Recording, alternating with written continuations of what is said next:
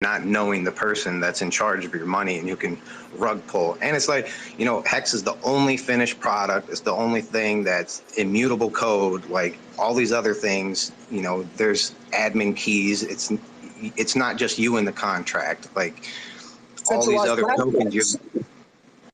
Yeah. Website goes down and it's down. Hex is the only thing that is directly you interacting with the code. And they want to promote, this is that other myth, Machiavelli. It's the fact that people believe that if you want to make money on your money, you have to give it to somebody else. That's where they have it in their head. You got to give your money to somebody else in order to make money. Otherwise, it doesn't work because they don't understand that how the creation of value actually happens. So they believe the myth that you have to give your money to somebody else in order to make money. And that's just not how it is. It's how you interact with the code in Hex. You are making the choices. You are making the decisions. You are interacting directly with the code.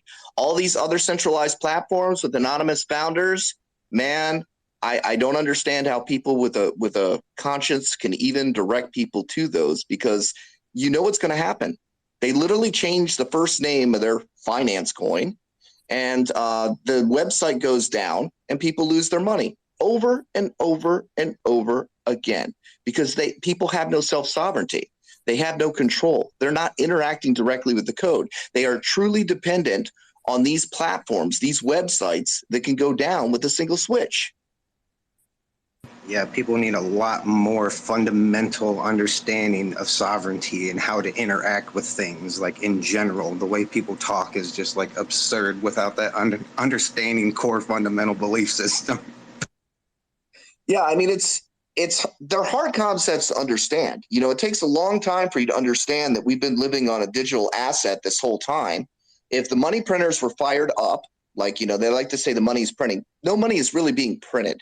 What you're looking at is units of account. Before they added all this extra money, it would take 320 years to produce the amount of US dollars, running the presses full time, printing $100 bills in order to actually catch up with the money that's actually in circulation. That money isn't printed. It's just a unit of account in the bank. And if you want to figure this out, go try to get $20,000 out of your bank. Go try that. See how that works for you. They sent me to 5 branches, and I had a cashier's check for $20,000. They sent me to 5 branches. Not a damn one of them had $20,000 cash to give me. And I said, okay, let me get this straight. So if I write a check and I don't have the money in my account, I'm going to jail.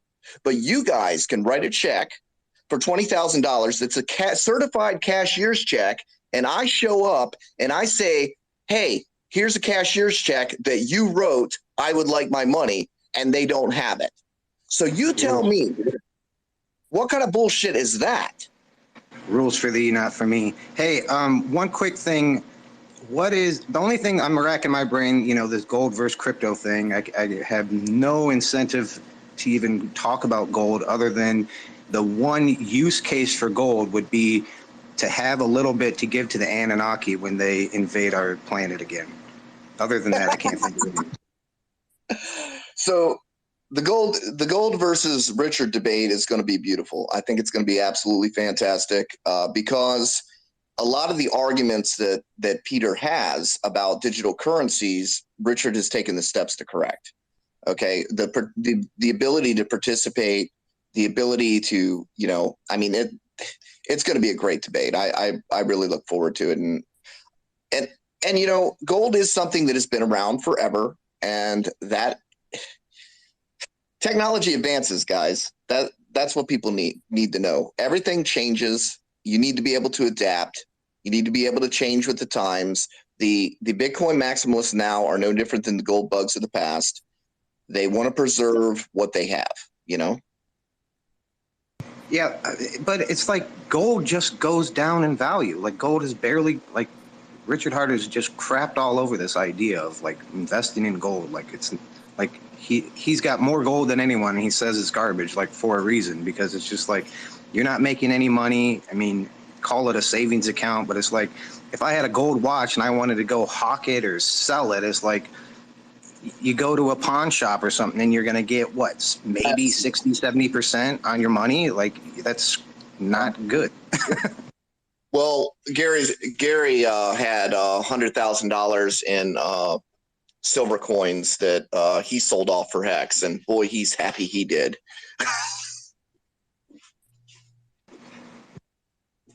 Absolutely. We got Daniel with his hand up there. I'm not a host. No, that's okay. I was just curious about does anybody know on what premise Peter has accepted this debate? I mean, what is the intention from his side, since this doesn't seem like happening every year? So, yeah, does anybody know that?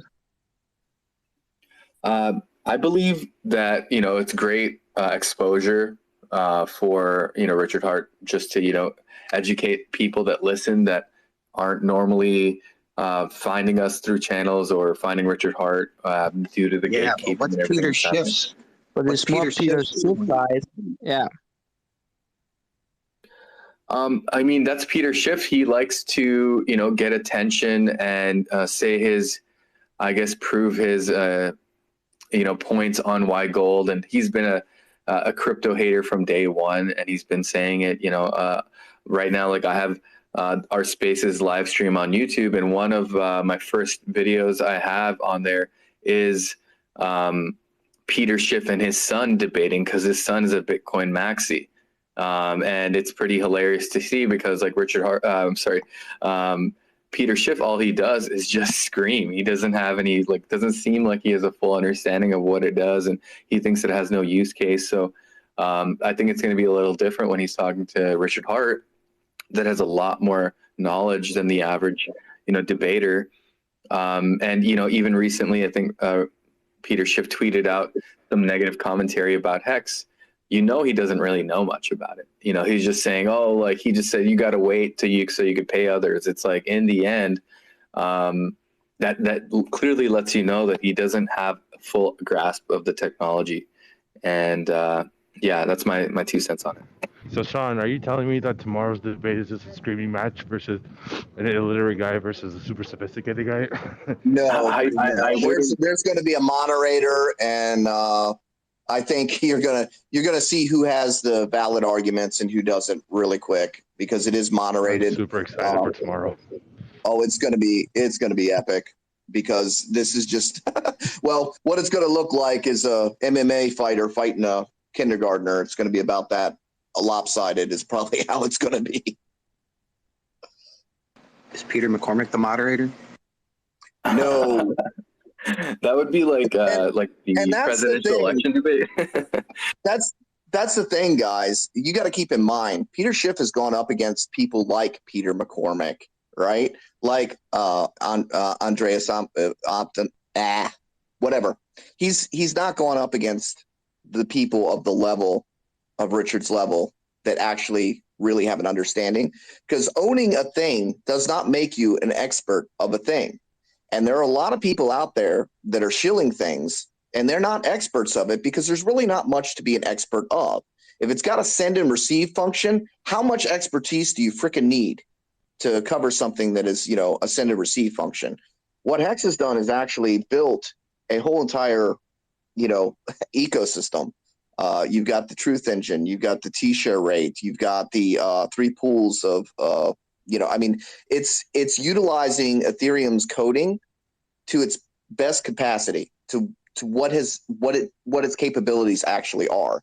And it has all these features where most people are just defending a send and receive coin with a nice story. And, they don't even know what it is that they hold. They just know that they own it and it's great. And they're going to talk good things about it because it's great, but they don't really necessarily have an understanding of it. You don't have to have an understanding of anything to own it. You can just buy it because you like it, and those are generally the people that Peter Schiff debates, because they don't have the knowledge. They weren't mining 50 Bitcoin blocks back in the day from their own computer running an exe file. Okay. This is who Richard is. Richard understands Bitcoin intimately, and he understands crypto intimately, and he is going to be able to just mop the floor with him. Fadi. Yeah, thanks, Hex. Thanks, Johnny. First, I'd just like to thank Hex, Orca, and all the moderator, and Johnny for valuable information. I'm new to crypto and new to Hex. I did sacrifice to PulseX, and I am educating myself, and your guys helping into that cause as well. Just back to Daniel, what I suspect Peter accepted that debate. I think he anticipate to be part of that documentaries that Richard's going to be on Netflix. I think that's a big part of it. He's looking for exposure.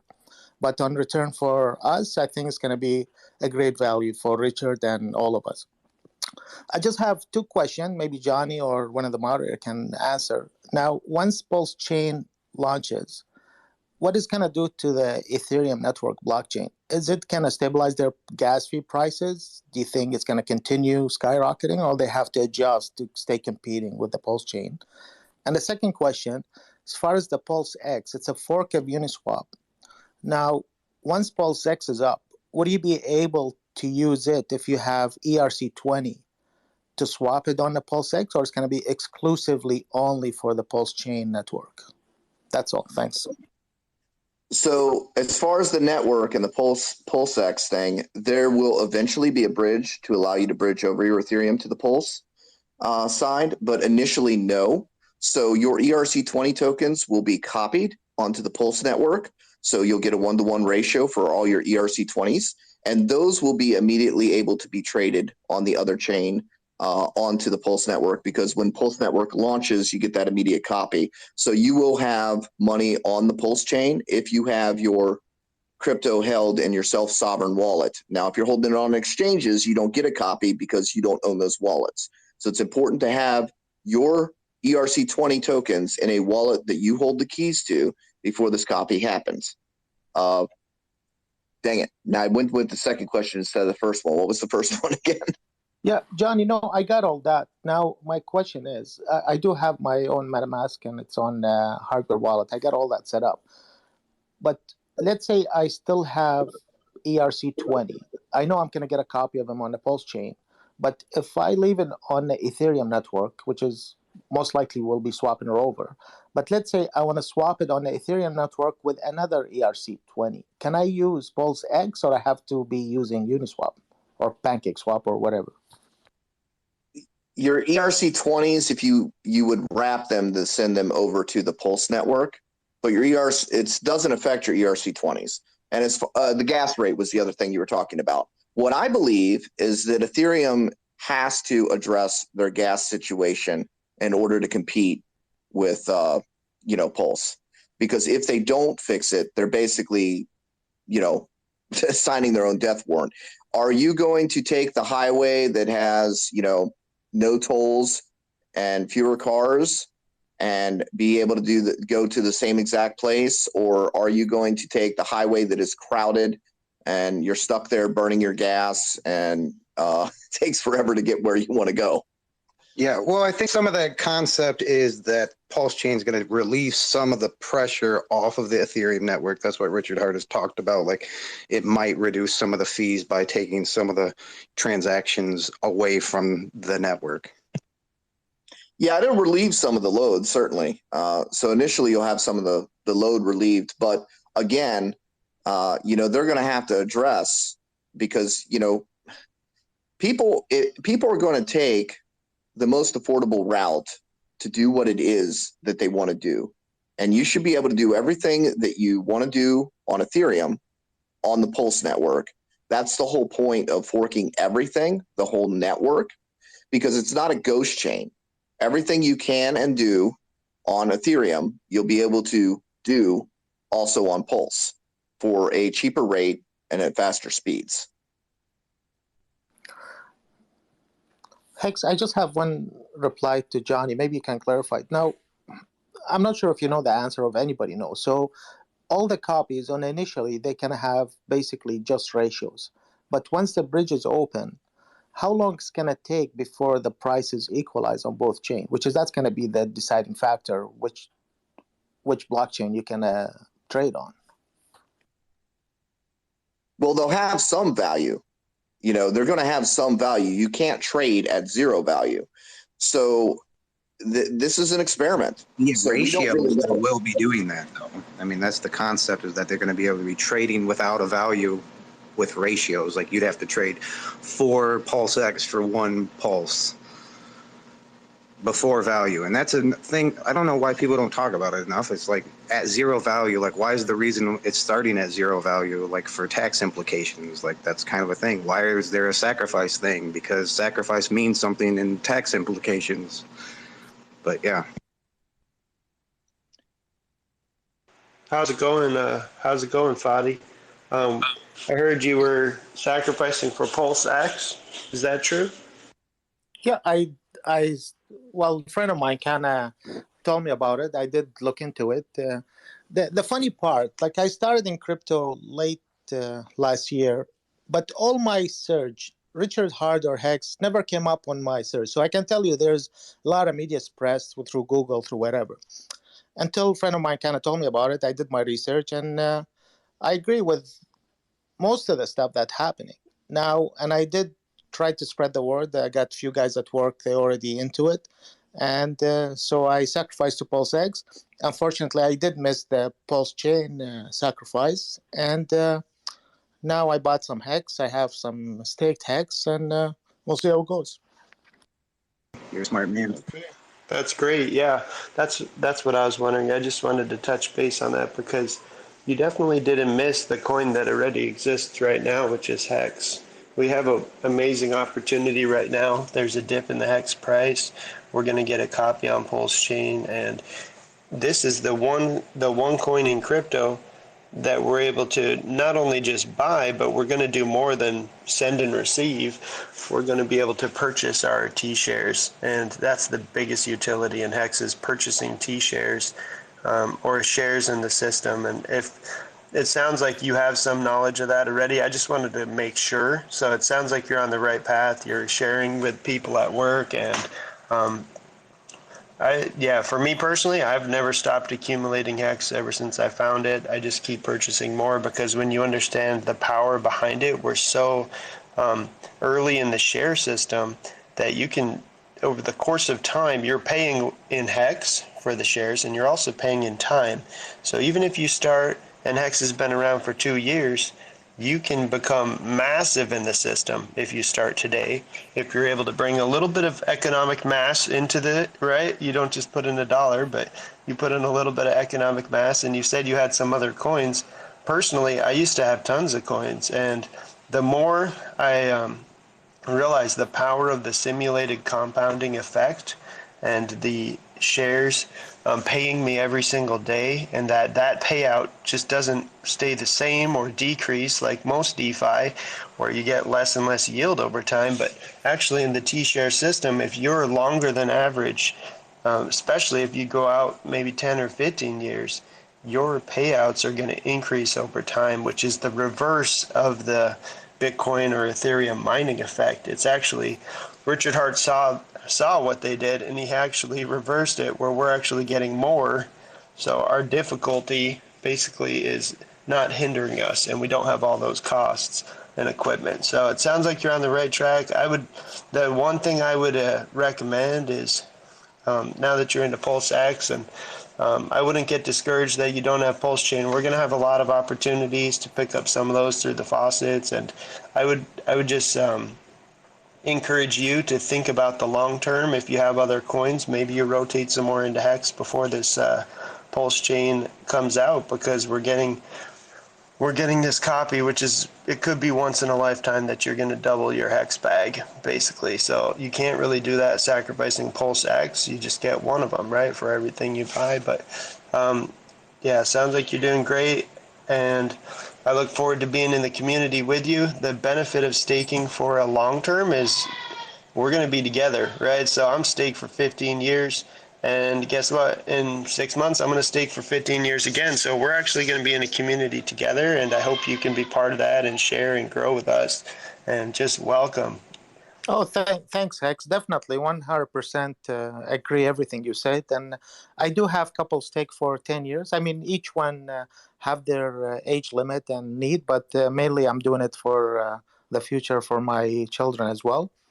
Um, one thing I did do, I did have a lot of shitcoin, which is I already swapped him to Hex. And matter of fact, I did buy some Hex today, and I staked him already. So thanks, and very grateful finding this community, and we'll look forward growing together and learning, and hopefully we'll make this world a better place to live in. It's not just about money, but about freedom and our voice, and keeping the path right for our children. Peter Schiff's I going to be love mad that. he didn't buy gold. Yeah, you're a legend, Fadi. I love that. I always like to think about setting up our family in the future. It's your legacy. Whether you're 60 or 70 or 80 years old, you could still stake for 15 years and you could leave that to anybody you want, and they could remember you. If you have a ladder, they might have a beautiful present every year, even if you pass on. It's just, that's the gift that'll keep on giving for them. And hopefully they'll remember you fondly, right? So it's just another concept that I really love, that you can take care of the people you love with the Hex staking system over the long term. I'm so glad you're with us, and I do have to step down as a speaker, but I really appreciate all the hosts and co-hosts and everybody speaking and representing these great opportunities in crypto, because I think they are few and far between. Thanks so much, guys. Appreciate having you here. I'm gonna roll out of here too, guys. Thanks for having me, and it's been fun. I do just want to throw one more thing out there for everybody that's new, that is just learning about Hex and happen to stroll along here. We don't have a white paper. We've got a user's manual, okay? Because we've got a finished product. It's not a white paper. It's a user's manual. Hex does have function, and you need to understand those functions. It takes a little bit more work for you. So it's not a picture and a promise. It has a user's manual. So read the instructions. You can Google Hex Layman's Guide, okay? And that should pull you up your instructions right there. Or there's also a book on Amazon that's out there right now that you can Google Hex, see something about DeFi. But for free, you can Google Hex Layman's Guide, and that'll give you a rundown of the functionality of Hex, how it works, and how it's you and the code, not a centralized platform. And that's very important to know. Take care, guys. Thanks for doing this. It's awesome. Thank you so much, Johnny. Hey, and people that don't know who Johnny is, like, he's a Hex OG. He knows so much intimately about Hex. Like, if you have questions, please follow him on Twitter. Like, so many people talk about things that don't know what the fuck they're talking about, and Johnny's, like, so smart, it's ridiculous. Please follow him. So, Johnny, how does it feel being in the millionaire club? I'm still working on that. I still don't dress right. I don't have expensive vehicles. I'm just trying to pretend like it didn't even happen. As long as you have your health, buddy, that's all that matters. Anyway, thanks for everything you do for this community. Take care, man. No problem. Take care, guys. Thanks for the kind words. Much appreciated. Take care.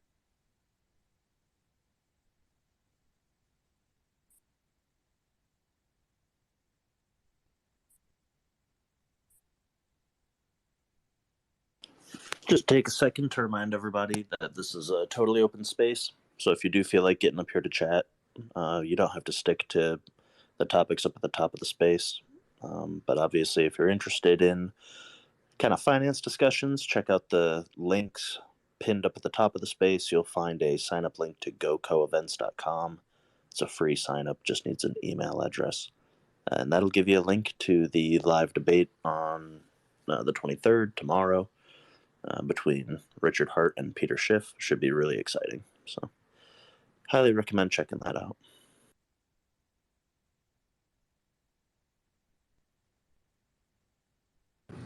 I had a question that I want to pick at everyone's mind.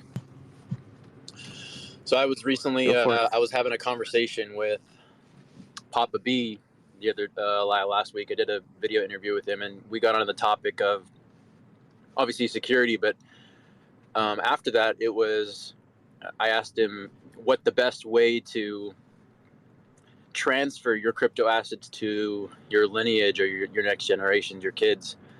Because he talks about different strategies of how to secure your crypto, making sure your seed phrases are Shamir secret shared and split up in different locations and things. And so at some point, you know, he also mentioned that you got to trust somebody, right? Like with your seeds, and if you want to pass it on specifically, how to do that. So my question is to anybody is, what is your opinion on the best way to, if something were to happen to you, the best way to pass on your assets and your, I guess, so to speak, your legacy to your children, and specifically in situations where maybe you may not expect to pass, right, or something happen. Maybe like what kinds of triggers do you have in place that trigger that type of event? And we also got on the topic of like not making sure you're not trusting attorneys. So I want to get that out of the way. It's like, obviously don't trust attorneys, but I kind of wanted to get into the territory of maybe like trust funds, or if anybody else has any strategies on ways that they've triggered their crypto to be passed on to the next generations.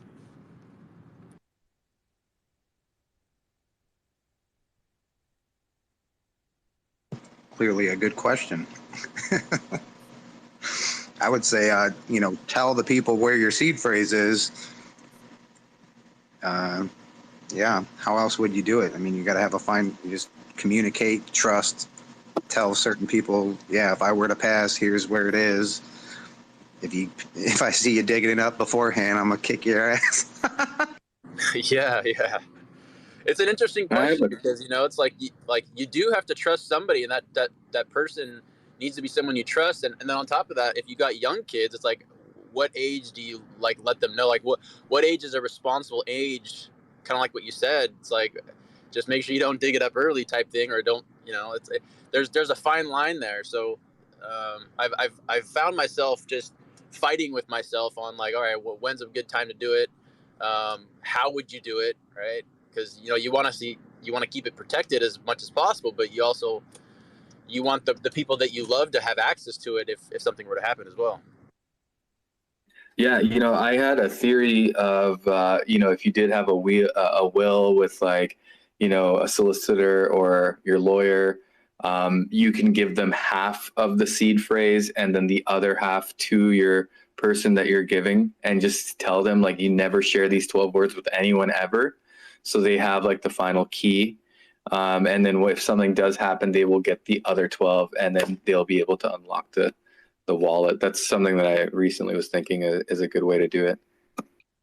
Repeat that again. So you're saying you put that in your will? Yeah, in your will, you have half of the seed phrase. So like you give, and like, you know, it is private either way. And whoever is the solicitor, or like, you know, whoever is managing that will has the half of the seed phrase. And then the other half you give to the person who will be receiving that. And you say, hey, like, if something happens to me, you keep these 12 words right now safe. You never show any other human ever. And when you get the will, you will see, you know, you will have the full access to the wallet. And so they are aware of how it works.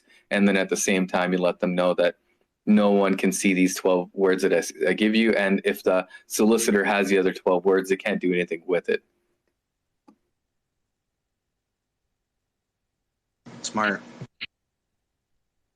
Yeah, that's interesting. I guess my thought process behind that would be, you know, you've got to trust two people now, right? The person you want to leave it to, and then whoever's in charge of your will, whether that's like an attorney or whatever. Personally, I don't know if I like the idea of trusting an attorney, because, I mean, they're people. Humans are imperfect people. So I mean, there could be some ways of like manipulation there, but I get it. Like, you got to trust somebody, and that is a better strategy than anything that I've heard so far. So it might be a necessary evil. Hey, Daniel, you had your hand up? Yeah, it is a good question. I haven't come so far myself. I only see this movie clip in my head that, you know, when it comes to the time that, okay, now it's soon time to go further, you know, like you only have maybe 2 or 3 words left. There's this keyword, specific word that, okay, then you know that this is what you're going to need to search for. So I will talk about this encrypted for years. So like if it needs to be family, you know, which that was your question, right?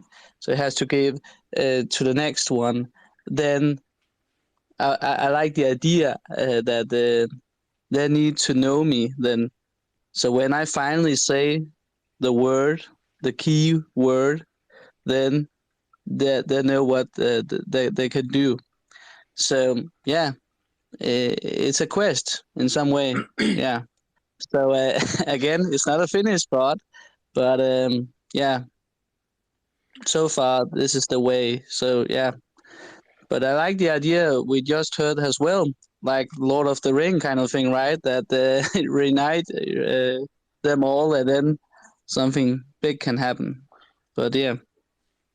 Yeah, if I Well, and might, hopefully yeah. by the time we all start croaking, you know, there's some other solution to it. I mean, so that time's Yeah, kind of on sure. our side in that sense.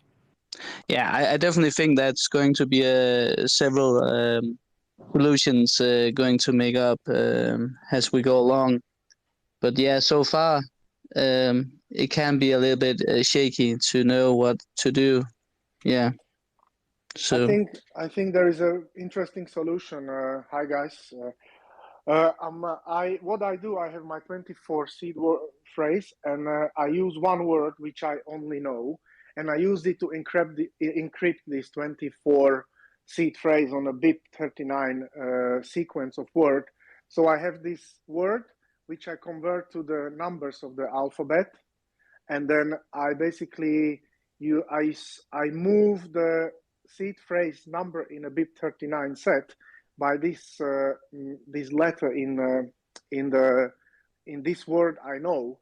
So family knows where my seed phrase is, but they don't know what our real words are, even if they looked. And the attorney has the word which will encrypt the seed phrase. So when I pass away, he will release this word so they can encrypt the seed phrase. It's a quite easy solution also when you're traveling and you want to carry your seed phrase with you. So you encrypt it on this BIP39 set of words. So even if somebody picks up your seed phrase, they will never find the real wallet. That's an interesting solution. I like that.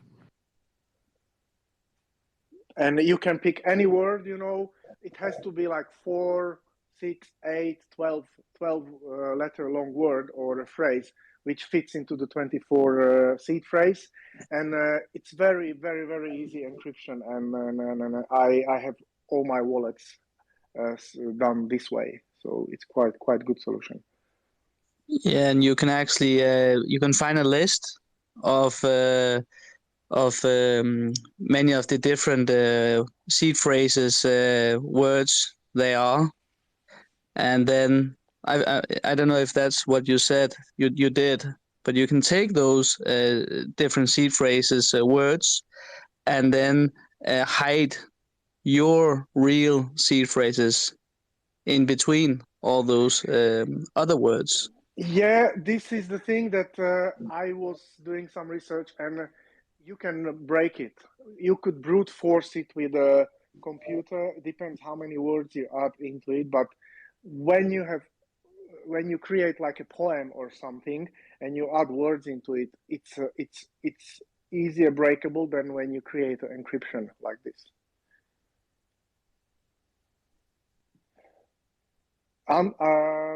Antonopoulos has a very interesting video about the encryption and how you can brute force if you add, for example, 4 or 5 words to your seed phrase.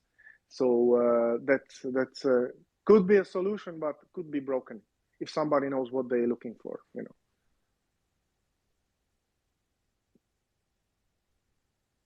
know. Mm-hmm. Okay, yeah, good to know. Yeah, and what I'm doing also now, I'm fighting with how to do my hardware wallet recovery phase. So I'm engraving my seed phrase on the washers and putting them on a screw and splitting them between the family. That's what I'm doing on the evenings.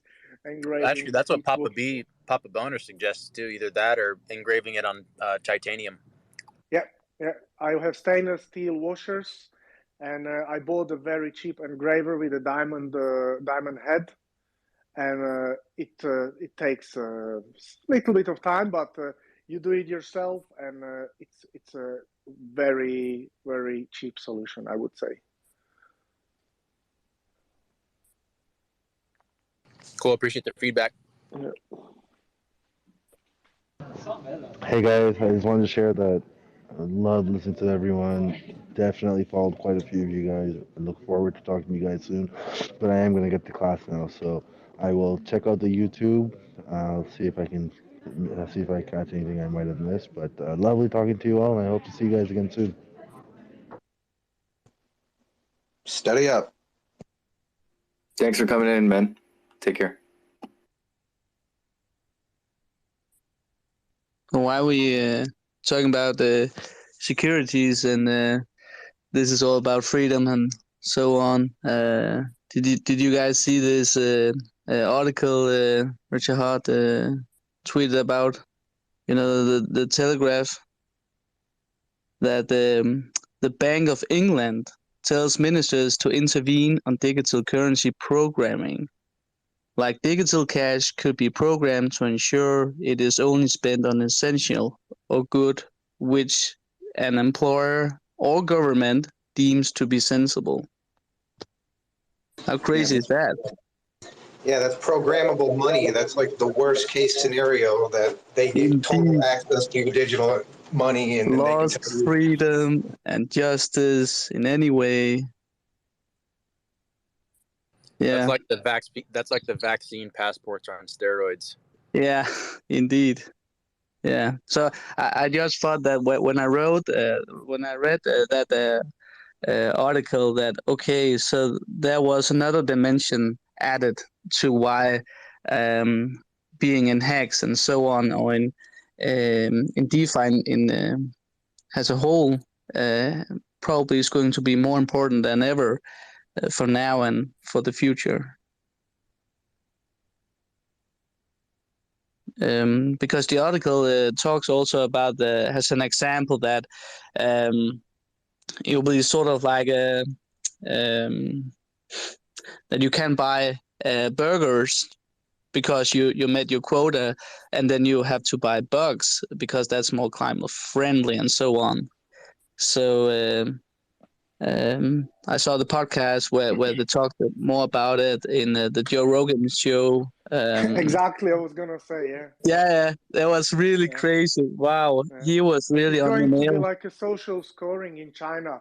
Based Yeah, on yeah. your social scoring, you'll be able to purchase stuff, you know. So, it's mind blowing, yeah.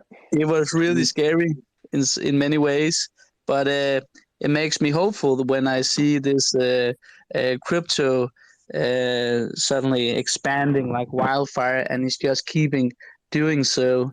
So yeah, it's definitely a war on money and power and control in many ways.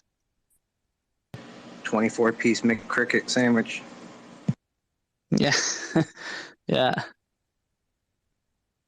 yeah. But it just makes you wonder, right? Because there was this that was the CEO of Kraken, I actually think. He said that he actually said that people should move some of their money, because if the governments said that they have to freeze some of the accounts or whatnot, there will be needed to obey, and there will be nothing to do. Yep, definitely get your money off exchanges, not your whatever, not your crypto, not your seed phrase. Yes, indeed. Yeah. So, but it just make me realize also how important the responsibility people need to really step up in order to take fully control for their life and their investments, because it could be more important in your life than you might think. I mean, we can see how is happening in Canada, right? That frozen people's bank accounts because they're protesting peacefully, but still.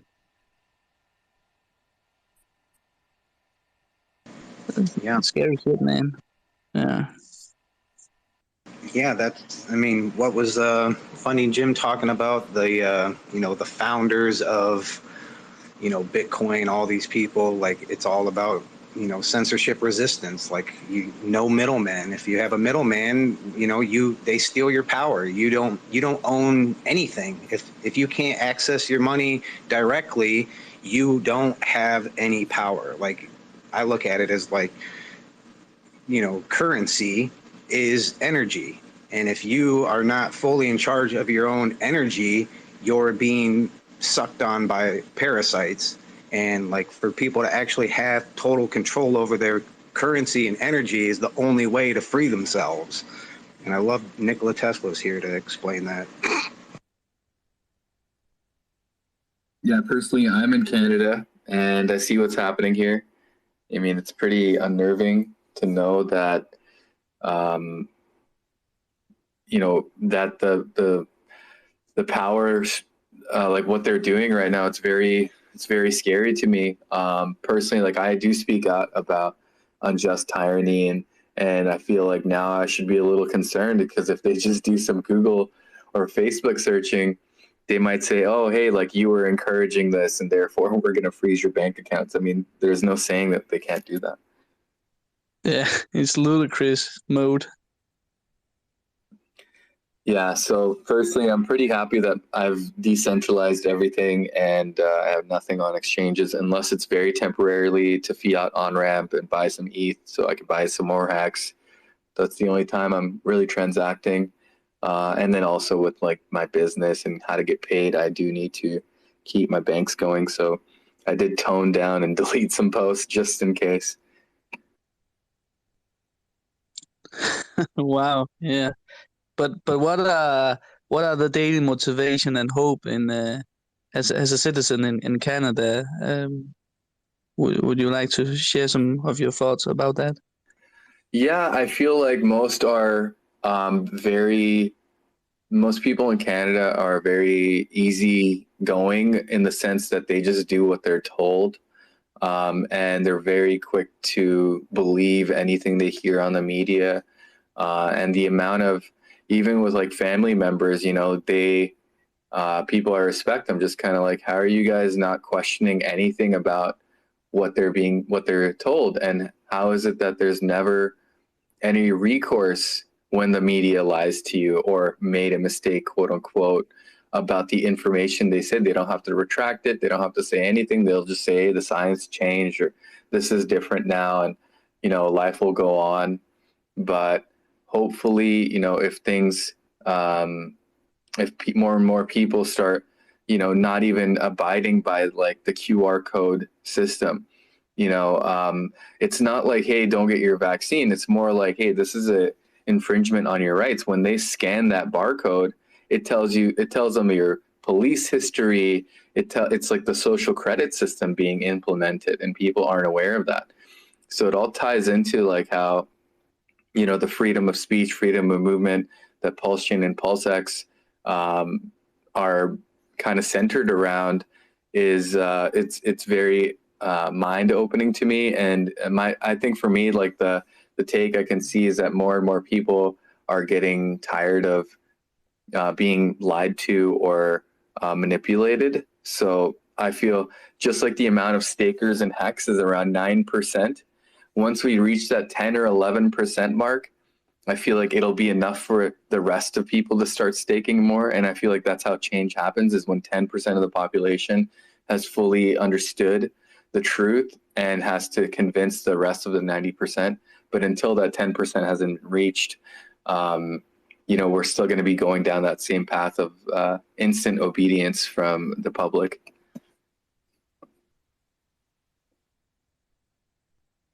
Yeah, blind faith in authority figures is just instilled in people from birth, and it's just absolutely absurd. A huge awakening is needed for people to take their power back and like have their own moral code without just listening to some moron on a television tell them what's right and what's wrong.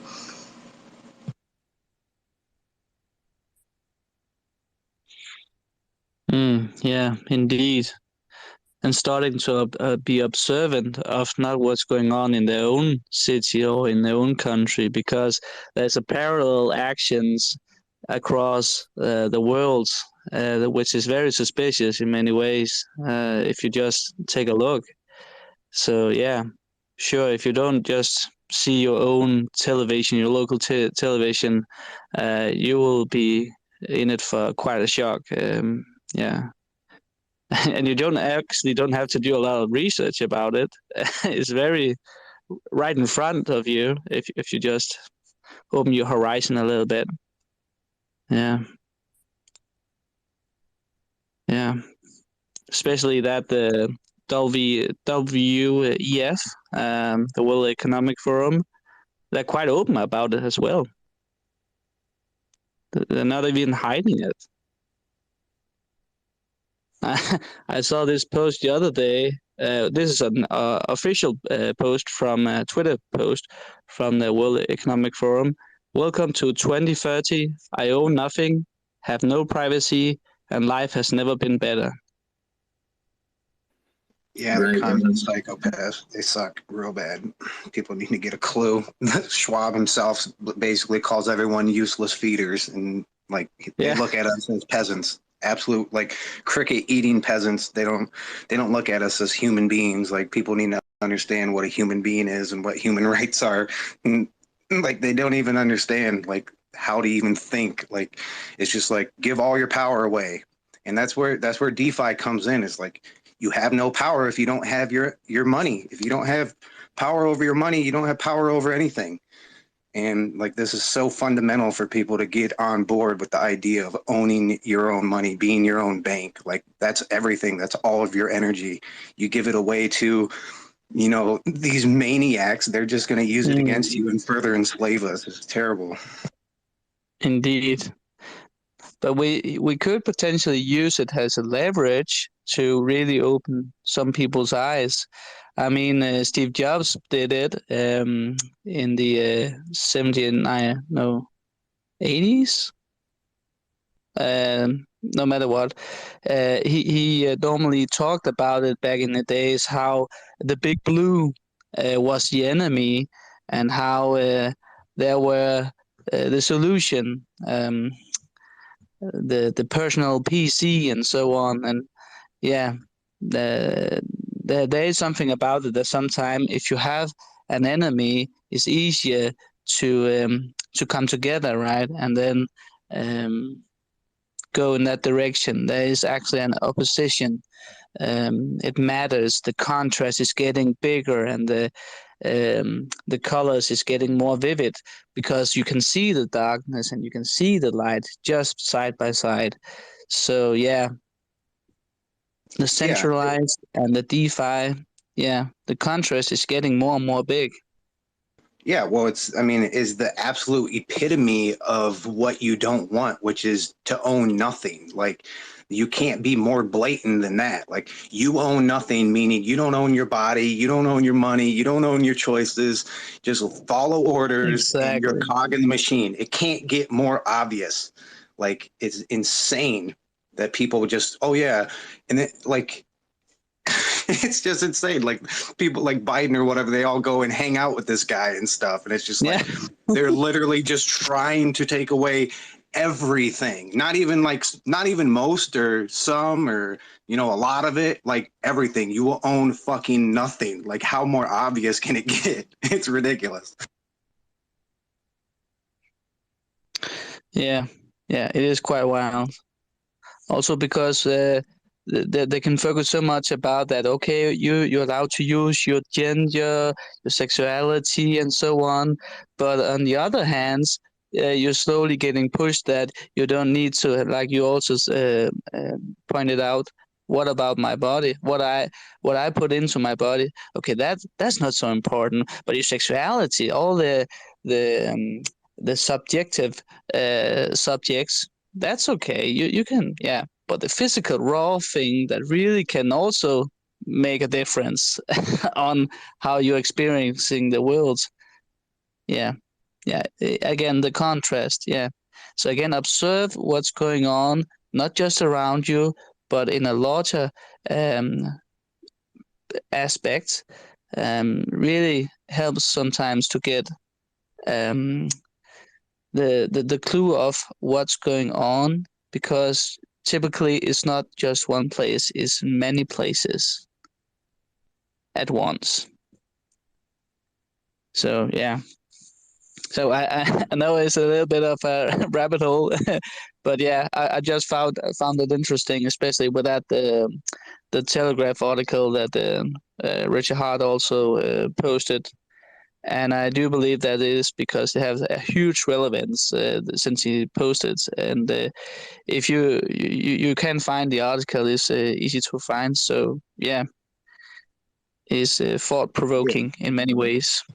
And he also posted the concept of, how, not to talk about the 19, but that all of this just a theater, just so they can put the Johnny checkpoint system in place. Like if you can't leave your state without crossing through a checkpoint, and like it's just total and absolute control. And then with the automated money, like you can only use your money if you're a good citizen. Like it's just control. Like it's just control, like taking your power away from you. Like this is how people can fundamentally see the bullshit like right away. Like, is it giving me power or is it taking power away from me? Like every single thing is that simple. Like end of story. People need to be able to see that right away and not allow it to get to the point in Canada, because I've been talking to a lot of these Canadians and it's just like they're so fucking nice. It's insane. Like no wonder why their government is just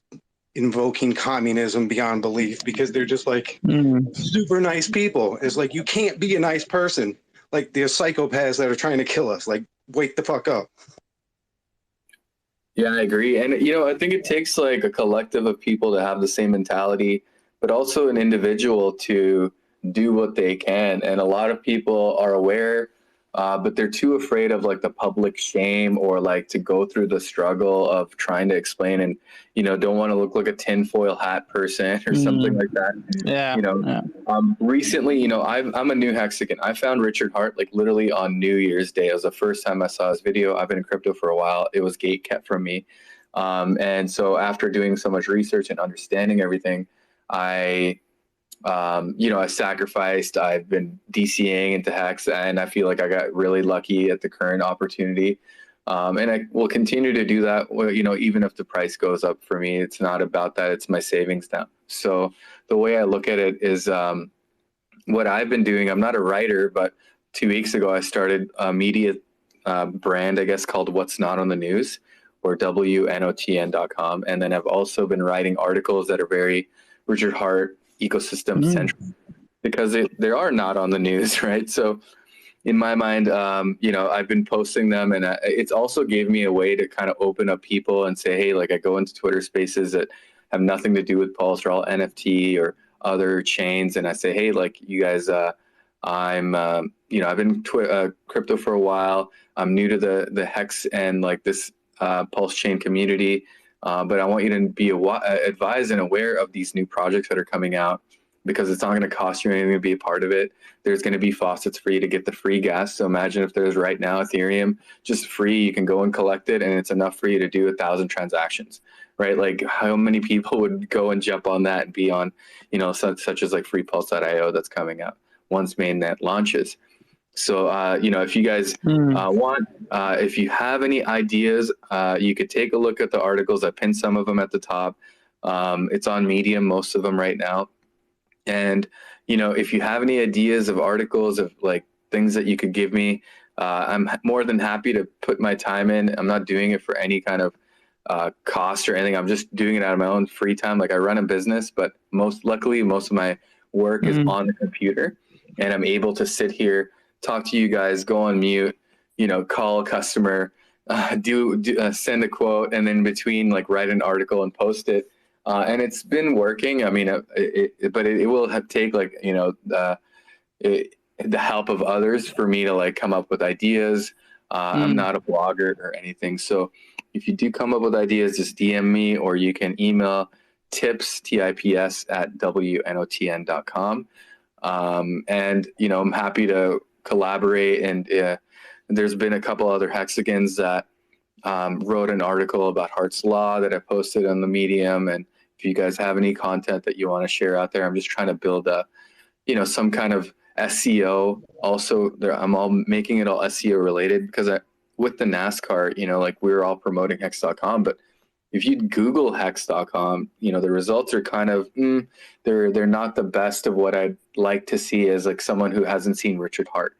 You know, you just see that and you just go to Cointelegraph and it's kind of like a biased, it's not really you know, like the questions that come up on Google. Is it a Ponzi scheme and stuff like that? It's like, it's not really a Ponzi scheme. You know, it's just like the things I see on there, they're kind of like, okay, like they're not really telling the truth, you know, and it's a little biased. So I'm trying to just put written content out there. So Google algorithms, and eventually, you know, once I stop DCAing, I'll put like $1,000 into pay-per-click ads. That's what I specialize in for my business, and I do well with it. So I'll do a small campaign on like, you know, pay-per-click ads, and I'll see the results, and just to help the SEO and get those articles ranked up higher. So, you know, it's not coming, and they're very unbiased. They're just factual most cases. So you guys can take a look at them. Let me know what you think. If you see any errors, please let me know. Like, I'm proofreading them as I go, and I've had a couple other hexagons help me out. But any ideas for articles, just DM me. Nice. So what's not is like news that's not going to hit the mainstream, but mostly about crypto. Is that right? I mean, it started 2 weeks ago, so it's very infant. I saw, I was like, okay, what's not on the news? That's Hex, that's Pulse Chain, that's PulseX. Yeah. billions of dollars. But I see, you know, articles like the first article is PulseX a scam? And then it goes into like what scams are, and the fact that it's not on the news. It's like billions of dollars are being invested, but you see like some small project on Polygon get $15 million and it's all over Cointelegraph, right? So it's like, how does this make any sense? And I even have like the links on there where it's a search of Cointelegraph. You type in PulseX and it's like no results. Crypto Cookie, or there's all these news sites that talk about, we bring you the latest and greatest crypto related news, and it's like, I don't see anything about PulseX or Pulse Chain or Hex on there. So how are you not talking about the best performing assets and like the biggest, you know, sacrifices that are in crypto? It just doesn't add up. So it seems like even like the crypto media is very manipulated as well. Yeah, so. Sure. The big diamond could also be a good subject, I think, but maybe also just the simple aspect of, for example, Hex, like what is T-share, what is the importance of that, or just looking in that Johnny Cares also talked about Hicks layman's guide. You know, if you just said that mainly is the factual, it's just facts about different stuff. Okay, well, that's the guides, and the book as well on Amazon is also very point to point on step by step, how is this built up and how is it able to understand this. Like you could take just few aspects like this of the book and simply just break it down in different passages. It's just some ideas. No, I get it. I mean, it's been 13 days. I've got 12 articles out. I got 8 more drafts that I'm working on, but I'm trying to keep it in layman's terms and within like 4 minutes of reading, nothing too extravagant or detailed, just to capture that audience. I think that, you know, it's important for people that don't have a huge understanding to have like a simple delivery and information to be given. So, Yeah, I mean, I definitely will be writing about Hex. Hex is definitely 100% my bread and butter now. I guess you can say it's what's paying me my every day, other than my business and some other investments. But as soon as I can, I will definitely come up and put that all together, as far as like the importance of t-shirts and how, since I've started, the price of a t-shirt has gone up by nearly 800x, and that was in like the last 38 days since I've been a Hexagon. But yeah, and I just want to reset the space real quick and let everyone know that if you have any questions or have any comments or just want to bring up a topic, you're more than welcome to request the mic and come up. Nice. Yeah. And Two things, if I could say. I mean, okay. One, if someone's using Google to search, like, they're almost a lost cause, because everything on Google is, manipulated and garbage. Like, and then, the other thing is, making something to make money. It's like, education is your money. It's like, the more people that are educated, the more they're going to invest in Hex, and your payout per T-share is going up. So it's like, you don't have to make money on the side. You're making the money through the T-shares by educating people. Like, you don't need to charge people for information. You need to give people information, and the more information they have, the sooner they're going to buy Hex and push the price up. So it's like, I don't understand all this concept of like, oh yeah, we need to start other businesses to make money so we can buy Hex. It's like, no, that money's going, like, yeah, if you're buying Hex, maybe eventually it's going into Hex or whatever, but why wouldn't you just educate people to buy Hex? Like, why do you need them to pay for a service to be educated? Like, there's so much educational, like, there's live streams, like, basically nonstop, these spaces. It's like education. It's like, why do we need so many different facets of, pay me to, do something for you? It's like, no, the education is already out here. But yeah, I mean, Richard Hart has definitely spoken about having, printed words, but I mean, competing against the algo on Google is just like, I can't imagine wanting to do that. Like, you need to educate people to get away from Google, because it's a manipulated concept. Like, their whole programming is just trash, and like, the education to get away from that and use better searching engines and stuff so you can actually get the information.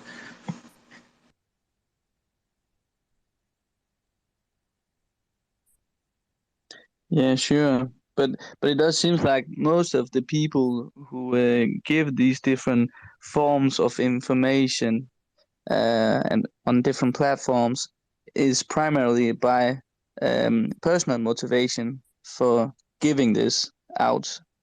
And it should be, because I get where you're coming from. Yeah, it shouldn't be like, okay, we're trying to make a business to maybe in the long run going to make money of helping other Hexicans get started and so on. It should be the focus, like you said, that yeah, you will get the return because a lot of people will get this information and then take action on that, buy that. I mean that El Hexicanda, what was his name? The guy on TikTok, which actually made this a lot of small video clips. Some YouTubers also do this. It's just interesting to see that those are some people who are going to get that little soundbite of information, and that was enough for them to take action. But I don't think they're going to make an entire business just because of that. They maybe just did it because, okay, that could be fun. I could do that. Yeah, that could be my way of trying to give the message further. Like the movie, Pay It Forward, right? If I help 3 people and then say to them, you will help 3 people, and so on. It kind of, in my experience, feel like that's how the hacks seem to affect people in some way.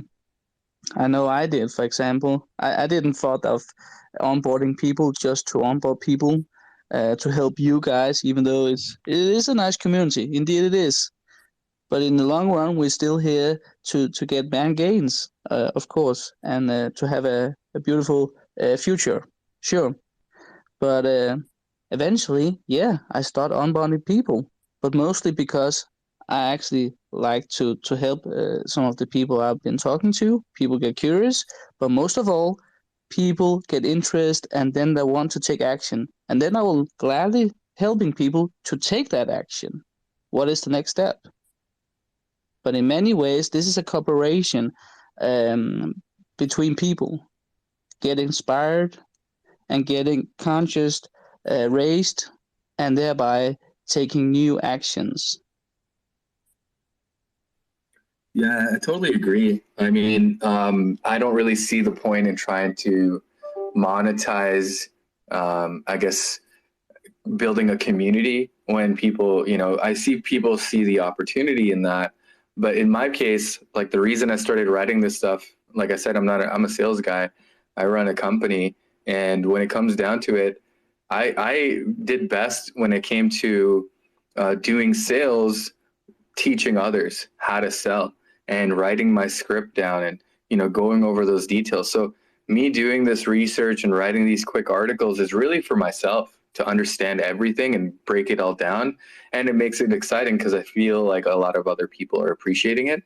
And so that's like the motivation that pushes me. And who knows, like, it should be a discipline where I'm like, hey, I'm going to write 3 articles a week and just call it a day. I don't have to be like, today I don't feel like writing.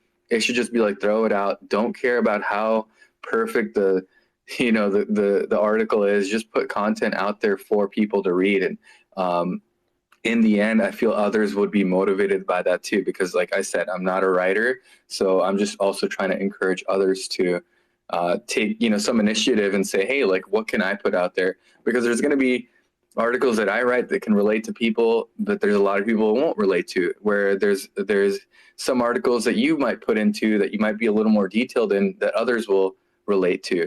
So I think the more out there, the better. With no expectation of profit from writing these articles. Sure. Yeah. But it's nice that to confirm that pattern I have been observed that also with you, that okay, the motivation is primarily because it gives you something, and it's just lucky if it does give some value to us others also. So yeah, but I appreciate your enthusiasm and your creativity, and it just seems like a lot of people are doing that, and that's just amazing how that's what crypto also can give you, inspiration to do stuff.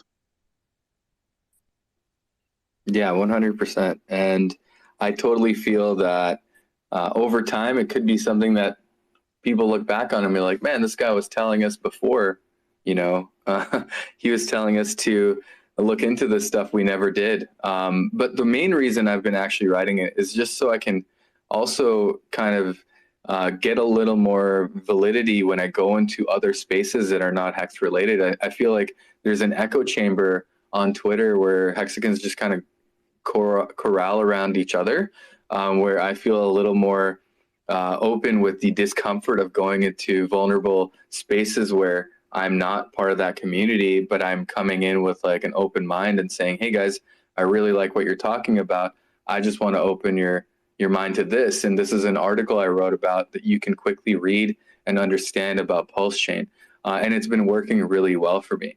And now I wrote the other article about, crypto for your rights and, projects that support your freedoms. So I can go into like the Canadian spaces of people that are talking about the movements and, people talking politically and say, hey, look, this is another thing you should look at, because crypto is a way for you to be free, not be tied down. As you can see, the way they're controlling everyone is through finances. Once they take that away, you can't even talk to anyone. So, no one's going to listen to you if you can't help and you're just asking for a handout. Fix the money, fix the world. Heck yeah. Awesome. Yeah. Yeah. Yeah. There are some good examples, and what you're doing there is also you're relating your information, making that relatable to those communities you're trying to make in contact with. That's a good perspective. That's what I also thought that when Richard Hart also talked about, with the marketing theme. At one point, he said that he did like those stickers at the ATMs because, as I was talking previously about the Steve Jobs and the Big Blue, like the enemy, Richard Hart also said that that's the main enemy, right? For the main guy, that will be the obvious, the main enemy in many ways. So it got me thinking that I'm just like to share this idea that the sticker could actually, instead of just have the hex.com, it could be like the question below, be your own bank, question mark. Or what if you were your own bank, or what if there were no middlemen? Something, again, to touch the relatable part.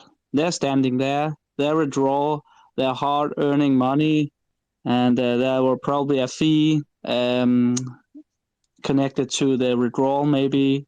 You probably get where I'm getting at. Yeah. I got a quick question. What's the difference between like the written word, like doing that where you have these articles that people can search online, compared to like, I mean, are you doing YouTube? Like I take my information in through videos because it's like a picture's worth 1,000 words. Like if I can look at somebody's face and I can tell pretty much in their tone of voice and their cadence of speaking, the way they look when they're saying it, their hand gestures, like I can tell within like moments if the person's full of shit.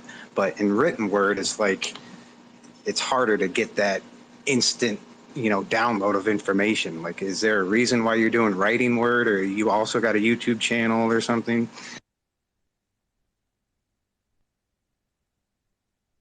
It's harder to get that instant. Hey, so sorry, Marcavelli. Like, I can't hear you on my phone, so I have to play the live stream that I have YouTube to actually hear what you're saying, because it's all robot to me on my phone. So there's always going to be a delay to my answer when you speak at the moment. But yeah, the reason why, like I said, is like I'm putting it down on writing, so I'm actually well versed in what I'm talking about. Because at the moment, I'm so new to it all. I want to know what I'm talking about. I put it down, and then others that maybe have other aspects or opinions can come back to me, and then eventually I can go to video and do it that way and pair it all and link it that way as well, throw up those articles and put that video in the articles as well as like record the article being read to you, so you could just hit play and you don't actually have to read it all. So it's just kind of correlating it all, and right now I'm just putting all the ideas down in articles.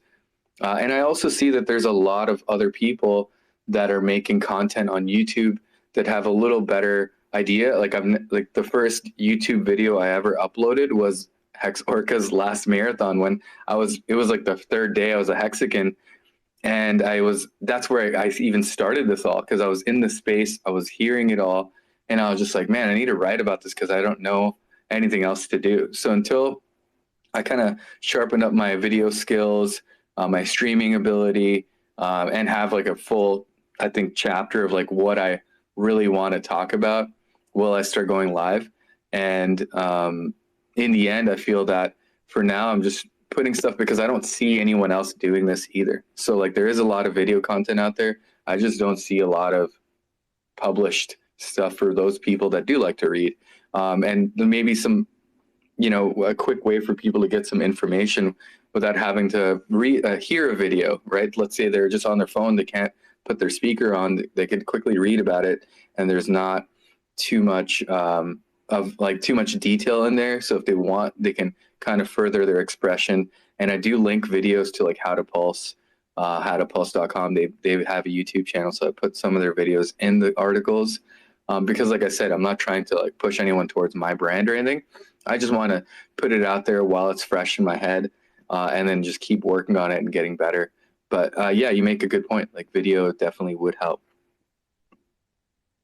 Yeah, I think people love learn differently too. I mean, some people learn audioly, some people learn visually, some people learn with video. Like I'm the same way as you, Mark Bailey. I tend to learn through video best, and picture the whole picture analogy, pictures are worth 1,000 words, is resonates with me. So I find that for me, creating content on YouTube and helping others learn that way is the best that works for me. But I do think that there's a different type of person who learns by reading and visually that way, because you can put pictures in articles too and kind of get the same thing. And some people can just read things better. Like I suck at reading, so it's audioly is much better for me.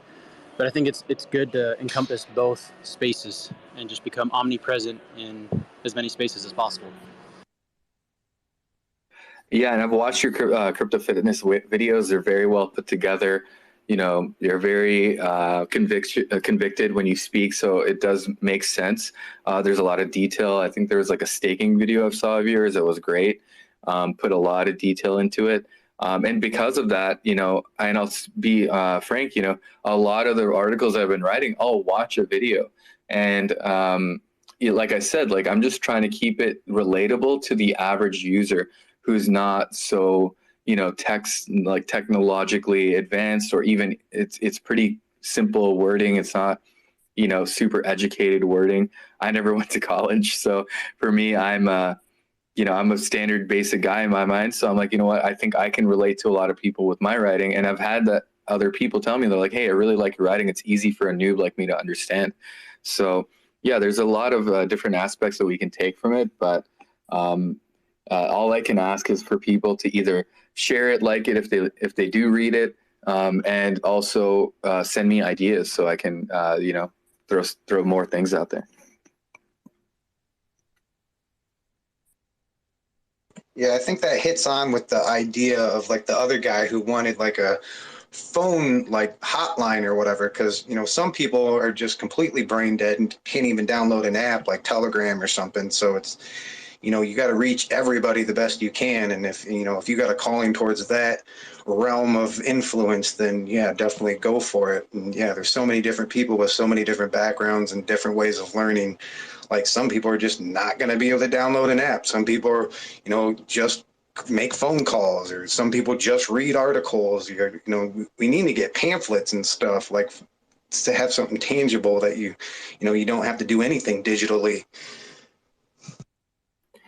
Yeah, you know, and even Steak and Apes, he made it like when I first started, the first thing I published was like my website, and it was just about how to buy steak hex in Canada, how to buy and steak hex in the USA. And so he took that Canadian PDF that I made, he made it into an NFT, and we gave it to like 150 people. And, you know, most of these NFTs that he's making are very well made, because it's like, hey, we're telling you that you don't need to buy these NFTs. Like, we're sending you these so you can get educated and make better financial decisions. On top of that, I feel that, you know, it excited me about what I was doing, and that's kind of what led to these articles. But yeah, you know, to stay more like on what's going on, I feel that I just want to keep the energy positive and just continue on with whatever I can. Yeah, follow your joy, follow your inspiration. That's all we can do. Oh, sorry. Actually, I was going to say, to your point, it's like, but right now I feel like my focus on onboarding is more towards the NFT side, just because all of those people, there's millions of them that have wallets, they have their MetaMask, everything is already there. So they're just kind of a much easier crowd to educate, because half of the battle is just telling them what blockchain is for like non-coiners. So I feel like the focus should be more for the people that are in the NFT space that are not really in crypto. They know how to get Ethereum. They know how to go buy NFTs. And, you know, a lot of them are getting wrecked, and they think they're just going to get wealthy or rich off of buying these art pieces, you can say. And in the end, I feel that, you know, educating those people on security, you know, because I go into these NFT spaces, it's just like, buy my JPEG, you know, it's just like, it's only half an Ethereum. It's just like pretty ridiculous. And there's, you know, people are not aware that, you know, you buy that NFT, it doesn't now make that NFT worth that much, you know? And I've always said that, like, I always feel that when I first heard about these NFTs being sold for millions of dollars or hundreds of thousands or tens of thousands, I'm like, who's to say that my buddy who's also an Ethereum whale isn't just sending me some Ethereum to buy my free NFT that I just gave him his money back? There's no real verification if that actually has that value, right? So I try to tell people that, I'm like, isn't there a chance that, you know, if I have a bunch of money and my buddy has a bunch of money, we just make some NFTs and we're just buy and sell each other's and we boost the price like crazy. Now, how do you know that's going to continue on and who's going to buy that from you? So it's better to put your money, if you're not already a wealthy person who, and the only reason I suggest people buy NFTs is so they support the artist without any expectation to make money, right? Like that's what you should be buying NFTs for, is to support the artist, not to hope that you get wealthy off of it. Yeah, that's a noble cause. Speculation on, you know, something other than supporting art, like, is not not good.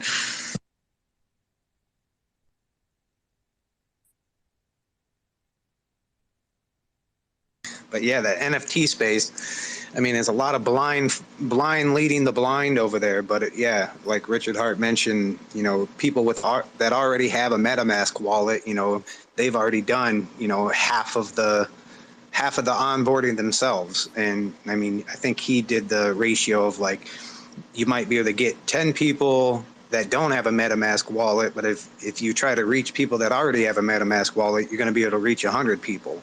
So yeah, it's definitely intelligent to, you know, go after people that already have a grip on what a MetaMask wallet is.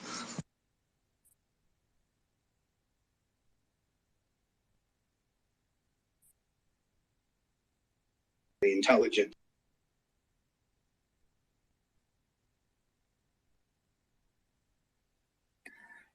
Yeah, 100%. And for now, I think my focus is just educating anyone in the NFT space about Pulse Chain. I think that a lot of people are just unaware that their NFTs are going to be copied over. You know, fingers crossed that everything checks out in the, you know, the audit of Mintra, and that, you know, that project takes off so it can give a bunch of, you know, people like a chance to come onto the space that don't have hundreds of dollars just to mint their coins or their NFTs. And I think, you know, it seems that a lot of NFT people aren't like bound to Ethereum. You know, they're not Ethereum maxis. They just like want to get into the space.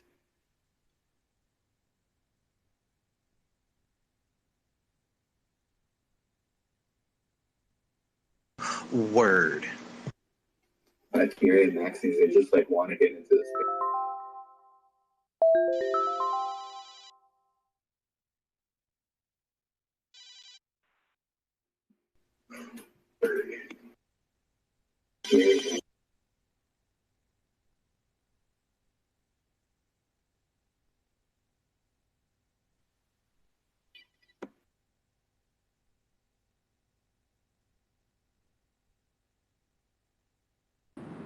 Hey guys. How's it going? I'm just interested. How do you think what future expects NFTs?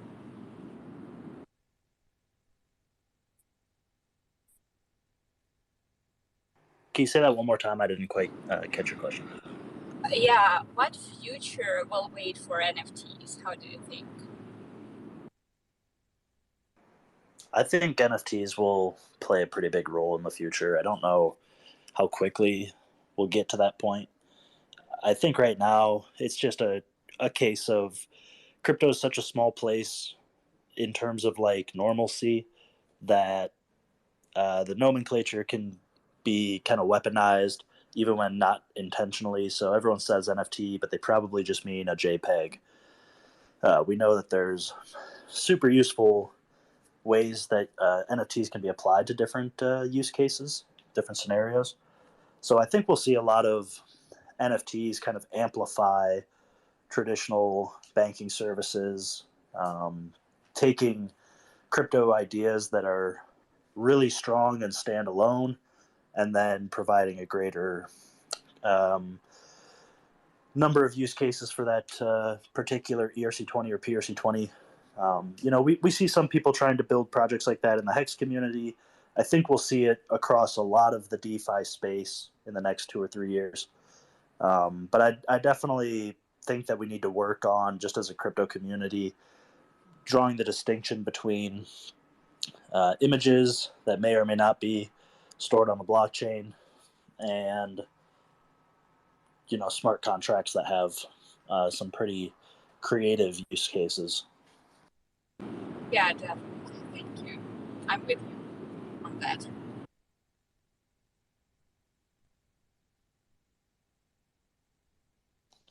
Orca, my man, you're out of hibernation. Hey man, I've been listening. I know. Had that cup of coffee in there, huh? Yeah, I got some ice. I made some iced coffee. It's feeling fancy. Oh, you got your pinky up too? Mm-hmm. As I drink it out of like a 30-ounce jug. Just inject it in my neck if I could. Oh man, what? Like Trump said, man, you might as well inject bleach too. Man, you inject coffee, you start getting things done, or at least shaking while you get things done slowly. Yeah, almost hard to believe that you're drinking coffee. A lot of people in here, it sounds like they're just on antidepressants or slow. Like people just talk so fucking slow in here. It blows my mind. Yeah, I can be guilty of talking slow sometimes, like when my brain's super melted. But no, I hear you. It can be a bit of a drag when the tempo slows down and you're ready to talk crypto. It's like, whew. Yeah, that's why I like your comment of like, people raising their hand. It's like, no, you just get in there, add value to the conversation. Like, get in with the rhythm of the conversation. Like, right. Yeah, as long as everyone's respectful, it's like just chop it up, just keep it going. The last thing we need is to turn this into school, and have everybody wait to present their shoebox thing. Yeah, I don't do the whole hand raising thing. Raise your hand, they said. Stand in line, they said. Yeah. You're ridiculous, Mama. Follow all the rules, they said. Wear a mask, they said. Speak when only need to be spoken to.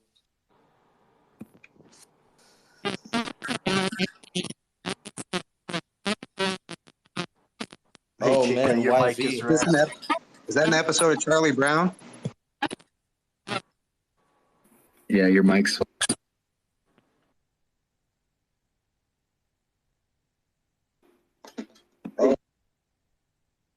That's that Russian firewall. That's when you know that he's getting ready to share some awesome crypto info. Still wrecked, okay.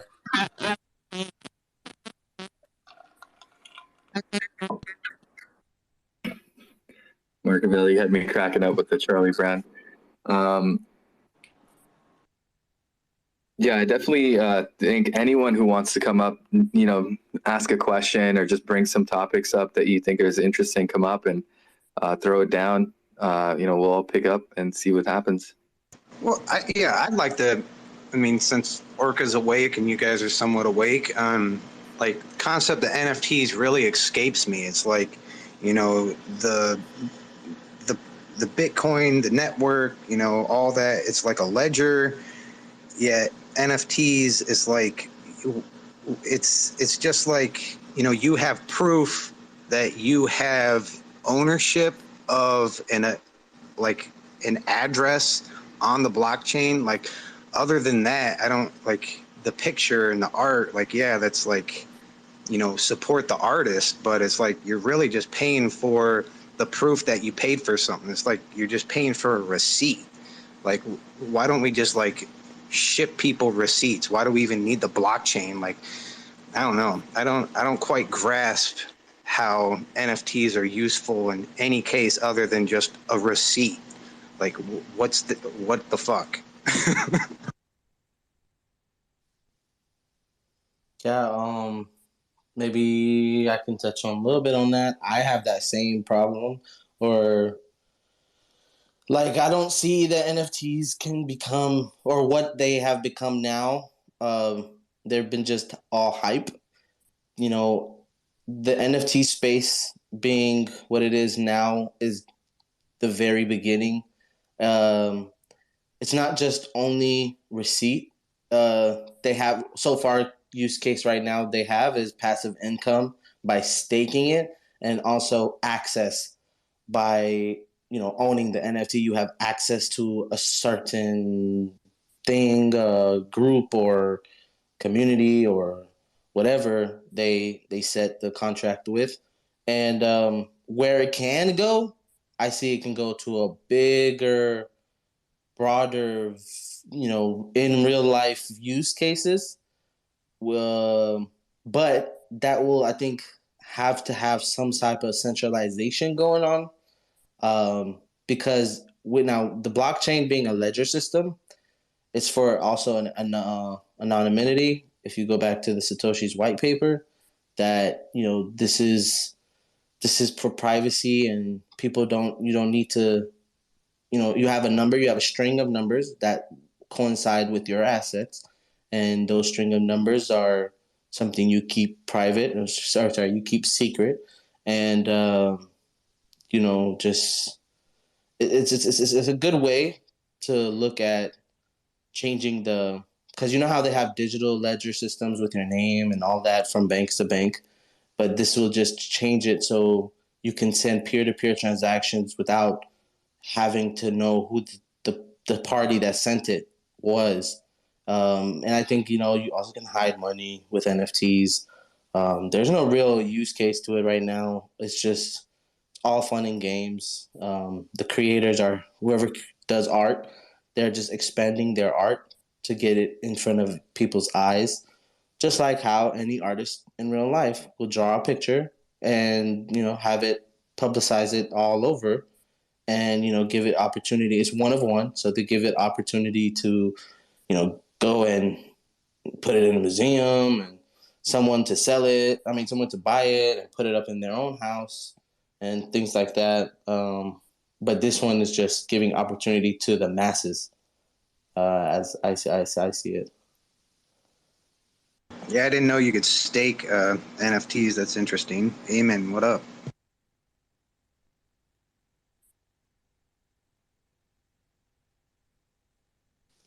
Amon, what's up, dog? Yo, what's up, guys?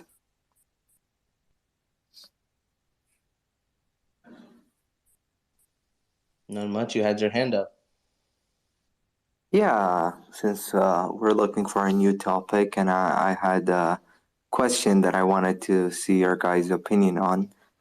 So I just wanted to know what you guys thought would be the next industry that would be like popular through crypto. So like, think of the internet, and then so far, let's say people only used it for music and then streaming and stuff like that, or they only used it for email. Like in crypto, we used it as a financial tool, as DeFi became popular lately, and then we have the whole NFT narrative / video game kind of metaverse, play to earn. All those things are becoming popular. So does anyone have any idea of what industry could crypto, or that could get popular in crypto in the next few years? Something new, like not just like a development of an existing field in crypto, but something totally new. If you guys had any idea, like I'd love to hear that. I'd like to say just one thing on that topic. Like, I feel like I don't think there needs to be industry built into the blockchain. I think the blockchain is just so you can take personal authority over your currency. And once you own your own energy and your own time. Either your mic or maybe I'm having some issues. Can anyone confirm? I couldn't hear him. Maybe try again. Yellow, hello, Amon, what up? Oh yeah. You're staticky. It's not like YVs, but it's just in and out. Again. It works for me on the desktop. So like the YouTube stream that I have live, I can hear what Marcovelli's saying. And I picked up some of it, but yeah, definitely on the app, it seems to be staticky. You could try coming in and out again, Marcovelli, and that might fix it for everyone. But I think it's just like that's gonna happen. Like what's happening with the digital NFTs is just hype, influencers, pushing people. A lot of the NFT market, I think, is TikTok.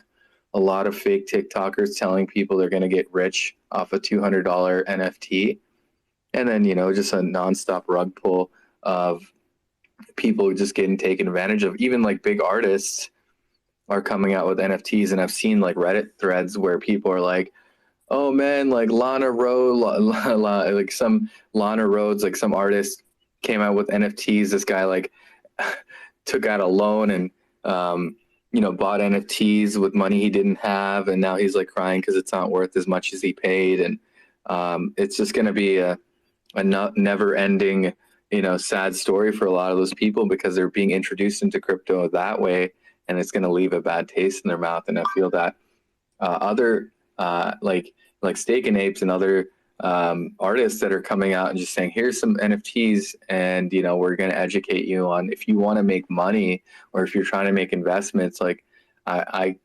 you can't assume that this is one of one, and it can't be a right-click download.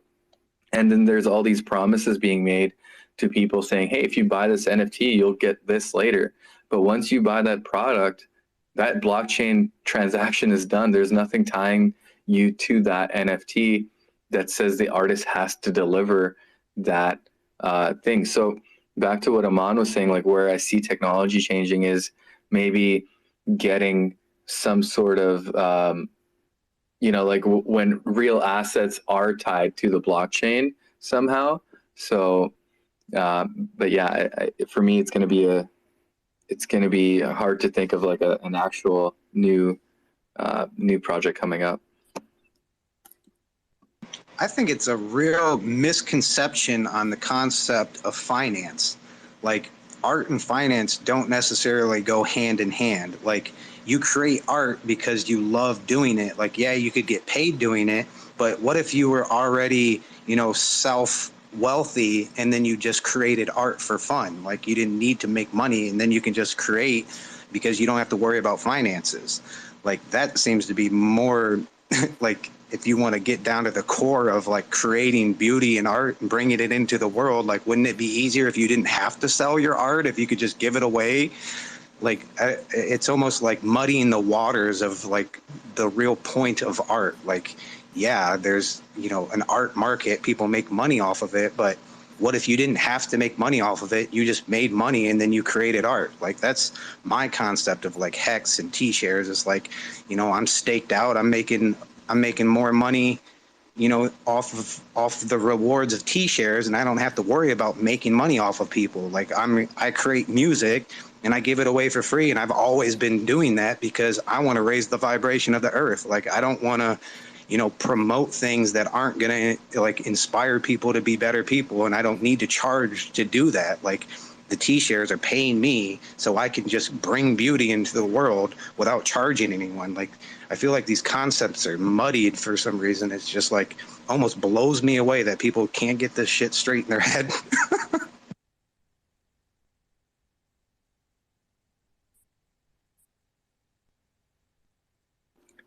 Yeah, I definitely think there's going to be a learning curve before people start educating about NFTs before they stop shilling about it. And it's going to take a lot more people, being, I guess, manipulated into those projects over just buying some crypto assets that are liquid that they can kind of get in and out of whenever they feel.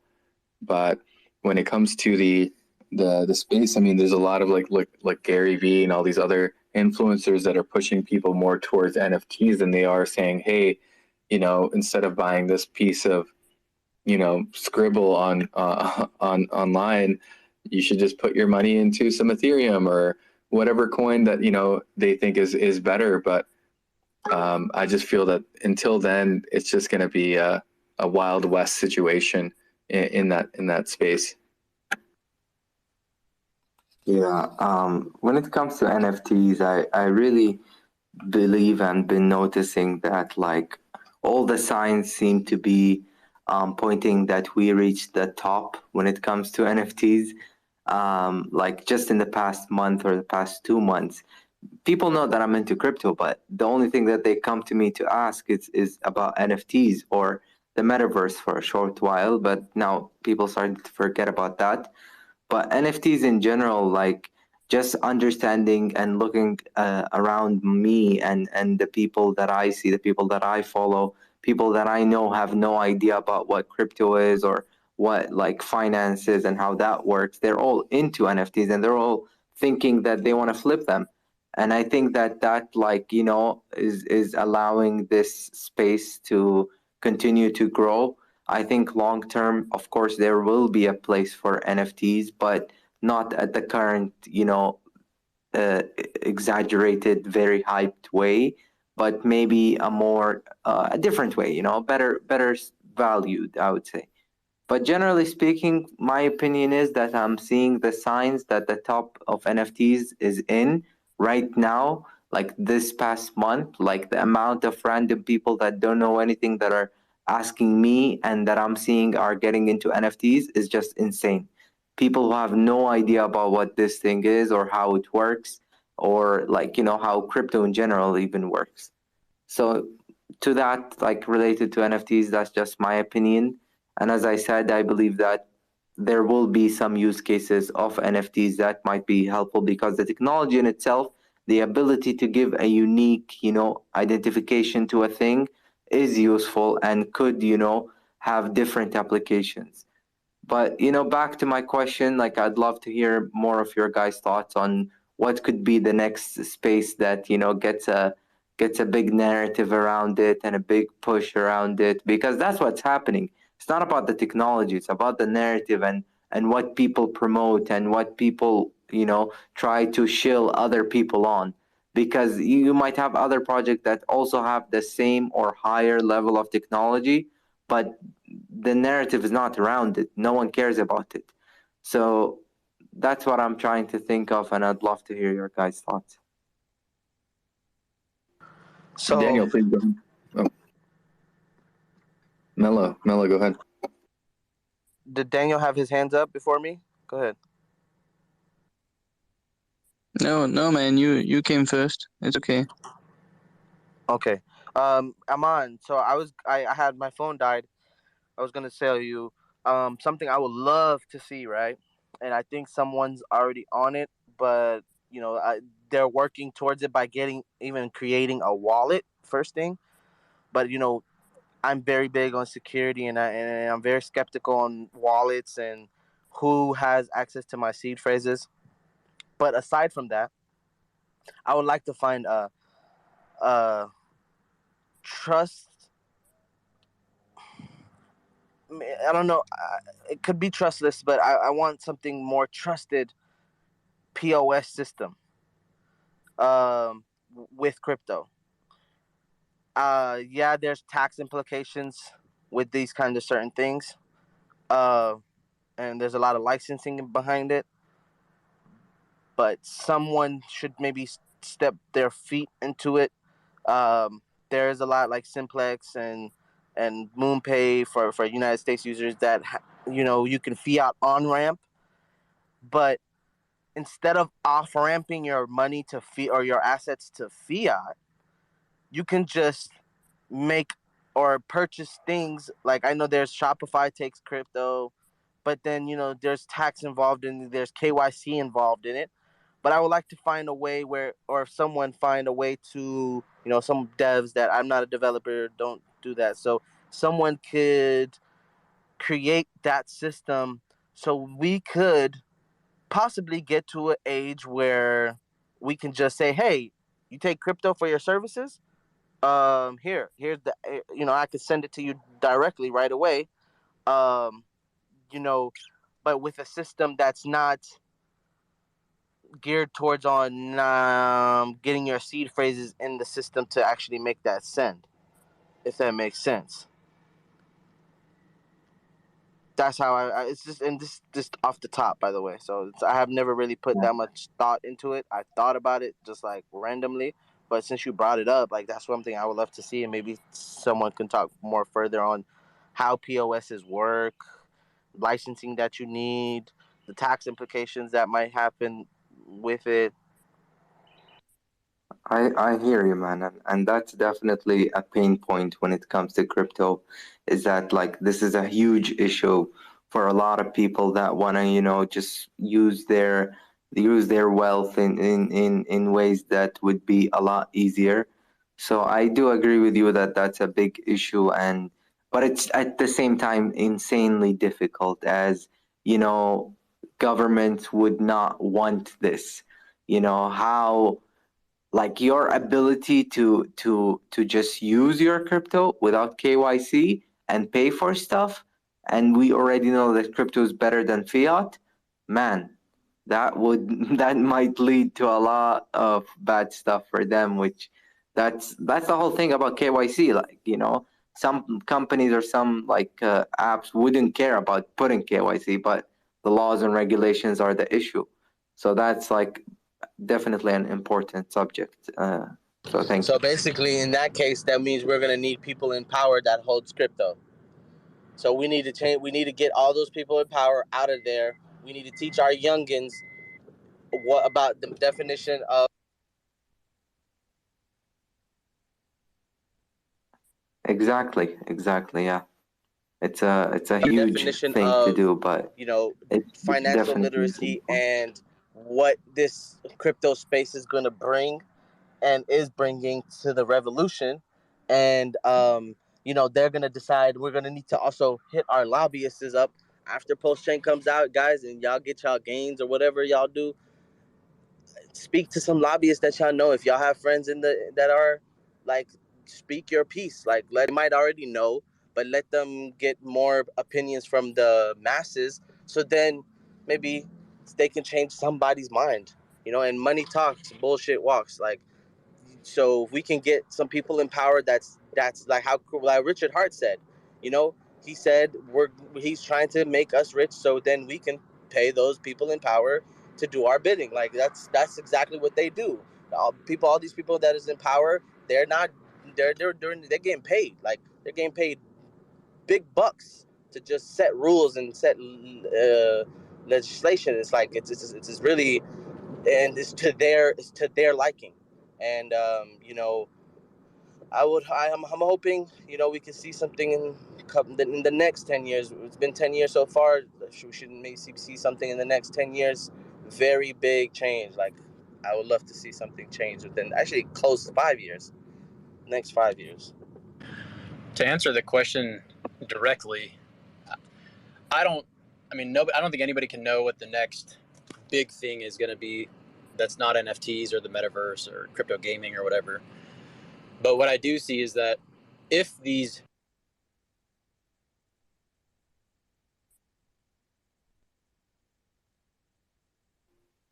Sorry, I think crypto got rugged.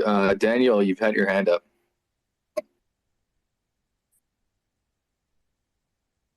Damn, I think it's not just me then. It's the whole space has been tripping today. Yeah, it's really slowly. Yeah.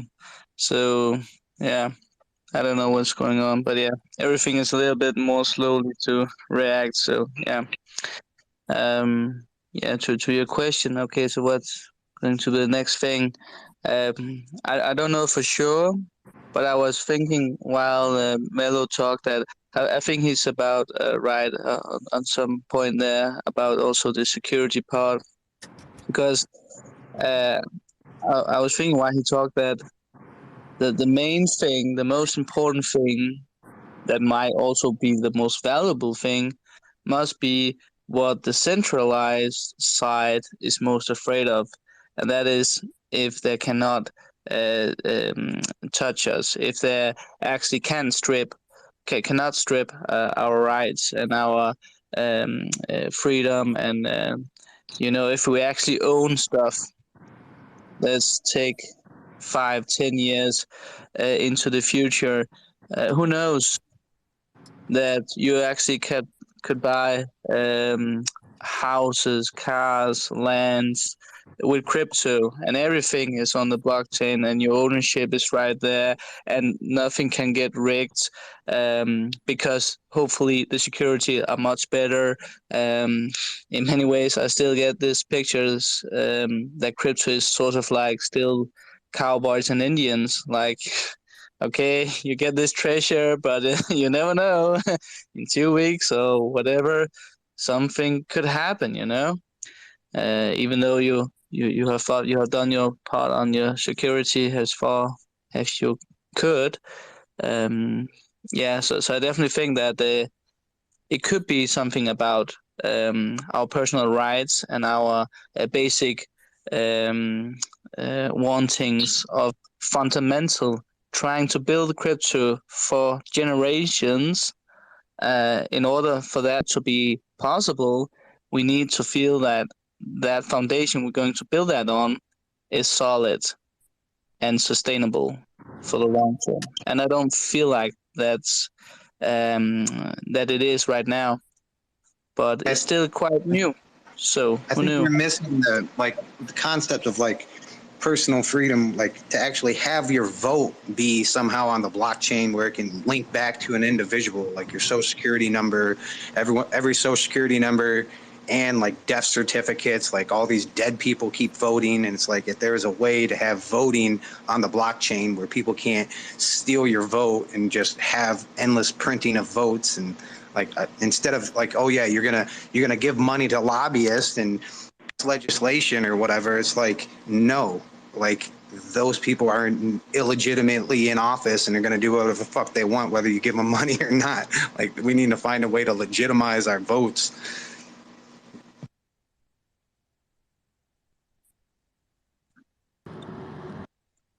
But that could be possible if we develop the DeFi side of this, and as time go on, and we increase our power, and more people are getting into the DeFi space, it will be inevitable that the centralized sides needs to take the DeFi side much more seriously, and then a power shift could happen in order to make some changes. So that power shift is basically, I feel like that power shift is going to come, I'm young, so I feel like the generation after me is going to be the generation that will make the biggest changes. And, where you saying pay legislation, that's great. So I think we're going to need new people in the office, completely new. We need to get all those white-haired men out of their office. That's it. And with the Social Security thing, in the buying houses, it all comes down it's a little tricky situation, because with the security and the whole identifying ownership is hey, there's gonna have to be some type of centralization, because what if someone got your keys? If someone got your keys, they can act like you, and get your keys, get your social, whatever, get all the information they need, because they have your keys. So there's gonna be a need for, I think, a centralization or some trustworthy mechanism that we can organize to keep it in line, and that's where it gets. How can we do that without that centralization? Yeah, not your keys, not your crypto, not your keys, not your vote. Somehow to put it back on that, because this is the only secure way that we know how to do anything.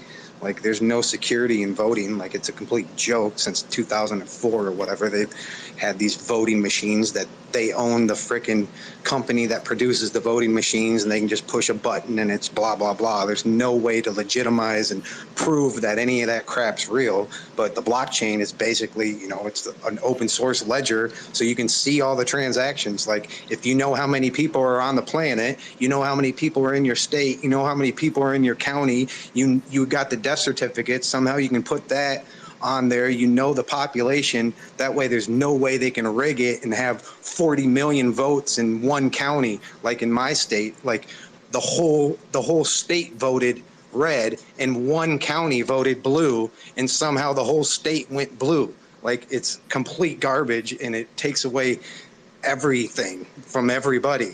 Like, it's pretty important topic. Can you guys hear me? Yeah. Yes. So back to what I was saying earlier.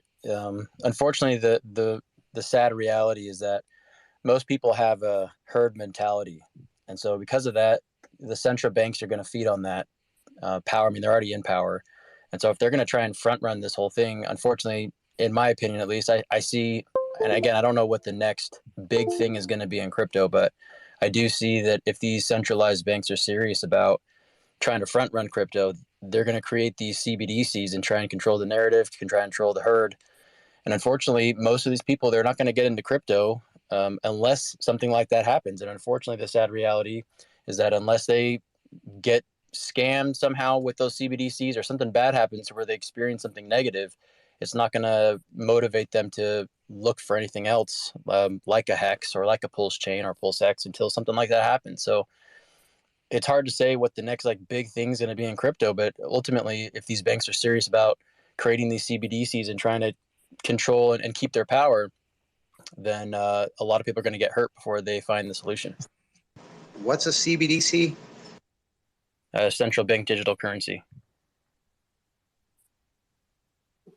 Yeah, so like think of like the US dollar, but like a USDC, but offered by the government itself.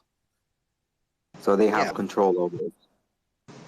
Yeah, that's the idea of like programmable money, where your money's only going to work on a Tuesday because they just want absolute control. Like, I don't think people are that dumb, but I don't like to frame the idea that everyone's just a herd idiot. Like, if that's the case, we're all fucked. So yeah, hopefully people aren't that completely retarded. I don't know. The reality is people are waking the fuck up because it's getting so obvious. That's my reality. Not CBDC. They can go fuck themselves. But anyway. No, I agree with you. I'm just saying, for the majority of people in the world who have a herd mentality, who don't think for themselves, who want government to think for them, right? I mean, this is the entire battle that we have going on with the left and the right now in the United States. We've got people talking about my feelings and transgenderism, and not to like go there, but like it's dividing the United States and a lot of the world right now. And most people, they just want to be told what to do. And they don't think for themselves. I mean, fortunately, here in crypto, we have a lot of free thinkers, and specifically in the Hex community, we have a lot of free-minded thinkers that come together and voice these ideas. But the majority of the people, the average person, unfortunately, they're going to be told what to do. And if they're going to be told what to do, eventually these banks are going to prey on that power versus unpower. I mean, this goes back to that Joe Rogan podcast recently with that Richard tweeted. They were talking about this exact same thing, where it's not even about centralization versus decentralization. It's about who has power and who doesn't have power. Yeah, I would agree with you. I think like my opinion on this and generally, like, to answer my own question, is that like if you look at like crypto, and what made crypto popular was replacing finance and having a better financial system, because finance is very, very centralized. So I think whatever would come up next would need to have the same thing. It needs to be centralized very heavily, and then blockchain and new innovations, because blockchain is pretty crap at the moment. It's not that fast, it's not that good. There's many applications that would sound good in theory but cannot be applicable in real life. And I think that moving forward, I think like this like whole COVID and the reaction that the world had, where even if the media didn't cover it, we've seen a ton of people in a ton of countries just refuse to do these things or to just follow the herd, like you say. And I think that's like a positive thing when looking at the future outlook, that there might be more people than we think that would be open to do this, because the conditions aren't good. The market's at all-time highs, but people's lives aren't getting better. They're getting worse because of inflation, because of many other factors. So for me, like the next thing would have to be something that's centralized that needs to be decentralized. For example, just like a simple example, even though you cannot do that really well at the moment, is like social media, for example, and the power that Google or these big tech companies have, whether Facebook or Twitter. I think that's like just a simple example that might not. I know there are some projects that do it, but it's not that popular at the moment. But that's one place where everyone agrees that these companies' existence is not benefiting anyone, not the government, not the people, not anyone else except themselves and their shareholders. So for any industry that you can apply these similar characteristics to, I think will go to the direction of decentralization, and decentralization in itself is what I see is the biggest trend that will happen in the next 10 years, because people are realizing how these systems are, and they're not happy about it, and some change needs to happen, and every couple of decades these changes do happen. And I see like the whole COVID situation as the initial spark that might lead to a more better future. But we are the ones that are going to go through the little downturn to create this better future, and it's going to take time. And like Melo said, I think like our children might live in the world that we envision for ourselves at the moment. So it's definitely really interesting to be in this community, in this space, to have this understanding of what's going on in the world at this time, and just participate and be part of it. So thanks everyone for sharing, and if anyone had anything else to say, you can go ahead.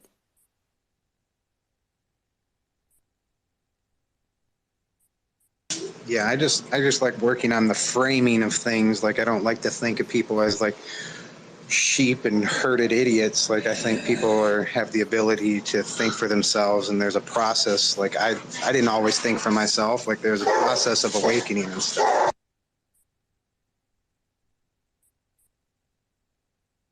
I agree with that. I think that people have the ability to think for themselves, but comfort is the enemy to growth. And most people just want to live a comfortable life and not grow. And usually it takes some sort of existential crisis for people to actually wake up and make actual changes. And that's kind of the dichotomy that we find ourselves here in the United States specifically. Exactly like what you were saying earlier, Markaveli's, entire state votes red, and then one county that's got a lot of people in it vote blue, and somehow the entire state is blue. It's just a differences of opinion, socialism, and people wanting to have the government do everything for them, right?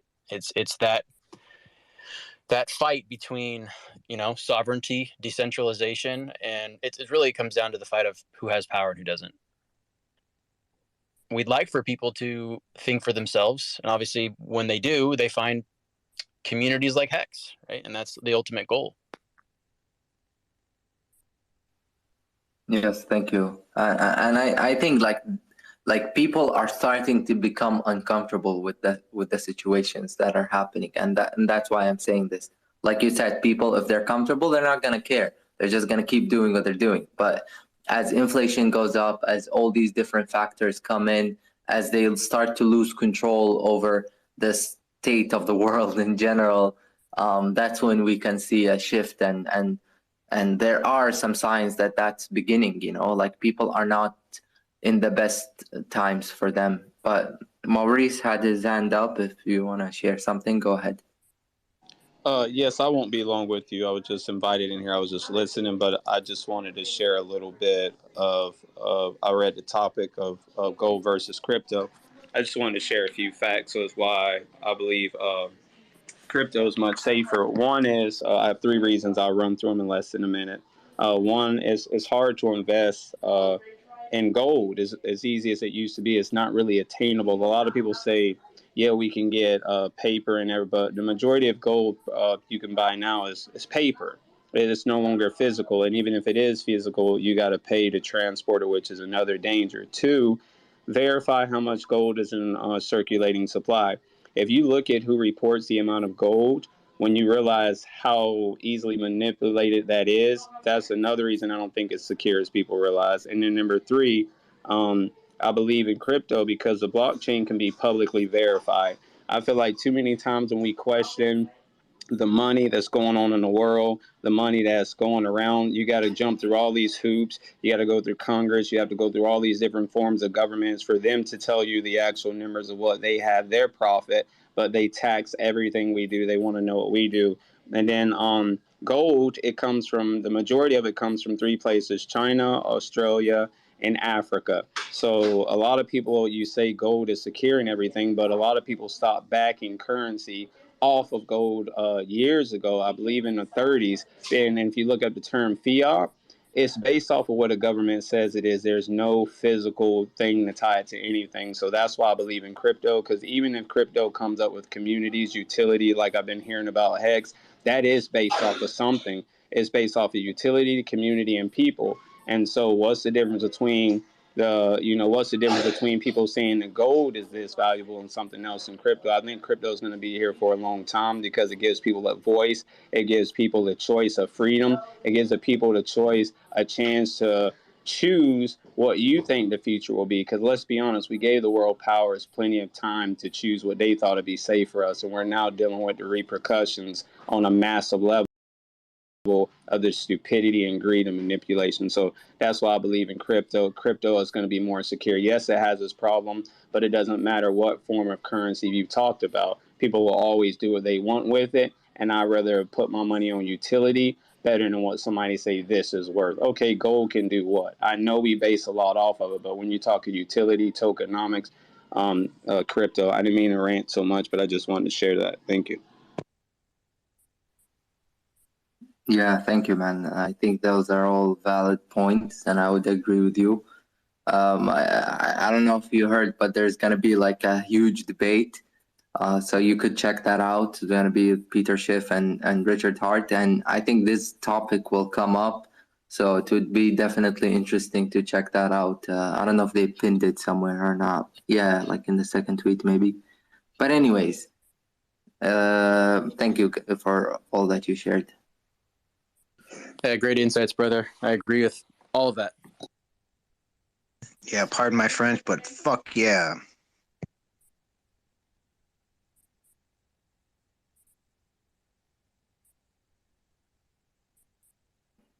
UIV, I'm trying to add you for some reason. I'm hitting approve. It's not letting you up. Maybe try leaving the space and coming back, and I'll try to add you that way.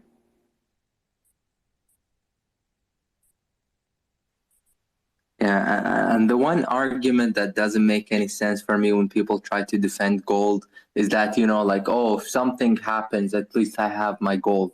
But what are you going to do with it when people are just like in the streets and it's like zombie mode? What are you going to do with it? They're just going to shoot you and take your gold. So like that one argument really pisses me off because it doesn't make any sense. And you're not going to trade your gold for food because if everyone's hungry, there will be zero value for gold. So these like imaginary horrible situations that people talk about, it just like doesn't make sense. And they try to use it in order to show you that, oh, if this happens, you'll have some value. When in reality, everything's going to go to shit if this kind of event happens. You're 100% right, Aman. Last night in the Hex Telegram, we were having a discussion, and one of the things we were talking about was that for the debate to go very well, there has to be a clear, defined agreement upon what the word money means. I would go further and say what value is, But you can look at money as a couple different things. And you're right. What are we going to do with gold when anarchy hits? Do we really think that we can go outside with our gold and the first person that we're going to go sell it to, he's going to be very amicable and he's going to give us the chickens and bread or whatever we're bartering with gold for? Guys, it's ridiculous. I learned like history of money because of my Telegram channel, because I try to explain people where we came from and where we headed to. And of course, like first our money like was a barter system. Yeah, then we go to like coins. Then we went to coins from like gold and silver. Then we created gold standard. Then the gold standard was modified several times. It didn't work. We canceled it, gold standard, and now we're heading back again to gold. It's ridiculous, don't you think so? I do, especially after we've had these other monetary systems that worked pretty well. They originally started with what was called Electrum, which was gold and silver, I believe, in the same sort of coin. The reason why they ended up going to gold coins, from what I found out, was Greece did not take Electrum. They only took gold. So for trade to commence with Greece, these other countries had to adopt gold coins because Greece was not going to take these coins that they could not get in Greece, something along those lines. And then my suggestion was, if you look at the tally stick system, that was just a stick, and they used that for taxes. So they had two money systems existing at the same time. One of them was a stick to pay taxes, and the other was the central bank's fiat money. Yeah, speaking of history of money, I mean, wasn't like the original paper money was because people were traveling to the Holy Land and they kept getting robbed on the side of the road? Definitely. It was really heavy to carry it for long distances. There is why like in 910 year in China was created this IOU certificate, which is banknote, obviously just not to carry all this gold, not to be robbed, not to be ragged. There is why in 910 year in China, first paper money was created. Yeah, and then that system was exploited. Yeah, I'm sorry, it's ridiculous to hear that. Oh my God, people want to go back to I don't know, medieval age. I don't know. What the fuck? Well, it's because people have lost faith with the banking industry, so they have to just okay, how do we take trust out of the equation? You got to have physical gold. It's the only way, because that's how original paper came from, is from the IOU, that you could use that IOU when you get to the Holy Land, instead of bringing all the gold with you to buy something when you get there. You have an IOU that people can't steal, whatever. It was like a cashier check. But as soon as it came to that IOU, people were able to, the bankers were able to see, oh yeah, people aren't cashing in all their IOUs, they're just keeping the paper. And then they have extra amount of gold. And if they don't have to give that gold out and it's just sitting there, then they start lending it out and gaining interest. It's like as soon as people start gaining interest in the wrong way, everything gets exploited. Like that's almost like a religious thing, is to not gain interest on your money. And as soon as people start gaining interest, like the whole thing goes to shit. Like it's just chaos after that. Right. Yeah, I love all you guys are sharing, and that's what it comes down to: trust, faith, and just consensus that this is worth something. Like what is value is just what everyone agrees to. But we went from removed gold and all that, and then just had fiat. But the issue was the person in charge of the fiat, and there's no transparency. There's manipulation. They're printing more than they should. There's no control, and that's why blockchain was invented, to prevent that, to solve that. And we already have the tool. Like blockchain literally can be the thing that verifies and be open and removes a lot of the trust issues that we might have. So that's why it makes sense, So once you get to the history, once you start understanding these things, you get to the same conclusion. Yeah, you're totally right. You're totally right. And you said like the gold standard was canceled in 1970, and in 1970 or like in those years, one Austrian economist, like a really smart dude, before even internet was created, he suggested to like some decentralization according to rule our like countries and money and economy, of course, because a lot of researchers show that governments is the most inefficient centralized management. Is the most inefficient centralized management is government management. Yeah, absolutely. I mean, that's why blockchain, that's why Hex, it brings the power back to the individual. Like the means of production, like are going back to the people that could actually produce. The government does not produce shit. They just leech on things and do everything worse than individuals, and they take away from the individual. But as soon as the power gets back into, they're like eating what we give them. Yeah, but they absolutely are. We don't want to give them, they take that from us. And they don't ask if we want that and if we agree. And if we don't agree, they beat us, they fight us, and they attack us. So yeah, government sucks. Absolutely. But that's why I feel like this system is to put the power back in the individual. Once people understand what the fucking individual is, it seems like people talk this herd nonsense. But once the power is back into the individual, who is the producer of things, like once enough people of individual mindset and producer mindset have that power back, they're able to produce so much that it's going to make money irrelevant. Like we're going to have such an abundant society. Like you're not going to be paying for chicken. It's going to be like, yeah, there's chicken everywhere. Like here's some chicken. Like who cares? Like how hard is it to raise chickens? Like they fuck and produce their own eggs. Like just give them space. But everything's manipulated.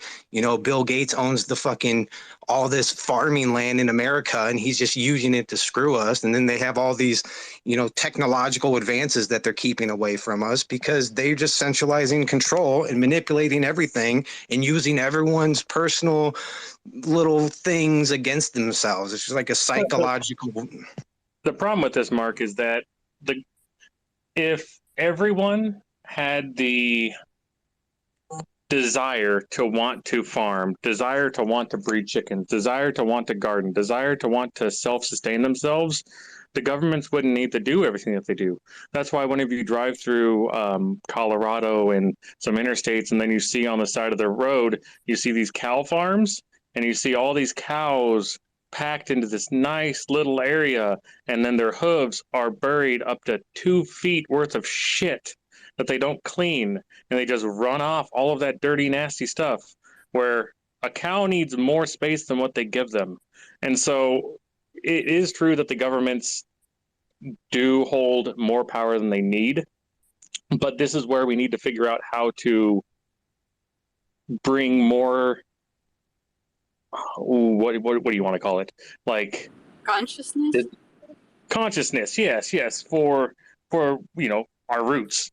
Gardening, self-sustaining, and not just being a leech. There's no problem with going to stores and getting some things, but it's when you rely on that it becomes a problem. And I just think that everyone's I'm just saying the government has monopolized the resources, and then they use it to their advantage and manipulate us. And there's these puppet masters behind the government that are the ones doing it to make them the ones in control of everything. Like the actual production of things is not that difficult. Like if you have endless resources like these people do, you could use it to benefit humankind. And these people don't look at humankind as our, brother or sister. They look at us as, worthless feeders. So, you take that control away from those sacks of garbage that are looking at us as parasites and put it in the hands of people that actually have empathy and have the means of production. Like, are you just talking like the government family? Are you treating the government like they're trying to treat their family, or are you treating the government like they're trying to take care of the country? Because we got to define what the government's trying to do here. Yeah, we sure do. The government is it's a puppet. Like it is just used against the people to control us, and it's owned by other people that are above the government. Like, you think you get to vote for the government. Like, it doesn't matter who you vote for when the means of currency is in the hands of a small few people. Like, yeah, we definitely need to understand what the government is and how it actually works. That would be really smart to do. So when we look at how we spend our money, I look at, when I take my paycheck, I think, okay, I need to feed my fiance. I need to feed my cats. I need to feed me. I need to pay for my bills. The government, the Fed, they don't think like that. They don't need to. They don't need to feed their poor. They don't need to clothe their homeless. They don't need to house their homeless. That's not part of their prerogative.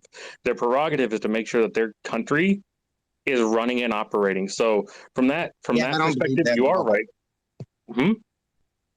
I don't believe that at all. I don't think the government's job is to help anybody. Like, the government's job is for people to use it to their own benefit, and then be able to have like an LLC to be like, oh yeah, it was the president or it was the head of this council that made these decisions. Like, it takes away an individual responsibility, and it just uses this masquerade of the state to use against us. And then you can just be like, oh yeah, it was the state's fault. Now you got to vote, and yet your vote doesn't count. And it's just like, it just muddies all the water. It takes away all personal responsibility. And as soon as you don't have responsibility, you don't have anything. You don't have choice.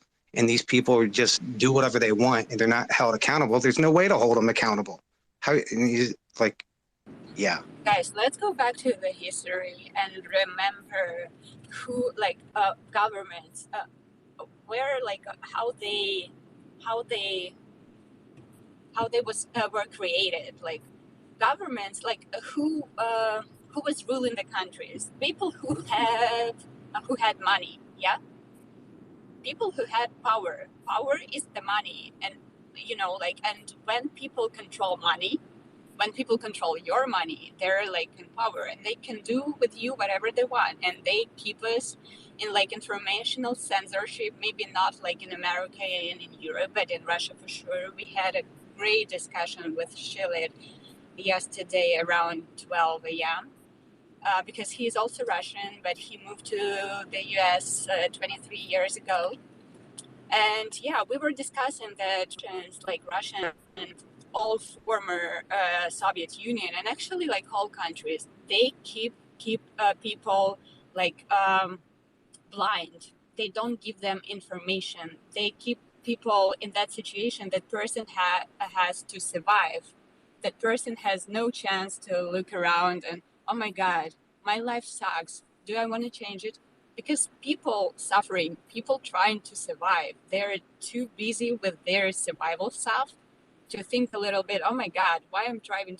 For us, for people who are new to crypto, who don't have big bags, who still have regular job and who still have to survive and pay bills. When you live in this rhythm, it's really hard to look around and to say to yourself, what the fuck is going on? I think that one day it happened to me, but that day was the day when I hit a bottom, and not because I'm silly or because I don't know. It's because I don't know. I live in the structure that doesn't work. Yeah, that's called Maslow's hierarchy of needs. There's a way that for people to manipulate other people by taking away certain things that they need to be able to reach self-actualization. And that's what, the people in charge that are self-actualized or have a lot more time on their hands to think and have the information, they're able to manipulate the masses to go against their own, things that are going to benefit them because they're poor, because they're dumb. They don't, all these different reasons. And yeah, the Maslow hierarchy of needs is a fundamental way of understanding how they're doing that against us. Yeah. So when you're talking about self-sustaining and the people getting what they need and being left behind, essentially, I keep thinking back to Caesar. As far as I can tell, he was the last person in history that essentially gave money to all of the peoples and was against what would have been the central banks and or the centralized party at the time. Look how that ended up. So do you think that something like that is bound to happen whenever there is this shift of consciousness? What I mean by that is everyone in Greece was getting whatever they really needed, and they were apart from, during Julius Caesar's time, they were apart from the central authority. Give unto Caesar what is his. Like, I don't care about Caesar. The concept is to be massively abundant and produce things. I think. So, Mark, like, 1 second. The reason why I said that was because Caesar was giving to all of the peoples. So if we want to take this back to someone else, who else how's he giving to other people? I mean, give unto Caesar what is his. That's in the Bible. Jesus said, like, he was taxing people. That is theft. I don't know how you're giving Caesar a good name here. When I read through history, unless things are going differently, because I did not use the Bible as my history for Caesar, it was that he had his own centralized currency. He made his own currency, and he is giving money to the Romans. And so by giving money to the Romans, they were completely separate from the rest of the world, and people didn't like that. The central governments did not like that, and so they were going after them. So that's kind of where I heard it from, going from history, not going from the Bible. So if you want to take one line out of the Bible, okay, so my statement here is, if a person is giving to a whole bunch of people, and in this case, I'm using Caesar like Richard Hart in the sense of giving onto everyone without expecting anything in return, everything goes from there. If we are giving to everyone and we aren't a part of the centralized authority, can we expect resistance is what I'm asking.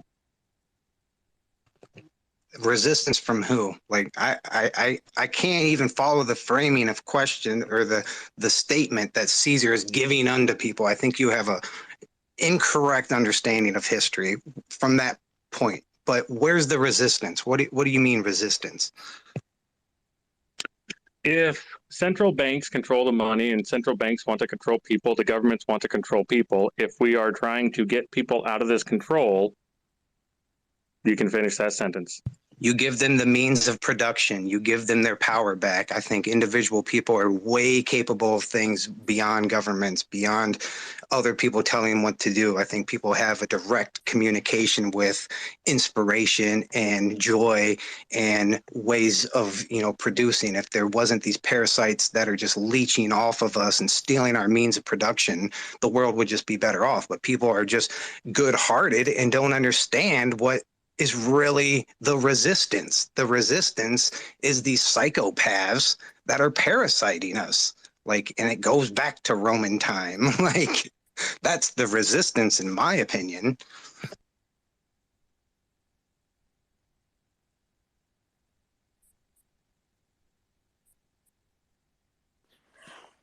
The answer to your question, I think, is yes. We all know the answer. The answer is we've been gatekept, correct?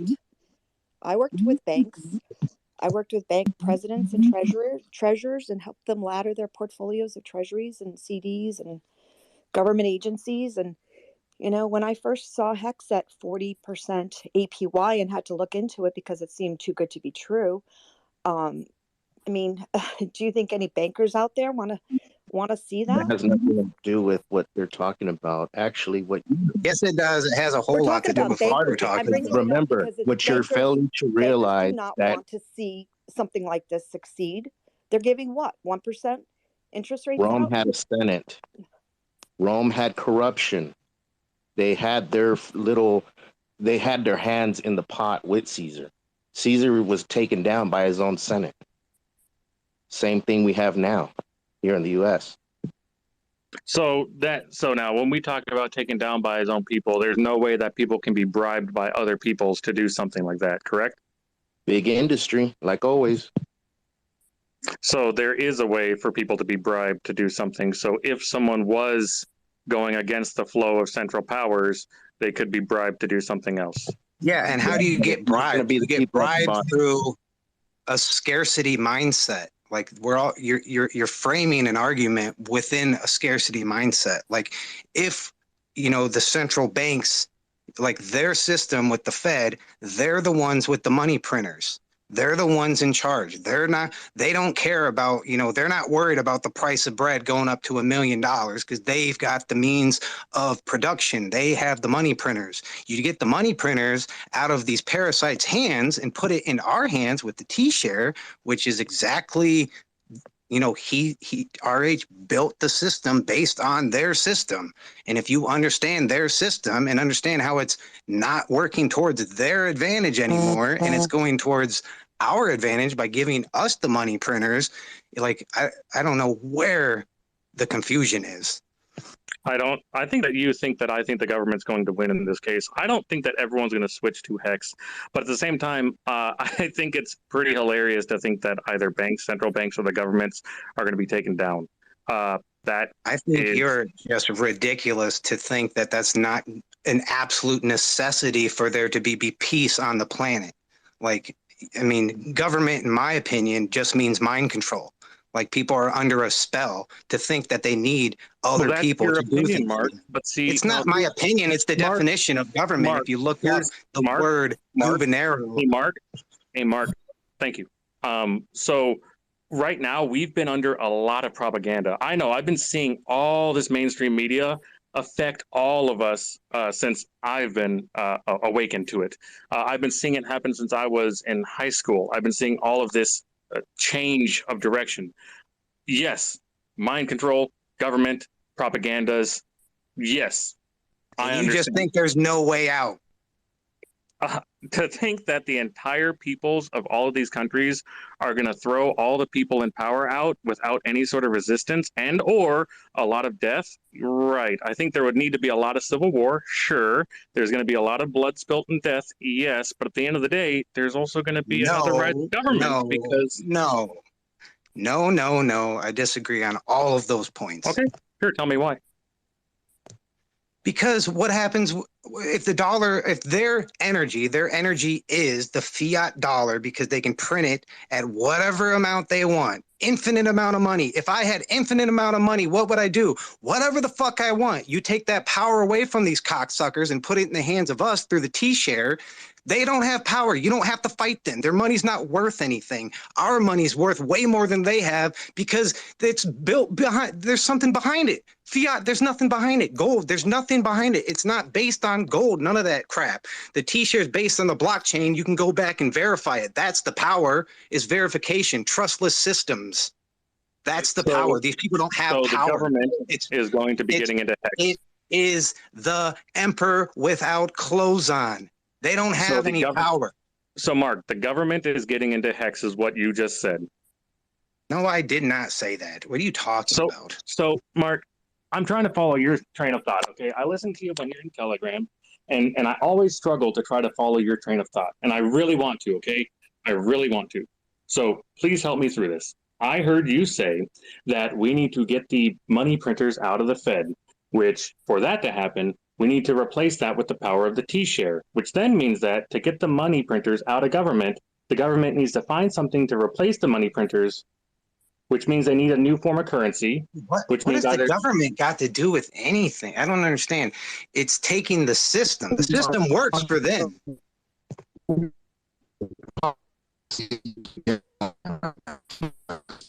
You're breaking up, Mr. Wonderful. They get into Bitcoin. Really, they get into crypto. The stock market's not even discussing stocks anymore. Everything's crypto now. So he's exactly right. It's not the T-share per se. So you're kind of gathering right now. It's more than just T-share. It's everything. It's the whole crypto. It's the right. The institution is the back. Right. That's all I'm saying. Right. It's not just the T-share. It's the blockchain. It's all sorts of cryptocurrency. That's why they're making the CBDC. It's all sorts of things. At the end of the day, Mark, I agree with you that Hex is a very well-built system. I agree that the Fed can print all this endless, useless, worthless money. I will say that is true, but I just don't think that we're ever going to replace governments. And that's just something that I think me and you disagree on. Yeah, very much so. Yeah, if I could interject, because I believe that like both of you have said the points that you want to say. We all agree that Hex is good, governance bad, but the confusion here or the different opinions is how would things play out and what would be the reactions of both sides if certain things happen.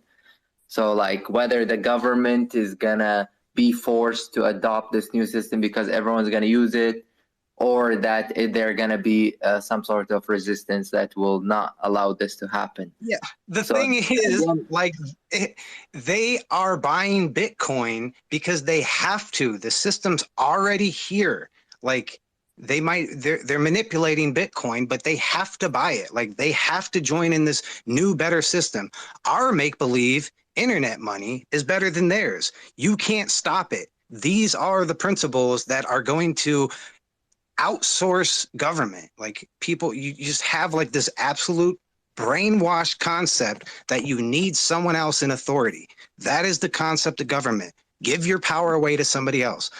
I'm all about individual freedom. When you have individual freedom, you have means of production, you have an abundant world that everyone can just enjoy. You don't need parasites. You don't need governments telling you what to do. People can have a grip without telling them, you know, get a grip. Like, I don't need people telling me what to do. I can do a lot of things. And Richard Heart's giving me more and more ability every day to do those things. And if other people would just, like, you know, make everything illegal, you know, you do things at a good rate and bring value to the world, and you want to tax it and take it like Elon Musk, like he paid the most taxes or whatever. I'm not saying I love Elon Musk, but he's doing a lot more work for the world than the governments are. And then they're taking away 40% of his means of production. How is that helping the world?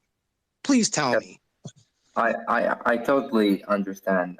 And it's just like, you know, what you're saying is that, like, once people, or if people agree or start using these systems the way that they were intended and, you know, to their full extent, then the government cannot do anything because we decide what we want to use.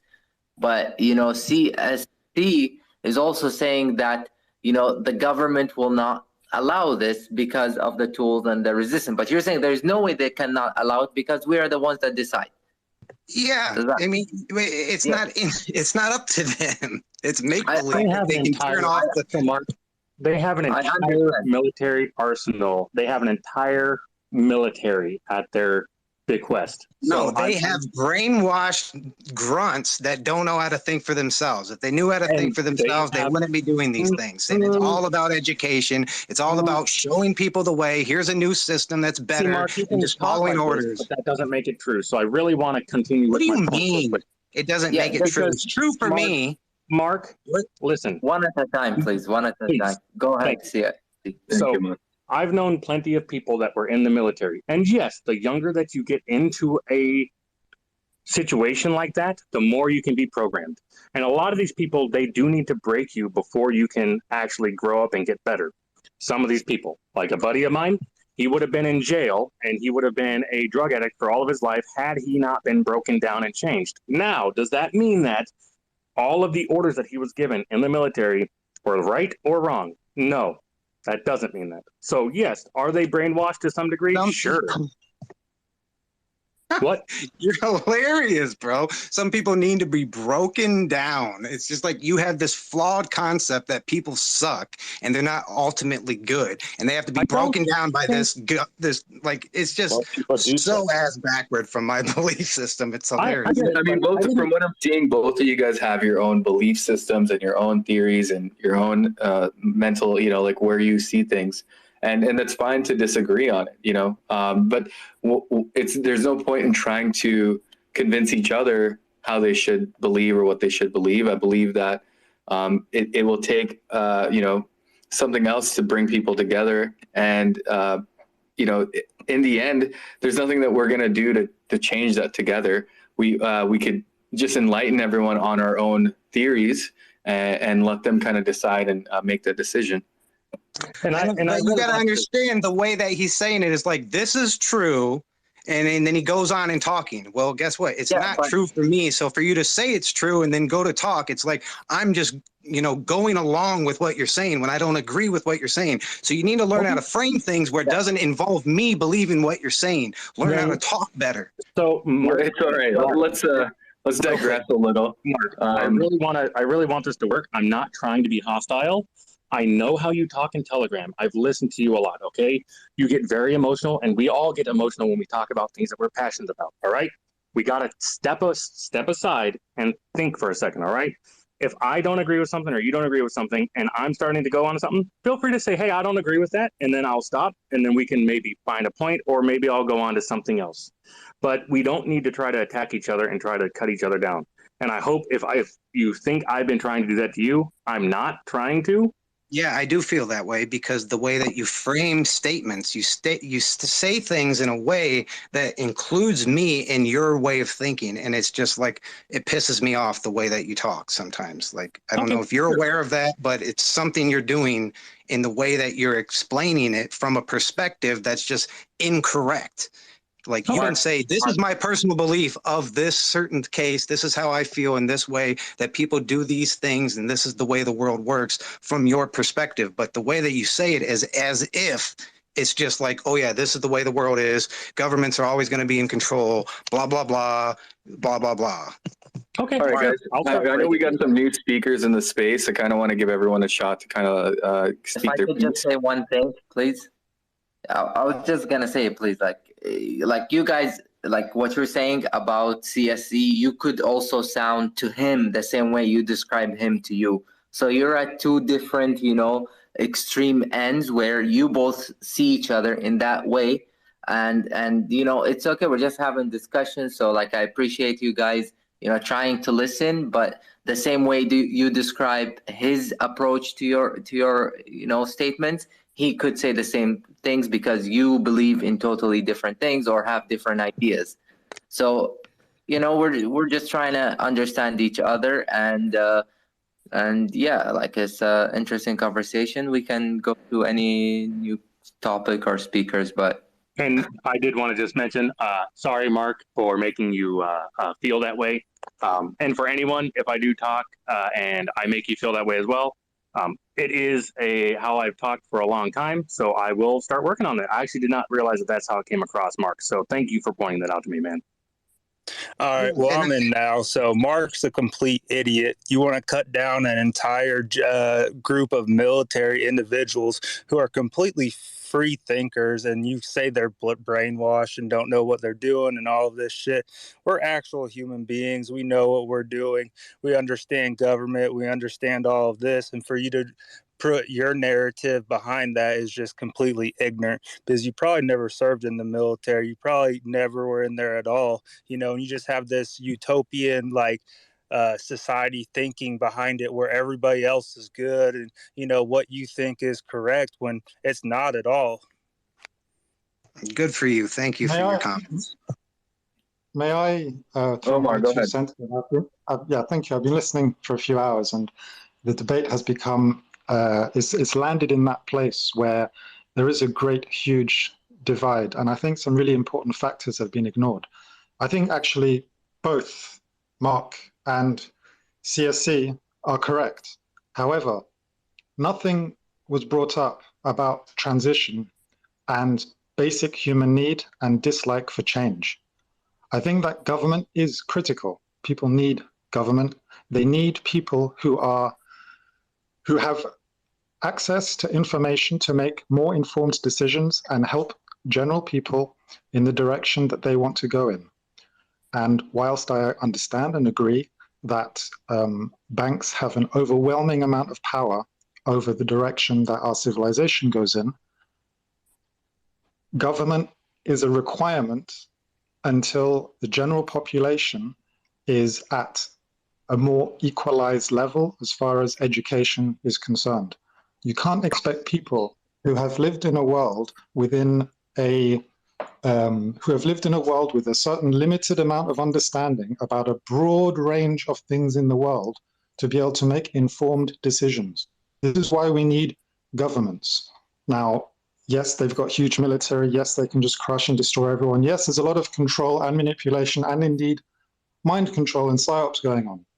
But you can't just dismiss the need for governments. You can't dismiss the needs for military, because the way the world is right now, these are a requirement. And for those things to change, it will not only take a very long time, but it will require a huge amount of effort and resource into raising the overall education level for the majority of the population.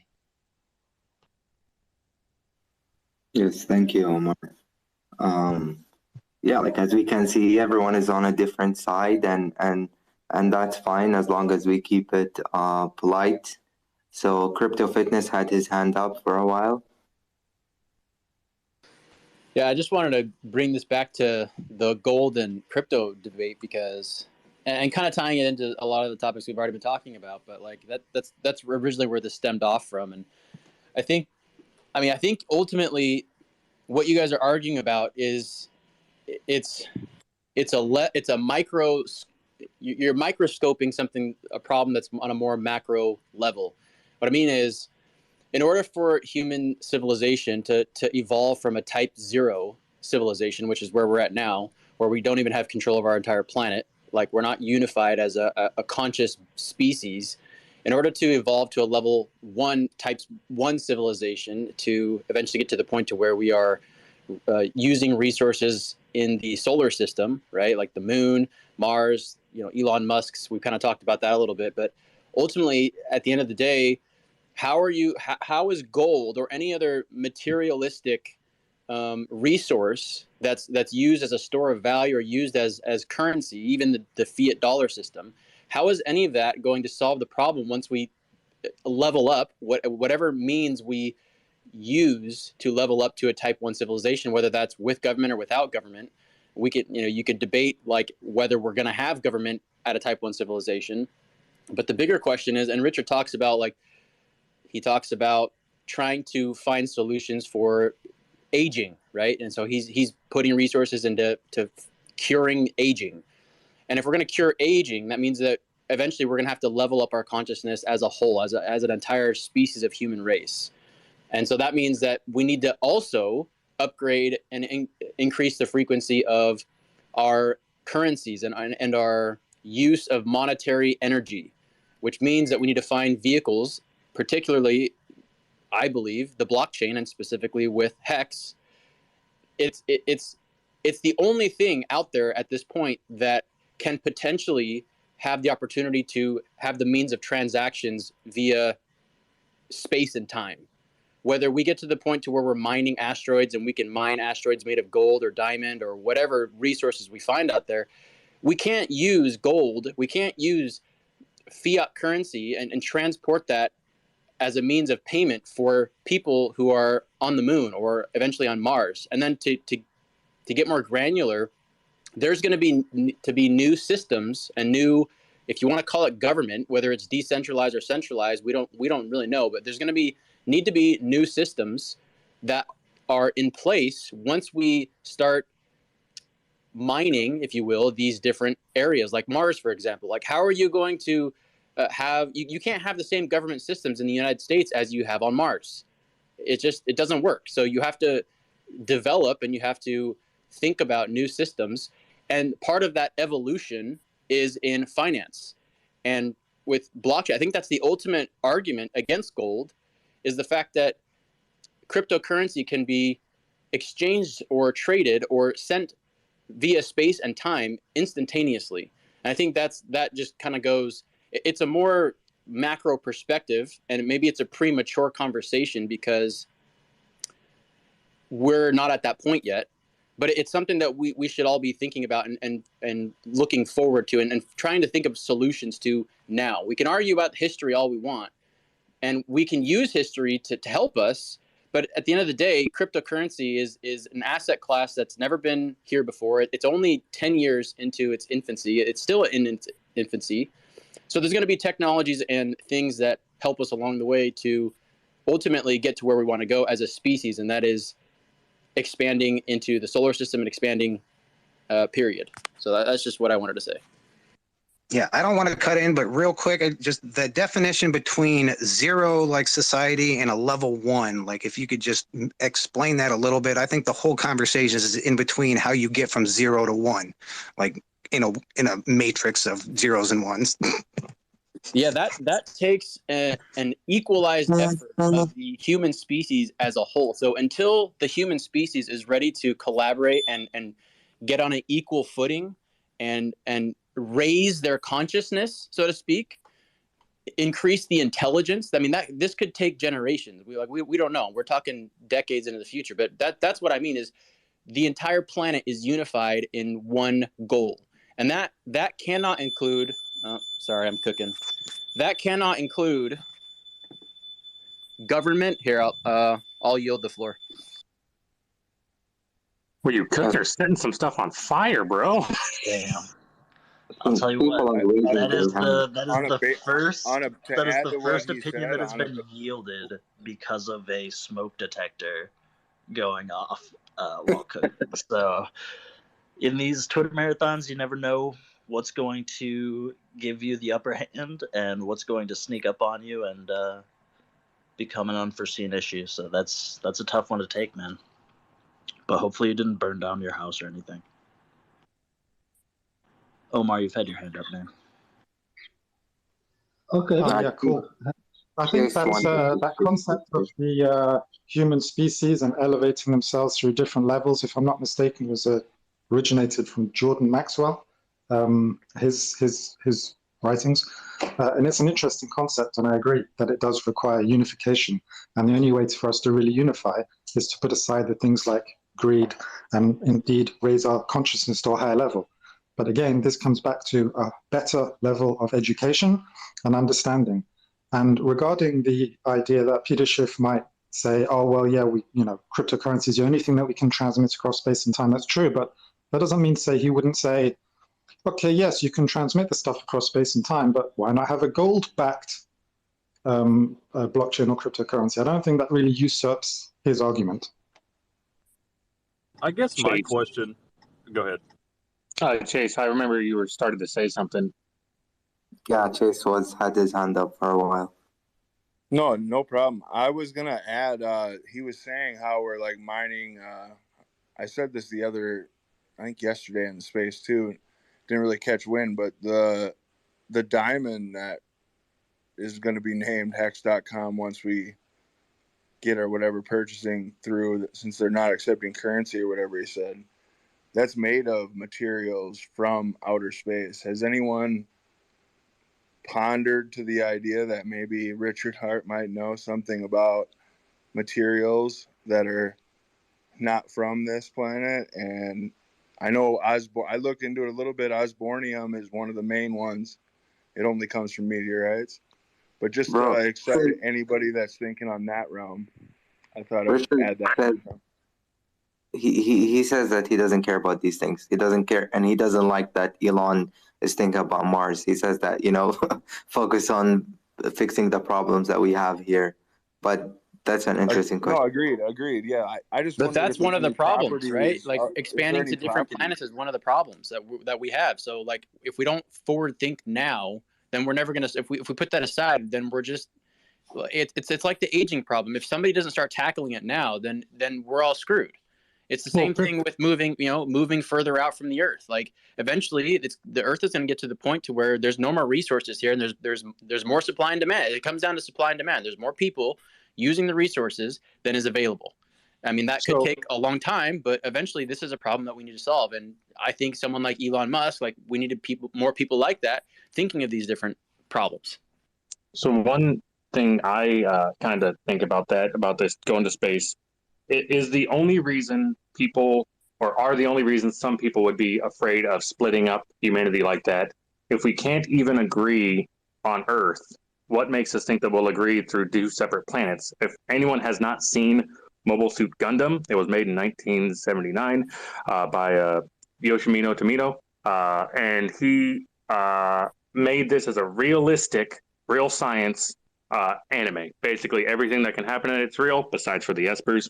What happened was once they actually ended up going into space, They ended up having their own colonies in space. They could actually thrive and live in space. What happened was one day, because Earth ruled everything that happened in space, people up there didn't want to listen to the people on Earth. And so then they caused this whole war between space and Earth.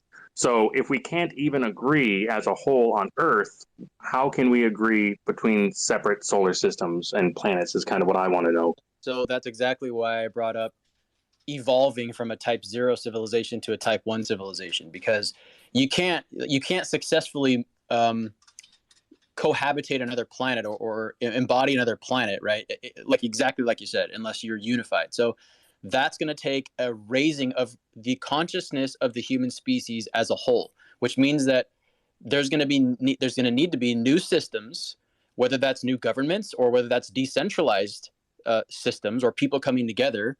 It's hard to say which one it'll be. Hopefully it's decentralized, but it needs to be a unified level of raised consciousness as a whole from the human species, which means everybody needs to be on the same playing field. Everybody needs to be on the same page. They referred to what those were as new types, people who were born in space with high emotional EQs, essentially. They had Espers.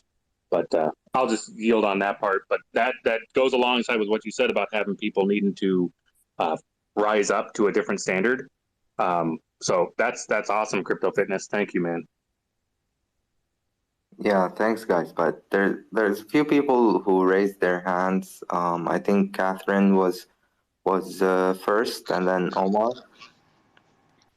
So Crypto Fitness, I really, what you said has really resonated with me. I really like how you put that. Let me give you my own scenario. So I'm a mother, been married since 94. My husband and I, we have 5 children, and they're 26 to 14. And when they were very little, I sent them off to school, always saying, do something good for someone you don't know. Someone that looks like maybe they're having a hard day. Find something you like about them, like their shirt, I don't know, their hair, something that can maybe raise the way they feel about themselves. Well, I also told them to, choose a career that you're passionate about, but also something that you can affect more people. And I have a daughter right now who is very interested in policymaking, because in policymaking, you can affect more people with a pen than you can in some other professions. And I have other daughters and sons that are looking to do other things that are just as very noble things, but not for themselves, for others. And I think that our community possibly can, we have some very great, we have wonderful minds here, people that care about each other, care about society, want to find solutions. So I'm just saying that within our own community, we have people that can get out of their, I don't know, professions that they're no longer happy with, or the ones that are retired because they're so wealthy because of Hex, and can go into these professions to help develop this next level society. But on another point, I wanted to mention that even though I may be older than my children by a bit, when I was going through school, my education was a lot higher than theirs was at an elementary level. So I yanked them out. I put them into private schools, very expensive private schools. They were lucky they got scholarships for playing sports, but these schools let them be independent thinkers. And that's the other part, is that we need these children to think on their own, think independently. And we also need to watch what they're being taught at school. So maybe a new society as far as education on an international level, because many children don't even get to go to school. They work in garbage pits in India and other countries, and my heart goes out. And but anyways, I yield. You can throw me down. I probably won't participate anymore, but I just wanted to add that. Appreciate your input. Thanks for your story. Thank you. Omar? Thank you for that, Catherine. That was really nice to hear, particularly given the fact that I was going to say that there's a whole lot being said that comes from a place of fear. And I think that we could do a lot better if we focused our attentions on the opportunities that we have. And I agree with Catherine with education. And I think the biggest element there is actually teaching children to be better at problem solving. I spent a great deal of my life traveling, and I've spent a lot of time in Asia. And the thing that really struck me more than anything else is the different outlook and the different behavior that people have when problem solving, rather than just learning things, has been missing. I find that problem solving is not a very strong skill in many parts of the world that are perhaps less developed than first world countries. And problem solving is critical and essential. I mean, without that, you don't even have the ability to have your own point of view and perspective, because you don't know how to question everything that you see and solve the problem of which one's right on balance. The other point that I heard was from a negative stance, which I think we can be more positive about, is that actually we have an abundance of materials and resources available to us on the planet. The problem isn't that we have a shortage of materials. This is a problem I'm working on at the moment. The problem is that the individuals and the industrial corporations that are using these materials are not using them in a regenerative manner. So they're just simply being wasteful. There's more than enough for us to have a world of abundance, but it's just not being managed properly. And yes, as a world, we need to raise to a higher consciousness. But as I do not believe that is likely to happen for a very long time, maybe 100 years or more, I think right now the only way for everyone to come together and to work towards a more efficient, regenerative world so that we can have more equitable share amongst us is actually by gamifying greed. Everyone is greedy to a certain degree, whether they act on it or not. Greed is a very powerful force. And I think that if we can incentivize people's good behavior with rewards, instead of taxing people for their bad behavior, we will live in a much better world, because those who are rewarded for good behavior are likely to put that money back in to even more good behavior, more regenerative technologies, and a better outcome for all. Thank you very much. Yeah, thank you, man. Those are really, really important and interesting points that you mentioned. I hope Hexarca doesn't mind me moderating the voice chat, but let's keep going in order. YOG, if you wanted to say something. Great job. Such stimulating conversation here today. I study mathematics autodidactically, also physics and computer science. My interests lately have been in game semantics of logic and how computers are an externalization of our rational ability as humans. And specifically, I've been looking into consensus technology and blockchain and other consensus protocols and larger themes in distributed computing. And I see a lot of inefficiencies, as Omar has mentioned, in how we partition our resources, how government is, how we are represented in government. Consensus is essentially the oldest problem of society. That's what it's all about. And we're iteratively finding higher order solutions to the problem of aggregating consensus. So I'm actually quite optimistic. Just looking at the threads of language and how language evolves, I believe that if, as others have said, if we can find optimal framings for our ideas and our concerns, we can have very efficient conversations and converge to solutions very efficiently. So, yeah, I think that there's quite a lot of room for optimism if we can overcome our fears and proceed very rationally and calmly into the future. As Omar also said, there's an abundance of materials if we can find efficient and optimal paths forward. Thank you. Yeah, that's a very good insight that you shared, and I love what also you and Omar are like touching on, and what crypto fitness like initially started, which is looking at the bigger picture and not just focusing on like the current situation, but thinking wider on where we want to go and how do we want to achieve that. Like I think the bigger picture is definitely more important because we do need innovation. We don't just need to fix current things, we need to improve. So with that, like we can hear what I think Chase was first or Steak and Ape, I'm not sure. I'm gonna let Steak and Apes go. I was just so blown away by what those two guys just added that I kind of lost the original train of my question. So go ahead, Steak.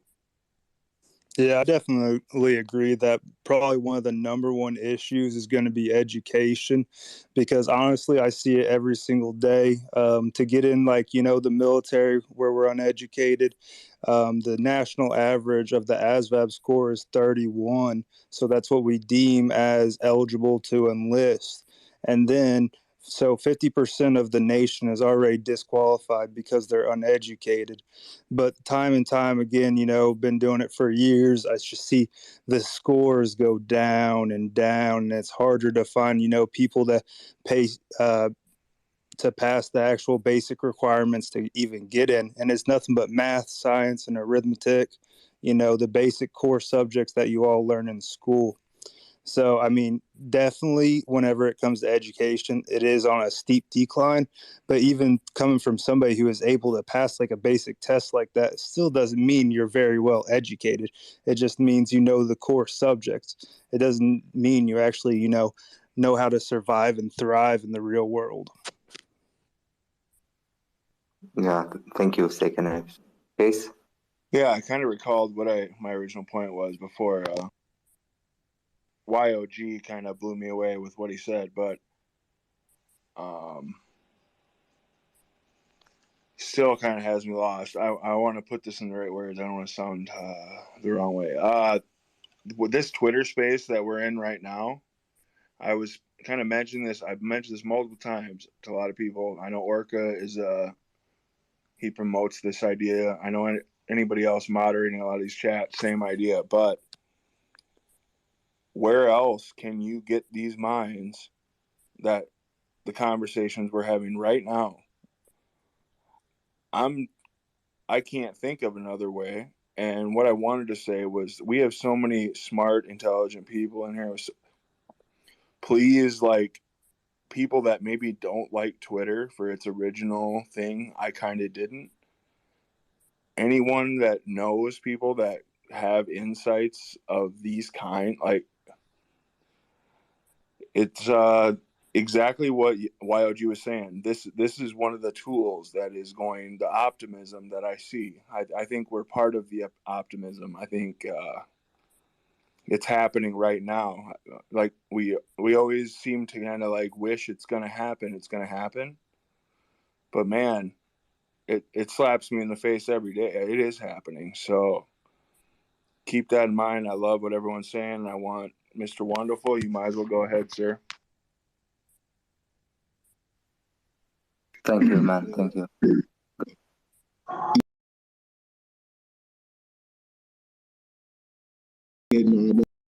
The brother CSC, Game Peace, brother. That the evidence of what Mr. Machiavelli is saying is that these conversations just in 2020 would have been, y'all would have been laughing him out of the, I don't say y'all, I'm not pointing at any one individual. People would have been laughing him out of the space like he's a madman. So the evidence of what he's saying is that it's an actual conversation, man. And it was conspiracy craziness just months ago. So that's proof positive enough that this shift is happening. Where else can we, as the brother Chase just said, where else can we have this type of discourse? I don't know, can y'all hear me well? You're kind of broken up. We're hearing the point. It's just a little broken up. Yes. Let me see 1 second. You're always so well spoken. That's why we want to make sure you sound. Yeah, Mr. Wonderful, you can mute your mic. Oh. Is it better now? No, it still sounds like you're underwater. Yeah. If you have headphones with a mic, I think that might solve it. Because even when you were here earlier, I'll run my hotspot. I'll run my hotspot and come back. Y'all do y'all. I'll run my hotspot and come back. All right, cool. Regarding, sorry, Aman, go ahead, finish your point. I just want to say one thing regarding education. I think that, like, the advancement of technology in the past 30 years have not been adequately, incorporated with education. Like, if you see, mostly the way that we learn is still the same. as like, 30, 50 years ago. Not much has changed, even if they have made some classes online, but it is still using the same methods to teach. And I think like, that gap is really showing at the moment, like, the results of like, people graduating. Because like, if I'm taking a finance degree, why would you let me use some random financial calculator in the course when I'm probably 100% not going to use this when I go to my job because I have a computer? So I just think that like, there needs to be a new way of educating people and incorporating it with technology and the way that we live today in order for it to be effective. And the current methods aren't doing that. But go ahead, Sacrifice. I'm sorry for, yeah. Hey, thanks for having me. I just wanted to second what Mr. Wonderful was saying. What they call conspiracy today is going to be a fact tomorrow. So that's what history is proven, and I also think that it'd be wonderful if we could find a way to give, with the military, there's so many people just sitting in prison for stupid shit. Give everybody an option, when they're young, to serve in the military, as opposed to go to prison. I think that'd turn a lot of lives around for the better. Yeah, that's a good point. Omar, I saw your hand up first, and then YOG.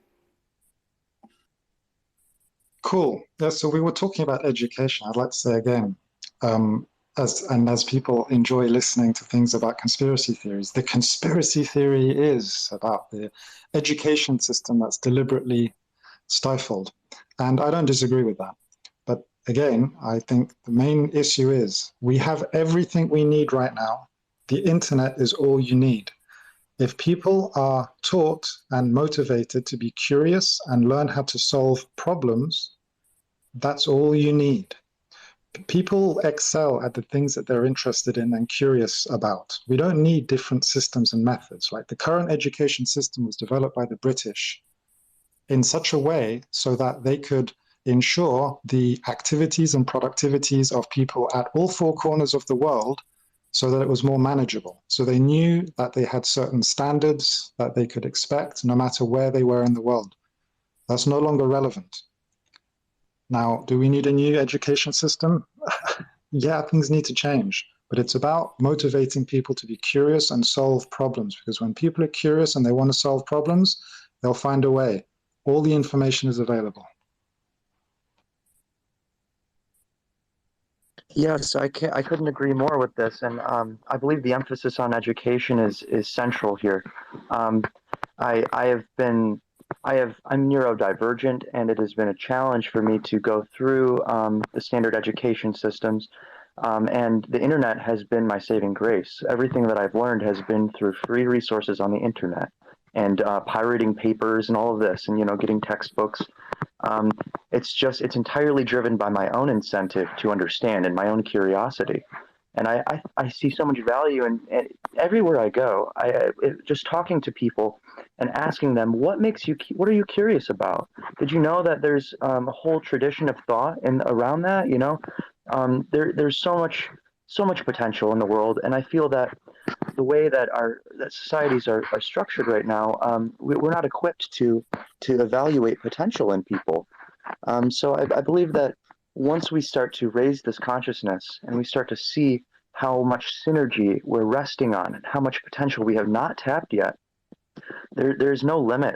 I see so few concrete, tangible limits obstructing us beyond our own misconceptions about and miscommunications between us. So yeah. Yeah, thank you, man, for what you were sharing. I think. Skip me again. Go to Anon. I cannot believe what these people. Go ahead. I want to man. say something, but I do not want to stop the momentum coming from the energy from what these people. Everyone is bringing. Wow. I love it. Yeah, I think Kay was next, and then Noble. Yep, Noble, definitely. Good morning, everyone, again. Good morning, Orca. Morning. Talking about the education system, I'll give you a live example of how it works and how way behind a lot of countries are, and we are one of them. I have my kids. I'm married to a European lady, so she's not from the same culture. So my kids, they don't speak that well of Arabic, which is the main language in Dubai. I'm gonna have a problem probably when they reach the high school stage, that they will not be able to graduate except if they pass the Arabic government test system. And that is going to be a nightmare. So my work around it will be to send them to the US or to the UK for them to finish the high school over there. And once they finish it over there and they come back here, it becomes attested and it becomes accredited by the government. That's how our systems are so way behind in these type of things. That's one example. The other example, you have countries like, I believe it's Japan. They're quite advanced in their studies and their systems. I believe it's Japan, if I'm not mistaken, or Singapore, where they teach their kids in school. They start implementing to understand the digital currency. They are updated with cryptocurrencies and all the type of things that's happening in this decade and not God knows how many decades before. And they look at their interests and they try to focus on their interest and to build on their strengths and not to build on their weakness, which I find quite interesting and intriguing. And I hope one of these future decades that we'll be able to do the same thing. That's my 2 cents on this education system, which is ridiculous.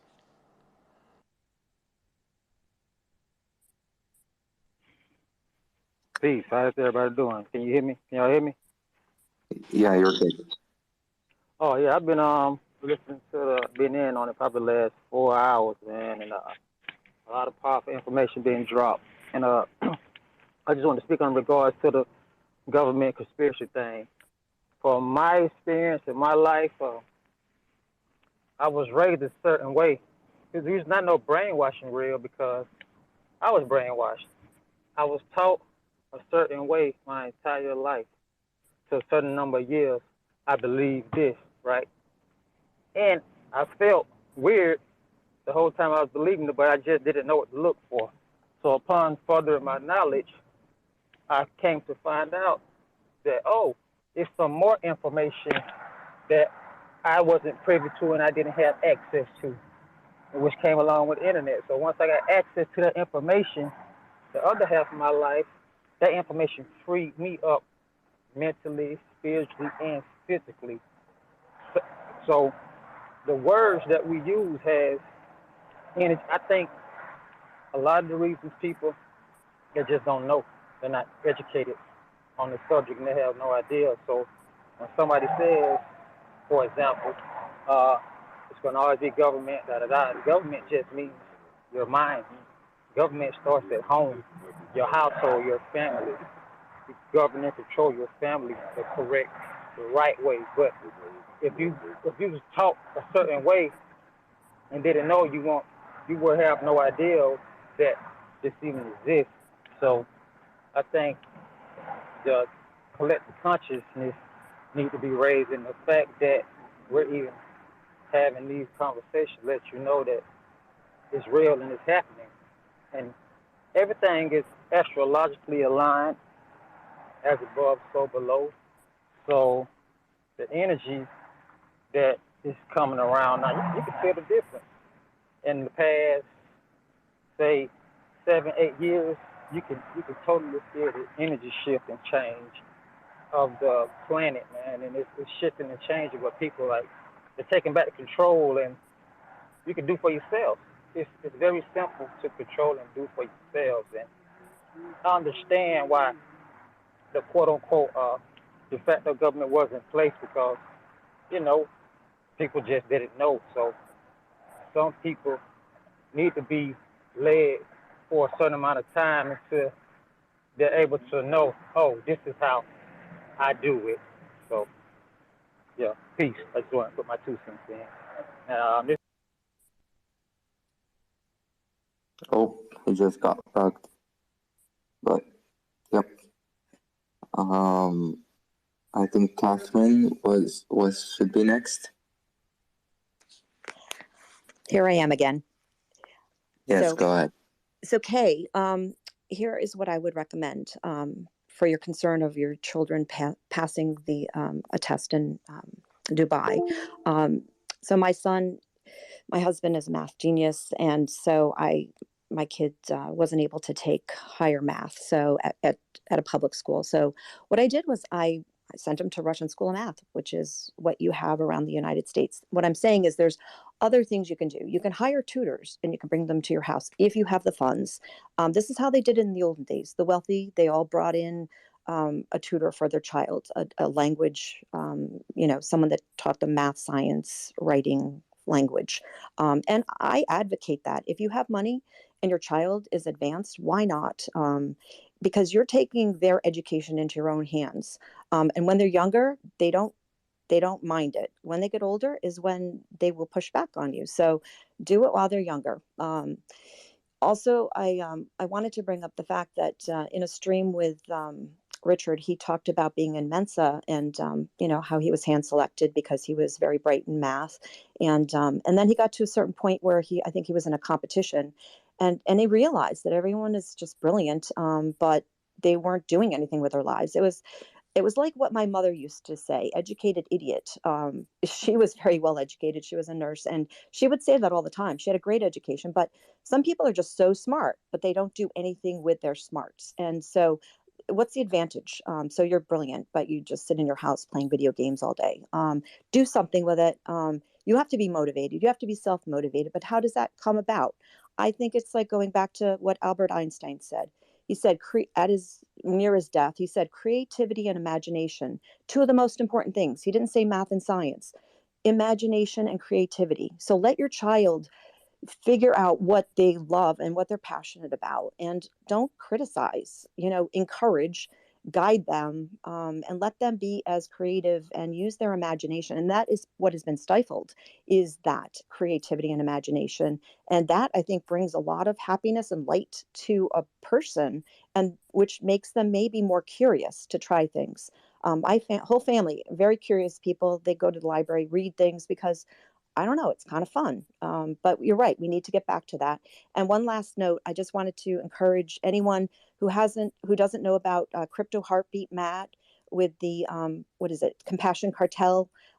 He's select 1,000 people or more, are able to get in on whatever he's doing, which is trying to figure out what you want to do with your wealth once it comes, or if it's already come, doing something to give back to society and getting groups of people to organize and make these things happen, which is maybe what we're talking about.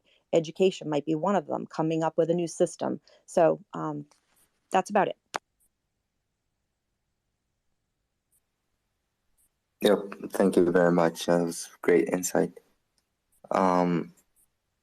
So if Kay wanted to respond to anything directly, you could say it like real quick, because YOG is next. Okay, I'll respond. Catherine, I agree with you on everything.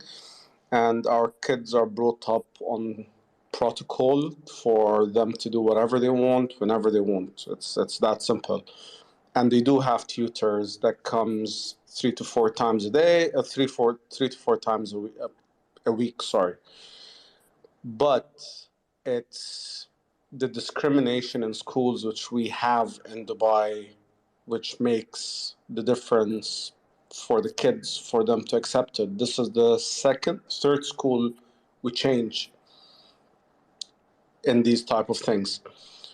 The first one was great, but they discriminated based on family names, which I didn't want my kid to be part of it. The second one, they were very core on the Islamic religion, hardcore on it, which I didn't like, because I want them to respect and understand that all religions to be respected. And now they're in the third school, which I'm happy about. It's now more of an academy than a school. So we're trying different things, but one of my kids, he's refusing to learn Arabic because of being traumatized from the previous two schools and the teachers and the religion things happening over there. Yep. Thank you, Kay. And I understand your situation, as I'm also Arab and was in an international school and had to do the same thing where I had to take an Arabic exam in order to graduate high school, which I wasn't really good at because most of my education was 100% in English. So I understand that specific situation that you have, as I've experienced it, and I know other people that have. And it's pretty rough that you don't have a choice in this type of school system, and it's understandable. So we could go to YOG because he's been having his hand up for a long time now. So sorry, man, for being late on you. Oh, no apologies necessary. I'm so grateful to this space. And actually, on that note, one of the things I wanted to say is how valuable it has been for me to cultivate what Eckhart Tolle calls space consciousness, and having a spacious state of mind, and maintaining this an openness to new ideas and considerations. I think it goes in alongside with this creativity. Before I realized that I was interested even in physics and science, I loved art, and I loved to draw things and to just explore my imagination. So I can't reinforce that enough, that just having an openness and an eagerness to explore is so critical. If you can cultivate anything in yourself and one another, cultivate this openness. And it's okay to slow yourself down a bit and to wait and find patience, because I find in these Twitter spaces, when I may be eager to speak and I am so enthusiastic, and for those in here who do know me, like Miss Mav I see here, some of you have heard me speak before. Sometimes I get really fired up and very enthused, and I can speak with such charisma, but it's not always beneficial, and sometimes that can obstruct other people's voices, and it can even obstruct voices within myself. So I love that. And I wanted to talk also on what Catherine was saying about logic and mathematics, because I am so dearly in love with mathematics as a tradition and a way of thinking, a way of analyzing the world and solving problems, because it is so creative. It is really like poetry. It feels like poetry. So, the word poetry comes from the Greek word poiesis, which is the art of the act of creating. It's just creativity. It is. So I love that. And I think that if you are interested personally in exploring the formal sciences, mathematics, getting a good ground in that before moving into something more specific like computer science or what have you, just finding a foundation in formal logic is so beneficial.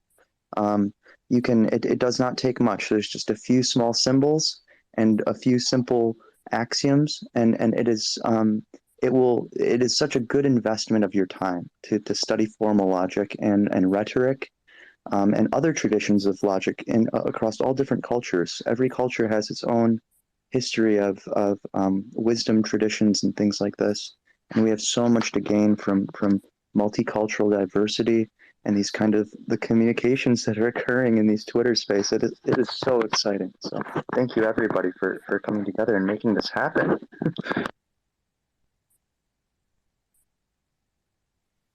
Yeah, thank you, man. We got a couple of new speakers. Just another, and I'm not sure who else. Just another, yeah. If you wanted to say something.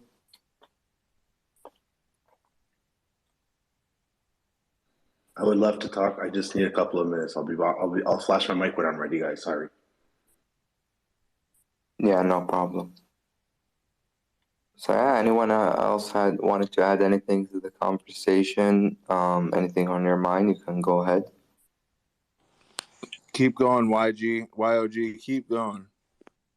Okay, thank you. This is, we're here for in the title, Education and Learning DeFi Through Crypto. Cryptography is about, it comes down to information theory and how information can be transmitted securely, and how we can, and validation and verification, consensus. These terms are so critical. I have not really collected my theses here, but it's very important that we move toward this, because I see so many convergences and so many things which have been separate in history and across cultures. Like government has been separate, or from we vote with we go in and vote, but then we also say we vote with our dollars, right? And I don't see much difference here. It's about what the human can do to act to make their motives and interests represented in the greater structures of society. So yeah, I see hands popping up. I don't want to keep you from speaking. No, I kind of recalled you said something about a different word in translation and what it meant in history, and what I heard you say government again, and I wanted to remind. It was kind of what I was thinking when I long time ago raised my hand, lost my train of thought, but governmente in Latin, if I'm not mistaken, means governmente means your mind, the governing of your mind. So we need to readdress what we think of the word. And when he's saying that we need to learn the rhetoric and the literacy, and I even believe it comes all the way down to relearning putting accents, like the symbols, into how to pronounce words. I think it literally comes down to like relearning the way we speak and that we read, because an accent is not how someone talks. An accent mark when I was growing up was taught to me to pronounce a letter or a part of a word in a different way. That was the whole point of it. And yeah, what he's been talking about, it finally like re-hit my brain when I was trying to pick up earlier, but I'm gonna let the hands keep going. But yeah, awesome stuff. Yeah, we can go to Omar then. Yeah, on the note of voices and accents, so apparently they do carry frequencies, and the frequencies have a great effect on us. But I wanted to come back to what YOG was saying, and I followed you back, dude. We seem to be on a very similar wavelength. The idea of education is a great one. I think lots of people have ideas for how that might take place, but I think one of the most important things we need to consider before even getting to that stage is how people can buy that time. Education does take time, and in most places around the world, people can barely afford the time. There are many disadvantaged parts of the world where they can't afford decent housing, they can't afford healthcare, let alone being able to afford education. So I think it's an important thing for us to remember and reflect on how it is that we can empower people with the money so that they have choice and time to invest in themselves. Now, I know everyone is going to say, yes, but if you really want the time, you have it. Yes, you have it. But, if we want to raise our consciousness to another level, we need to consider that over half of the world's population can't even afford the opportunity to learn. I couldn't agree more with that. If I did not have such a neurotic obsession with learning, I would not have, I would not have found the time. I come from very low, meager wealth in America here, and I know America is very privileged on a global scale, and I am very hesitant to speak from a voice of poverty, but nonetheless, it has been challenging to find time to educate myself. I have sacrificed a lot of social relationships and opportunities in order to pursue my interests and my curiosities. So, with that, it's such an important point, Omar, that not everybody has the time and the incentive to educate oneself and to pursue knowledge is often overshadowed by the kinds of incentives that we receive through marketing campaigns and through advertisement. We're the values that what we're taught to value is to consume material goods, and I see so much wrong with this, and the motives that go into this that manipulate the people, they're exploitative. The aim is to entrap us essentially and to hold us, and there may not be crystal intent in that. It may just be an emergent thing that emerges due to human greed and the way that we have the momentum that we have, our historical cultural momentum. But nonetheless, we must be realistic about the effects that the superstructures are having on us as individuals, and to apprehend our own destiny, because we do not have to follow these normative paths. We can blaze our own trails. The only limitation is our imagination, truly. And I want to go back to what Chase was saying about accent marks and how we enunciate things, because this is very important. The way your affect in speaking communicates so much more. There's so much more than just the words. And I'm sure as we have these Twitter spaces and we're seeing so much more direct contrast between vocalization and writing. It is truly incredible how much more goes through with our spoken word, and then even more so how much more is communicated in person when you can use gestures. I mean, we have these facsimiles of this with our emojis and stuff, and I love using my emojis. Because there's so many, we want to maximize our communicative potential across the channels that are available to us. So I'm so excited to see consciousness rising around this, because I know that with that consciousness soon will come the technology will reflect our needs to communicate. And I want to end with the word. I've been thinking, somebody mentioned Marshall McLuhan earlier, I believe, and he said the medium is the message. And something else he said is that we co-evolve with our tools. Not only, are we evolving our tools, or are our tools evolving us? It's semantics. Ultimately, it emerges. It just happens. So we can take control of that. We can take part in that. Do not feel disempowered. Feel empowered. You have so much more potential than society has taught you to measure. You individual, whoever you are listening, please, you do not have to continue following whatever patterns you feel are holding you back. You are capable of pursuing your vision and your dreams and finding others who can reinforce them. And it's all about making these connections. And I think that we're all feeling that in these Twitter spaces. So just, yeah. Thank you. Yeah, thank you very much. That's wonderful. But just a small thing that your mic was a little bit choppy. I don't know, earlier it was much better. Yeah, I just wanted to say preach on, Yog. Preach on, brother. Yeah, and am I seeing this right, YOG? I just want to properly I just want to make sure you have a Spotify. It looks like you have a channel possibly. Do you speak about certain things like this? I want to make sure you didn't even yourself promote it, but it looks to me like you might be doing some great things. I just wanted to make sure. Thank you for everything you said. Wow. Oh, that's so funny you mentioned this right now because Rob Wood, who just popped up here, Rob Wood has been inviting me recently onto his podcast. Oh yeah, Oh yeah, my goodness. that's me. Yeah, we take a spin on ufology and the paranormal and all kinds of woo woo and numbers and crypto and just whatever we decide to talk about. Love it. Yeah, I had no idea, but yeah, I just was like looking in. I was inspired by the kind of things you're talking. I'm like, this guy knows what he's talking about. So I was Oh yeah, like, this dude. I've got a 132 IQ, and this dude makes me feel like an idiot. I don't know what my IQ is, but I'm just gonna pretend like it's in the realm of anywhere where you guys talk about. So I like it.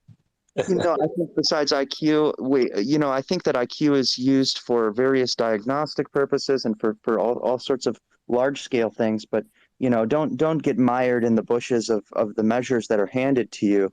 It's really a measure of how good you are taking an IQ. Yeah, it's kind of like whipping it out in the locker room. The women could give a shit. YOG, you're like Edgar Allan Poe, man. What was that? Mired around the.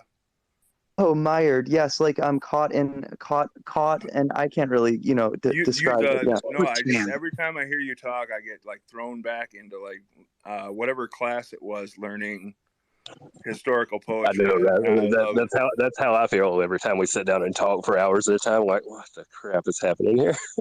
Yeah, it's entrancing. It's and the truth and the logic behind everything you say is even more. For sure. On top. Thank you. Yeah, it's just insane looking at the words he says. I've told my co-host, I was like, I don't even know if this dude's human. He's some sort of AI. I'm about 100% certain of it. Those are the kind of people I find myself trying to surround myself with. Yeah. The next time I talk to an older friend, they're like, "What happened to you?" And I'm like, "What? Right. I met this." Yeah, I met these people and these things started happening, and Yeah, exactly. Loving it. Hey, Sorry, shut up now. Thank you, guys. Just a second. I'm sorry, Mello, but No, I know. I was just kind of so they can get the hands up. Yeah, because everyone, they had their hands up first, and just another wanted to speak. He said few minutes. If you're ready, you can go ahead, and then we can move to Catherine. And Rob, you can put your hand back up if you want to speak also. Yes, I wanted to add that when I was growing up, there was so much competition. Everyone had to be, they were all trying to be number one at whatever it was.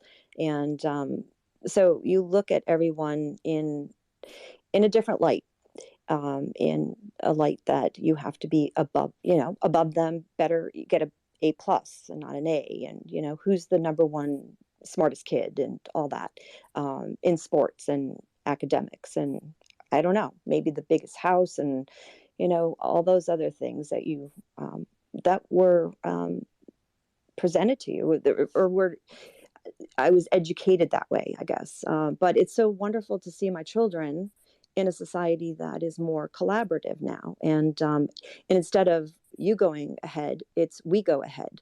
We go together. And I have 2 daughters that are in the workforce now, and the walls have come down. You have people working, yes, in different departments, perhaps, but collaboratively, and that is so encouraging. So we're slowly moving into a new society. We are slowly moving into it. We are, and I want you to feel like. I want you to know that because I'm seeing it and it's so encouraging. And I wish that I had grown up in that society and in that world. It's not perfect, but yes, it takes everyone to work at getting to the next level. We're not there. We're certainly not there yet, but that's very encouraging. YOG, you brought up something about, materialistic society. And I have to tell you, with 4 girls and a boy, I grew up with Madonna and the material girl stuff. That was all a big thing while I was in college and we would laugh about it. But, with my daughters, we just don't have magazines coming into the house. And I have some kids that their friends are, billionaires, millionaires, kids. And those kids, can go off wherever they want to in a heartbeat for spring break. And my kid has to work all summer long because we don't give her money like that because we choose not to, because she has to learn a work ethic. And how do you get that? But by working. So we, what I'm trying to say is that my kids, that one child, well, actually, I have a few, they care about very little thing, materialistic things, because we've talked to them. We've told them, why do people need 20 coats? Why do you need like this many pairs of shoes? It's when someone doesn't even have a pair of shoes in the world. Just take care of a few good things and think about other things, because let's face it, people mean more than items. And, you know, if a parent drills that into your head, that's a good thing. We can probably just give it to each other. If you don't have children, you know, just talk to each other about, well, you don't need that, you know, and if you don't have those things, maybe you can go on a trip, right? So I just wanted to address that. Yeah, those are all wonderful points, and I think that's a great thing that you're doing for them and teaching them these important aspects. The other guy that wanted to speak left, so go ahead, Mello. Sorry. No, you're good, man. I'm just trying to touch bases on what YG brought up, what Catherine just brought up. I was about to bring up in some kind of way, but I don't hear this a lot being mentioned in any space, in anywhere. Everybody's trying to educate grown people. They're trying to change grown people's ways. They're trying to change and educate, you know, their viewpoints. I understand that, 100% agree with that, but it is wrong. You have to, we as a whole have to start with the young ones.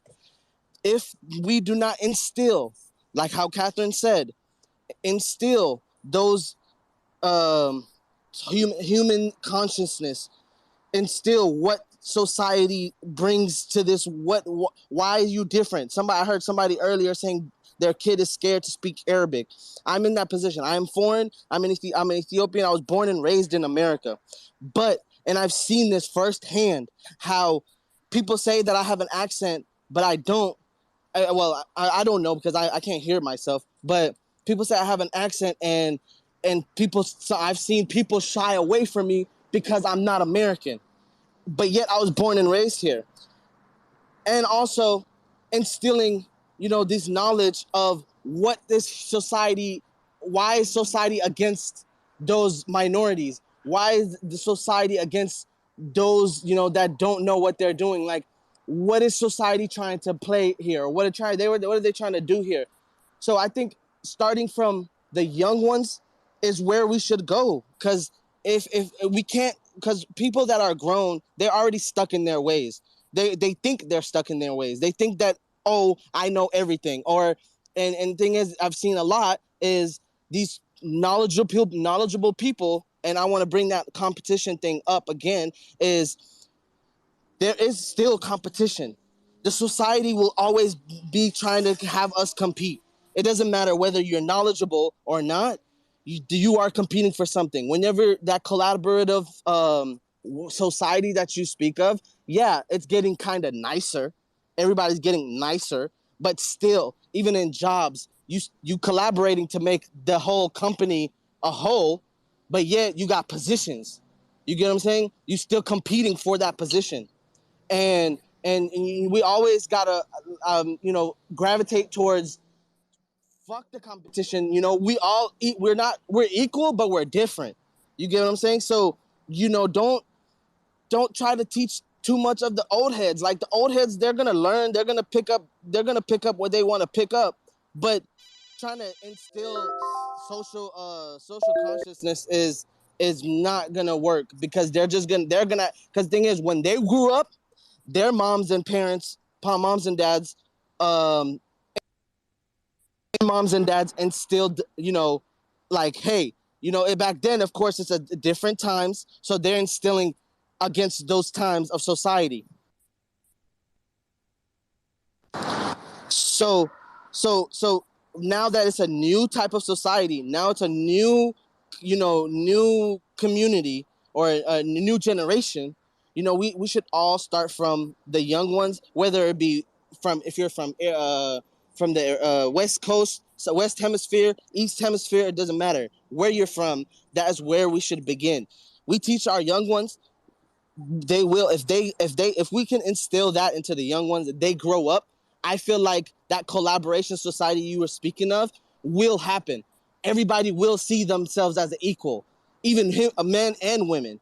You know what I'm saying? So it's not men, women, religion, Muslim, Christian, Jew, whatever you want to believe in, that's faith. Belief and knowledge is different, like totally different. And this is where I think people make a mistake on trying to know, hey, okay, you know, I believe in this, but you know, I know this, so there's a contradiction in some of the things that happen.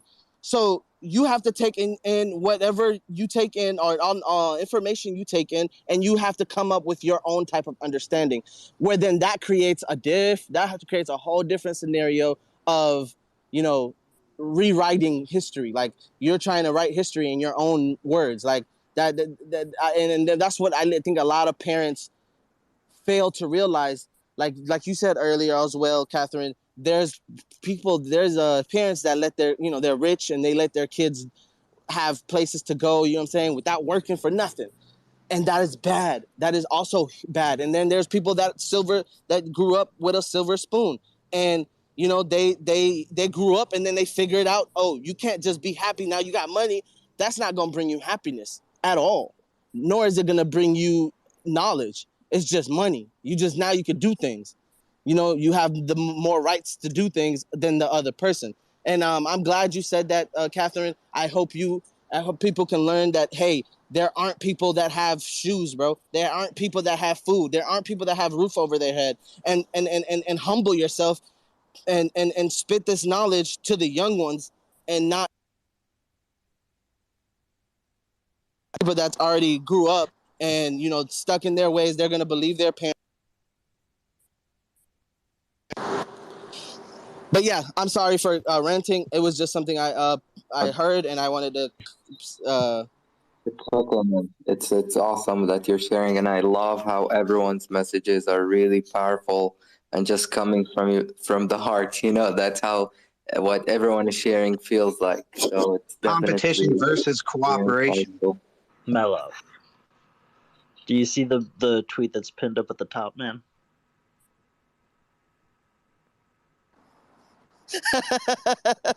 Those are your words. You said those things. Do you want to defend yourself? That's a direct quote. Do I want to? It sounds like you're gatekeeping crypto from old heads. No. That's a term that you use, old heads. Okay, so then. I'm just reading back the minutes, man. So no, that's fine. Please. That's fine. I'll clarify. So, raising social consciousness. I did not say it's not going to work to the masses. It's interesting. I'm saying, I don't know if you took it differently. I was saying that. I just took it how it was said and then written, transcribed. It's like blockchain, just verified. That's fine. Precisely what was said. That's fine. So when I say old heads, right? You can tell an old head anything, and that old head is gonna either believe you, or she's gonna take that knowledge and you know, incorporate it within his life or his daily activities, or most likely he's gonna stay stuck in his ways.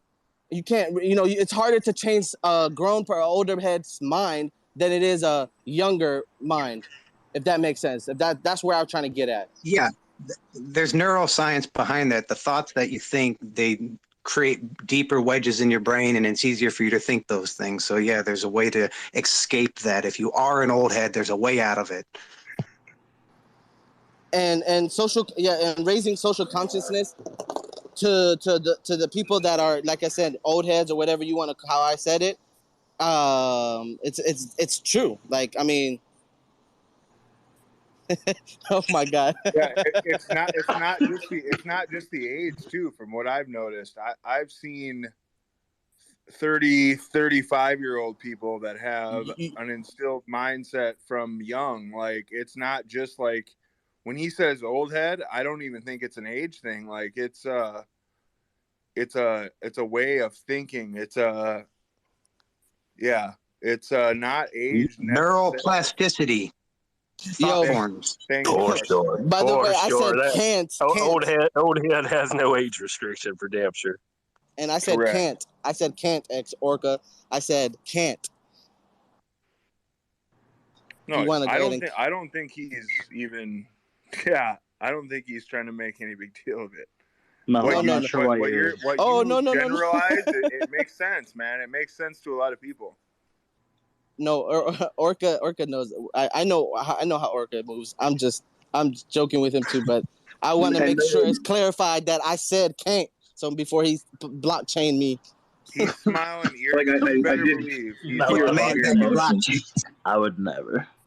Mello, I did hear a lot of emotion of when you were talking about like your, you know, like the prejudice and things like that. And I can kind of relate, you know, like I was the only brown kid in the Marine Corps with a Muslim last name. I was the Haji in the end. But when it came down to it, like I had to be myself, and it didn't like, you know, that was just people's insecurities coming out.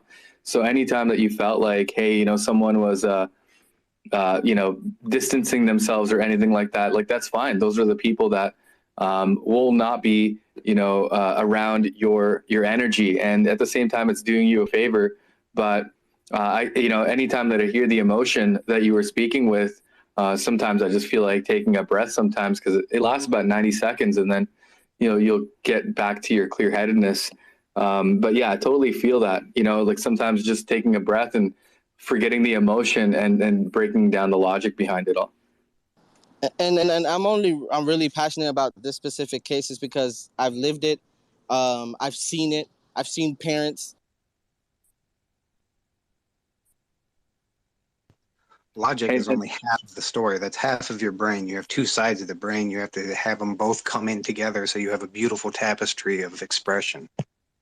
Yeah, I think we should address the three hands up too. They're pushing a good time. Yeah. I don't know which one I was think, first, Rob, Omar, and YOG in that order. Yeah, Rob is first. Go ahead, man. Yeah, I don't even remember what I was going to say now. I got lost in thought. I was telling a friend earlier, you know, I'm a self-made entrepreneur, built a 6-figure business on my own, rolled it over to 7, and I've given up on the point or focus of counting paper anymore. It's time to make some kind of change with voice instead of dollars.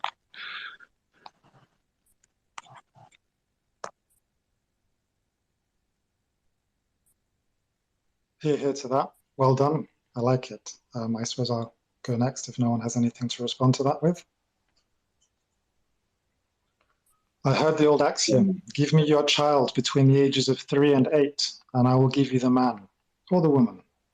Now, at the moment, governments and commercial entities are the teachers of the new generation, because for the most part, parents are working most of the time, and when they're not working, they're exhausted, or they have many other duties. You know, so old heads need to be included, so to speak, in this education, because parents need to spend time with their kids. And when they do, what are they teaching those kids? And what's their general attitude? So again, it comes back to financial freedom. That's absolutely necessary, financial freedom for people, so that they can actually dedicate time to their children and their education. So one more shout out for Hex. Oh, you know, this is such an exciting conversation. I'm in a very unique position to talk about this old head business, you know, because so I live at home with my mother and my 5 half siblings, and I get to see them going through school and hear their complaints about the public school system. And it's such a privilege to be here to supplement their education with whatever knowledge and wisdom I can offer them. And their experience is so reflective of greater problems in society. There's so much to be learned from it. And I mean, the other day, my one brother, my oldest younger brother, he's graduated and he's very dissatisfied with the education he received. And, you know, the other day we just sat around and watched YouTube videos. I just kind of curated a little live stream for him, you know, and we discussed things. And he was learning about computer architecture. We were both learning. And I think that learning and teaching, we must, you know, the best learners are also the best teachers. and vice versa, in my opinion. It's a two-way street. It's not so strictly causal, and I believe that there is a way for us to all cooperate. No matter what capacities we have, there is so much potential there. So I mean, you know, we can, beyond the comparisons that we like to draw and the divisions we like to draw. I believe we've been conditioned to divide ourselves, when in fact we have so many similarities. I have overcome so many misconceptions that I have received from society. My beliefs that you know, people in X earning group are have X kind of mindset and this and that. And you know what? As the deeper any kind of thing, something may look like it's one dimensional from far away, and as you draw closer, you're like, oh wow, that's actually two dimensional.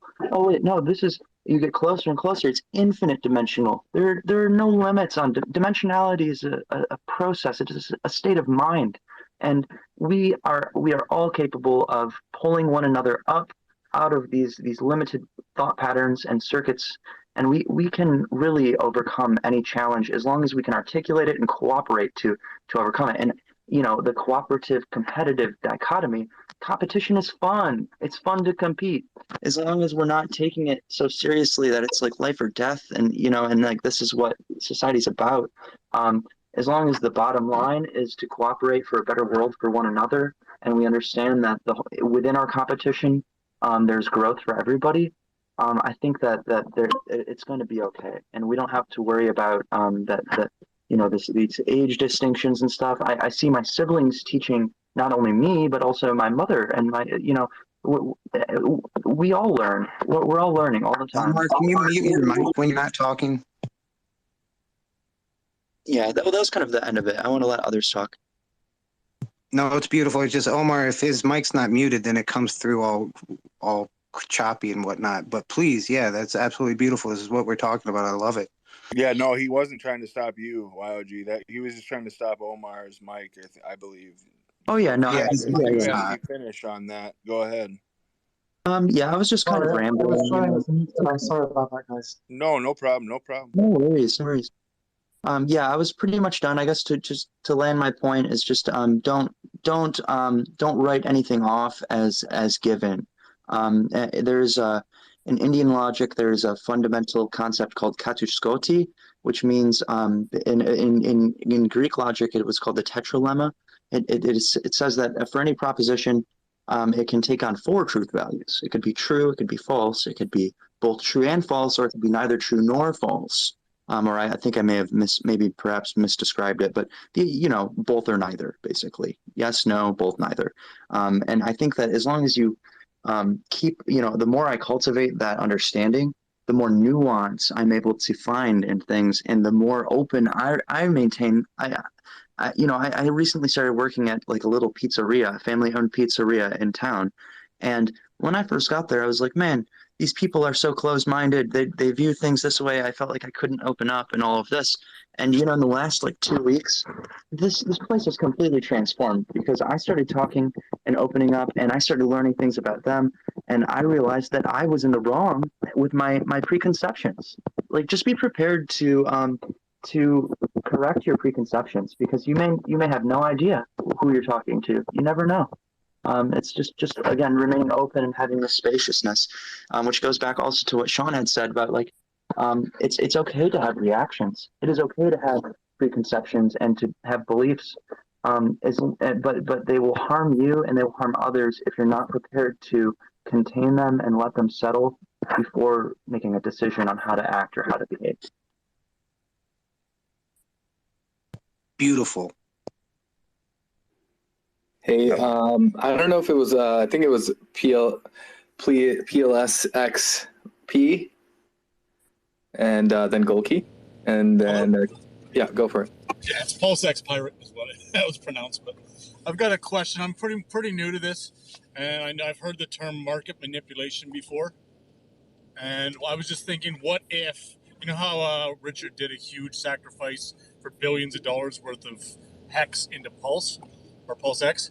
Would it be manipulation if after it launches he uses the Pulse X to rebuy hex and spike the price back up?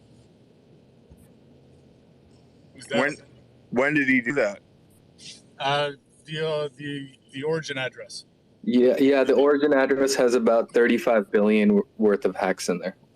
So once it launches, is it manipulation if he uses that pulse to rebuy hex, even though he just bought the pulse X with the hex? Like, is it? I guess we can't really make an assumption until something happens, really. Basically, what I'm asking, would that be looked down upon if he did that, or is that a common? I would absolutely love it, but I highly doubt that would happen. Yeah, because he already has the hex. So I mean, is he gonna acquire more hex with PLSX, like trying to buy P hex? Maybe. Yeah, trying to swap it back. But he's gonna already have the P hex. Last night he was in a Hex Orca space, and he was asked a question about creating another coin, and he immediately dropped. He's like, "I think we got enough coins." So yeah. I don't think like trying to, accumulate more, or maybe that doesn't answer exactly what you're saying, but it might like kind of show what he might side on that kind of a question, I guess. Okay, I was just curious. The thought crossed my head. I wasn't sure if that's something. Great question. Great question. Okay, thank you. Can you go ahead? Yeah, awesome. The conversation would go a little different, but I just wanted to piggyback on what YG was saying. I love where your mind's at, and one of my like digital mentors, someone I listen to a lot, is Jordan Peterson, who I know is somewhat what's the word, like well, anyway, controversial. Controversial. I can't think of the word. But one of his books is 12 Rules for Life, and one of my favorites that's really stuck with me is assume whoever you're listening to knows something you don't. And I really stick with that anytime I'm talking to someone, regardless of their age, regardless of their background. It changes your perspective on communicating with somebody, regardless of how passionate they are, regardless of what they're really saying. It opens you up to kind of always be in discovery mode and trying to learn something new from different perspectives or people that are smarter than you. And another something that someone had said before was that old head is kind of a mentality. And I think it doesn't have to do with age. I think, when the internet came about, there was kind of the first, at least for me, seeing a generation. There were some that chose to, take on email and take on the internet and really learn it. And then there were those that really put it off. And, eventually internet became part of everyone's lives. And so eventually people that were slow to it eventually came around, but they were a little behind. So I encourage all of us, we're all getting older. There's always new technology coming out that we don't know about. And don't accept an old head mentality. Always be willing to learn and progress with what's happening. And I know it's like super crazy right now with everything that's going on. I still, I feel like an old head sometimes, like trying to understand what the hell is going on. But it's just a mentality of openness and always trying to learn and take action and try things. So I'll digress. Yeah, that's a good point, man. I believe it was Catherine and then Kay after that. There's 2 points that I wanted to bring up. One for YOG, how you said your experience in the pizza shop until you realized what the people were really like, or you presented yourself to them and maybe they opened up more to you. I remember in the 90s, I worked at a brokerage firm, and maybe there were 200 brokers and maybe, I don't know, less than 5 women brokers. And everyone would walk around and no one would say smile at all. But I grew up an optimist and actually very friendly. I love people, to be honest. Absolutely love people. And I don't know, I smiled and said hello to everyone. And, by the time I left there, whenever I would walk by, someone would say hello to me. But then the next person that they would walk by, they wouldn't say anything to them. So I guess what I'm saying is that it's how you present yourself to the world. The world will react to you the way you bring yourself out to the world. And maybe you, I don't know, for the better, bring something good out in them. So I don't know. That's just how I am. Secondly, I wanted to bring up the fact that we all need goals. We have to have, or I think, at least for myself, I I have to have at least a goal in life, because if I don't have a goal, I don't know where I'm going. I'm kind of like a ship without a rudder. It's like I talk to my kids about this all the time. It's like if you don't have a master plan, like really figure out what you're passionate about, and then you set goals to get to that point. You can always change the last goal point. You can change that at the end if you really don't like it, but it's if you're a ship and you don't know where you're destined for, you'll just be wandering around in the harbor.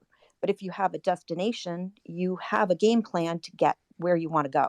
So I'm just I think that at least for myself, goals are, at least a goal plan is very important to me. Otherwise, I'm just years could go by and I don't accomplish anything. So if that helps anyone out there, I hope it does. Yeah, those are great points. And I do believe, as a collective, we just be a little more open-minded. It definitely, and, keep our emotions in check, which is hard to do. But from what I've read, and I think YOG was talking about Eckhart Tolle, I believe that even reading some of his books will kind of humble you a little and take you a couple steps down your ego. But Kay and then YOG. Okay, I have 2 points. I just want to address 1 point first, which is about the Richard Hart buying 18 billion. First of all, we don't know that. And we could always assume or presume that he did, but we don't know that. So let's just keep that in the clear on that point. And in terms of, I realized that we changed the subject to technological literacy and open space. So I will jump to the point which was before that. All the people in this group, to be honest, I believe that one of these values will be fitting with those people over here, and that's what combines us all together. And those 7 are respect, which is the first one. I feel very strongly about it. And then it will be followed by kindness, integrity, patience, forgiveness, love, and generosity.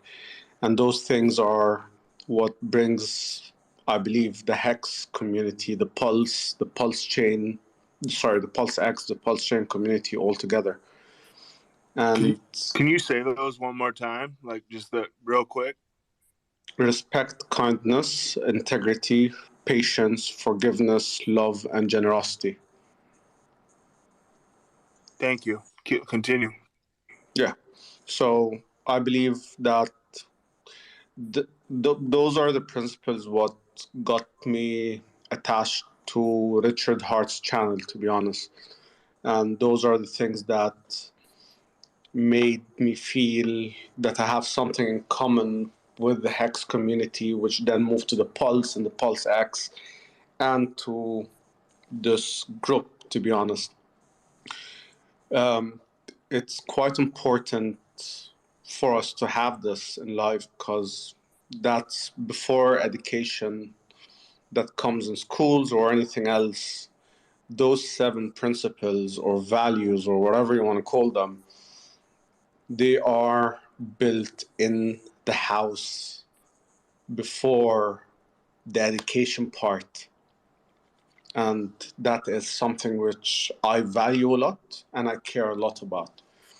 I feel that one of the principles which I see that gets us together is the respect and the love of this community.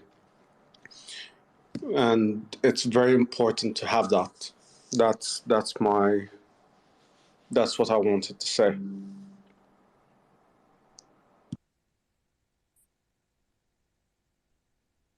Well, I guess it may be my turn. Well, Omar, do you want to speak first? Because I've been speaking a lot, and I love hearing you talk.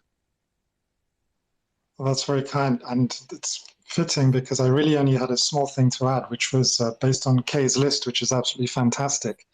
Personally, I feel there's only one word missing from there, although you could suggest that maybe it fits in somehow amongst all those. And that's something that Richard Hart isn't often very, and that's tolerant. I think tolerance is really important. And as someone who was in the Pulse Chain Telegram room pretty much from day one, when it was absolutely amazing the conversations we had in there, over time, there's a lot of anger and hard-headedness that emerged. And I think it's really important, not only in small groups like this, but more importantly, globally, if we are to reach this higher level of consciousness, that we learn to be more tolerant. Don't you think patience would fall under tolerance? Yeah. I think the word maybe that we're missing, is it serenity? Serenity. The things we cannot change. It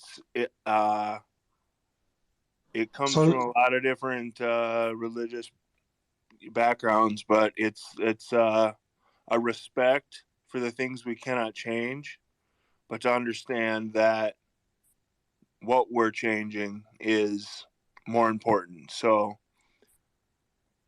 I don't know if that's the word, but it seems to be hitting similes all over the place for me. So tolerance, the reason I believe tolerance is important is because everyone has their own point of view, and we need to be patient, but more importantly, patient with those people who have different opposing views. And we need to remember and understand that, well, on many levels, there's no such thing as right and wrong. One person's freedom fighter is another man's terrorist. And yeah, we there's need definitely to be a difference prepared. between right and wrong. Yeah, we need to be prepared to understand that every individual is, for a large part, the culmination of their experiences. And not everyone has had the same experiences in their life. So tolerance is whether you believe the other person is right or wrong or not. It's needing to try and be more empathetic and patient with them because everyone has a different viewpoint. Yeah, well, the non-aggression principle, yeah, be tolerant to a point, but you can't be tolerant while someone's raping you. I feel that of course we must remain secure and set our own boundaries personally. And if someone is aggressing against you, you have every right to not tolerate that, of course. But I think that the point is like for me, because it was very much resonating with me, and I'm so glad that you brought up these what are called fruits of the spirit. And I was raised as a Christian, and now my spiritual practice is so much more nuanced and syncretic. But the word understanding also comes to mind, and I love the serenity prayer, which is what Chase was talking about. Like knowing having the wisdom to know what is effective in the moment. Butting heads with someone is not a very efficient means to achieve consensus with them. It's we fall into our egos, and there's so much discourse around the word ego, and it can be nauseating to me. I believe that it gets used as a weapon against people, like, oh, you're stuck in your ego and all this, but that's another ego talking. Like, what it is we need to have patience and understanding for people's histories and understand that, like you said, they have a different past, and what brings them what is the origin of a disagreement. You cannot resolve a conflict without having understanding on both sides. If people do not feel that they've been heard, even if they technically lose whatever battle, the sympathy and the sentiment will still underlies, and it's not actually healed. So conflict resolution is a huge thing, and so critical. Like, we need to be open and patient with one another, and understand that even if you're butting heads with someone, that person is a locus of life experience and different wisdom. They have a totally different path from you. You can't just dismiss them. It hurts you and them. The best way to grow is to be tolerant and to persist in the interaction and push through the discomfort until you are able to see more clearly. We want clarity of thought. We're missing discernment. Falling into consensus with someone is something, but having discernment as to, oh, this person is nowhere near or even trying to come to consensus with me. You have to understand that some people don't give a fuck, and you got to make that decision quicker than not in some cases. So you can't just fall into consensus with someone trying to kill you. This is not just patience is not going to fix that game. Go ahead, Gold Key. I think you were next. If YG's done, yeah. Oh yeah, I'm all set. I just wanted to agree with Machiavelli. Yeah, great. I think you filled the word in we needed right there. Perfect. Yeah, YG, I love what you're saying, and I think with anything in life, there is balance, right? And going back to another thing that Jordan Peterson said in the past that I really align with is that a lot of the times a conversation worth having, someone's likely to get offended, which I think is something I've thought on because when you do think about those meaningful conversations, if you're saying the truth, it's likely someone might disagree with you, and depending on the subject, they might really get offended by that. So it's a balance between trying to understand the person as much as possible, but also having the freedom to speak your truth into an idea or whatever it may be. I think it's really interesting. We're talking about this right now with the debate between Richard Hart and Schiff is they're both going to be coming together and debating an idea, right? And I think Richard Hart is undefeated debater, and he doesn't necessarily approach things from that perspective of like trying to get to know the other person's point of view. He really puts forth his beliefs and kind of combats ideas, and I think it differs between conversations and situations, but back to my point, I think it's there's just a balance between having that serenity and understanding that maybe this person's opinion won't change, but also trying to understand their point of view, but also speaking the truth that and that that you believe in. I know exactly what you're trying to say. It goes right back to YG. He said syncretism. It's melding multiple ideas into your own belief system. He said syncretic, I believe, but it's hilarious. We're all saying the exact same thing and filling in the blanks of these very unfundamentally used words, but I hope, and I've been saying this, everyone's like, I want him to win. I want him to win. Who cares if they win? When these two minds going together, I just hope for everyone that they find syncretism in themselves, or the ability to have serenity and syncretism, to have a conversation that they could blow this open. Like if they actually hammered what they know in their minds, instead of trying to be right, when they both kind of are in their own weird realms of how their reality, you know what I mean? Let's not make it a competition, I think it goes back to what YG said.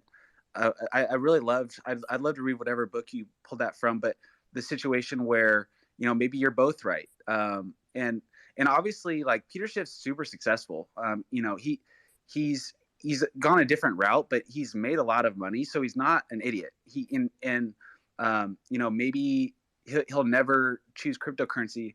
But something also really interesting about that conversation, for example, is that it's entertainment, right? And that's what people are going to watch is the combatants of two ideals, and likely not to change, maybe not change a lot of people's perspectives. Maybe people will really like Richard Hart, and I think that actually attracts a lot of us to Richard Hart is his ability to stay. It's people love certainty, and Richard Hart is like very certain about himself and what he's doing and his movements, and it's attractive. It's like it pulls people in, and so out of anything, I think that might pull people to Richard Hart and to Hex.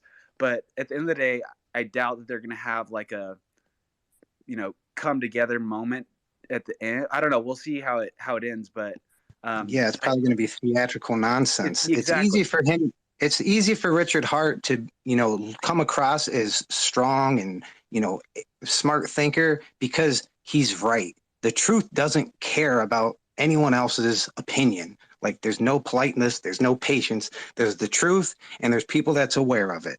Like it doesn't care. And to go back to the biblical thing, to put the, like, whatever, I mean, YG, he's Christian or whatever, but the concept is to be coming from a place of it's finished. Like we already won. Hex already won. It's a finished product. Like everyone else just has to wake up to the idea. Like it's already done. And that's where this confidence comes from, is knowing beyond a shadow of a doubt, like you're coming from a place of truth and righteousness, and the rest is just for other people to figure out. Like it's finished. Like Hex, it's a finished product. Like no one else has a finished product. Like this is a concept people need to hammer in their head here. Hey, The only thing, sorry, Catherine. No, I just wanted to say, hey, Hexorca, thank you. Sean, thanks. I wanted to thank everyone for the space. I had a wonderful time. Now that I've exercised my brain, I'm going to go exercise my body. Thanks again. Appreciate you coming in here and contributing to the space. It means a lot. It's always good to have as many different opinions and perspectives as we can have. And, things that get a little spicy over a long marathon space. So just try to keep it respectful, y'all, and, be considerate of who all may be in the audience. But other than that, really good conversations, and I'm just following along, enjoying. So I'd love to kind of put forward kind of a devil's advocate question. And, we're talking about like investments in money, which is a very important thing. I think it's like what I'd like to know from you guys is like, where do you draw the line? I think we touched on like personal safety, obviously, like speaking out if someone's like out to harm you physically. But like, I think what's really interesting today is all of the issues are so elevated that it seems like it's life or death. Like people taking your rights away and stuff. But like, where do you draw that line of, not necessarily respecting, because someone's like coming for this level of argument or whatever, do you kind of draw that line and put your foot down and like approach it a little more sternly than like trying to like be a peaceful communicator, if that makes sense? Yeah, it comes with clarity, I would say. Yeah, and definitely I would say in my experiences of what I think you're trying to refer, it kind of varies. So it's hard to kind of put one note of tone in the way you might respond in that. So yeah, great question. Maybe somebody else has more to offer than that. Yeah, it was a pretty broad, it was kind of a big question that was just coming to mind. No, yeah, I'm thinking in like, like, I don't know. The stuff that's going on in Canada is like, it's just one of the latest things that's going on in the crazy ass world we're living in right now. But it's like, like to me, I'm pretty in the middle on most things, but like that's like authoritarianism to me, and it's it's pushing a lot of people into crypto. And I think a lot of people like myself who might not be like politically vocal, it's one of those things that I do want to speak my mind on. It's like everything that happens, like every day, the next crazy thing's happening, but it's like seems to be kind of intensifying all around us. It's kind of crazy world right now. It's kind of funny you say that, but Omar's had his hand up a while. I'm gonna let him go ahead.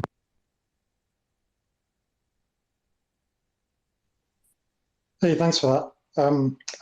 my battery ran out earlier and I missed a little bit of the conversation after I spoke, but I wanted to say, because I did hear in some things afterwards, is that people often talk from a perspective of an extreme. They often take, when they want to make examples, they take the extreme as though somehow those extremes are the norm, when in fact, that's really just a means of gaining additional recognition. It doesn't necessarily mean that it's usually relevant.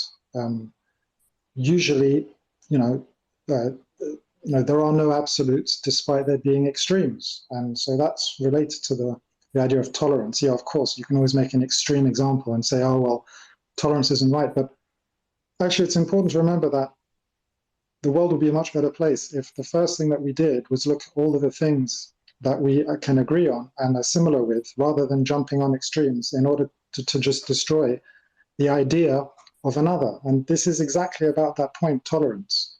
And remember, there is only one thing that you can be absolutely certain of in life, only one thing, and that's change. And the reason why I mentioned that is because when people are prepared to talk about Hex being a completed and finished product, and whilst that's completely true, and I love Hex, on day one got Hexagon, right? So I get it. But again, often people are talking from a position of extremity where it must absolutely be true, when in fact, if change really is the only thing we can be certain of, surely there must be a case for a product that could be updated and changed over time. That's not to say that I think that that's necessarily the right thing, but we can't take the absolutist perspectives. Thank you. Yeah, I just got to say something real quick, Gold Key. I mean, with your concept is like, you said it seems like totalitarianism. Like, it doesn't seem like totalitarianism to me. It's totalitarianism. Like, it's no more obvious than what they're doing. So, I mean, it doesn't seem that way to me. And then you say these extremes. It's like something's happening. Like, I'm not, making this stuff up. It's like, this is what's happening. People become aware of it, and it is what it is. Like, I don't know. Like, yeah, I totally see what you're saying. I was trying to kind of come at it objectively, but Omar, I like your approach, and you said the word tolerate, and I think that's the word I was probably trying to describe in my question. So for you, like on a political standpoint, not necessarily talking about extremes, even though I feel like we're living through extreme times, through like where the pandemic led us as a society, and the government being able to tell you what to do, and like all the things that Richard Hart talks about. So I'm curious, like, to what extent will you tolerate that type of government oversight, or until you kind of like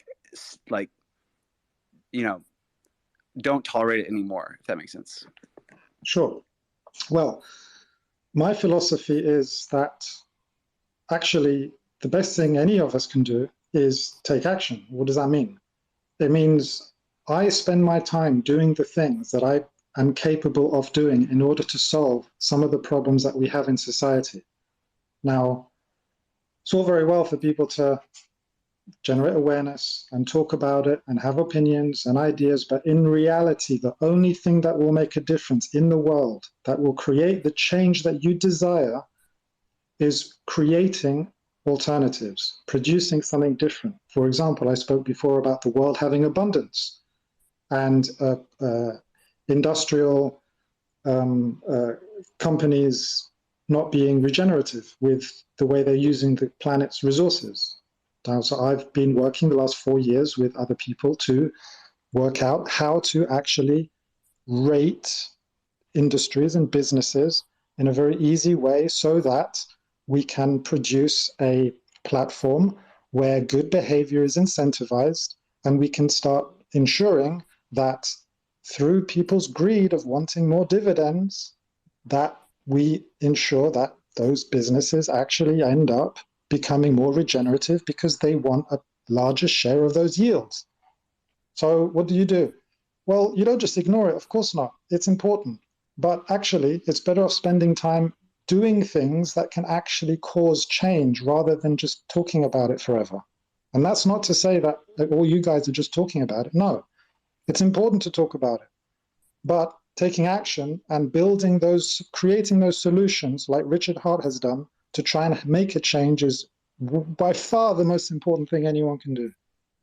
Yeah, I think you're touching on the thing of like what you resist will persist. Like that's a concept. But what he was talking about is at what point is tolerance, you know, you can't just tolerate things, but what you resist, it will persist. So you do, yeah, we're all with you. You know, you create the system that's going to bring people out of, you know, the mire, if you will. But like that one word is like where people are getting thrown off. I think that concept of tolerance compared to, you know, resistance. Yeah, I just to piggyback off that, and Omar, I really appreciate your approach, and I think truly if everyone adopted that approach of action over speak, you know, the world would be a better place, and you know, socially especially, because rather than everyone just like sharing what they just read on Facebook, like they're sharing what they're doing to make a difference. But you know, not to talk about an extreme example, but it is like what's going on right now. The trucker convoy was a way for those people to take action, right? And regardless, I mean, the government's reacting how it is, but that was their way of taking social action to bring about a change with something that they couldn't tolerate anymore. So I'd love to hear you speak to, you know, like when at what point would you join a protest, for example, like that type of social change to actually like, you know, like make a statement towards the government versus like building something, for example. I hear what you're saying, and I totally empathize. And for many years, my answer would have been very different than what it's going to be right now. I'm 44 years of age. I've lived in Asia 10 years. I've been working for myself for maybe 15 years. I couldn't go to university because I was just unable to learn in the way that's traditionally taught. I taught myself everything online. And I've been in charge of millions of pounds of marketing budget for blue chip companies. So I've got a fair deal of experience. I've spent a lot of time doing a lot of reading, including all of the Anunnaki conspiracies for gold acquisition, etc., etc. But joining a protest has a value. But a protest will not change the outcome. All the protest does is it says, we need someone else to come up with a way of doing things differently. And I'm saying, just get on with that. I know that there's a lot of craziness that's going on in the world right now. And I was living in China when the COVID broke out. And I left and I came out to the Phuket Island because I thought that would be a nice, safe place to do it. And at the time, I thought it was the Chinese that deliberately put it out because they wanted to get Hong Kong under their wing fully and take them off the Hong Kong dollar standard and convert them into a RMB standard. But, you know, there are a billion different possibilities as to what this whole virus was. And I think it is disgusting and horrible and terrible the way it has affected people, not only in terms of their health, but more importantly, their psychological well-being. And it is like people are being beaten down into eventually submitting and giving up. And, you know, word on the grapevine is that they're going to insist on a vaccination every year in America. And that's horrific, considering some of the other evidence we've seen that actually reduces your immunity against COVID if you've had more than 2 jabs. I know all of that is crazy and insane. But I come back to the 2 things I've been talking about throughout this entire talk, which is A, education, B, financial freedom. And you can't have good education, you can't have a decent home to live in, decent healthcare, decent education without financial freedom. So in my opinion, the most valuable thing that I can do spending my time is working on a system that will help people to become financially free in a gamified system that helps to clean up the planet and make industrial businesses more responsible. Now, unless people are financially free, how much can they really do to impact the world? How much can they provide, how much can they help advance civilization when they can't even advance the situation of their own family? So our focus needs to be laser. We can't continue arguing and quibbling and protesting over a billion different things, which ultimately have their roots in a lack of financial freedom. And so that's where I focus my attention. Thank you. Yep. Before Kay, I'm sure you got a great question. I just want to say, I heard the term, we need to walk the walk instead of talking the talk. You spoke on that earlier. The other thing you were saying is like, it's a pretest. It reminds me of like taking the big, like we can sit here and study and squabble about what's going to be on the exam. We need to take the real test. We need to, you know what I mean? It's, we know enough now. It's time to make the move. I agree 100% with everything you're saying, Omar. Great. Well said. Okay, so I love everything that was said, and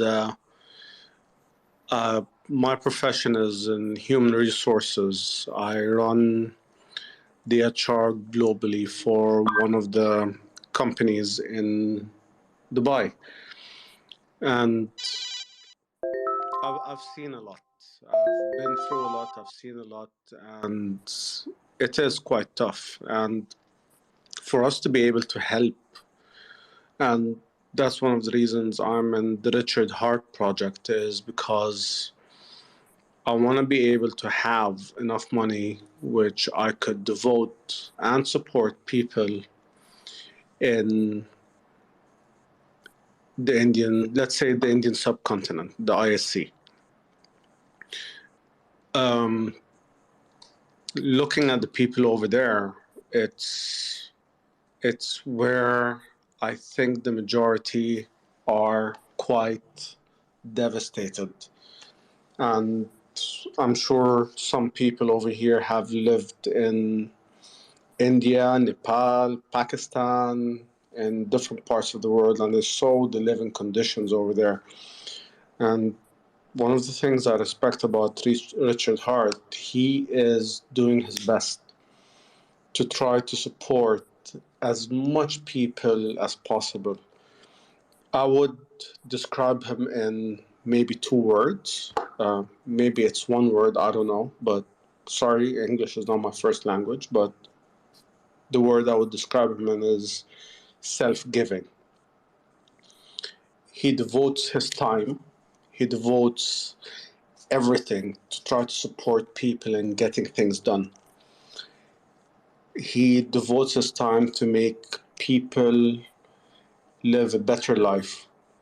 And I believe the only thing, one of the many ways we could put it back in the community and build a stronger community is by supporting people in need. Because I feel that Richard Hart is more of a self-giving person.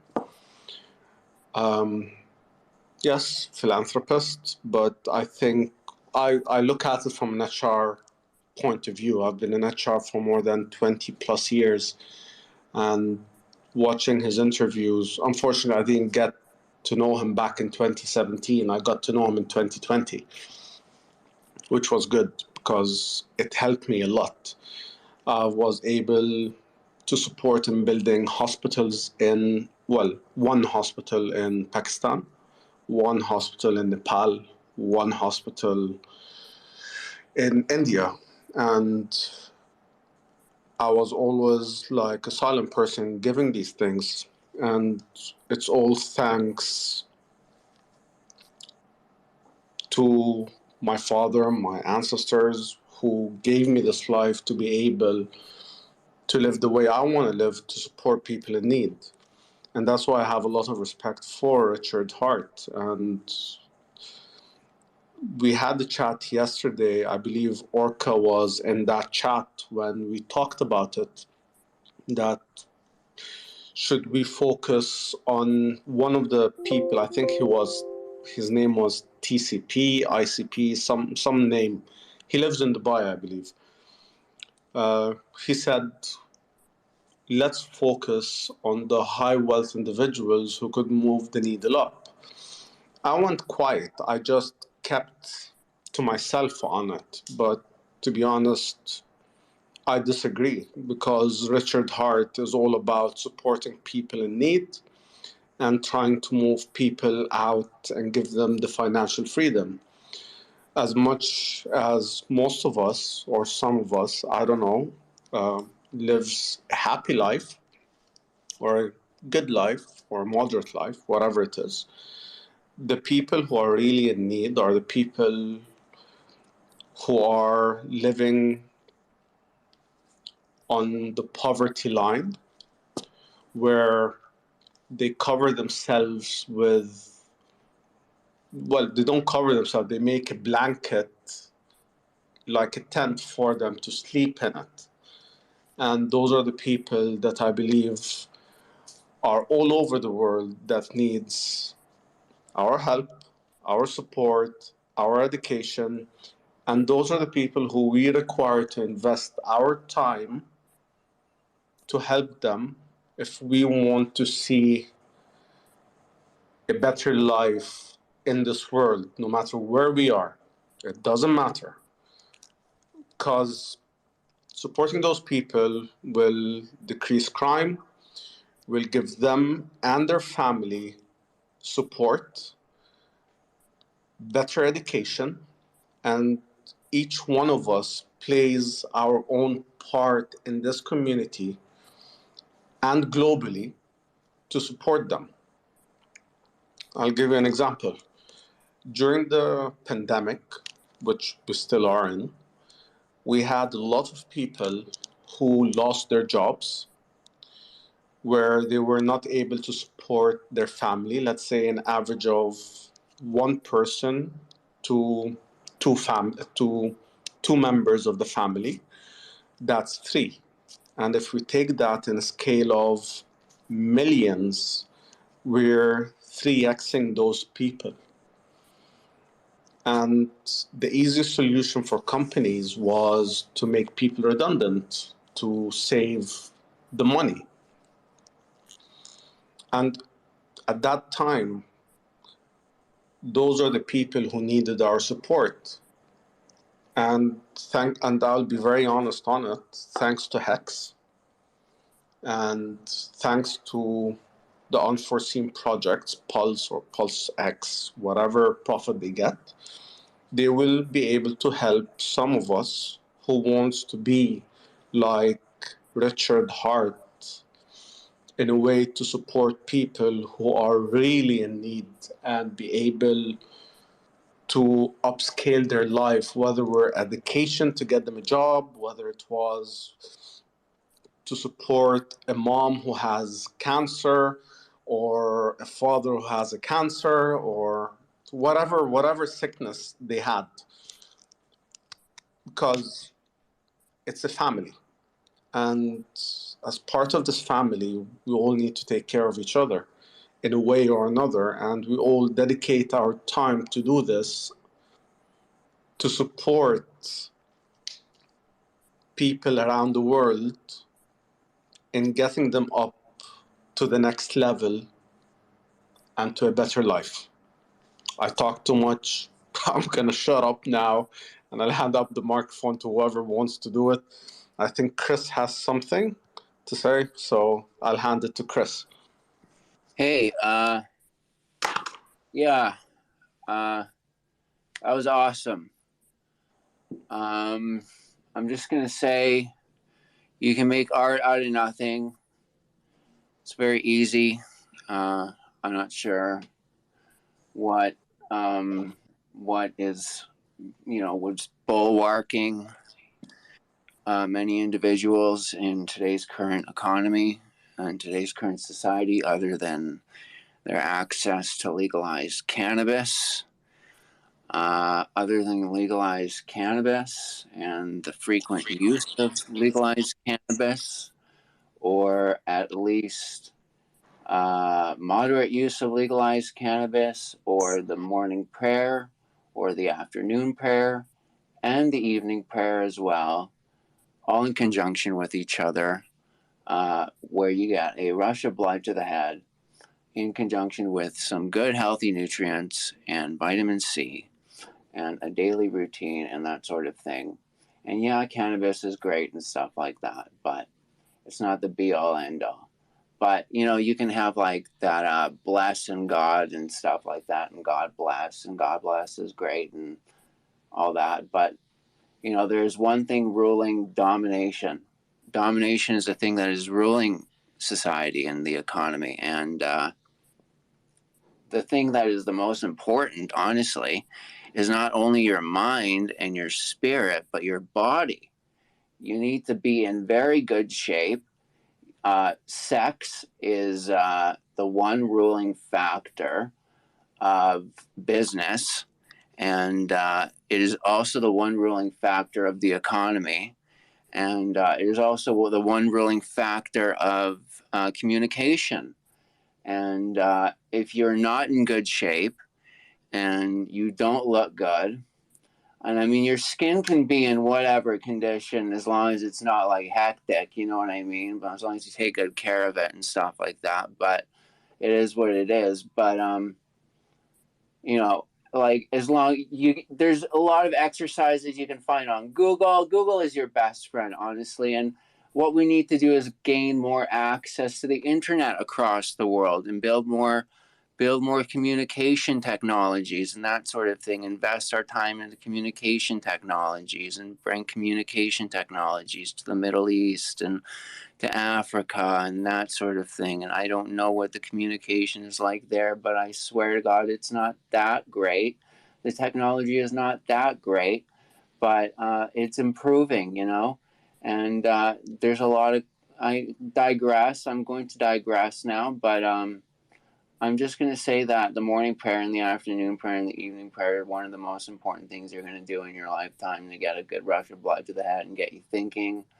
And just work on your body. That's for darn sure. And try not to swear too much. And if you do swear, try to add character. So God bless. Amen. Because God does matter. Thank you so much. I don't. It's hard to follow that one up, Chris. That was some deep truths in there. And Kay, I love what you're saying too. I think the next evolution. I mean, we've already raised so much money for Sins Foundation, which was a huge push, and I think if we continue to do that as a community, I think we will be better for it, and we'll attract the right people into our community. And then I did want to touch back on your point, Omar. Again, I love your approach, and I'm learning so much from you right now. And it actually reminded me of another 12 Rules for Life from Jordan Peterson. It says, set your house in order before you criticize the world.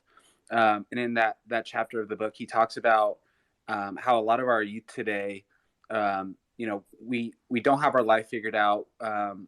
We aren't financially set up, and yet we're taking on the problems of the world as our own, and trying to take that on before we even have our life figured out. And so that's something I've been you know, really diligently trying to center my life on, is trying to have more focus on the things that I can control, and getting my own life, you know, loving the people around me, be better, you know, getting financially set up for my future kids, and you know, really trying to focus in there. And then one day, you know, I hope to have the financial resources and the experience that you've had to be able to take on those bigger challenges. So yeah, I just wanted to say I was really encouraged by what you're saying, and yeah, it really aligned with what I believe. Resonates very much so. Yeah, what I'd like to say is from a great man who said in the past, be the change that you want to see in the world. Don't just protest about the world. Be the change that you want to see in the world. And for me, what that means is basically exactly. For me, what that means is that in your own capacity, no matter how big or how small, you live and be the change that you want to see. And that's how we're going to change it. We build our own networks, whether it's here, online, in the crypto world, in the Hex world especially, and outside in our actions. So whatever we want to see, we build it. We're not going to just stand up and protest and expect someone else from the top to do things from the top down. We want to make the changes ourselves. There's enough talk. Talk is good, but it has to be followed up by action.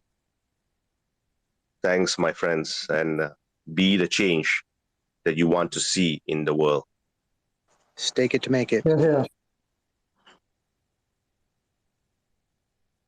Yeah, if I can speak to that, that, be the change you want to see in the world, that has been a very powerful, transformative idea in me. It has, by transforming myself, I draw a lot on esoteric symbolism and metaphor. And in particular, I love the alchemical traditions from around the world, especially Chinese alchemy and I Ching. When I started transforming myself and changing and finding new strategies for interacting with the world, I immediately began seeing those changes reflected around me. I think that as soon as you start finding your own sense of freedom and liberty, other people start doing that. As soon as you start calming your reactions, people around you start doing that. It's very reflective. I do believe that as above, so below. I see it. It's not just that I believe it. My experience has reflected it for me. To me, it's the only way to act. And I think that this world is so full of contradictions and absurdities. Fortunately, there is, coming out of German idealism from Kant and Hegel, there is the idea of dialecticism. And the dialectic is how they envisioned transcending a contradiction. The thesis, its antithesis, and resolving them in the synthesis. It is not the same as either. It's not an either or thing. It's a stepping outside of the problem and seeing it from a greater vantage. And to me, this goes part and parcel with raising consciousness, transcendence, higher levels. Those levels are the result. Like, we climb that ladder by engaging in this dialectical process. And the term dialectic, it invokes the word dialect. And it goes back to what we were talking about different pronunciations even. There was a point I wanted to make earlier about when we were talking about words. My faith, I've had a very strange life. And I don't subscribe to any dogmas. I believe I follow the Buddha in what he said, and that you must relinquish your dogmas if you want to be liberated. Those dogmas are what are the root of our reactions, that is our conditioning, and it is by easing that conditioning, not just destroying and smashing on the rocks what you thought you were or whatever, but accepting that you have a history and that you are growing. The growth never ceases. In the present moment, you are changing right now. Moving outside of what you once were and pulling what you wish to transform outside of what it thinks it is. It gets very abstract, but so I'm going to kind of land my point here, but that I just really resonated with that. Thank you for bringing that up.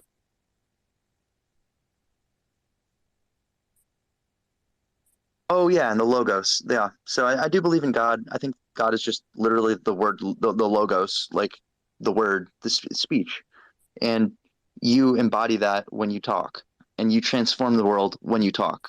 And it's that simple. And whether or not you want to attribute some kind of consciousness or agency to that or whatever, that's a matter of your own choosing and your own perspective, I think. But or you will surely think that you will think as you please, and you will speak as you please. Ultimately, your will, you are a locus of will. You have will, and not letting things you will always, your will always be met with resistance. Catherine earlier spoke about having goals, and the word that I don't like the word correction, but my brain was saying vision, having a vision for the world. If you don't have vision, you will not know, you will not have that directionality to charge and motivate your actions. So having a vision and being rooted in that vision will lend strength to your will, and it will strengthen you in against the resistance that you meet. And it's okay, it's good to meet resistance, because that is how your will is strengthened, and that is how your ideas will be refined. And if you are not vocal about your vision, and you're not confident in your vision, and you don't speak it out and bounce it off of other people, it cannot be transmuted. It cannot be refined further without that stochastic interaction. A lot of metaphor comes out of chemistry. So yeah, just be bold and trust yourself, but then also trust others to be bold and embolden them even to resist you, if it means that you'll reach a higher level of understanding, you know?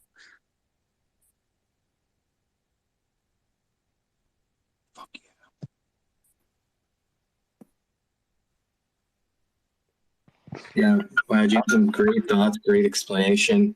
I totally can resonate. Like, it resonates with me deeply, and you know, I really appreciate you sharing that with everyone.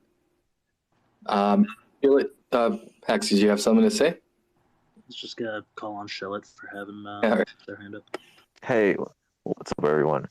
That was awesome. Last speaker, thank you very much. Everyone's conversation, this discourse is amazing. So I want to touch up on the point that I keep bringing up in these spaces, that I am a very big burner. I don't know if anybody here is a big burner, and I'm not trying to shill Burning Man here or Festival Life, but I do want to bring up the principles and ethos that Larry Harvey has created. And, you know, I kind of want to do a copy and paste of those ethos for the Hexican community, because I truly see the principles and ethos of Burning Man in this community, in this space. Burning Man is very physical. You know, Hexicans, the crypto is very, you know, in the metaverse, and this is where we all meet up. And why am I here? You know, I've been in crypto space for a long time, and I studied political discourse in college. Was very close to become, you know, one of Mr. Smith's agents, and thankfully I didn't. And the reason I'm here is because I've been to a lot of protests, and I realize, you know, protests, they raise awareness, but they won't work. You know, like evolution won't happen through violence. You know, it needs to happen through change, and change right now is being it can't happen because our form of communication, especially the way we exchange value, which is through fiat, right? It hasn't been updated, and crypto is finally here to update it, but yet there's so many scams. And finally, I'm here because I personally believe in this product, Hex, and this network, Pulse Chain. So like I compare all of this community, all of the voices, the minds here, to the ethos of what Larry Harvey has created. I kind of like compare R.H. Richard Hart to Larry Harvey, except in a different way, where Larry Harvey wanted to create a community of fun and play and radical inclusion. I kind of see Richard Hart as a leader and a community icon, also kind of like representing some of these ethos. So what I did, Orca, if like you would, maybe I kind of like did copy and paste of the 10 principles, and I kind of like reworded some of the things on my profile for the Hexagon community. You know, I personally like this, like a couple of speakers ago, there was a gentleman that said that it's talking about 7 or 8 principles that like a Mexican or a person that like would live justly and in a community base to change his environment, change the world. And like I drew up a little 10 principle ethos for the Mexican, and like I'm not saying maybe we should all live by them, but like I think it's a good maybe representation of maybe like a bulletin of maybe these principles are what we Mexican can, besides hex the product, what draws us closer for the massive gains, but like how can we change ourselves and our community to change the world and not destroy the government through violence, but change our community. Therefore we change the government to follow the steps of our beat instead of trying to destroy them, if that makes any sense. The floor is yours. Thank you. Principles are definitely key, but I mean, I've heard bad things about Burning Man. And then the other thing that I think Omar said it, is that change is the only constant. So saying that there's not going to be change just pisses me the fuck off, but go ahead.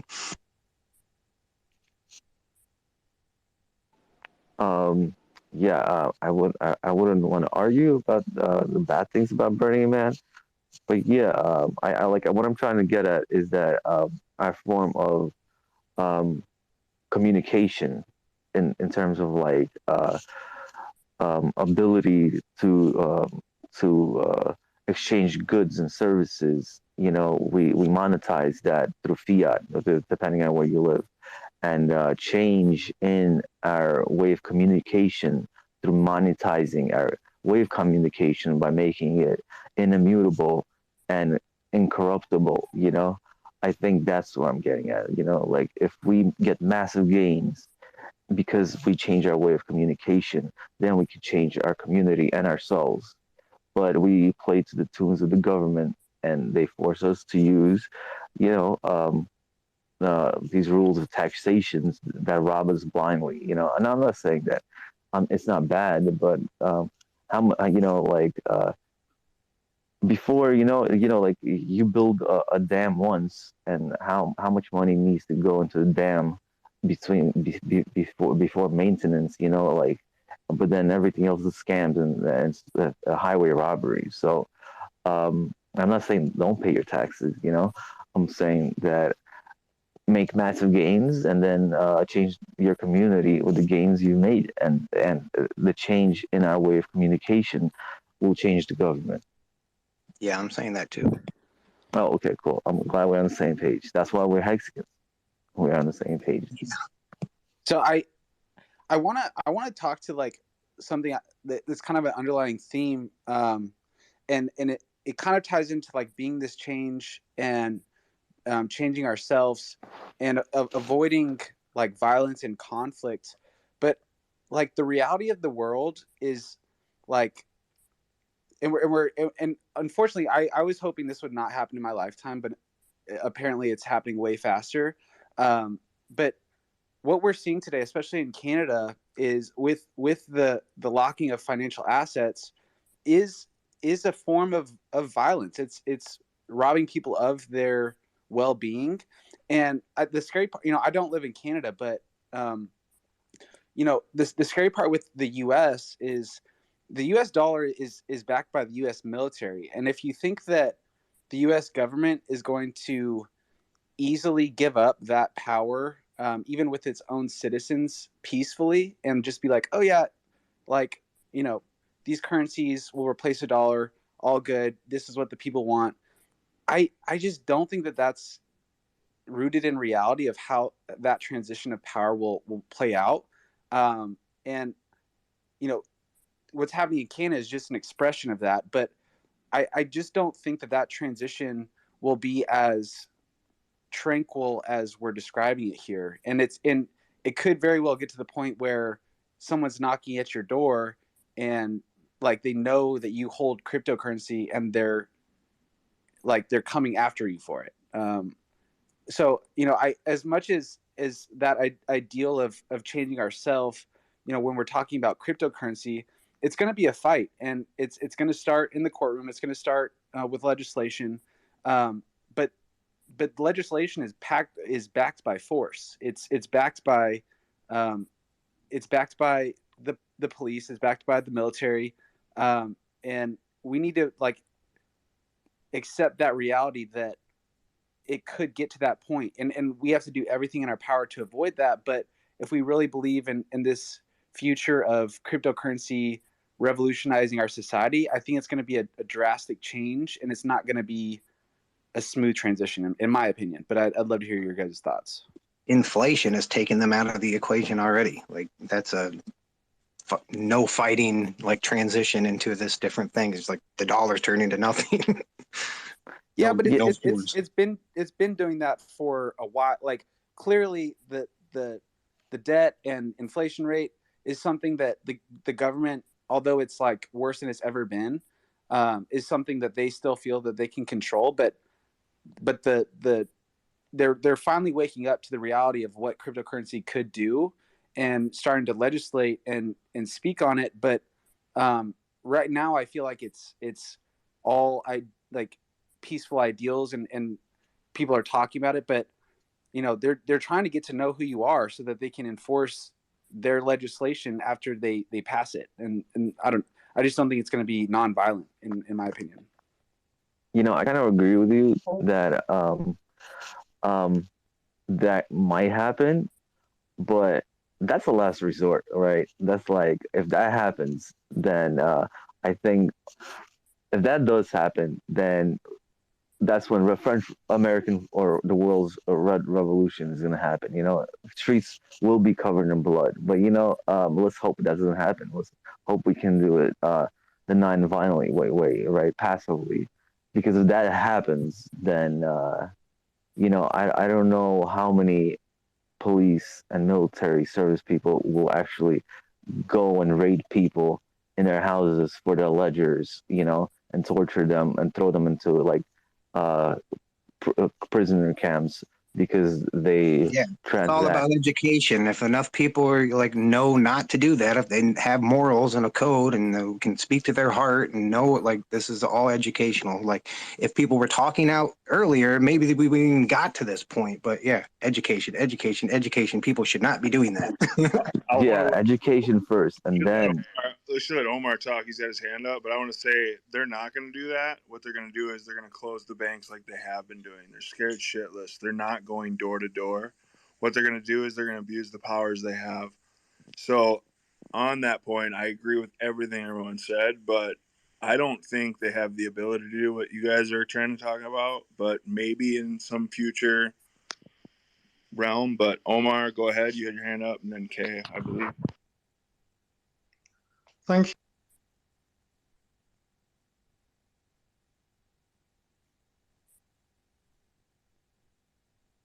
Muted.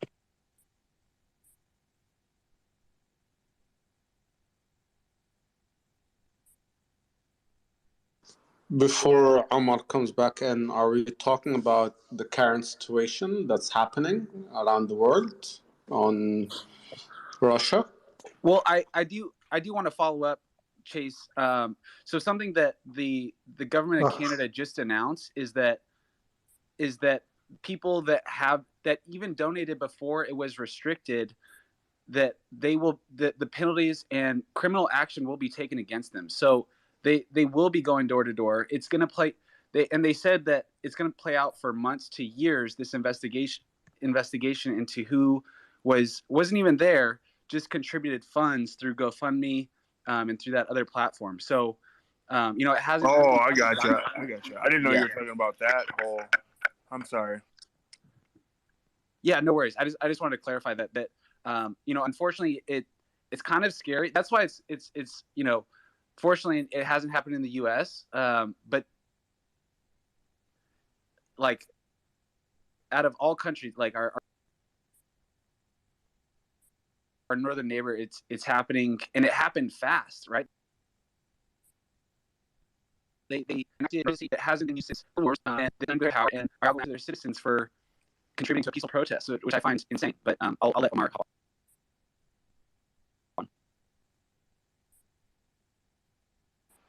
Thanks. Yeah, I think something happened with my mic earlier. I wanted to say that in history, risings and changes happen from the grassroots up, usually the farmer or the lower classes. Education is a very important aspect because, you know, you can often have these uprisings and these changes, and that can still bring about long-term negative changes. I mean, look at China and Maoism. That being said, you know, we can all talk about how if we said things earlier, if we, you know, rose up against things sooner, then, you know, maybe things wouldn't have gotten so bad. But so what if we don't have an infrastructure in place, an alternative infrastructure that we can lean into and use once that change has taken place? The first most important thing is having an alternative framework and system that's fully functional, accepted, and generally adopted by all the lower classes and as much of the middle class as possible, before it's even worth trying to usurp the existing powers at play, even if that was even possible. Remember that the majority of the power that countries have, including America and the military complex, is derived from their financial strength. So we need alternative payment infrastructures and other systematic functions that can be implemented immediately once any usurping change has taken place. There's no point in overtaking anyone or any government or any system if there's nothing else to fall back onto. In fact, whenever that has happened in history, it's just caused chaos.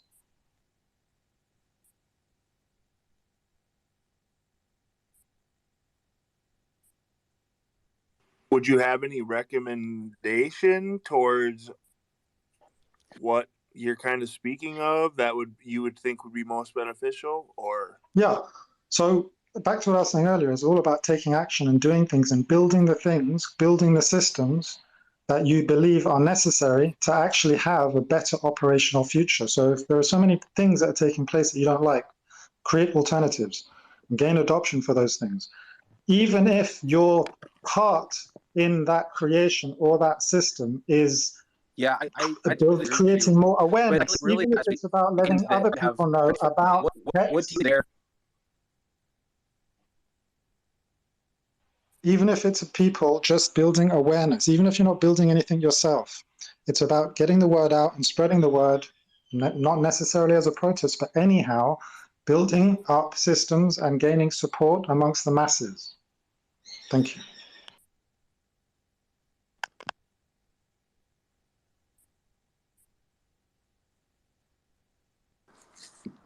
Okay.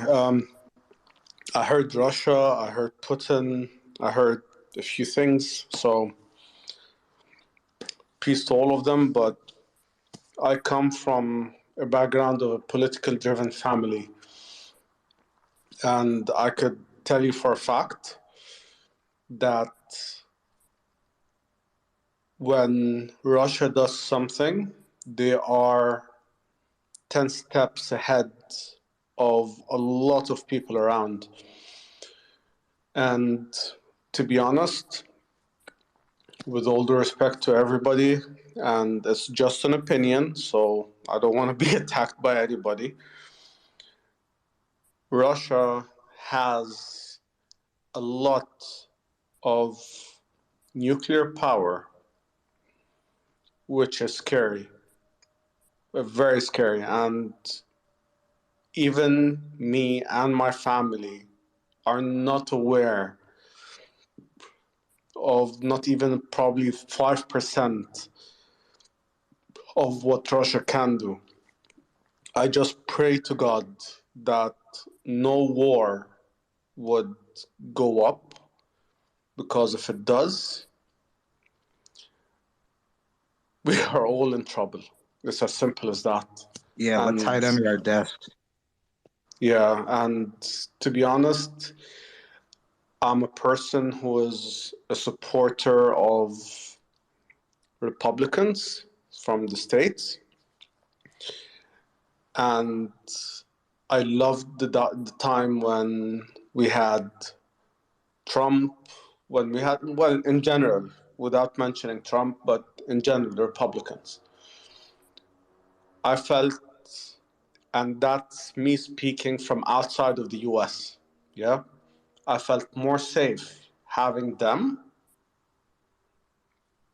than the other party who are, I don't know what to say, because when I watch, let me tell you the setup in my office for you to be able to understand how I look at it from my point of view, at least. I have 4 screens, and each screen is connected to a different VPN from different types of the world for me to be able to get the news of that country, of that specific, not country, but of that specific region.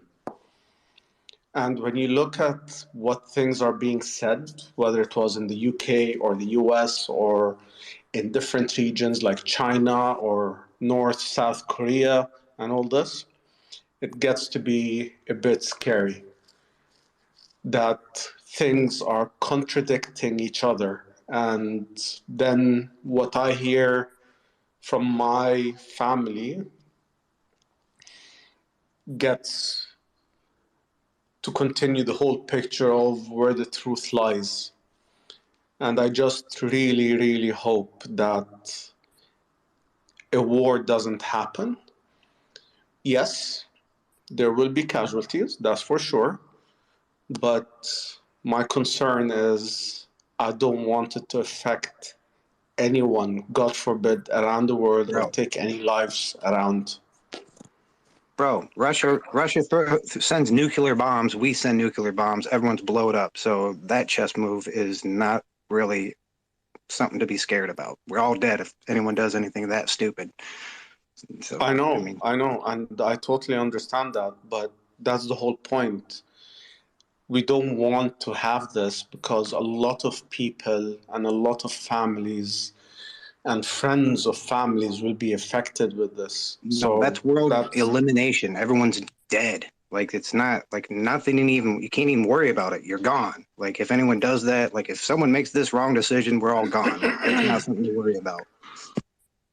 I know, and that is my concern. I would love to have a long life with my kids and my family and not see things like this happen. And that's something that concerns me. I want to have a nice football game and tennis and horseback riding with my kids when they grow up and all this. I want to see them be successful.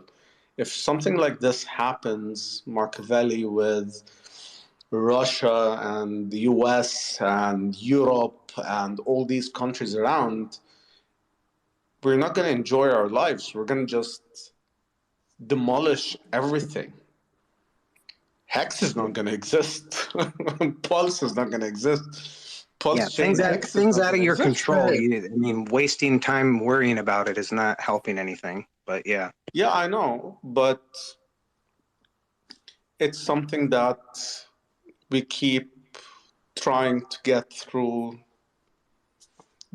whisper in different ears within the political arena for us to be able to keep the peace around the world. Okay, it's as Mark was saying, it's a zero-sum game. The likelihood of it happening is so tremendously low that it's not worthwhile. And in fact, it's more of a distraction. And I'll go so far as to say that if it bleeds, it leads. That's it. If it bleeds, it leads. And that's all you're going to read about. The more you read about the news from around the world, the more confusion will set in, and the more confused you get, the more paralyzed you become. And the more paralyzed you become, the less action you can take. You really shouldn't worry yourself about these macro issues that you have absolutely zero control over, as Mark was saying. Just focus on the things that you can do, remain positive, and what will happen, but you're just freezing yourself out of life by worrying about it. I'm not worrying about it, Amar. I come from a political driven family, and I see what's going on and the chats and the debates that's happening behind the scenes, and I look at the news and it's a totally different thing. And that is my concern. I hear what you're saying. Have a read of my name. I recognize what you're saying, but at the same time, it's hardly likely to happen. It's not in anyone's benefit right now for that to happen. I hope so. And I wish you're right. Yeah, and the Anunnaki need us to harvest their gold for them. So why would they let that happen? I don't think they would. Exactly. Yeah, in the end, the powers that can do that need us around. They're not trying to destroy us all because therefore they would have no power in the end anyways. Point Peter Schiff. I think if anything, you should be worried of like a more deadlier strain coming out. You know, that will kill people easier. Like, there's no point of like blowing shit up and like making life unlivable on Earth when you could just like release a super deadly virus that will kill everybody. So, and if we want to go down that rabbit hole of what if some power is creating all the turmoil, I believe in my theory would be there's multiple powers and they're all trying to take over each other more than they're trying to control us. And some are trying to control us to take over power from others and sway their narratives. But those are all still speculation, and we should just focus on how we can help each other get financially free and focus on how to bring power within the individual.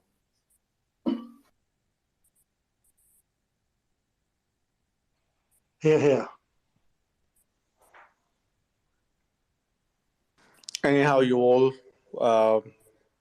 Hex, Orca, Amar, Marcovelli, Chase, Gold Key, and everybody else, Mello, and everybody else. It was great chatting with you. I need to go to sleep. I have like 2 to 3 hours before I start dealing with a few other things in the morning. Have a great chat, and hopefully we'll catch up soon again. And it Thank you, was Kay. amazing chatting with all of you. Kay, and your health is your wealth, and your mental health is very important. Like if it's making you stressful, it's literally lowering your IQ. As soon as you stress, like that's what they want you to do. It takes away your brain cells. Like don't let stress take over. Find ways to deal with stress. Like world annihilation is not something to pontificate. It's not helping. I agree. Yeah. Just keep I chilling, totally Hex. understand. But I do keep chilling Hex, especially now. I just bought another bag of Hex because it was on 0.14 and I loved it. So I just picked a few more up. Yes, sir. Same. All right. Thank you, Sean. Take care. Don't forget to stake it, Kay. I staked it already. I already did that. Have a great evening, morning, afternoon, wherever you all guys are. You take care. Thank you. Peace. Okay, I know we have some new speakers. We had David come up. David, did you want to add to the discussion? Yeah, I don't know if I'm breaking up. Let me know if I'm breaking up. And thanks for putting this on, guys. This is awesome. You're good to go. Do you guys follow the work of Peter Zeihan and George Friedman? George Friedman sounds familiar. I think I just heard about him. Okay. Well, I don't hear this talked about very often in these groups, but from the perspective of what they talk about, which I didn't know because I came from the conspiracy side of this stuff,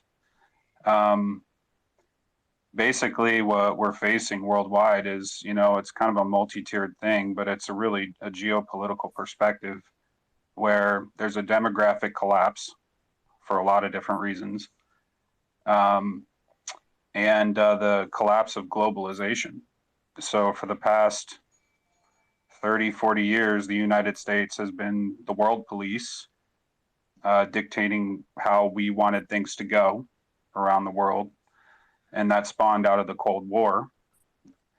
And essentially, like without a country that's able to police the oceans of the world and make sure that trade happens, to make sure that commerce runs smoothly, and of course the United States, does what it does. It takes its bite out of the pie, of course. But if there isn't somebody there to do that, then there's a lot of countries that are countries today that probably won't be.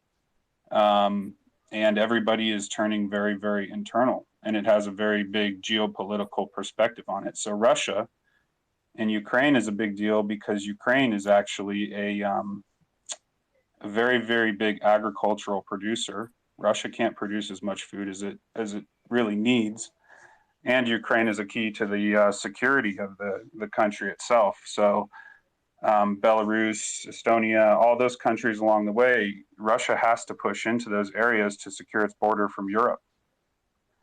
It's got to do the same thing to the south and to the east. And with the United States not there to make sure that that doesn't happen, for many reasons, of course, it's going to happen on some level. And there's going to be a huge adjustment. That's the point of the work that they talk about. China will try to expand out because they have to get oil. They have their resources. And it's pretty grim. It's a grim scenario just from the fact that the United States will be walking away from globalism. So I don't know if you guys have ever heard that perspective, but it's just a simple idea that the very just fact that you don't have a unipolar world where there's one superpower conducting everything, there is a blowback to that I never expected. Yeah, I think that's coming from a scarcity, viewpoint, as if Russia needed anything. Like, no, they're just trying to take over because that's what countries do. No, that's not the case. I think it is. It's not about, scarcity is a fact. I don't believe that. Well, why do you think Germany during World War II extended so far to the south? I think they did that because they were backed by a bunch of financiers that bought a country to take over the world because they could afford to just pay and build a bunch of tanks. That's when industry came in. They were able to build a bunch of tanks, and they thought, oh yeah, we got enough money, we can just take over the world. They just do it in different avenues. It's not because they needed resources. Germany needs the whole world for resources. Are you kidding me? No. It's absolutely about resources. David's right, in my opinion, and I'll let David continue to explain why. Yeah, Germany, they've had ambitions. They had their reasons for doing what they did. I'm not saying I'm a supporter of Nazi Germany, of course, but the reason they expanded to the south and east so much was because the south and east had the oil. These things there's a huge the geopolitical part of this is all coming out now. I know that there are conspiracies, of course, everywhere. Of course there are. But the United States is going to, we're going to ally ourselves with, we're going to move our manufacturing to Mexico, and we're going to be, cool with the Canadians. And then we'll hang on to a couple other people, Japan and Britain. And then the rest of the world is going to fall into disarray just from the absence of the United States. I'm not saying I'm proud of that I live in America or whatever, but it just, who's going to make sure that these things happen smoothly? Nobody. So we're going to go back with the way they explain it, and I agree with it, is they basically say that post World War II was the anomaly in history, that we're going back to what's normal. And so the wars and stuff like that, those are just inevitable. They're going to happen. There has to be a change away from globalism.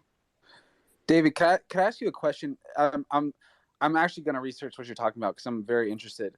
But I'm curious what the book or what your understanding of what indicates that the U.S. is moving away from that power. Because if anything, I feel like since World War II, the U.S. has stepped up way more. And even right now with Ukraine, we're stepping in.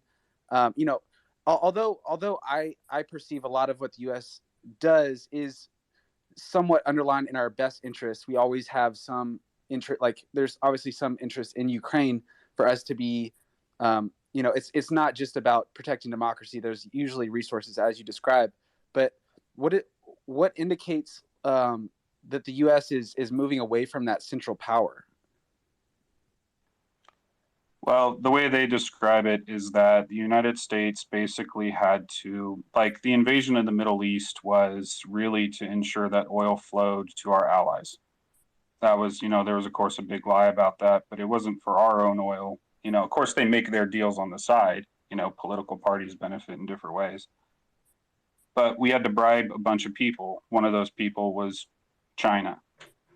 And so we basically paid off people in China and other places, of course, to help us fight a war against the Russians during the Cold War. And, you know, I know that's not a perfect idea, but it's just a different perspective. We're walking away from it for political reasons. I mean, America, you know what it has a lot to do with? It has a lot to do with the demographic collapse. There's a lot of ways to describe the demographic collapse. I don't know if you guys have looked at it, but people have stopped having kids. And there's going to be a massive, excluding wars, and famines, which will occur from this. There's a massive demographic collapse. I mean, Japan, China, Germany, much of Europe, the United States eventually, possibly. We all have what they call terminal demographies. I mean, they're still going to be countries, but you know, they're predicting now that China is going to have half the population by 2050 just from demographic collapse. So that changes a lot of things. Humans are the most precious resource on the planet in terms of human concerns. And, you know, they can't, you lose people, you lose that many people, you know, everything's going to change. And that's kind of the perspective, is that they know that there's a massive demographic collapse that plays into a lot of things. So they can't really support financially. We can't fund globalism anymore.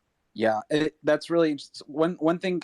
And then I'll let Hexican, the chicken, hop up, or the rooster. But one thing I went down the rabbit hole on the other day was the comparison of what U.S. action was in like the Afghanistan war, and the amount of money that we spent towards that in that pursuit versus what China did in that same time period, was actually building infrastructure around the world, specifically in in Africa.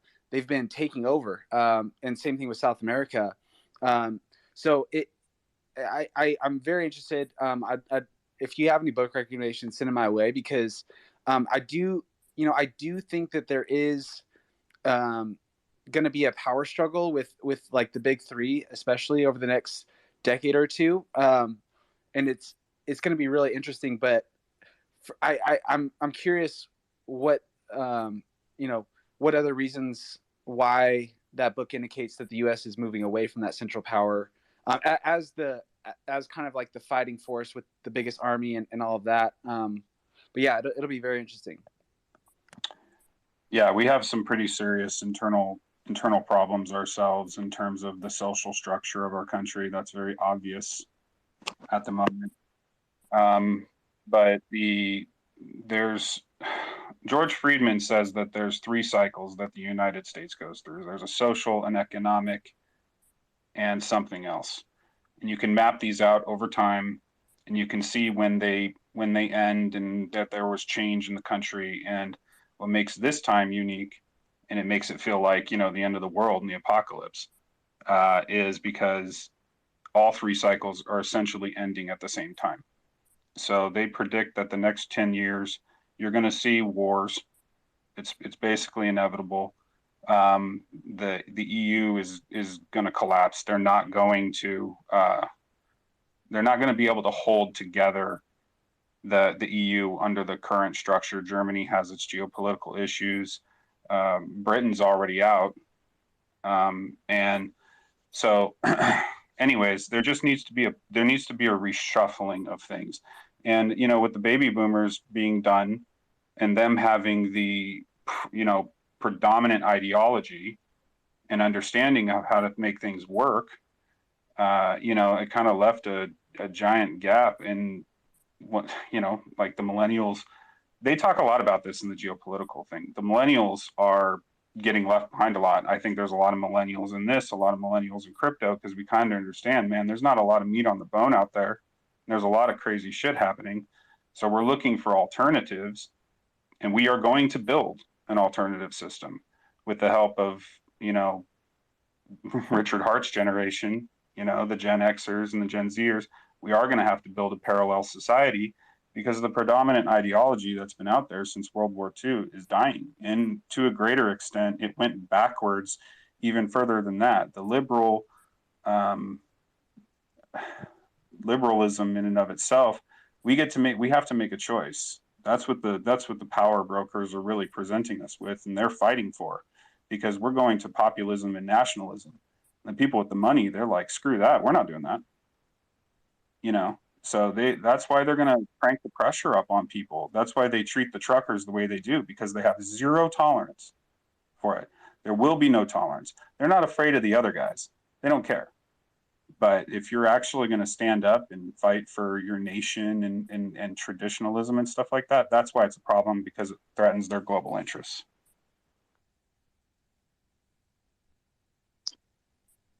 Hi, the way I see this is a problem of centralization. I don't think the US should be the police of the world. I don't think there should be globalization in its current form. And this is exactly what we are fighting for when we have crypto. The Federal Reserve and the Secretary of the Treasury will tell you that, you know what, we need a centralized form of control. We need to federalize everything. We need to centralize it and regulate it, and that's crypto and whatever other means of currency and finances, financial assets there are, so that things will be better for all of us. Centralization has never been the answer. The US broke away from the British Empire not to form the Kingdom of America, but to form a decentralized United States of America. And that's what we have to understand. The powers that be are always going to try and convince you that we need to centralize everything and we need to regulate everything, to control everything around the world. And that's where we find ourselves in this current dilemma. Yes, there might be wars in the future, but we need a multipolar world. We need a multipolar US. We need the states to be more independent and work together, but we don't need a centralized power that is concentrated in Washington, D.C. That's exactly what happened to the Soviet Union, with all the power being concentrated in Moscow. And that's exactly what's happening in the European Union, where the power is being controlled in the European Central Bank in Frankfurt, or the political center in Brussels. We need the countries to be independent. We need for them to decide independently, and we need to get people to work together. And we don't need an overarching power to tell you exactly what to do. This is why the world is what it is today. So by centralizing the power in any one entity, any one country, any one city, any one state, we are essentially making a point of weakness. The central power is always corruptible, and the central power will never make the decision, a single decision that's suitable for everybody, for every one of its entities. So I definitely want to resist the idea, the concept that we need a police state of US controlling every single state in the US and every country in the world. We don't need that. We don't need a strong Washington, D.C. We don't need a strong New York as a financial center. We need to decentralize it. Hey, I got a quick question. Why do governments need oil so bad? Ray, that's exactly right, dude. Just so you know, that's exactly right. And the American people don't really want that either. But we built this giant behemoth, and now they don't want to let go of it. And that's really what that comes down to. Marcovelli, I didn't hear your question. What is it? Why do governments need oil so bad? Why do they need oil to what? Why do they need it for anything? What is the? I mean, they're killing people to get oil. Why is oil so important? Oh, I just think that that's kind of obvious. I mean, it's what we run, industry. It's a major product of this industrial revolution. So it's a basis of modern society. Yeah, and who's that benefiting? Have you heard of the petrodollar at all? No, that's exactly right, Marcovelli. You're not wrong about that at all. That it is benefiting the elites and its central powers. That's exactly the problem. That's right. It's not benefiting the normal people. In the 1990s in America, they passed something called GATT, which basically, I mean, I don't know if you guys could see this, but you can go and look at this interview. I forget what this British dude was talking about, but he tried to warn everybody. He said, "Man, if you try to send jobs over to China, Chicken, when you're not talking, you gotta mute." Yeah, when we sent our jobs over to China, and he was basically like, "Dude, this is a terrible idea." I mean, globalization in the form that it's being used does not benefit the normal people. That's what we all have right. And so it's got to come back to something localized and decentralized, like Ray said. Yeah, I definitely think this whole system, is in place with this imaginary belief that we need oil for some reason. It's like mad energy. Like they've got it figured out already over there. Like we have so many different ways to get energy. Like oil is such an old school bullcrap thing. Like we should have been out of that revolution of industry and oil so long ago, and it's just these titans just have this is their stranglehold over us. It's like, oh yeah, we got to get oil, oh we got to run machines with oil. Like it's the whole thing is just bullshit. This is the problem I'm trying to resolve, guys. Yeah, I would just like to say I've taken up enough of your guys' time. I just want to say if you guys are interested in the geopolitical perspective of this, which is kind of a new thing that people are coming out with.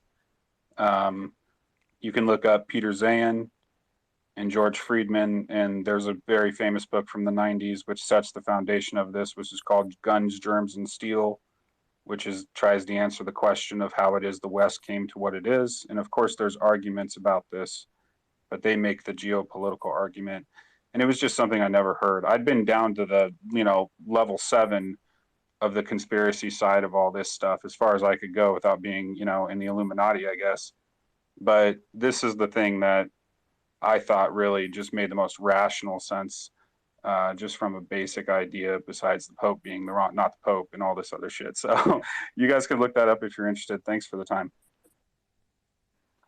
Appreciate you contributing and for sharing those resources.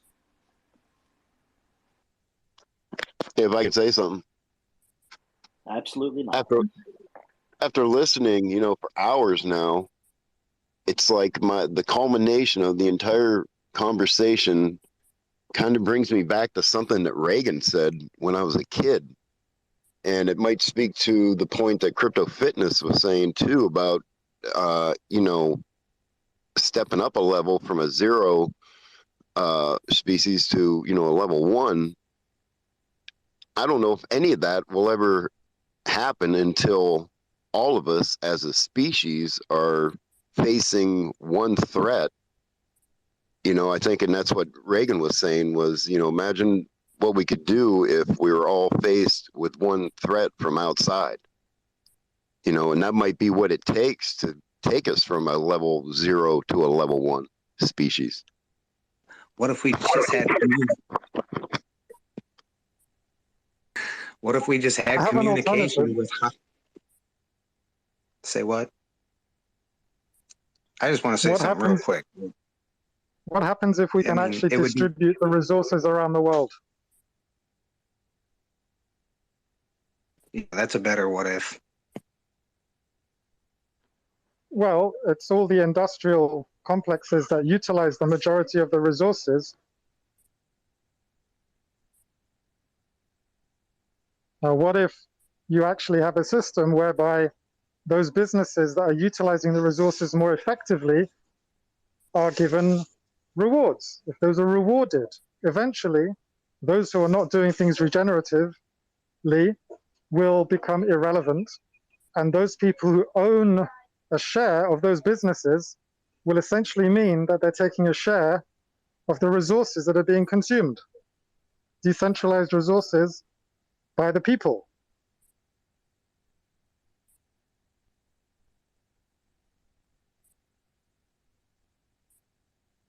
Sorry, I'm talking through a face mask right now while I'm outdoors, but just wanted to share that idea. Yeah, take the face mask off. COVID's a hoax. Yeah, we've had one problem, that one enemy. Thailand, thank you very much. Last place I want to go to prison is Thailand. Vote with your dollars, vote with your feet. Yeah, we've had that problem of that. We have had that opportunity of that one enemy for the last 2 years, and we can see that it doesn't really help. It's not uniting us as people. What it's doing, it's giving the opportunity for the people in power to power grab, to grab more power. It's tearing us apart. It's not uniting people, it's tearing countries apart.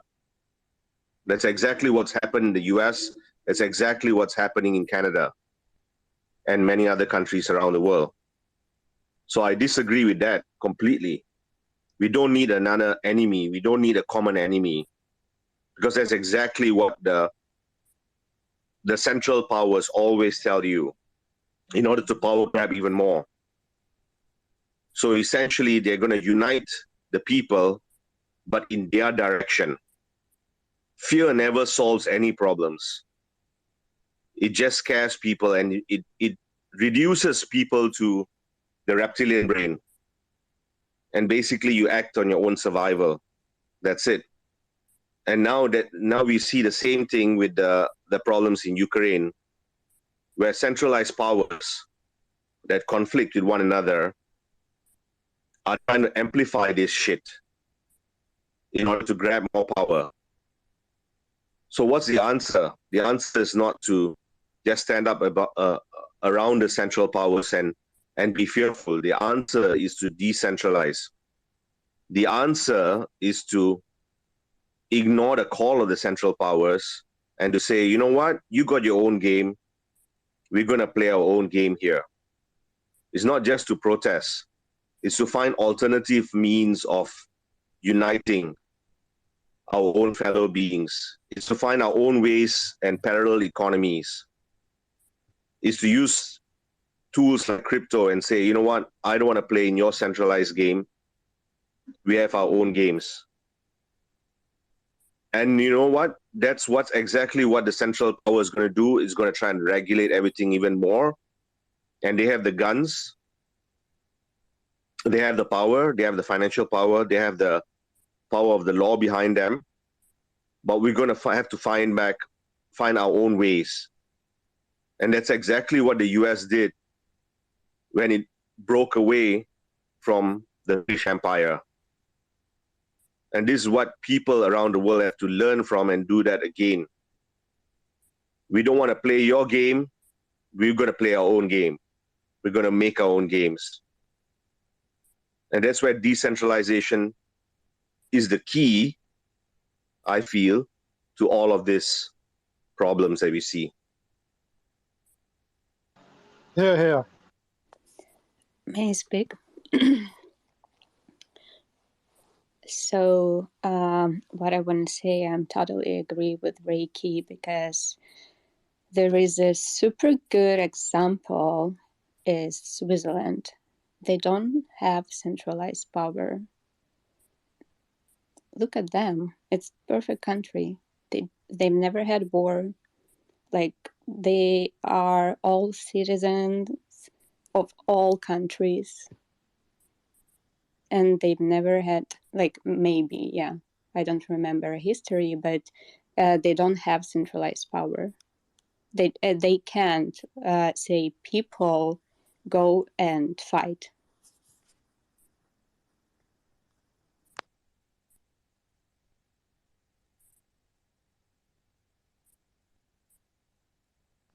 Governments are there to represent the people's needs and wants. They're not there to dictate the terms. We don't have that government, not in America, not in Russia, not in Ukraine.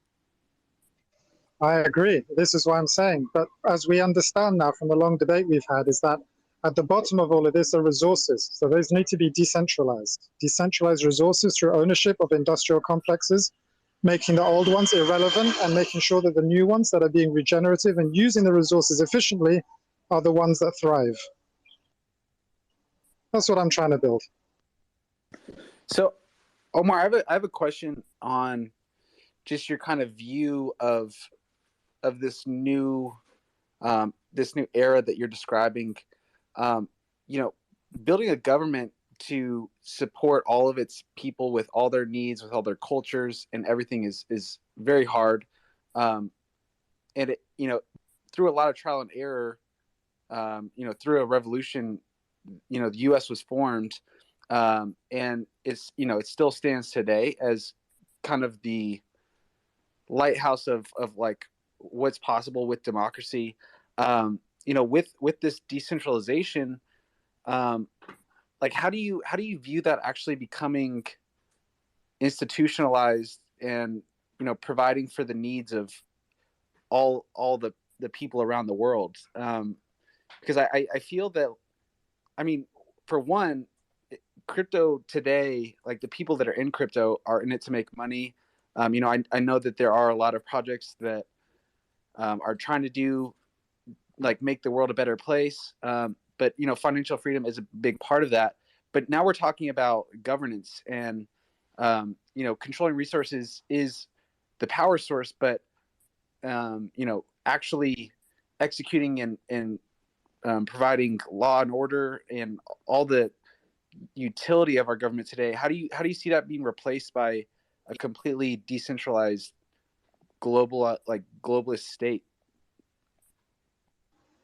That's a fair question, and I fear that through my description, it's going to end up a shill. So if you want to read the link in my bio, have a look at the stuff there, and then maybe you can get in touch with me and I'll happily share it. But in a nutshell,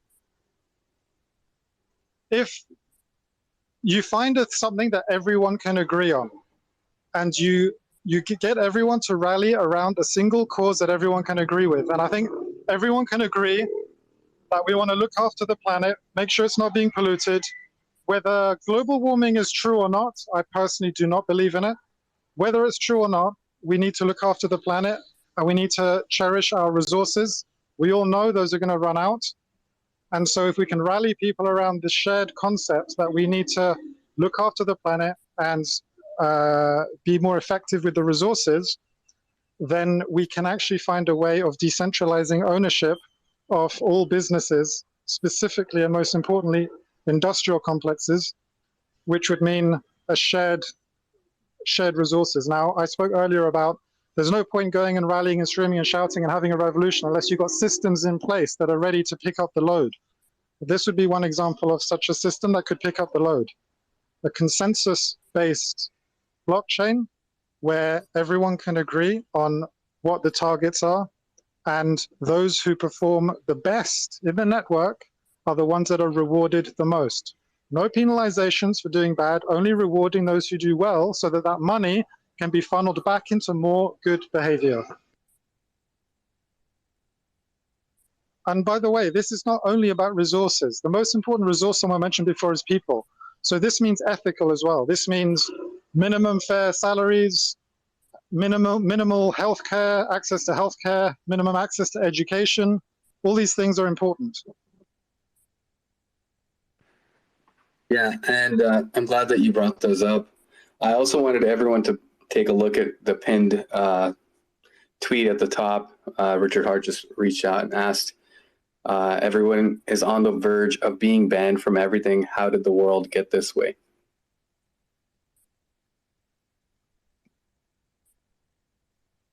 People become complacent. If you look at complex systems, take nature, ecology, for example. There is no such thing as a pyramidal structure There is no such thing as the king of the jungle. It doesn't exist. It's all fiction. It all works synergistically in a way, and yet there is no chaos. Or it might appear to be organized chaos to some, but it still sustains itself. There is no such thing as shortage or whether the system can grow and flourish.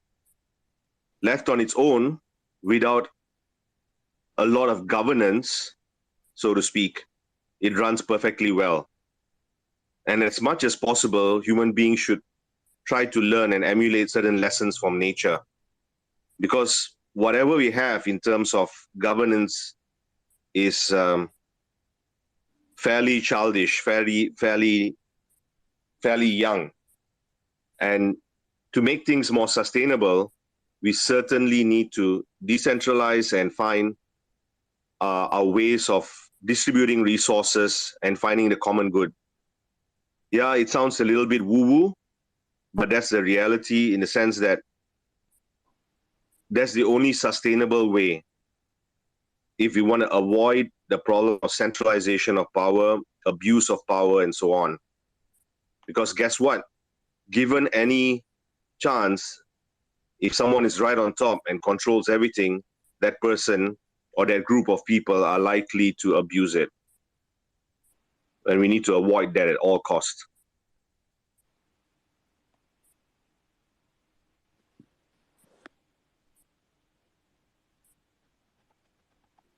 Wiley, I think you had your hand first and then Shillit after. No, I want to give my mic to Shillit. He's amazing. Thanks. Thanks, you. So I just want to, I went to college that, kind of rammed globalization down your throat. And on career day, on my career day, I had Department of Homeland Security, CIA, FBI, any sort of like three entity groups that works for the government was there to pick up, the alpha stars, that were there preaching socialization, globalization. So I didn't like globalization because, I've been a conspiracy theorist since I was young, and I just happened to go into school that, was all about enhancing the government.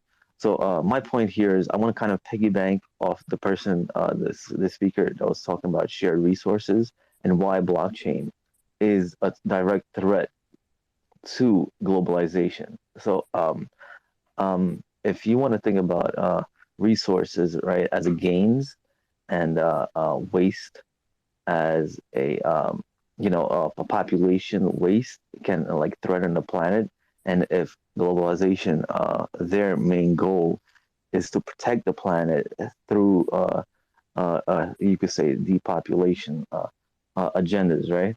And the way they do that is they privatize the gains, right, and they socialize the losses, right?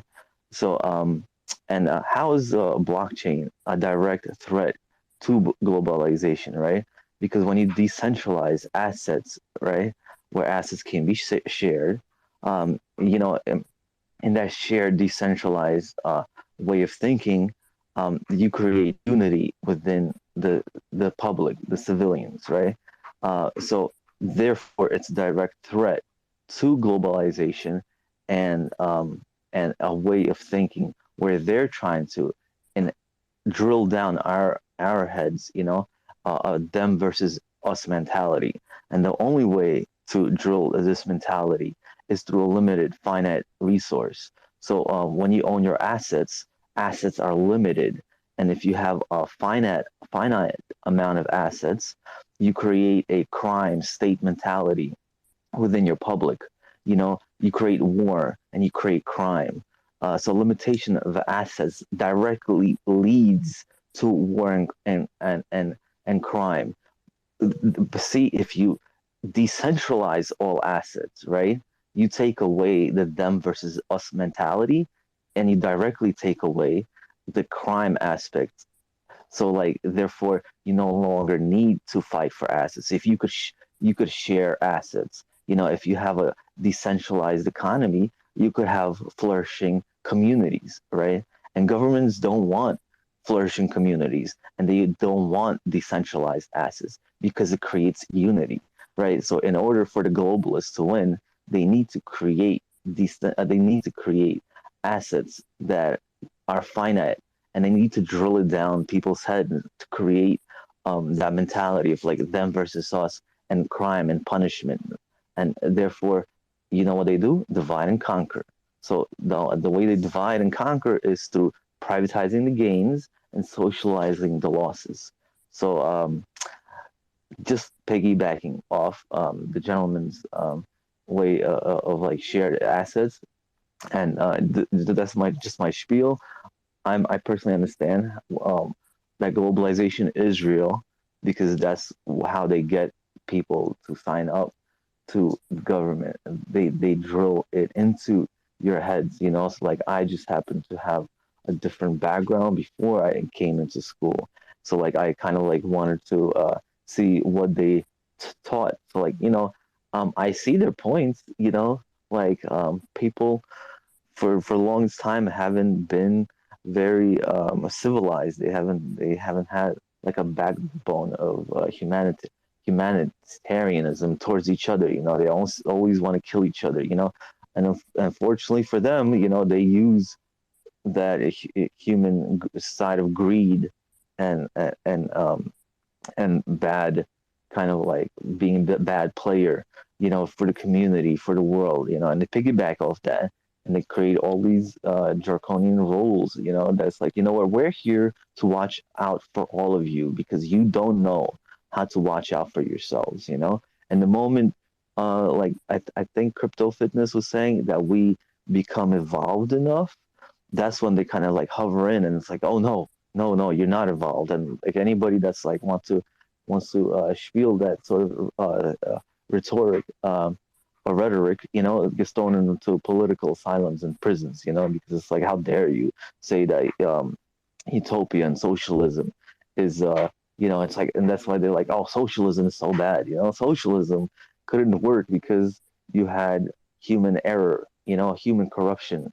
When you remove human corruption and human error, that's when you could have like you could think a citizen's DAO, right? Like maybe like Vince. I don't want to, that's his idea of what he wants to build. You could decentralize assets, and but then you're talking about socialism, and most people are like, oh shit, socialism, it's like communism, and it's like, but like, what is blockchain? Like I'm not talking about just massive gains, and when you're giving value to a token, for specific goods and services. But what is blockchain, right? Anyway, anyone wants to add to this? Cool. I want to make a little note that Shilid, he just talked about Russian, like post-Soviet Union community, like mostly, but actually it exists like in all countries, like even in US, yeah, maybe not like Switzerland, because people, they vote, they have like DAO and they vote, because I have a relative who lives there in Switzerland, so I'm pretty like aware how a little bit thing works. So yeah, it's terrifying, guys. Sorry, Crypto Copo, sorry. Well, so that's the opposing side's argument for the longest, right? Is that cryptocurrency was used for drugs and crime. But, I mean, you just have to think about that realistically. There's been, a whole heck of a lot more crime done with the U.S. dollar bill than there has with anything else. Yeah, I think everybody watched what that TV show, Narcos. It's amazing TV show. If you haven't, please go for it. We don't need crypto to do all this shit. we already have it for a long, long time since Coke was invented. Vaivy Yaznayu. I was just making an example of the Soviet Union because that's example that I think a lot of people understand. The EU is exactly the same. When it was formed, I was hoping that it would be the United States of Europe, in a sense, where you'd have decentralized states with its own regulation and coming together for the common good. But instead, the EU, the European Union, turned out more to be like the Soviet Union with the centralized powers. And today, what we have is organizations like the European Central Bank that is making its best effort and studying how they can regulate DeFi so that there'll be KYC on DeFi. Well, I'm not sure if they'll succeed, but the fact is that they are attempting that, and that's not good. I don't see it progressing well, at least in the EU.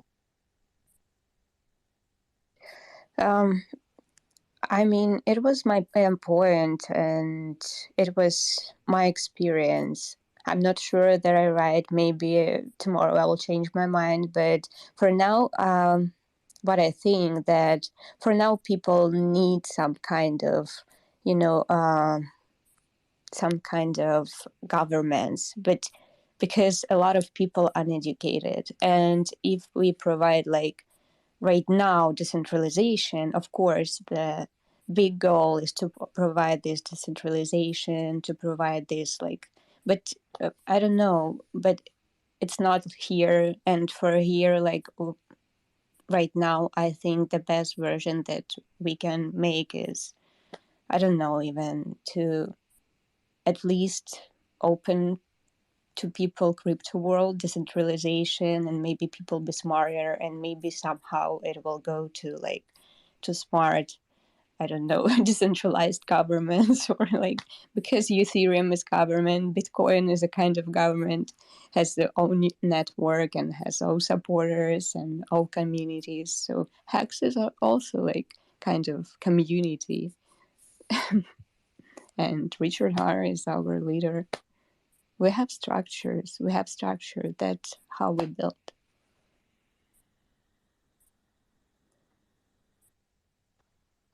I'm British, and I tell you, I voted to leave Europe, and even today I get hassle from other Brits saying how it's so silly and we want to be a part of Europe, when in reality most of those Brits, all they care about is being coddled and looked after, and I need to go and get a visa now to travel to Europe. I mean, the first thing that comes to most Brits' mind, even though they may not admit it, is, oh man, now I've got a hassle. Now I've got to go get a visa to travel to Europe.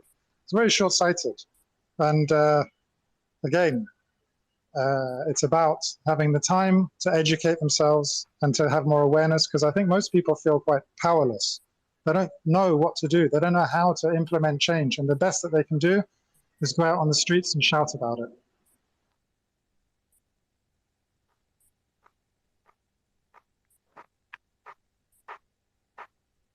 Shalid, are you chewing?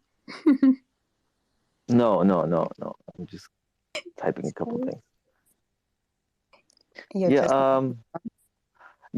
I personally believe that our greatest strength right now is blockchain. Our greatest strength is unity, because there is a humble icon that we look up to that wants to help us take care of our mind, our body, and our spirit, and our wallet. Right?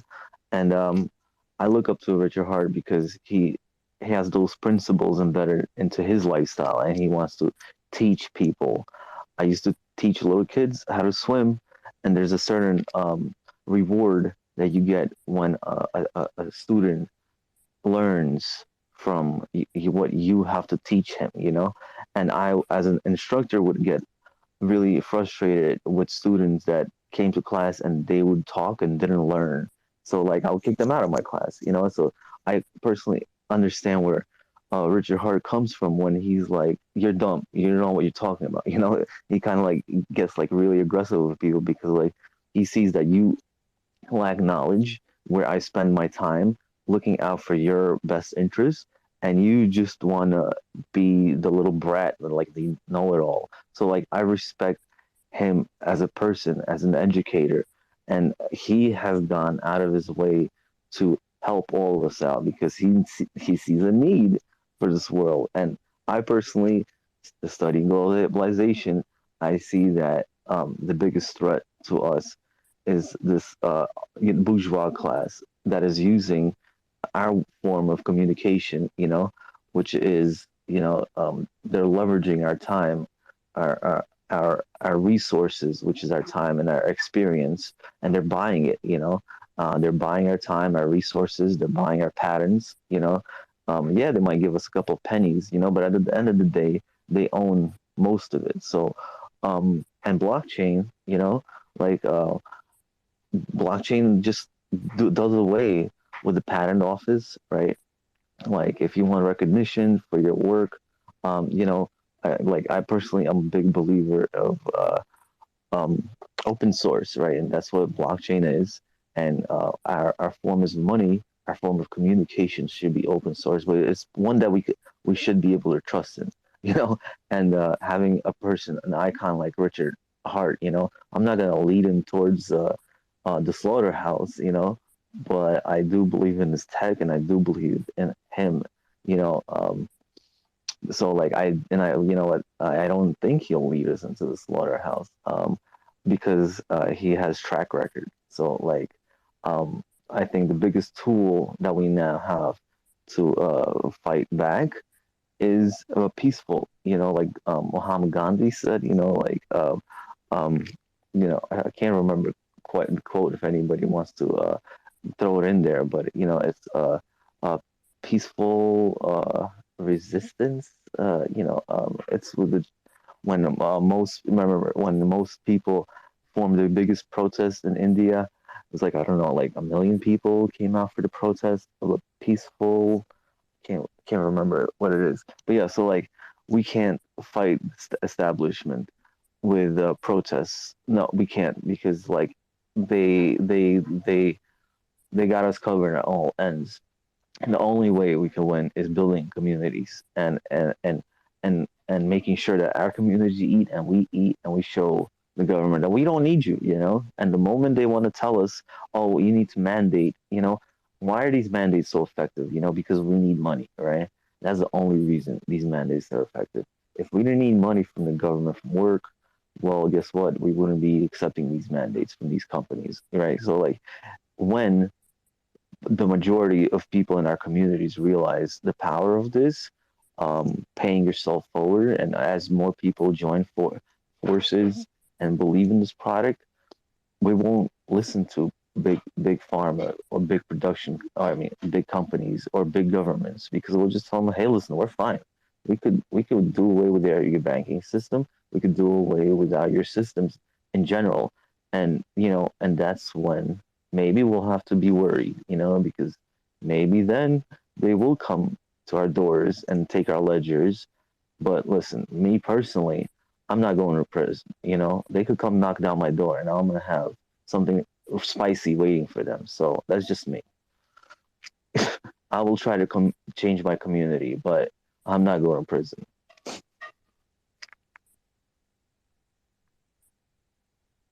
Well, that's another mandate, right? The mandate is for you to wear masks, to social distance, keep away from the rest. Everybody else is your enemy. Everyone else is dangerous. So that's what you call divide and conquer. Exactly, divide and conquer. So we need you to distrust everybody. The only entity you should trust is the centralized power above. Forget about the rest of the people. Don't network. It's dangerous. You're going to die.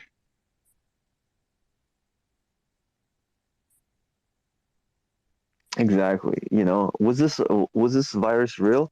Heck yeah. I did a through you contract in a hospital where, you know, I talked to the security staff and they're like, yep, we were loading up bodies after bodies after bodies.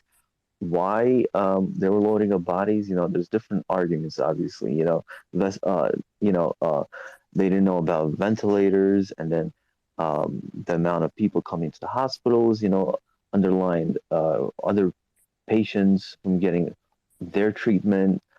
So that the weight on the health system, you know, probably killed, and they just wrote off a bunch of people that didn't even die from COVID as the dying from COVID.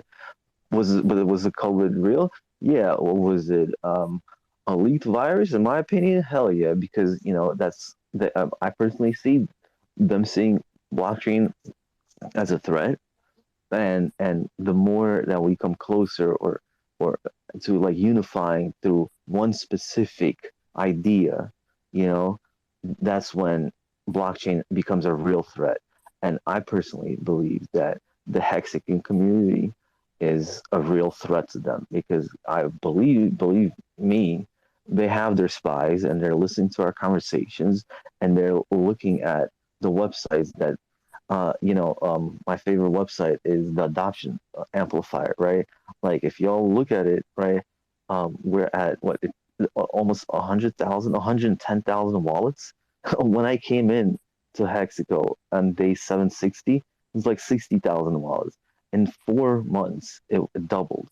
Like this is an exponential. We're entering into exponential curve right now. So it's like this is gonna quite literally become unstoppable. And I personally think all these draconian rules about cryptocurrency are a direct result of Hex and the adoption phase that is going through, because people are going out and doing nothing but shilling, and I personally think that this is directly has something to do with the Hexican community becoming educated and unifying, you know, our tools, our experiences, and our qualifications, and our wherever we are in life, you know, and what our strengths are as me, as my personal tool sets that I can enhance and make myself useful for the community. So yeah, like they divide and conquer, right?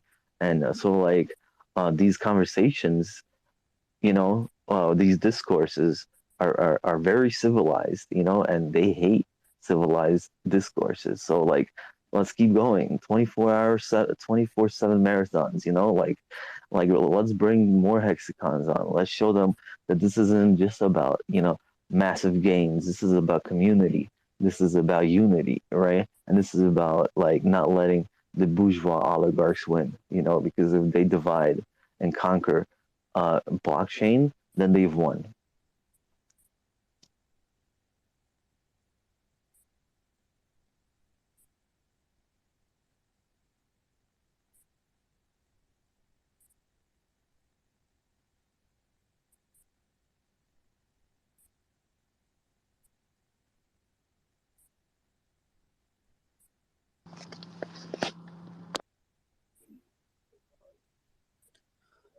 Oh, I finished speaking. I didn't get rugged. I finished speaking.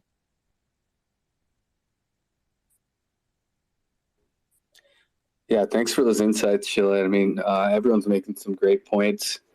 And yeah, I mean, I don't know if we've actually covered the topic on like, let's say, like what Richard Hart was talking about, how people are getting banned from everything. Like if you look at tennis player who was in the Australian Open, he's not competing right now because he didn't get his COVID vaccine. And there's just a lot of, unsure or untested theories saying that, hey, everyone needs to get vaccinated or you can't do this and do that. I would like to know if anyone has an opinion on if they're going to change that. And I know that some places have stopped their mandates here in Canada, like some provinces. Hopefully in the next couple of weeks here in Ontario, where I live, they'll be lifting the QR code requirements to go eat out or socialize in any kind of situation. But does anyone else have like QR mandates or anything like that happening where they live?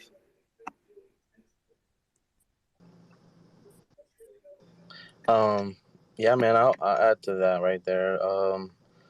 So companies that require vaccinations, think that it's more on a consumer grade. So a company works off of the consumer, and if the consumer wants something done and are scared that the product or services that they receive is from someone that's hasn't been vaccinated, it just creates that that scared mentality, and they will not go with that company. So that mandate, I think, is the reason why companies are all jumping on it. I don't see it, you know, going too far to the masses yet. But who knows?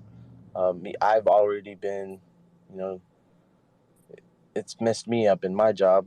But I work directly with customers, so it's a it's understandable, but it's also, I think, a little too extreme. It's just conformism.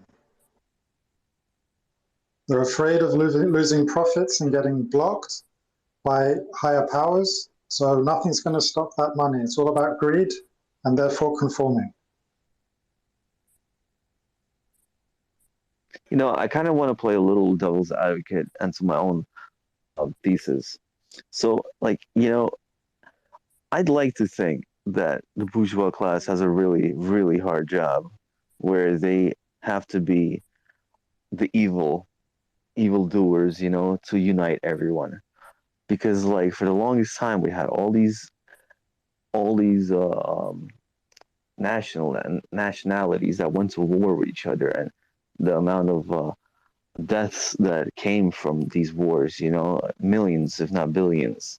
So, like, you know, I'd like to play with a little advocate and be like, you know what, maybe all their efforts in creating this globalized system is to unite everyone, you know, and the more mandates they put to piss everybody off, the more united people will become, you know. And then maybe one day they'll be like, you know what, it's time for us. We did our job, and we'll hide until we die, you know. So I don't know if that's true or not, you know, but part of me thinks maybe sometimes, you know, maybe they have a really, you know, they have a hard job, and you know, it's the goal that matters, and maybe the goal is unity of everyone except them. You know, they have to be that small percent of people that need to commit these acts of heinous crimes in order to unite everyone else, you know. So you could argue with that. I'd like to argue that with myself, but sometimes I think, you know, maybe they're doing this with purpose, with a reason, you know, not just to take over the world and to you know, like socialize the losses on everybody else and create the world's greatest genocide, or and off most of the population. But maybe there's an alternative method to their madness, you know, and that's to have everybody hate them so much that until they finally unite against, you know, this one particular. Yeah. Anyway, that's just my opinion. I don't think it has. I just, like, you know, just thinking from all angles. You know, I used to be a big strategy player. I play chess, you know, and a part of me just wonders, you know, maybe their role in all this is much greater than we think. You know, it's maybe not to take over the world, but maybe it's to unite everybody. So yeah, I totally agree with you, but you know, you are already assuming that there is a cabal. Like, if we were just to assume the bare minimum, like, just, okay, there is no, they're not a group of people who are trying to enforce anything in particular, but rather people are just behaving as they feel they need to. In other words, wouldn't it be much simpler and much more clear-cut and obvious if we just assume that people are just trying to look out for themselves, and the way that people usually look out for themselves is by accumulating as much influence as possible, which is initially acquired through wealth?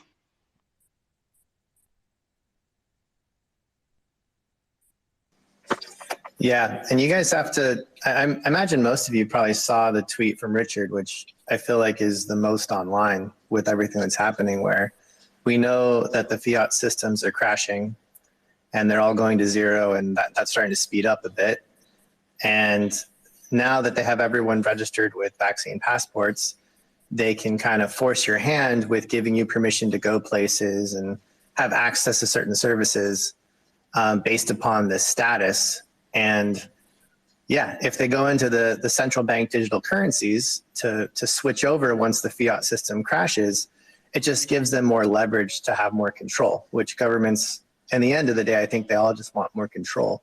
That's the nature of them having a job as a representative. So I think it all ties in with the fiat the central bank digital currencies kind of becoming around the corner and having ultimate control over how your money is spent and the removal of the paper money, which ties in with the compliance with things like COVID passports and putting everyone into a database system with QR codes, allowing you to have freedom of movement is limited to where they tell you can go.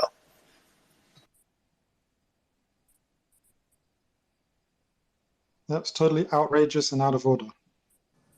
I was gonna say,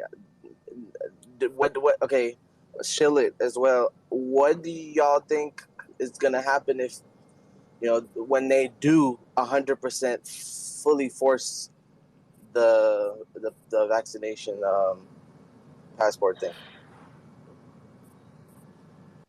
Well, where I live right now, it's fully enforced.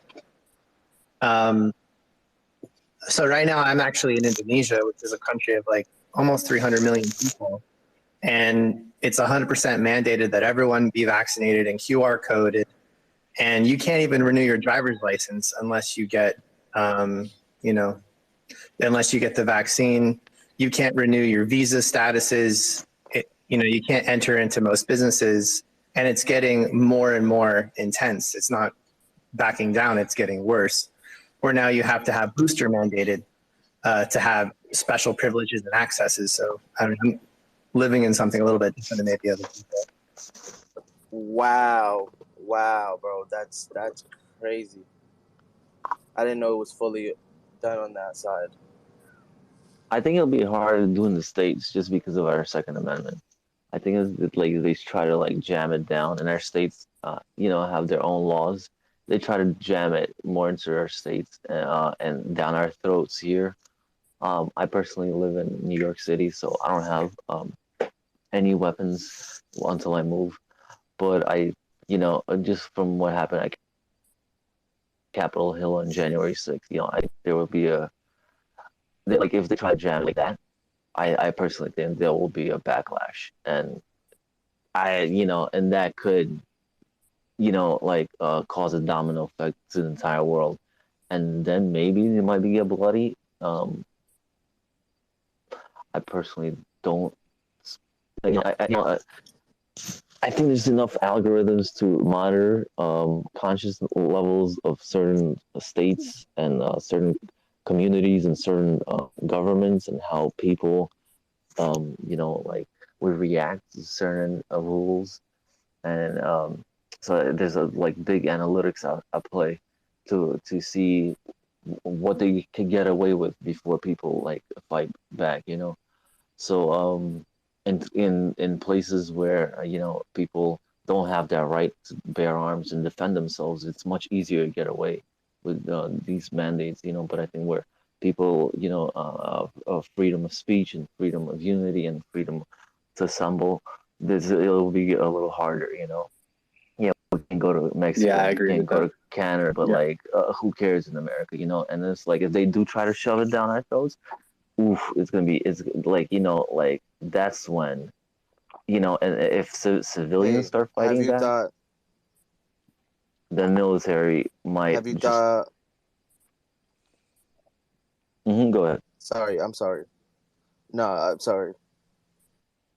Yeah, I was trying to say if civilians start fighting back with the police, you know, I don't know if because I was in DC when Trump did the entire thing with the Bible, you know, National Guard, you know, like they weren't happy with, you know, you know, regardless of the opinion of Trump or Biden, or, you know, like at the end of the day, you know, BLM was there for a reason. You know, racism. You know, you have to tackle racism. Like, you can't have racism in your legal system. So, you know, and a National Guard, they're not happy. You know, and I think anybody in the armed forces, naval forces, or the Air Force, you know, they're paying close attention to what's going on. You know, they're not, you know, yeah, sure.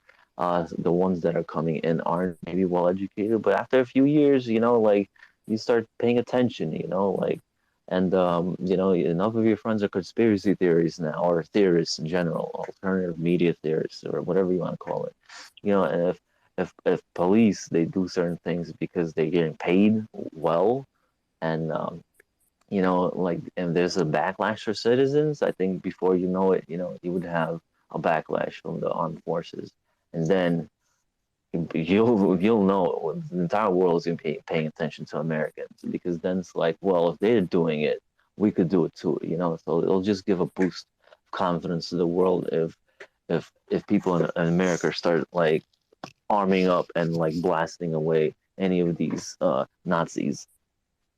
Yeah. Hey, Sacrifice, you had your hand up for a while. What's going on? Hey, thanks for having me. I just wanted to share a little bit. You know, my heart goes out to all the Canadians, vaxxed or unvaxxed. I know that I wasn't aware of their situation either until somebody made it, you know, fully aware to me, and it's fucked up, you know. But the reason, and I think the whole world's in this position, is from people turning the other cheek and not saying what needs to be said, you know. And, you know, they're never going to force me to do a damn thing, or my family. You know, I know that for a fact. But they're welcome to try. And, you know, just be prepared to hold your ground, because there's going to come a time when you might have to.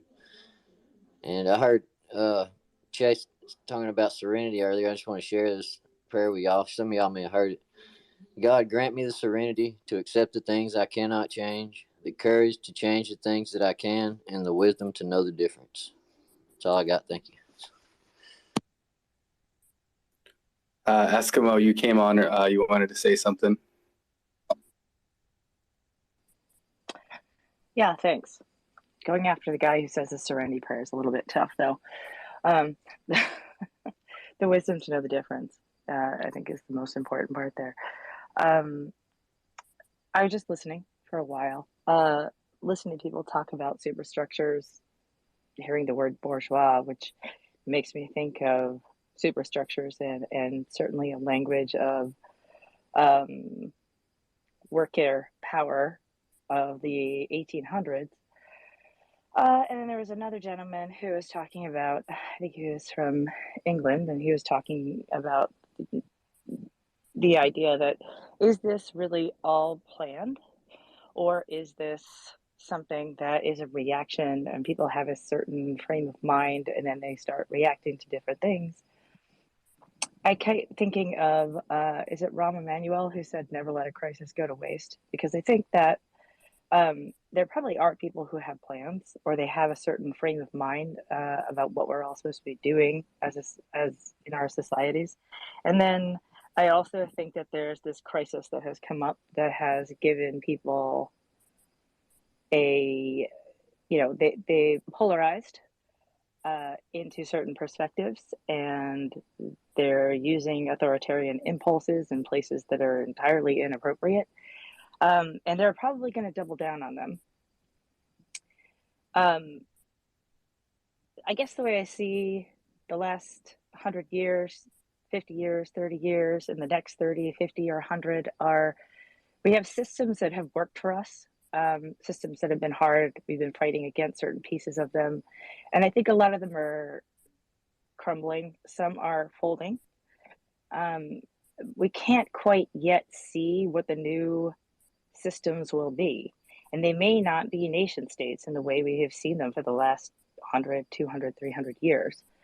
But that's going to be really hard for people to get their heads around, so to speak. I think crypto does offer us hope because we have these communities that want freedom, but manage to have a global community at the same time.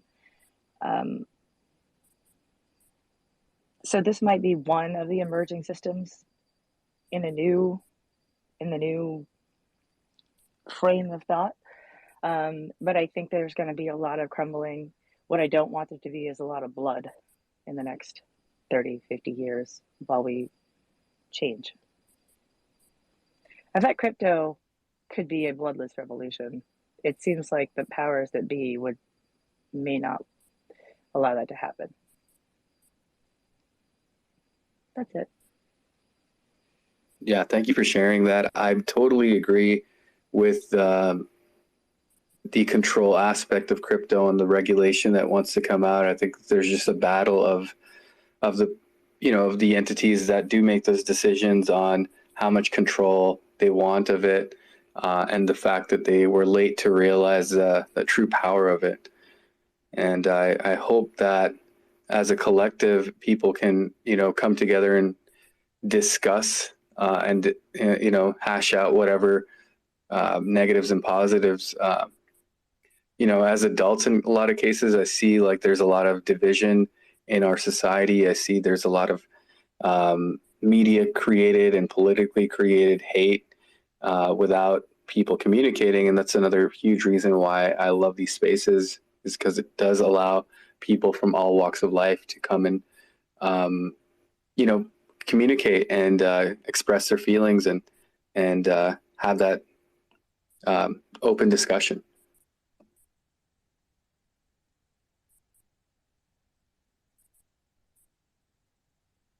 Couldn't agree more.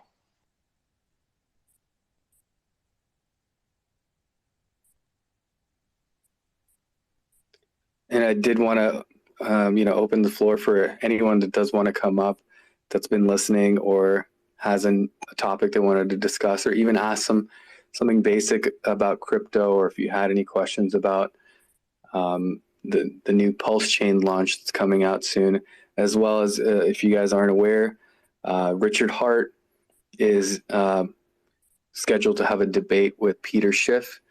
You can see the last pinned tweet on top of the space, and you can register for that just to help the analytics and get more people involved in that debate.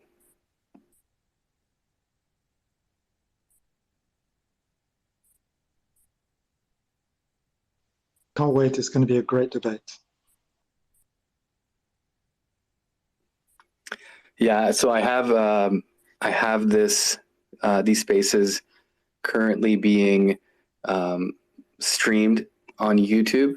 If anyone missed out in the last 20 hours, it will be broken up in a few parts, multiple parts, just to keep the video saved. But you can go back and look there. As well as one of the first videos I posted was like less than a month ago, and it was a debate between Peter Schiff and his son and some other Bitcoin maxis trying to convince him that Bitcoin was better than gold. And it was fairly entertaining if you guys wanted to hear that as well.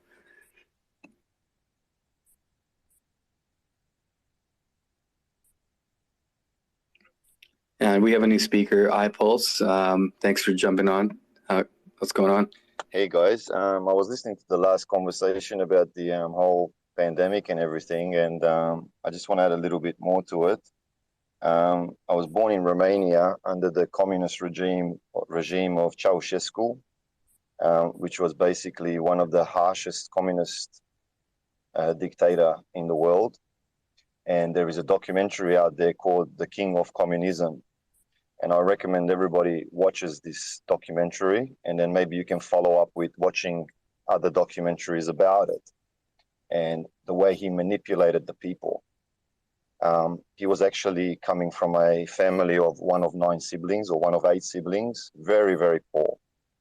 And the way he manipulated the whole country was absolutely shocking. And it was all about manipulation of fear.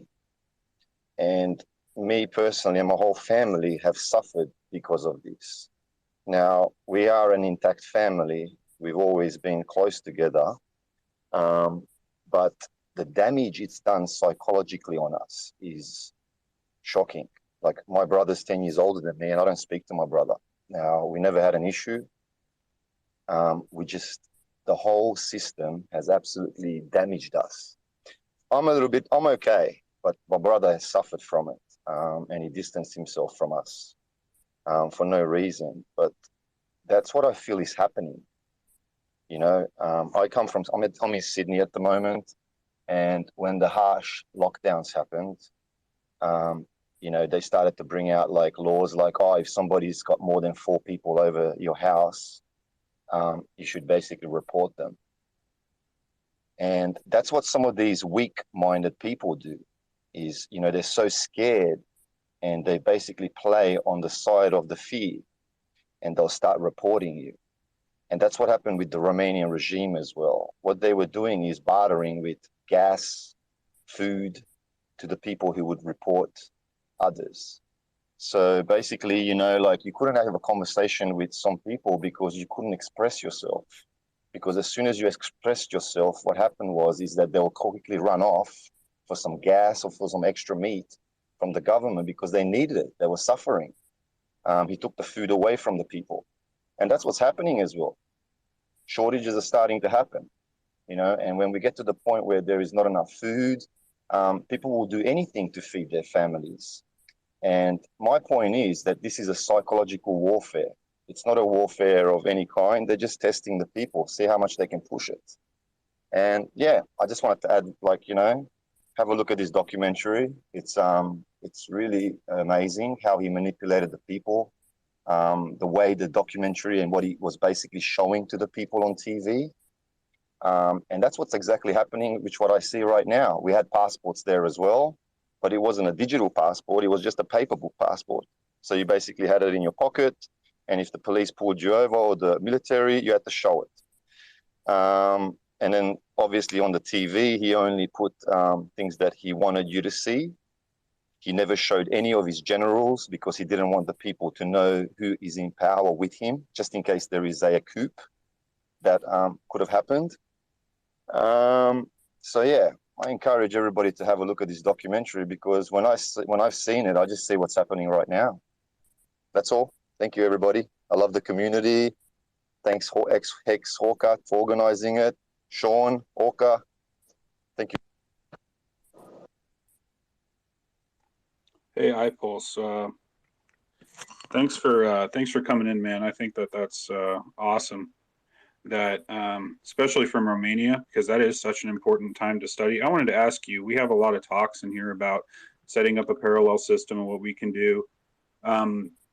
What about the Romanian people? Was there anything with the Romanian people themselves that made it possible for Ceausescu and communism to thrive? Was it held in place by them? Was there a parallel system they could have built? You know, stuff like that.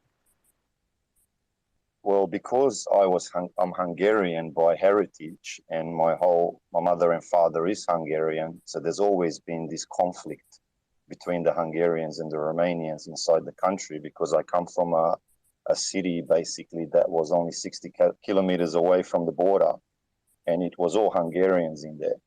So growing up as well, I always had just Hungarian people around me in my city. There was not many Romanians.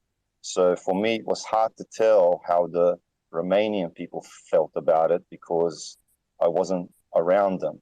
But I know most of the Hungarian people were afraid of the whole system because we were the front line. So, you know, at the age of 18, you had to go off to the army. And basically, when you came back from your training, we were stationed off first to whatever places he wanted to send us. And he was good friends with the Middle East. So a lot of them were stationed off that way. But what I wanted to also say is that, you know, like we were in fear all the time. And this is what I'm trying to say with my brother. You know, my brother, I love my brother. But my brother is just basically totally distanced himself from our family. Now, I don't know how he's been affected by this whole situation. And when I see what's going on at the moment, you know, I just see this is what's going to slowly happen to people as well, is that they're going to get scared, and then the fear will stay there, change their mentality. I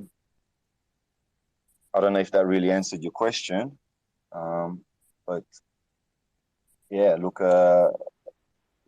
that's what I don't exactly know how the Romanian people felt about it, but yeah, it's well, I mean, people aren't being held accountable right now, and I tend to put a lot of blame on that. Like, you know, I think that, you know, that we need to actually hold people accountable for their actions, and it doesn't seem to be happening. And it seems like a lot of people don't want to do that out of fear or out of comfort, or even vaccines. I think the vaccine thing is interesting because we all kind of have to question. I think a lot of people really trusted vaccines up to 2 years ago.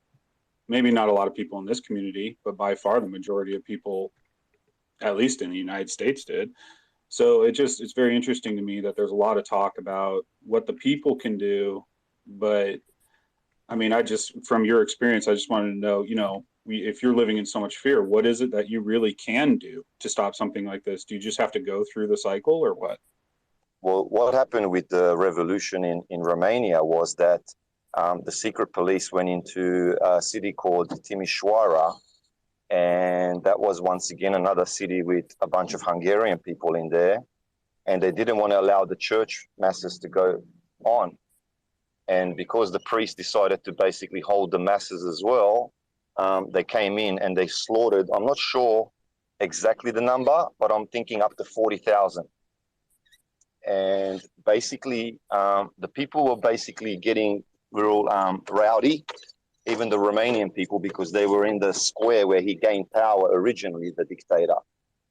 And from out of nowhere, a bunch of, I'm talking about thousands of people marched in from the city of Timișoara, and they kept chanting, "What about the 40,000? What about the 40,000?" And basically this set the secret police off to fire into the crowds. And once they started firing into the crowds and shooting civilians, this is when the army turned onto the people's side. And then this is when the revolution happened. So yes, there was a certain point where the people just said, that's it, you know, and luckily the army turned to the people's side, because if they didn't, there would have been a big slaughtering in that square. And then basically they captured him and his wife, and they basically executed them in 24 hours. And that's all live footage that you can watch on the documentary. So, I mean, you know, like, for example, like I'm in Sydney, and, you know, obviously they tell you, like, look, if you don't get the vaccine, you can't go to work. If you can't go to work, you can't pay your mortgage. I mean, I'm a person that's against the vaccine because I've never really been taking any type of prescription drugs or whatever. I'm an athlete. I'm not 100% perfect, but I've never been really sick. But I had to go and take the vaccine because otherwise, you know, I can't survive. So it's going to be these little things that they're using constantly to basically get you. You know, you can't, everyone's in mortgage, but everybody's in debt. Most people are in debt, and they have to basically go and do what they say. It's a psychological warfare out there, in my opinion. And, you know, I have friends that have not taken the vaccine, and, you know, they had the cold for a week and that's it. Nothing happened to them. And then, you know, we're shutting down the government, we're shutting down businesses, we're shutting down everything to basically stop the momentum of, you know, the circulation of food, everything. And they're going to blame it on that. Oh, yeah, you know, because of this is why we're going broke. So, yeah. So based on your experience then with all this stuff, what is it that you are doing to deal with all this? Well, look, I came here to Australia when I was 11 years old. So basically, I was still a kid, but I was removed from school at the age of 8 because I was considered a traitor. because my father came to Australia in '84, and basically he told the Australian government that I'm not going back, no matter what. And once he passed the 3 months period, he was basically, if he was to come back to Romania, he would have been gone to jail or been executed. They don't muck around, these guys, when they push fear. So once that happened, my mother was obviously brought into the police station. They basically told her to divorce my father because he's a traitor. And then onwards, they basically cut off all our supplies. My brother was a national wrestler. He was supposed to go to the '88 Olympics. He was removed from wrestling. I was basically removed from school. So I started to roam the streets. So I switched on quite fast. After that, I learned a lot in that 2 years because I was just roaming around. So I was still young. Like, my brother was 18 at that time. So it affected him a lot more than it affected me. But I can still remember, and then when I'm looking at my family history, because I'm looking at my cousins as well, they have the same issue. They're just not talking. And we don't know why, we were always laughing about it, because my brother and his brother, they're older as well. And we have the same fucking issue, is that for some reason our communication is just totally broken. So I just wanted to share that with everybody. This is a mental thing that they're doing. It's not. Yeah. I mean, how do I deal with it? I'm just living life. I've got my passion. I'm focusing on that. But when I see these things happening, like I said, with the shutdowns and all of these passports coming around and everything, to me, it's like what I was doing in Romania under a communist regime. Now, the other thing, of course, is they've been pushing this shit for the past year and a half every day. Numbers. How many numbers? How many numbers? How many numbers? You know what I mean? That's all I hear is how many numbers. But how many numbers? How many people are psychologically affected? I don't know. They're not pushing that. How many people can't get health service? They're not pushing that. I checked the death and birth rates as well in my country, and it's not changed. It's exactly the same. So, for 22 million or 24 million people in the country, roughly every week, I think it's 250 to 400 deaths. So, if you add 45 million, you'll be 500 deaths or whatever, 600. So I haven't changed that death rate. I haven't seen people dropping dead in front of my eyes.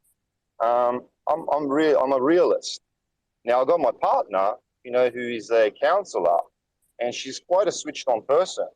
And I've seen her basically being affected by this. She's brainwashed by this. Numbers. I don't want to go out. I've been out.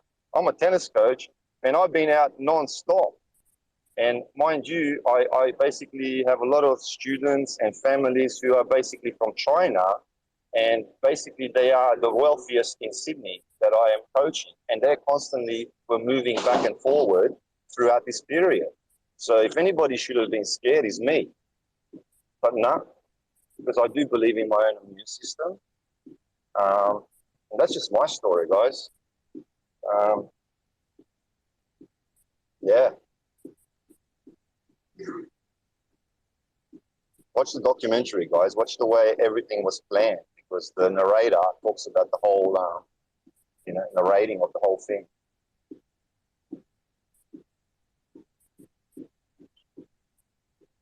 Thanks for sharing, man. Yeah, no problems. I'm just, I'm stoked to be part of the community, the HEX community, the Pulsian community. I noticed that there's a lot of like-minded people in here who like to, share their own stories and just open up their minds to different things rather than just going with the same narrative, and believing whatever the government is telling us. I mean, let's not forget, what is it, 1% of the world, 1% own 50% of the wealth in the world? It's fucking not normal what's going on. People are starving in third world countries. And so it's not normal what's going on. When I watch these movies, guys, these olden kings and queens movies, I always tell my partner, we're the fucking peasants outside waiting for fucking rotten food. That's the difference. And every time you see these kings and queens, they're fucking basically getting away with all sorts of shit, killings, you know, and all of that, and all these sacrifices, you know, that we're doing back in the days, you know, still doing that shit, but sacrificing mass amounts of people. That thing has been part of our history for a long time. So they don't mind sacrificing a big slaughtering amounts. It's normal. Every time they have like some kind of ritual, it's always a sacrifice. Thanks, guys.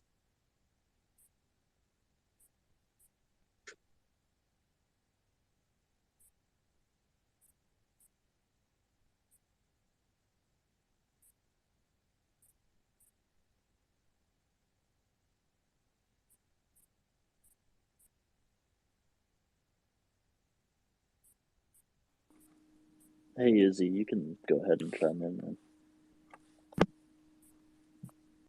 Thank you. I have a quick question. I want to know, how do we all feel about Richard going on live debate with Peter Schiff? I know that there's a lot of people hating on Richard, on Hex, on Pulse, on our beautiful community, and for the wrong reason sometimes. But I think that debate will reverse a lot of things, and it is necessary. And I'm very excited because I think that Richard will be a hero in a way. Whether people like him or not, he will stand against legacy finance, gold, and it's basically the old world versus the new world, right? So I think people will start right after that debate to invite him more and more to speak, and virality to me can come from this. So this is a huge deal to me, but I want to know how you guys feel about it.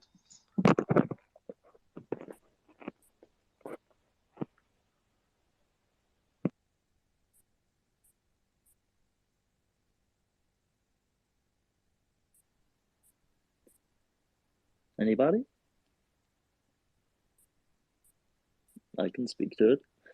I think it's a unique opportunity, and I wouldn't expect it to be a recurring matchup in a debate. So I'm hoping that there's going to be even tempers for a significant portion of time so that they both have a chance to articulate useful points and can provide an educational opportunity for a really large audience. And, it'll be captured and shared on tons of different platforms with tons of different people. And at this point in where we are at from a crypto in the media kind of standpoint, this is probably one of the larger exposure events that's going to be really accessible for people. And if they can provide substantial content in the form of kind of educating people on the uses of crypto, making them aware of the shortcomings of the environment from a security standpoint, probably, and then looking at traditional investment options, I think it could really open up a lot of people's eyes to life-changing information. Yeah, I mean, what they have in common is, even though the metal markets are manipulated to hell, and there's derivatives of the commodity and the asset itself, what they do have in common, if you hold physical gold and physical silver, at least on its face, is that you have self-sovereignty. So that's a good thing. But I do agree with Richard in the crypto community that if you can do crypto right, it just makes sense, and that's a better way to go.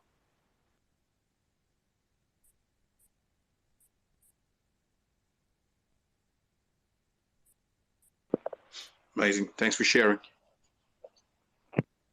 Yeah, you bet. And if anybody needs, the link to that debate is right up at the top. It's in the pinned tweet by Richard. So you can just use any kind of email address, even if it's just a throwaway email address, to get direct access to the link, and it's free. So it's a cool opportunity. Taking place tomorrow. The times are all there in the post. Hey, I got a question. Do you guys know if the snapshot was already taken for the Pulse chain for the for the copy to the chain? No, it was not.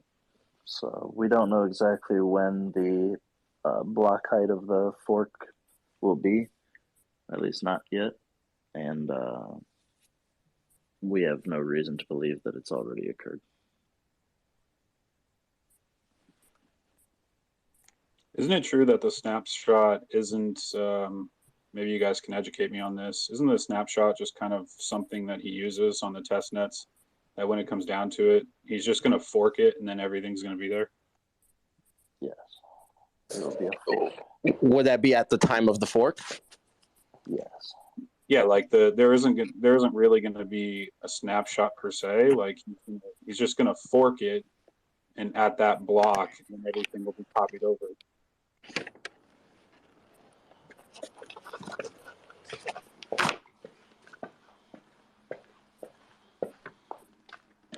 Is that how that works, or does anyone know? Yeah, that's how it'll be taking place. Okay, so I think that the guy that asked, I think technically, like, the snapshots are being used on the test net, as far as I understand it. I could be wrong. Someone correct me if that.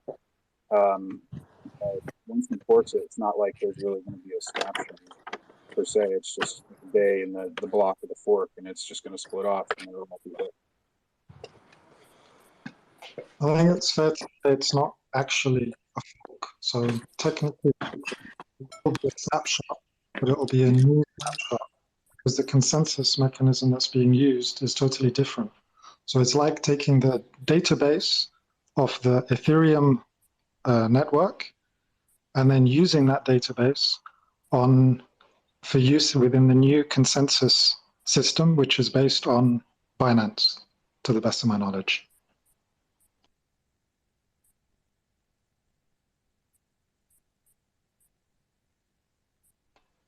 So it's essentially marrying those two things, whereas most chains in the past have just taken the whole chain and just blanked out the database. Richard Hart's doing, in fact, the opposite. He's doing the inverse of what others have done. And rather than wiping out the data, he's keeping all the data, but he's plugging in a different consensus mechanism, which is the Binance Smart Chain mechanism.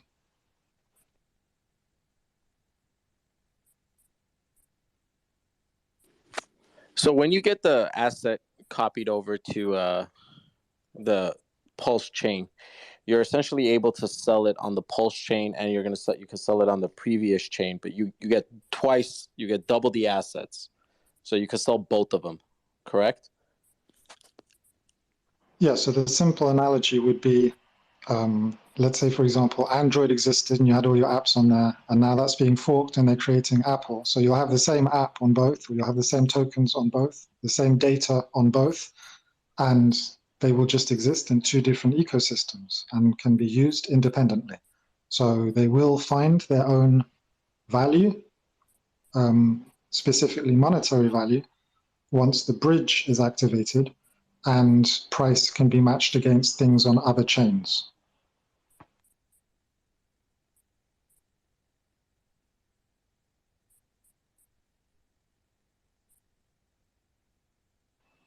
So they're two completely separate existing tokens on different chains. They work totally separately from each other, but the data is identical.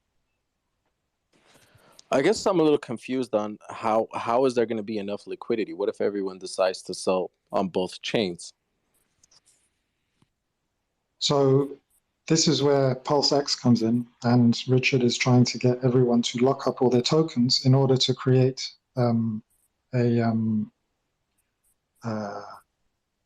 in order to try and pair up the value of everything on Pulse with the value of everything on Ethereum through what he calls Hart's law and the pairing. So people can go in and just sell everything, but as the value will be so low, what's the point? What he would like people to do is to pair up the two copies they have. So if you bridge in your Ethereum tokens to Pulse and you use that bridged wrapped version of the token and you pair it with the Pulse version of the token, then in this way, he's going to create, he's going to be driving the value of the tokens on Pulse chain to some kind of attempt at parity.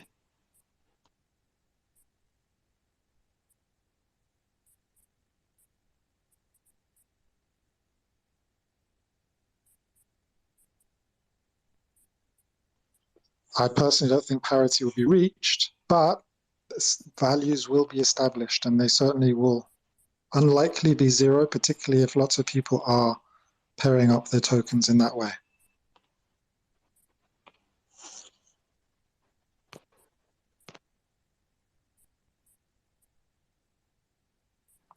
Thanks for the Anybody else have explanation. opinions on parity? Now that we're talking about some juicy ideas.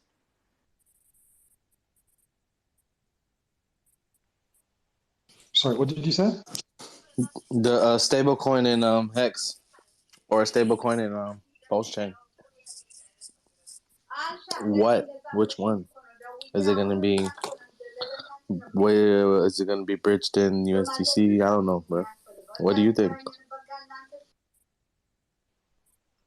Well, we assume that Pulse Chain is going to get listed on certain exchanges. So you can sell your USDL for Pulse coin and then bridge that across to another network such as Ethereum or AVAX and then sell it from there if you wanted to get a dollar value out of the system, for example, if that's what you're asking. No, I was just talking about Orcos. He said, what kind of pairs, since we're talking about parity, what kind of pairs do you want to see, right, Orca? No, I was just asking if anyone else had opinions on price parity. If they had expectations of time, anything like that. Just some fun speculation to break up the super serious geopolitical, philosophical camaraderie that's been going on here for the past 4 hours. So, which pairs? Like I said, USDC, but what pairs? What? Well, I guess, yeah. Good question.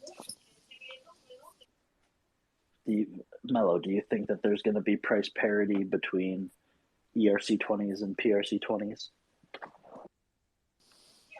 Nope, not in the beginning. Okay, what about after the beginning?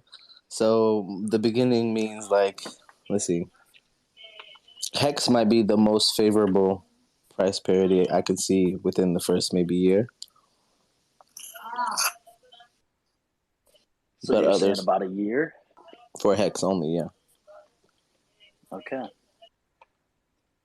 I just wanted to fish that out of you so that people didn't get suckered into your $19.99 a month to get those kind of calls.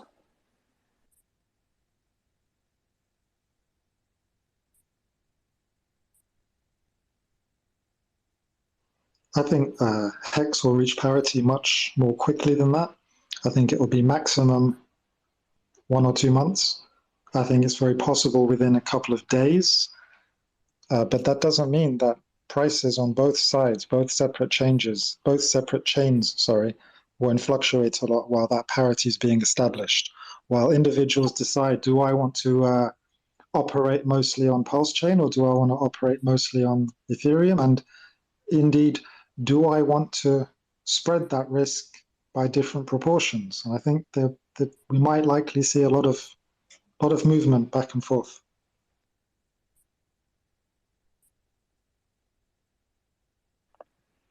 Do you think when, in this hypothetical where the two Hex reach parity, do you think that the value of the two Hex prices combined is greater than, equal to, or less than the current price of just Hex on Ethereum?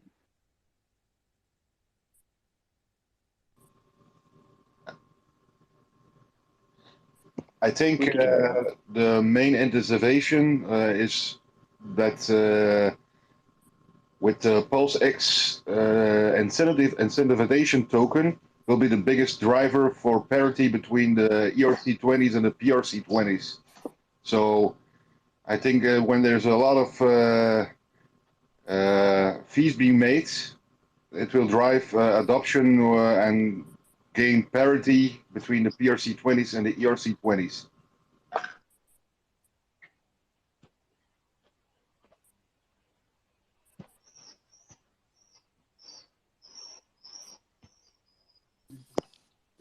Can I ask, why do you think the incentive token will be the key?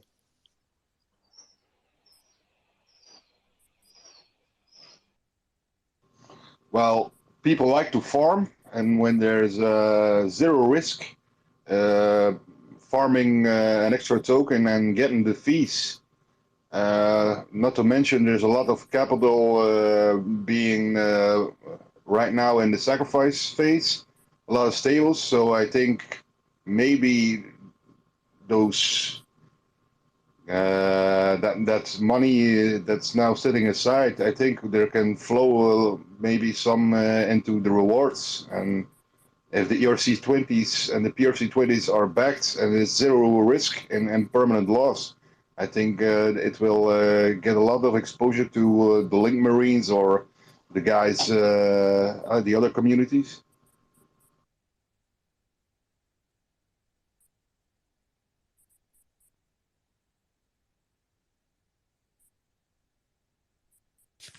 How long do you guys think until the initial volatility wears off with the bots, all the pairing issues? You guys think we need like a year or 2 years maybe until things just like stabilize?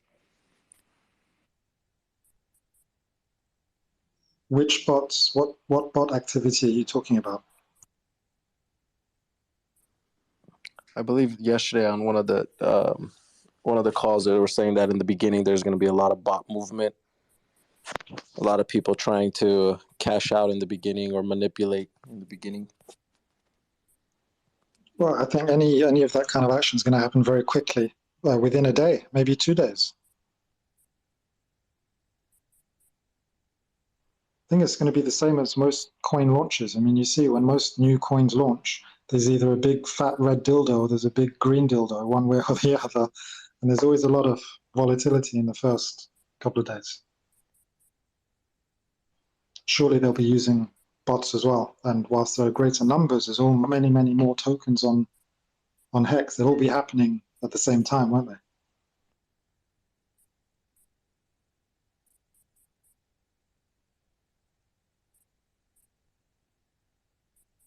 Do we have any idea what the yield is going to be for staking, farming?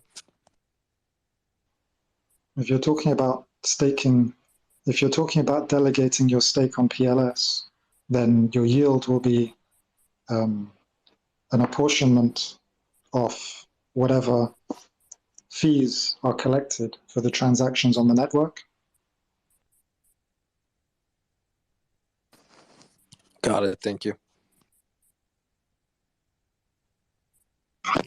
If the system is vibrant, there'll suddenly be a lot of bots. So as an example, if arbitrage bots I'm talking about, so if the crypto is, the ERC20s are more highly valued, for example, than the equivalent on the PRC20s, I'm sure there'll be arbitrage bots that will try to trade them in or out to balance the prices. So if any side basically goes up or down in value, the equivalent PRC20 or ERC20 will be balanced in value accordingly. So I expect a lot of bot movements anyway. So I think that's going to be based, though, on the assumption that they are viewed as having equal application. I think that the token developers themselves, if they intend on using the Pulse chain side, they most probably will be using bots, and they'll try and be capturing as much of that as possible. And they might even have that as a precondition to even operating their token on the Pulse network.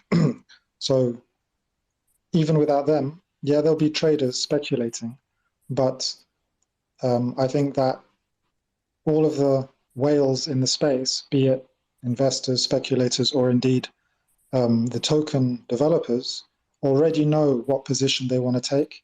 And I think all of that war will happen relatively quickly. Yeah, but this is a living thing, right? It's not set in stone. So the value, the perceived value can change over time, especially because the tokenomics are a little bit different. The fundamentals are a bit different. So we know that I think it's undervalued that the main fundamental of speed of transaction and gas price of transaction is going to be a big factor. And because of that, people might perceive the crypto to be higher on the Pulse chain side. And others might find that because of the price of gas, the equivalent crypto on the Ethereum side might be of a higher value. So all of this is left to be seen. So it might be that it doesn't necessarily mean that Hex will be one-to-one on both sides, for example. It could be that the value of Hex is higher on the Ethereum side at a ratio of 2-to-1. So it might be 20 cents on the Ethereum side and only 10 cents on the Pulse chain side, or the other way around. So that left to be seen. And I don't think it's just the estimation of the price on either side. I think it will be very, very fluid, very dynamic, not just in the beginning, but over time. I think that it's a very speculative space, and I think lots of stuff is overvalued from certain perspectives. But as I say, based on the econometrics you're describing, the decision is ultimately in the hands of the developers and the whales. In other words, those who own the greatest share of the tokens on Ethereum, and what their strategy is or what their goals are with regards to that token on the Pulse chain network.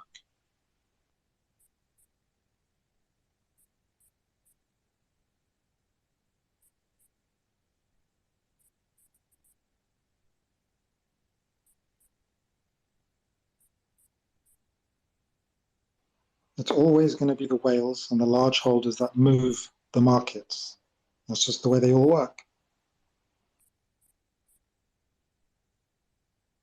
Yep, true. And they're probably going to be the ones running the bots as well. And I'm sure there are going to be other games as well who try to pump it on one chain and then drop it in another and so on. Exactly. So it depends on what their goals are. So they will have an ROI-based strategy on what their acquisition targets are. And because it's bot-led, it will happen very quickly. All of their targets are already set up within the bot's strategy as soon as it launches. So I don't think it will take very long. And maybe it'll take a week, but I really don't, I wouldn't be surprised if it was all over within 6 hours. So, yeah, guys, I agree on that. Sorry. I agree on that part, but I don't think it's going to end in the first few weeks. I think it's going to go on and on and on, and there are going to be cycles, and there's going to be a periods of calm, and then once again, they're going to start to play this game of pumping it on one chain or the other and dropping the other side and so on and so forth. I don't think it's going to end in a few weeks, though. I think that is dependent on whether or not the whales or the developers or founders are able to reach their goals or not within a few hours. It might be the case that they're unable to capture the share that they're looking for in order to invest their time and efforts into operating it on the Pulse chain. If that's the case, then yeah, we might see other staggered cycles. But there's always going to be ups and downs and this type of thing. We got the same tokens on multiple chains already, and those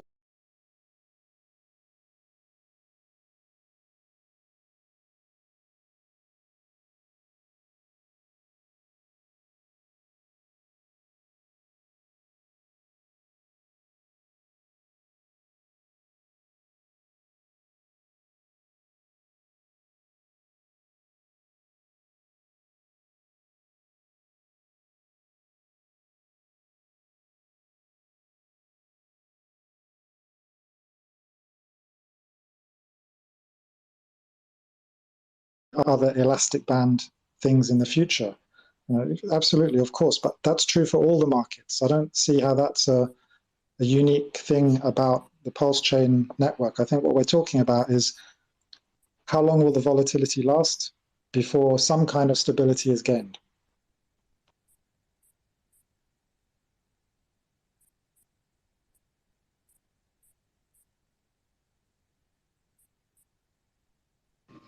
So, guys, I have an idea. The unique thing about it is that Pulse incentivizes activity in the sense that it's a lot cheaper, it's a lot faster. So I expect a lot more bot movement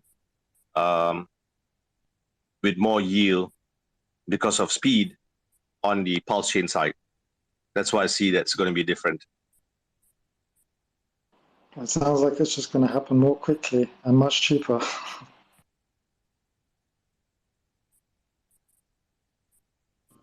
So, guys, what's your thoughts? So, if somebody steps in and buys, like for example, Yearn Finance on the Pulse chain, and he buys a big bag of it, there is not already bridged in Yearn Finance, but he sets a very high ratio, like on the ETH side, but in Pulse.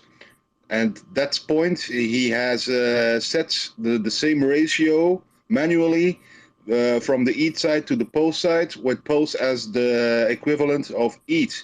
So he's the first market maker, but there is not bridge in Yearn.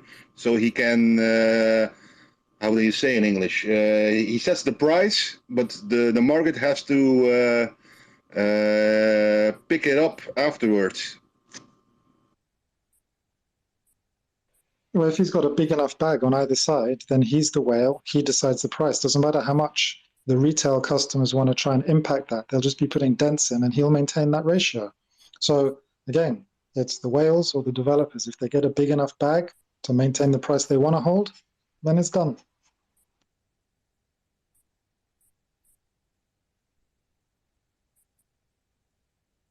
And I like the way you're thinking, by the way.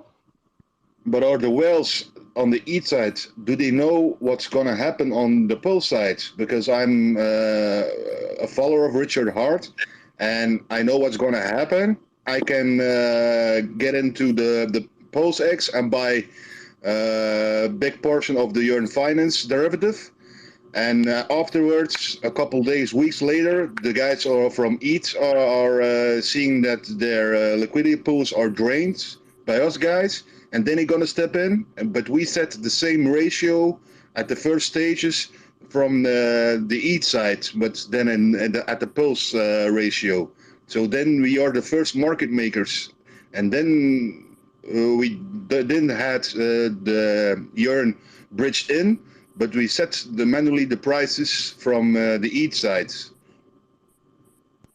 Yeah, that's the plan. But the danger there is that if the original developers or original whales or those who have influence within that particular application don't get their piece of the pie, then maybe they won't support it on Pulse. And then you won't be able to justify that price very long. Yeah, that's true. When there's no utility for that token, yeah, then you're bought, shit, yeah. I think all the whales, everyone knows about Pulse coming up. And I think anyone in the know, they're already working out, they already know what they're going to do. And it's important that they get their share. Otherwise, it's not really going to work, unfortunately. They have to get their share. Hey, I mean, look, they're going to always have it. So it don't matter how long they take to see it, but they will see it sooner or later, and we're just gonna have to work as a community to, let them know.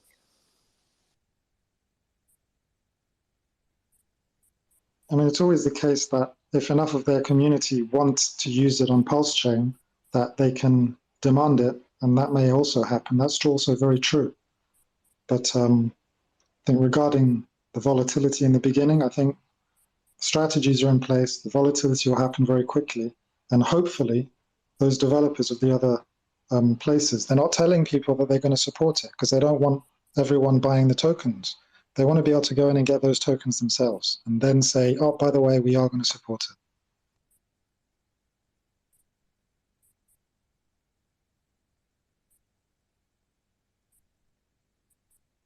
Because they're going to lose all those tokens that are in the liquidity pools, right? Because that's all being reassigned. So they'll need to put back in again in order to acquire those volumes, to control the pools. Do you guys foresee a lot Okay. of dumping? I see what you mean. It'll be like a double-sided sword, basically, for the people providing liquidity. But still, they're gonna get their liquidity on the Pulse chain side, though. So. Do you Yeah, guys so foresee? the bright side is that so long as the Hex community, if the Hex community all do control those pools, then we're kind of ensuring the liquidity for people to be able to move in and out of those tokens from Pulse into Ethereum. But it's not really what we want ultimately, is it?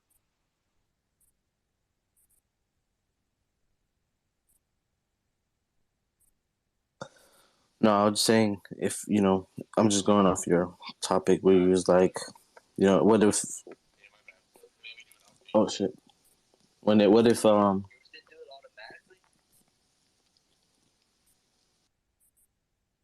lost my train of thought. I'll be right back. So do you guys foresee a lot of dumping of the PRC20s into the Pulse side? That will skyrocket the Pulse price.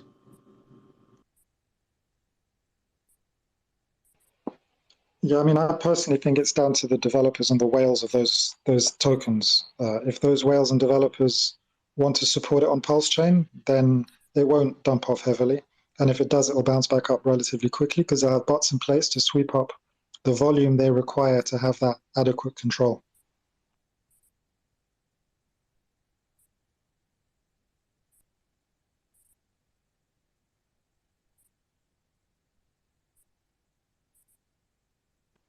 Do we have any update on any of the tokens that have already announced that they will support Pulse Chain? Because I don't think many of them have actually said whether they're going to support it yet or not.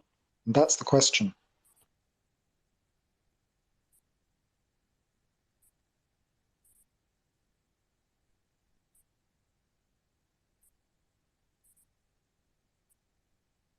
Yeah, I haven't heard.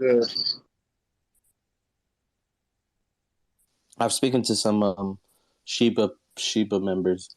They say that a lot of them, most of them, said they were gonna come and interact with the Pulse chain, but none other. I suppose all the meme coins will be much easier to maintain their value because they don't really have a utility anyway, do they? Although, to be fair, I've heard that Shiba are doing some stuff that gives it utility. I think, bro, I think they have like these. They're creating new meme coins on Pulse chain. It's gonna be a whole different world. I think the new projects that get deployed.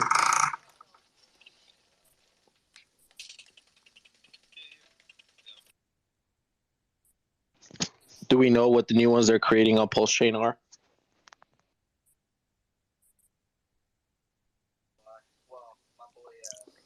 Yeah, man. Just look up. So if you want, you can go to Pulse Chain Dapps. t.me/Pulse Chain Dapps. And there's a whole list over there that someone's running. But DYOR, that's like the main thing. Don't just invest in like hype. That's like very, very good way to get wrecked.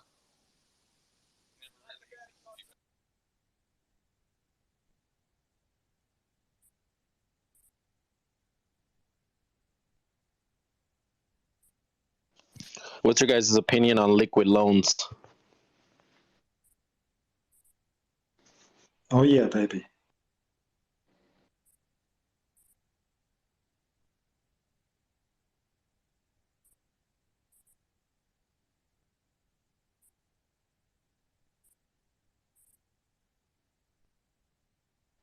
Liquid Loans is going to be a cornerstone of the Pulse network. It's a very powerful tool. Awesome. I think Liquid Loan will be something really interesting, because if people really start to take a loan against their value of pools, obviously there will not be sell pressure. For example, I'm not thinking of actually doing that, but I have sacrificed for loan token, which I see that it could be something that just generate me revenue until God knows. So I think it's just a money maker. You know, you just keep your token there and make fee. I don't know how you guys think about it, but I think it's great. Even though I'm a Richard follower for a long time, I'm generally only go with him. But I thought that this loan token was actually my own bank, not like the T-share, but you just put something in there and it keeps paying you back.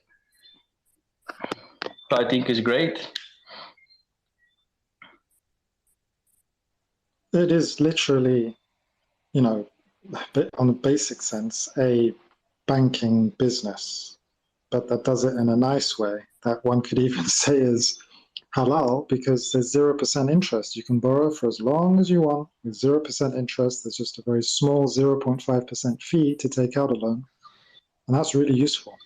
It's very powerful. And for anyone who's worried about the taxes they have to pay when they're taking profits, well, instead of selling your coins and reducing your bag, you can just take a loan against your tokens or your coins. And because it's a loan, you're not having to pay taxes against that, whilst simultaneously watching the price continue to rise, meaning that your collateral ratio is dropping. So when the price goes up higher, you can take another loan. And it basically means you never have to sell your coins and you don't have to ever worry about taxes. It's very powerful. Yeah, and I was actually just now, while I was listening to you, I was looking at the sacrifice ladder on the liquid loan, and it's interesting to see there are a lot of people. I'm actually going to ask to these guys if there is any way where they can show us how many people have been delayed in gratification on the months 24 and until 6 months. I don't know, but the number of people which they lock the coin for months to come is actually quite relevant. So that meaning that the price may keep. It may not dump on the day one and just people fuck off with their little bags. So, it may be interesting also in that sense. Well, I can tell you the number of people that have locked up for 24 months is only slightly lower than the number of people that have asked for a day one release. Sorry, say it again. I didn't catch you.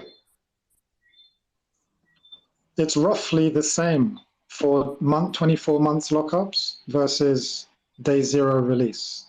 Yeah. So it's a very small number less that have it unlocking in 24 months compared with day zero. Yeah, so it's good. I mean, 50-50, if I don't misunderstand you. Yeah, I saw many.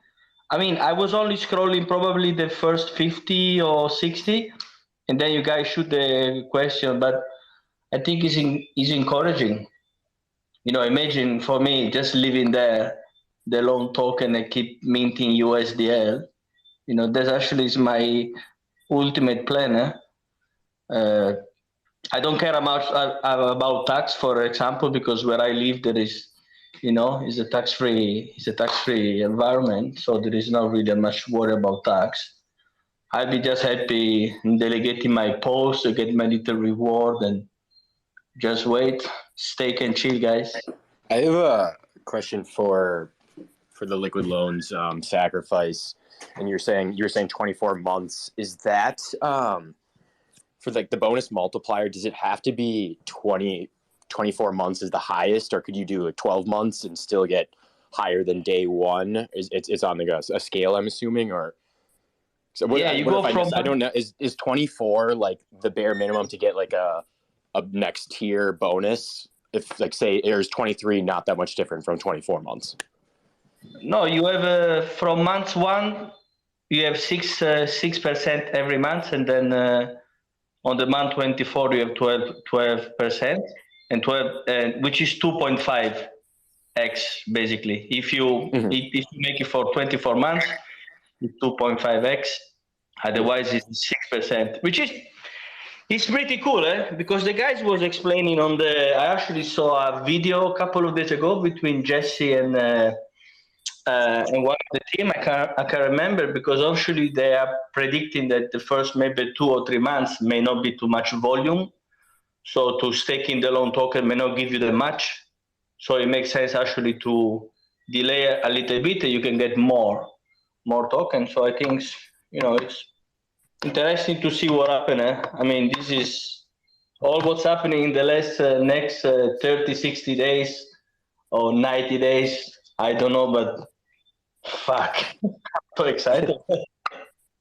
Yeah, no, that's what I'm just trying to I think this this addition to the ecosystem is vital for its success, and to get the interest and get these new adoption and pay the people who sacrifice for it and put it. But I'm trying to think I don't think that it will be really up and running and retaining new users for at least 12 months. But so that setting it for that 24, which is because I wouldn't touch it regardless.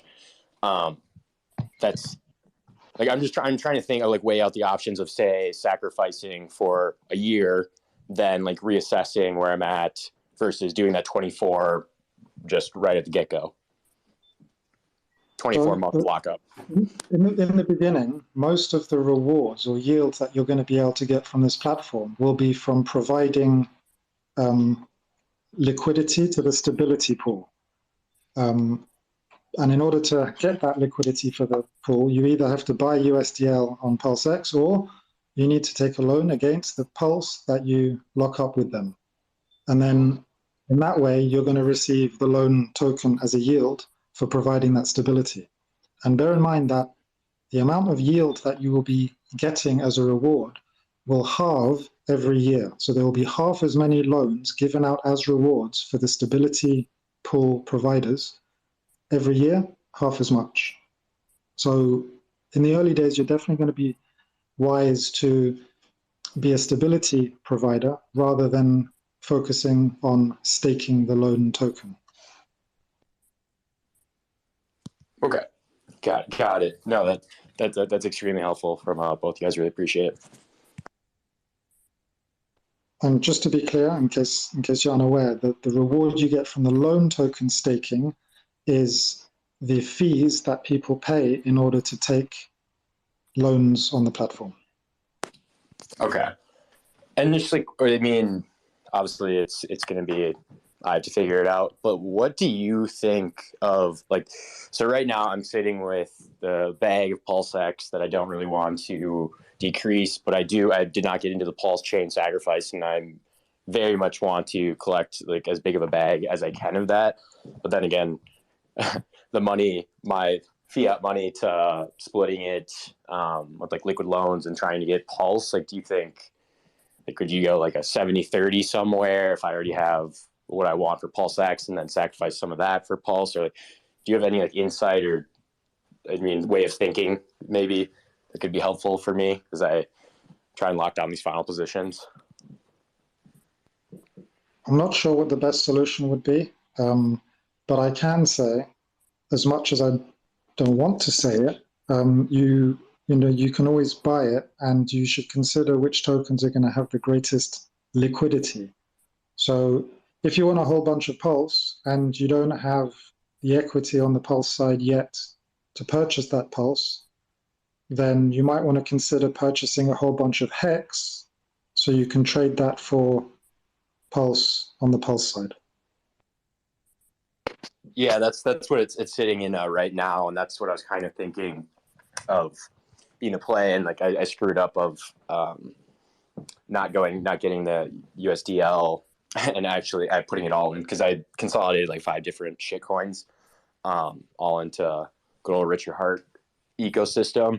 And so I put it all into Hex, and now I'm thinking okay, now I gotta swap it back for stablecoin then sacrifice it on liquidity loans, and then hold the remainder for whatever I can scavenge up for Pulse.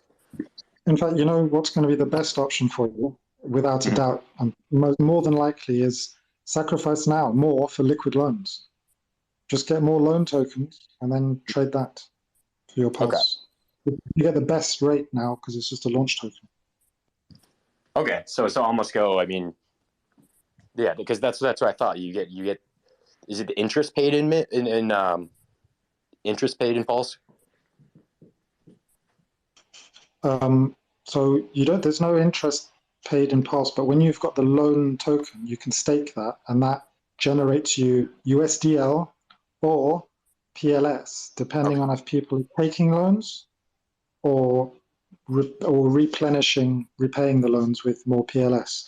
But with the loan token that you get, you're going to be able to trade that just as you could trade Hex. But because loan is a brand new protocol that has not gone through price discovery yet, you may see an increase in value very early.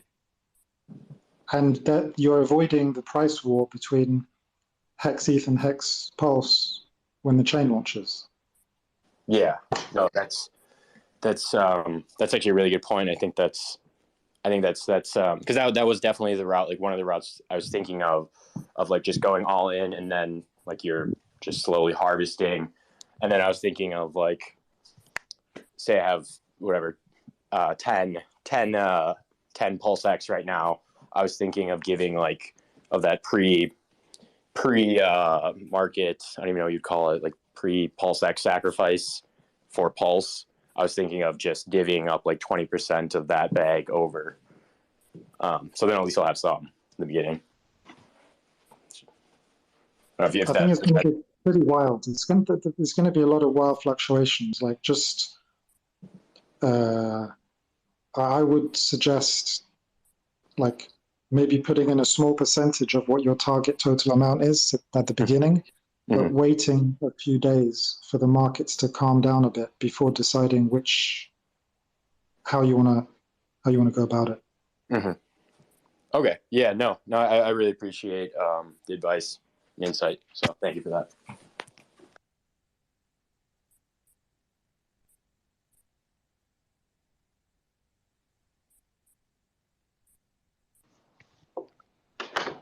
So am I understanding this correctly? So if you were to go heavy on the bag on sacrificing on the liquid loans, and then you get the loan token, can you just pretty much borrow against that loan token and then just get that same back?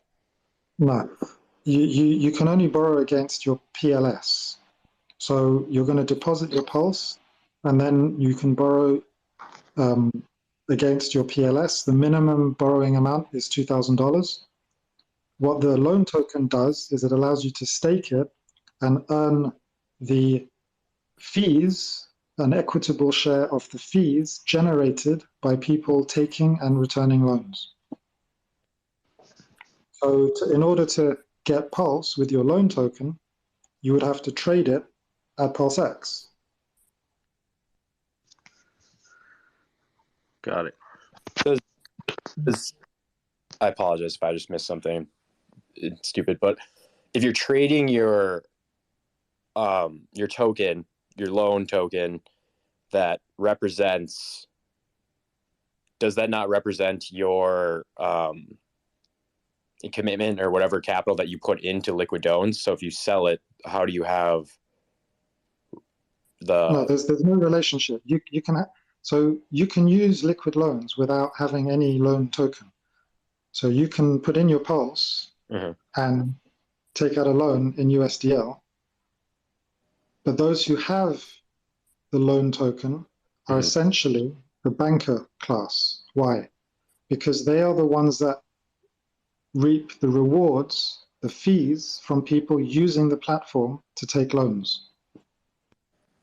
And then is that, so that makes sense. And then is that just to like, so I know how when the time comes, I get that token, is staking it going to be relatively intuitive, or is it going to be? But if you do a search on YouTube, there are videos. In fact, one came out yesterday, I think, of how to take a loan and how to stake.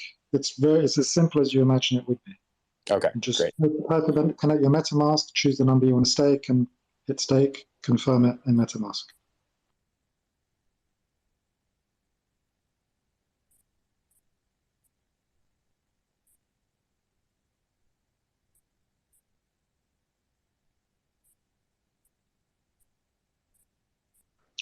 So, Omar, I have a question about market cycles. In a situation where, like, we always have bear markets where there are 85 to 95% drawdowns. In a bear market situation, if somebody borrows against their PLS, what does that look like? Okay, well, firstly, I'm not an expert, and really you should probably go to t.me/liquid loans, and the guys there can answer. However, I'll try and answer based on the questions I've asked in there. So essentially, when you're borrowing, it's not unlike using a leveraged exchange, where the amount that you borrow and the leverage you choose, in other words, how much collateralization you use, is entirely up to you.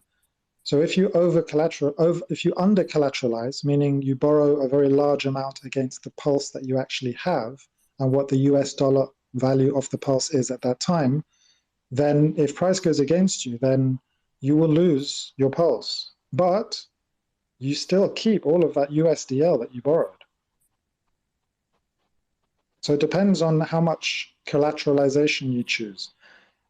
If you go 1,000 to 1, it means, you're borrowing 10% against the value you have. So if you've got $20,000 worth of PLS, you borrow $2,000 of USDL, then it's highly unlikely that price will go against you so much that you get liquidated, but it is possible.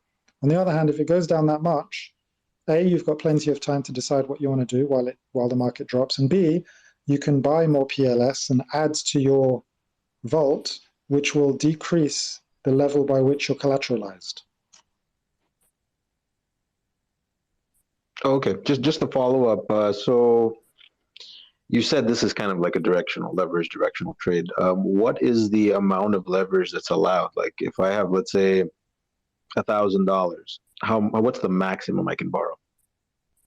So firstly, the minimum would be $20,000 of pulse, because the minimum loan you can take on the platform is for $2,000. And the maximum leverage you can take is as much as you want. I mean, there are strategies around that. If the price goes up really high and you decide you want to get out, you can just ladder more and more loans until it goes against you. And now you've been liquidated, but you don't have to pay any taxes on that because you didn't sell anything. You've taken a loan. And secondly, if you did catch the top, you can always buy back in with the USDL that you've borrowed, which is now yours. So you're saying it's unlimited? You're saying like at the 50,000 mark, if I wanted to borrow 50 million, that could happen? Well, no, you can't. You can't over collateralize. So you can only borrow as much as what you have. And in fact, it's even a bit less than that. So I think the minimum level is 110%. 110% is the level. So you can only borrow. You cut out. You said 100. You can borrow roughly 90% of the total collateral that you have. Okay, I understand.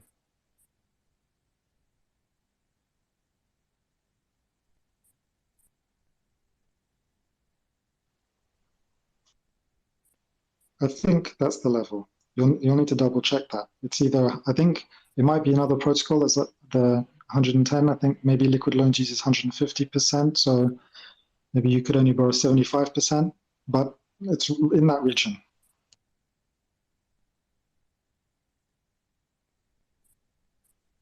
Okay.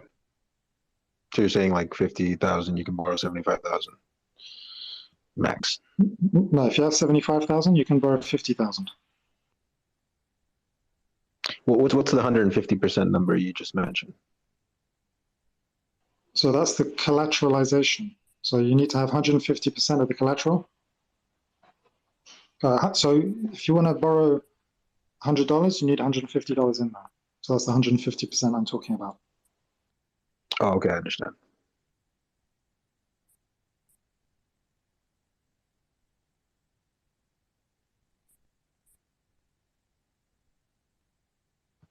So it's the inverse of what the banks are doing. So the banks only keep a small percentage, and in this platform, it's always over collateralized. So it's not possible for it to fail. I mean, the chances of any failure is so remote that it's not even conceivable.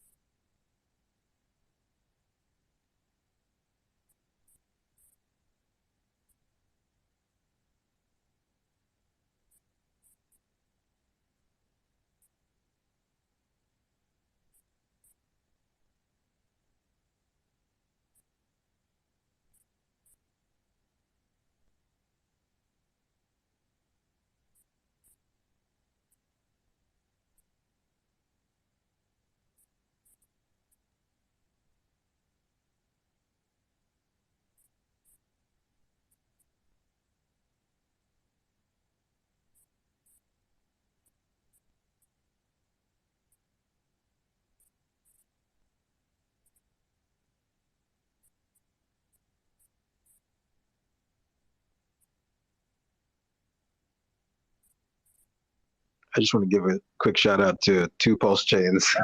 It's the funniest thing I've seen yet.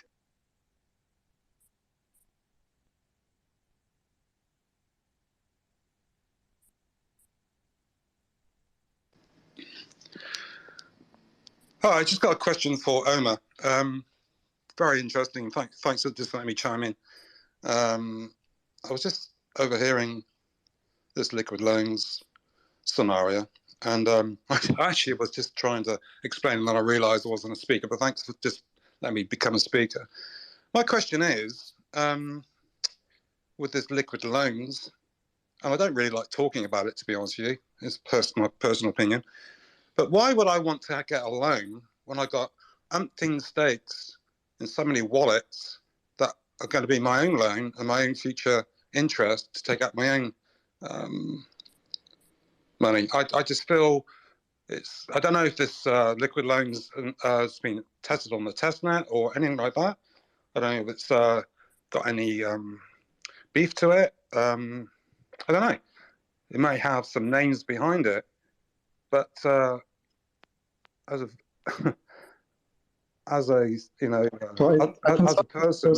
person thinking about, do I actually want a loan? What do I want a loan for? I mean, Hex was designed, for future, wealth, delayed gratification, and that kind of thing.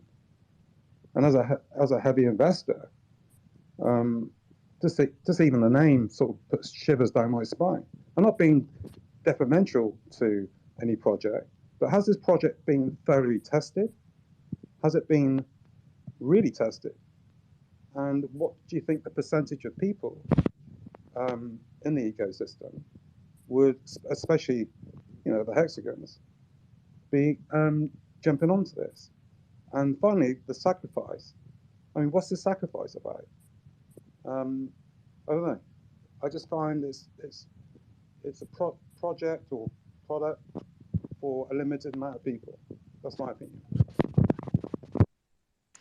I got a few things to say on that. So as far as liquid loans goes, we were having this conversation yesterday, actually, and I gave an analogy. It's kind of like, first off, to answer your question, like the purpose of it is, according to some of the strategies and some of the theories, like specifically the haunted strategy, you can essentially like make 10 to 15x more, maybe even more, than just sitting and holding your PLS or whatnot. My whole thing is, if you have assets that you are very confident are going to do well based on past performance, based on Richard's history, based on his vision, right? Based on what he's done already. It's kind of like if you owned a Ferrari, a one-of-one Ferrari, that there's only one of them, and someone comes to you and says, hey, let me take your Ferrari, and if you let me take it for a day or a week, I'll bring it back and I'll replace your steering wheel with a diamond steering wheel. Well, yeah, I mean, that could increase the value of the Ferrari in the short term, But A, you don't know this person. You don't know if there's any trust there.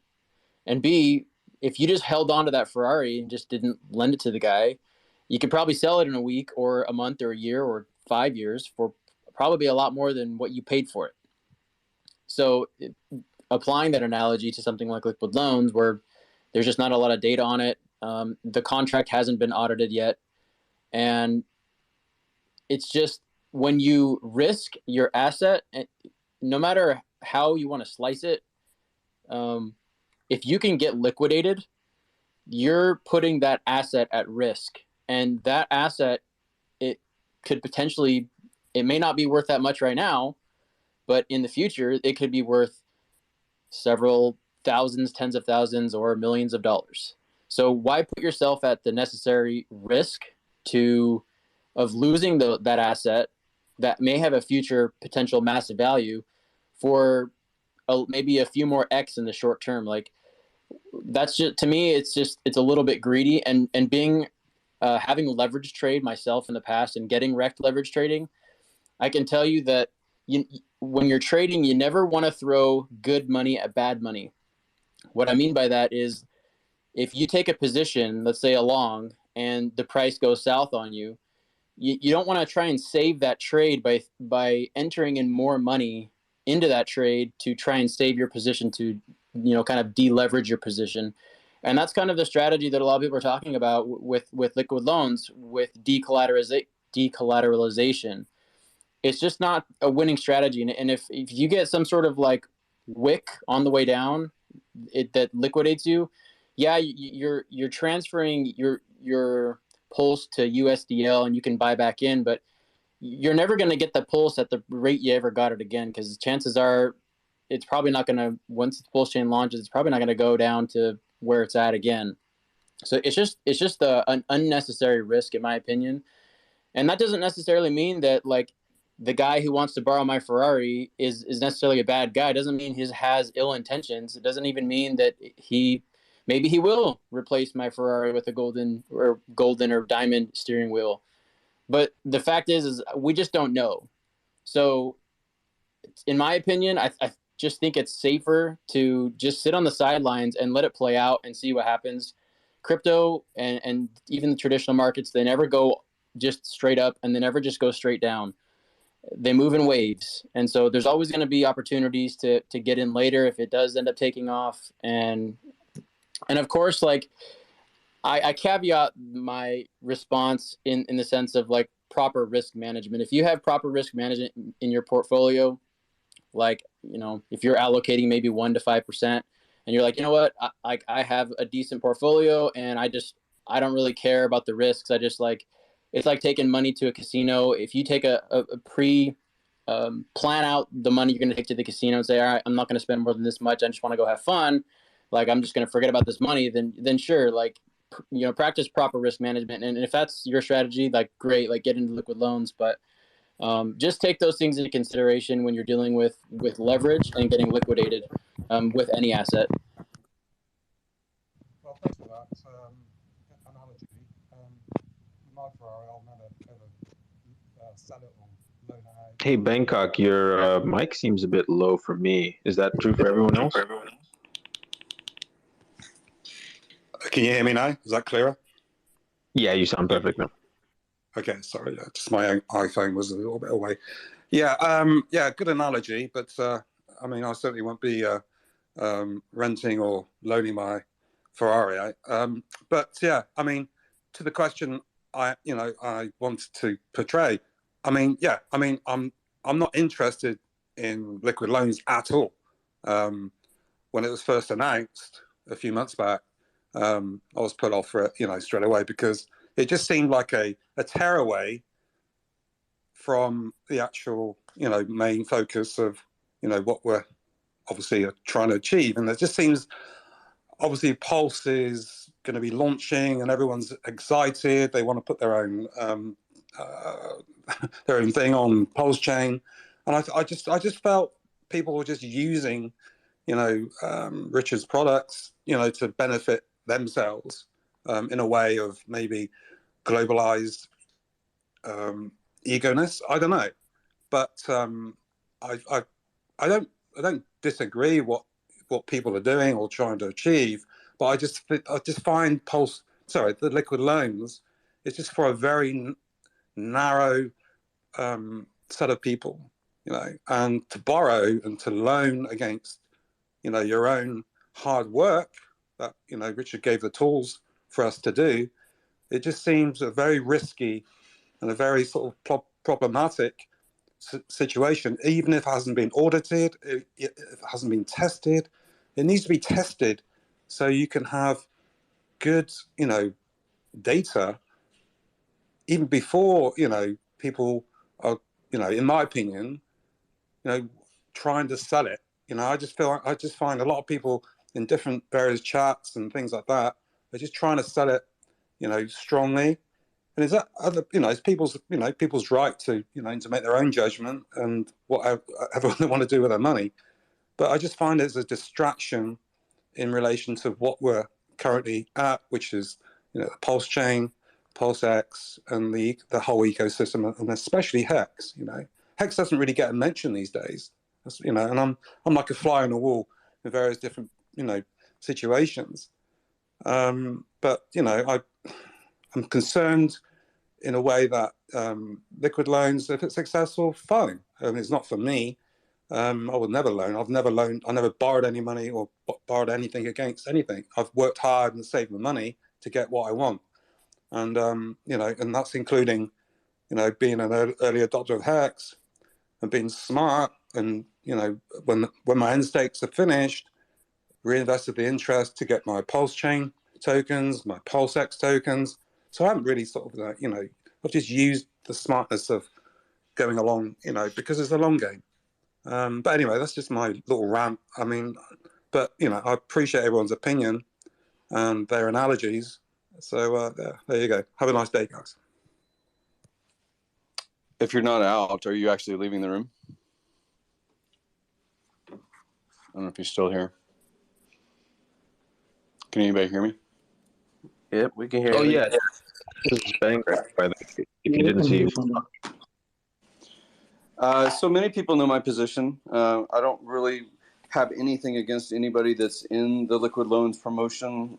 Jesse, the pit boss, Jexa, you know, the CEO that seems like a credible guy that's been touted as original, you know, behind the scenes, but basically being an original, you know, believer in Hex or believer in Richard Hart. And I can see where people say, hey, the speediest way to deliver value is to the Hexagon community, and maybe there's a loan product. Since Richard does say things which ring true, if you want to replace the banks, you got to replace their products. So there is a narrative that I agree with, that, you know, you can have a collateral, you can have an asset, and they often use the example of real estate or of a house or something like that, and that you can take a loan against a piece of collateral. And, you know, that makes sense on its surface because, you know, you can take a loan against real estate, and yet you can still utilize it yourself as housing, reducing your overhead of paying someone else for that housing. You can use that property that is mortgaged, and you have extracted that value. Maybe you can even get 90% of its fair market value in your hands and still occupy the property, or tenant it out, or have a cash flow. You know, these are the things that people like Robert Kiyosaki or Grant Cardone, or, you know, popular real estate people, that's what they all comment about. Now, at the end of the day, you can do something to get your get out of the property. Say it doesn't cash flow, and you say, hey, I need to change jobs. I need to go to a different place. That's called a short sale. You can actually, you know, let go of that obligation, sell it at a short price of what you owe. And sometimes the bank will work with you and you just, you know, have bad credit, that kind of thing. So you don't have the same options in the collateral of Pulse underlying the token of loan. So it's not exactly one-for-one kind of theories. What I don't like about liquid loans, one is how it was approached to the community originally. There's a lot of takeover of Telegram rooms. There's a lot of takeover of chats. There's a lot of direct messaging of people that were in rooms that had no interest whatsoever in a loan.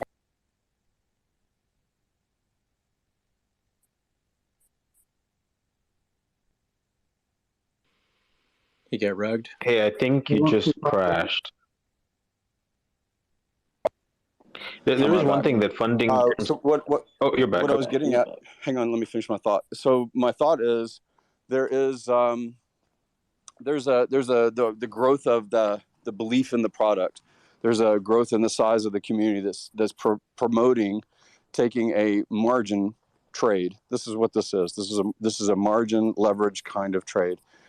And if I look at examples in the marketplace and I say, okay, ETH Lend existed 2017, Salt existed 2016-17. Currently, the code that's forked is called Liquidity, and I try to ask about, who in Ethereum with the underlying product is called Ethereum as far as the collateral, and then the token of Liquidity. How has that worked? So I can understand the audit, I can understand the code, these types. I'm not a coder, but I can understand the thought process that this would work on Pulse because it worked on Ethereum. However, I haven't met a lot of people, or I can't really source anyone that took it out for emergency or took it out for the Liquidity stuff for real estate, to actually run a business or launch a business or buy an apartment building or something like that with their ETH gains, even though they don't want to sell the ETH. And because of that, it makes me leery. It makes me think that this is simply another leverage trade opportunity, which is great for some, but not great for the principles that a lot of hexagons like to promote. Again, not disparaging the people that are involved, not disparaging the promoters. What I believe in the sound money principle of Hex. I believe in the code element has been audited before it was released. And that can't happen, according to Liquid Loans, before Pulse Chain exists.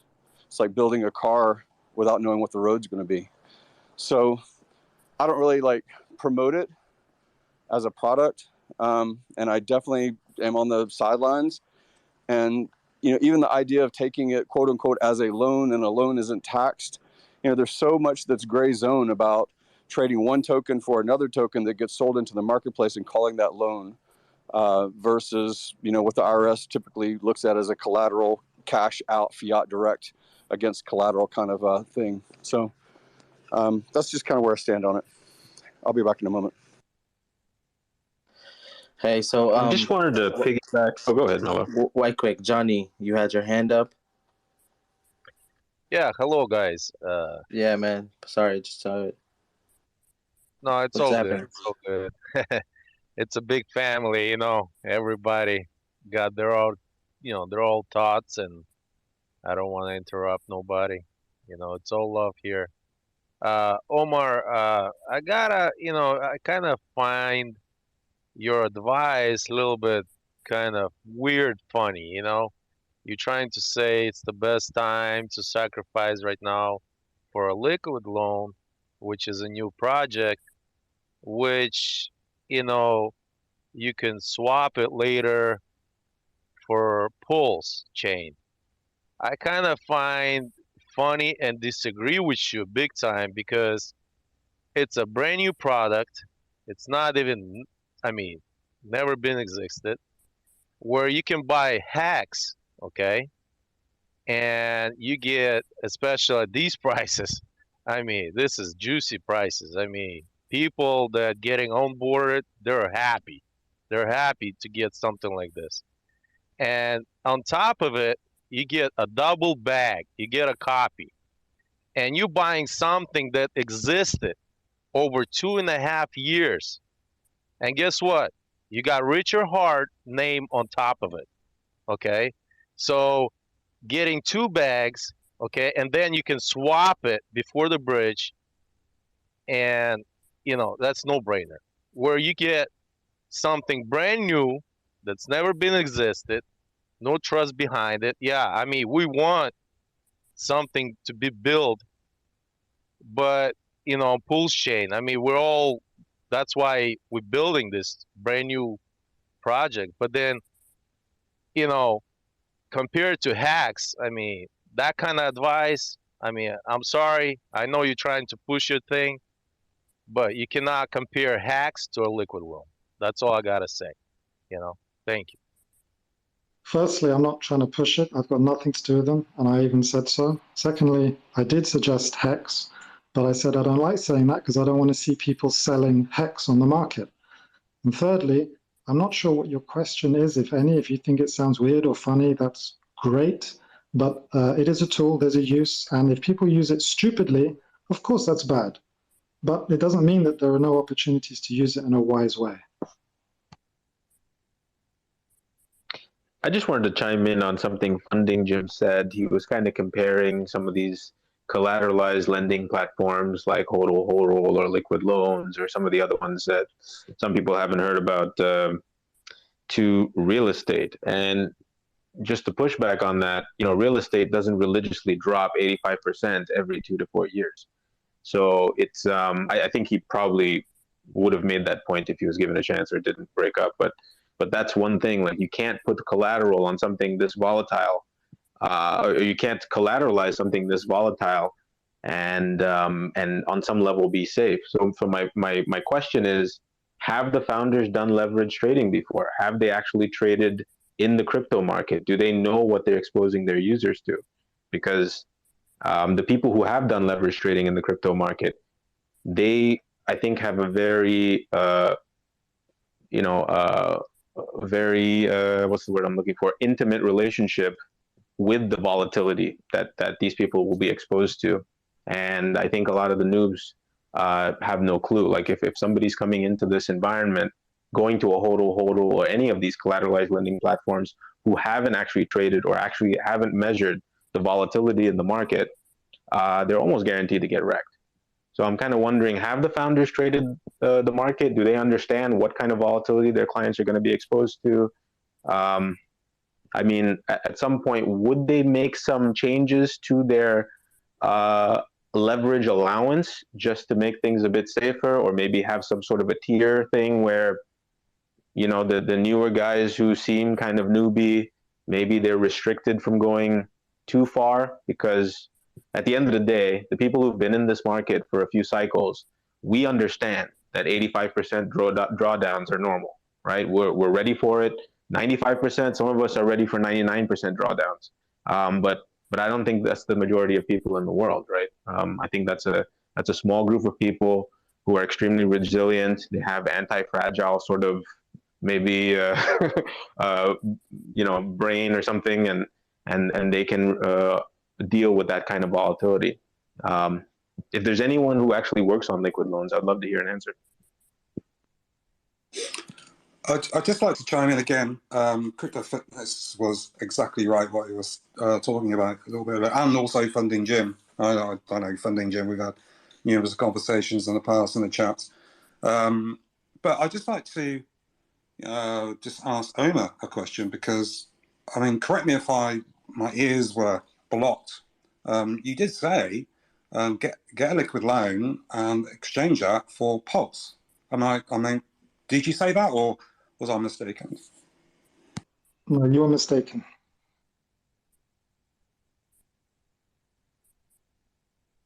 So in liquid loans, I believe there's a way where you can own it. It's like kind of like yield farming, essentially, where you can stake a certain token. I believe it's you can stake the loan token, and then that will mint you, or I don't know exactly how the rewards work, but you get USDL, and you can also get Pulse as rewards for it, if I'm not mistaken. Yeah, you get a share of the fees that are paid by those who take out loans.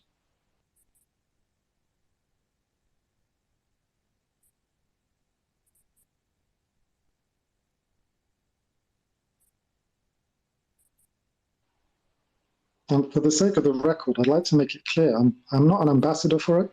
I'm just sharing what I know about it. I've been in Hex from day zero. I have 15-year laddered stakes. I understand, the value of Hex, what it's all about. I'm just simply explaining about a tool that's out there, that's becoming available, that has value, that can be used in a smart way, but of course can very definitely be abused. And unfortunately, lots of people will abuse it. Now, we live in the world of blockchain now, and it's all about taking sovereignty and being responsible for your choices. I would rather live in a world where I have the choice of being responsible than living in a world where I do not have that choice.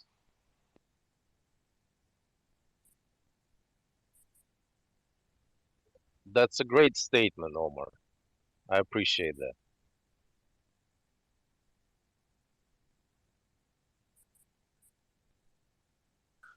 Thought here, like, do we agree that the crypto world is moving so quick and new expansions are needed and new avenues need to be created anyway, and we're all in it to see it grow?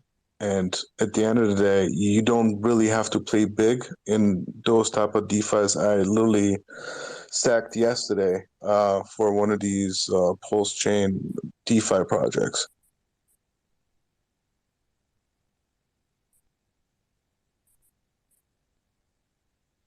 Hey, could you repeat the last part? I didn't really understand what you meant. The last maybe sentence you said. Yeah. So what I was saying is, yesterday I sacrificed for one of these DeFi platforms, Liquid Loans, and I think you don't have to go really big into them, right? You don't have to go neck deep, but just contributing a little bit helps the ecosystem to grow faster, right? Because if it's not going to respond, if it's not going to produce anything, then it's not a huge loss, but it was a contribution to the cause. That's what I'm trying to say. So do you guys see it the same way as I do, or do you guys have a complete different type of angle on this?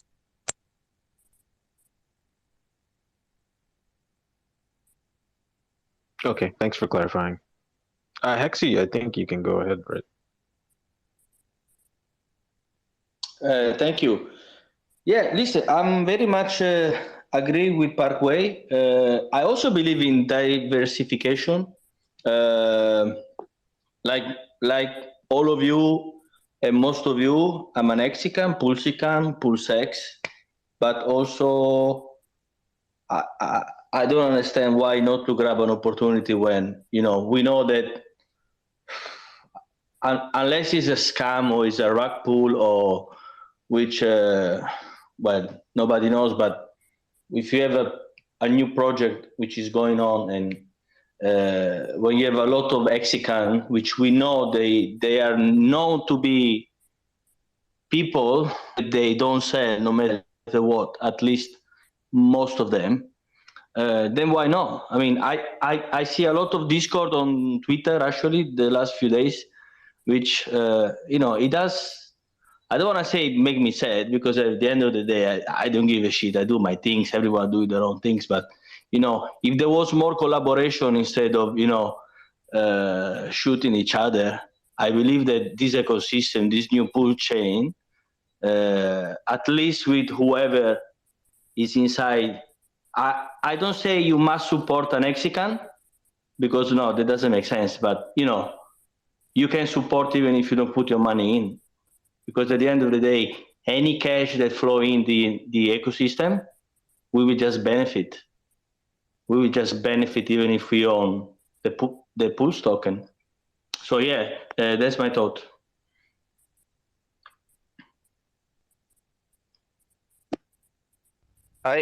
Guys, can I say something? I Hey, bro. believe,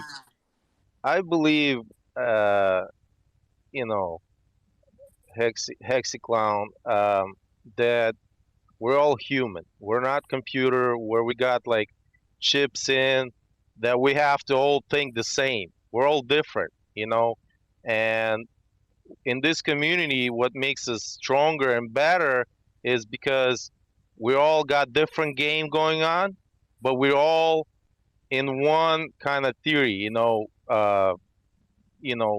protecting each other. That's why, Hex Orca is doing this, letting people know how to be safe in crypto and all this stuff. So I think something else, like something different comes up, and we're all having our guards up, and, some new project. I mean, we all wanted to build on Pulse Chain. I mean, I'm for it. I'm sure all Hexicans or everybody that in this community want Pulse Chain to succeed and be better than Ethereum. I mean, that's what Richard Hart is doing to make it better than Ethereum. So there is going to be a lot of adoption, but we're all different. We think different. We're all different.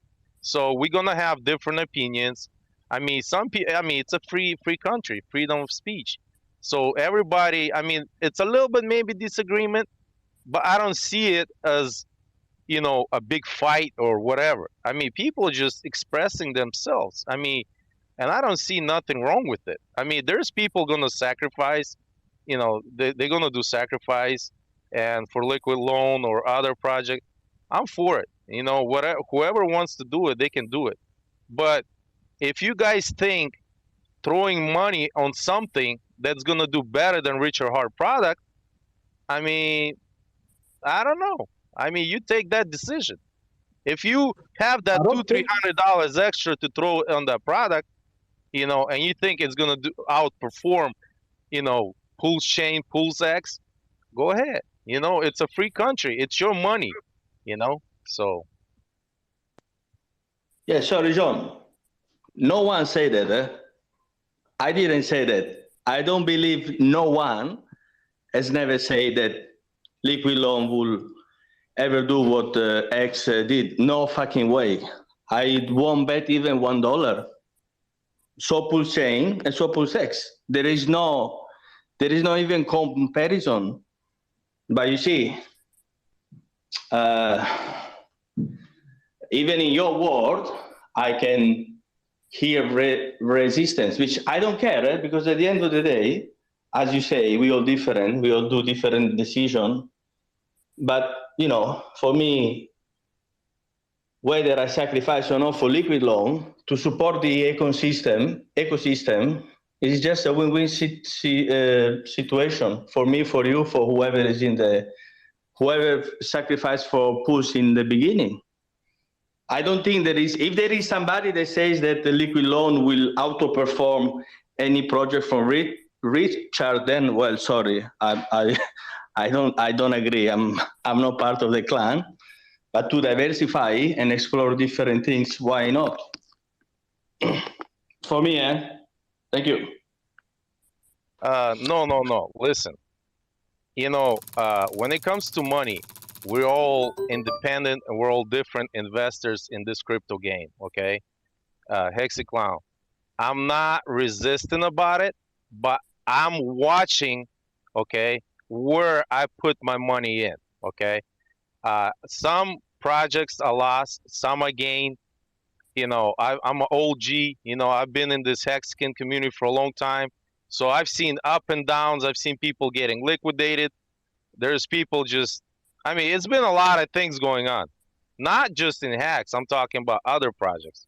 So, you know, we're all different. You know, like you, it's your money. You work for it. You sweat for it. So it's your money to decide where you want to put in, you know, just like me. If I want to buy this car, I buy this car. It's not who tells me what to buy. You see what I'm saying? So we're all different. You know, you like red collar, I like green collar.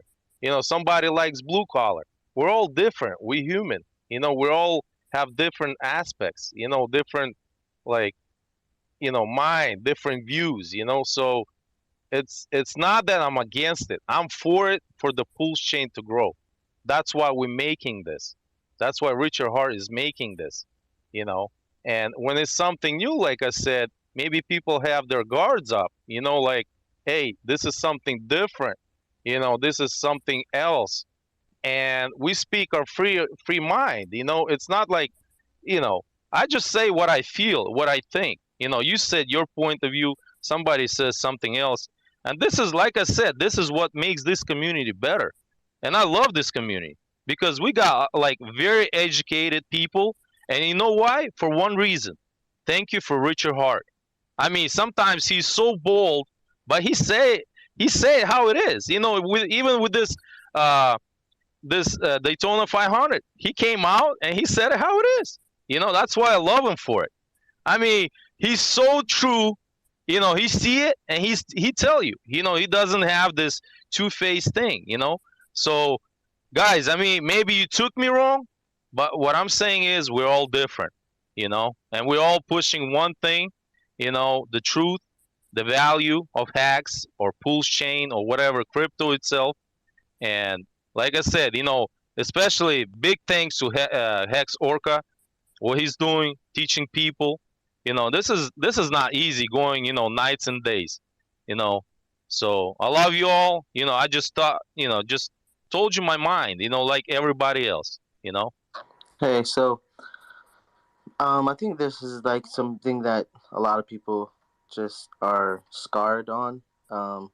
This topic of dApps. There's a lot of people been getting wrecked, so it's just people coming from a place of experience and trying to face it. And now that they found something solid, they just want to stay with it, which is also good. And just learn how to do your research. Everything, including this token, Hex, Pulse Chain, everything you have to do your research, right? You found it on the limb or however you found it, you have to do your research and then you sacrifice. I hope no one just sacrificed just blindly. But yeah, man. Someone just came in. David, you had something to say? Oh yeah, I was gonna say that I think that I think some of this comes from Richard Hart himself, where I think Richard Hart is focused on getting people in more than he is focused on the people that are already here. And for me personally, being relatively new, I think that I take Conrad Zen's perspective. I don't know if it's right, but as somebody that doesn't know a lot about this space or a lot about trading, I think when Richard Hart comes out and he speaks about it in the way of saying, hey, I don't really know about these projects, I don't trust them. He even hints at, if we need something like this, I'll create it. And I know that he's also said people need to create things. I get that angle. But, Conrad Zen has basically said, hey, buy the best thing. And then when you're rich, diversify. And so I think that it's just operating on two tiers. I take it as Richard Hart basically saying and standing up for saying, hey, we got to expand the community by getting the people into the best product. Why are they spending money on something that isn't the best product? I created the best product. Put your money there. And then when you make it, fine, diversify. It's all good. So that's the advice that I'm pretty much following. I'm not going to sacrifice for liquid loans or anything else, until I'm a bagillionaire like you OGs are, whoever you guys are. And then F it, you could take a portion of your portfolio and do whatever you want with it, right? So just from a new guy perspective. Just to bring back like my SAC, since it was talked about, again, I believe that liquid loans is something that's missing, including with stable coins on Pulse Chain, which makes the whole thing way more interesting because there might be a huge storm towards that sector in regards of people, having their crypto and they don't really want to sell it. They don't want to lose out on the value. They don't want to buy back in or play the dip and pump game. You just put it there as a collateral. You get your fiat, you go and take care of your business, and then you bring it back and you get your crypto back. I think that's a pretty cool system. And then at the same time, though, I understand that people have different objectives when they come to the crypto space. Some have definite goals where they just, they just go in one direction, and others become flexible down the road, right? They see different avenues and try different things.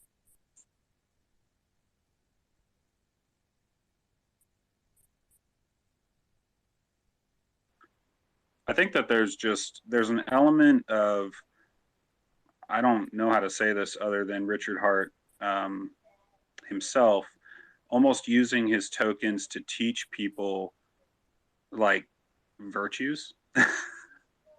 It's like that's part of the genius of what he's created. He's like, hey, I'm going to fake these guys to come into these coins, and then I'm going to make sure in some way I'm going to try to make them better people. So I think the liquid loans thing is really working on that level, and it kind of forces the community, and I think Richard Hart forces us himself to talk about we do have to address what is best for the community on some level. We all, of course, the cryptos, there's going to be people that create things that we can't help, and you have choices.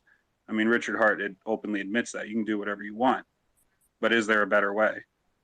And I think that he's openly, when he states, well, I give you this advice for free, you know, that's kind of him saying, hey, you're sitting down with a guy that knows what he's talking about. I'm an expert. You should follow my advice. On some level, buy Hex, you know, buy Pulse, buy this thing. I'm not supposed to give you financial advice, but this is the way to go. I'm kind of taking you under my wing. So there is that element of like, he's not saying it's not laissez-faire. He's not saying, hey, do what you want. You know, it's all good. He actually wants you to act a certain way. And I think that's where a lot of this comes from in debate.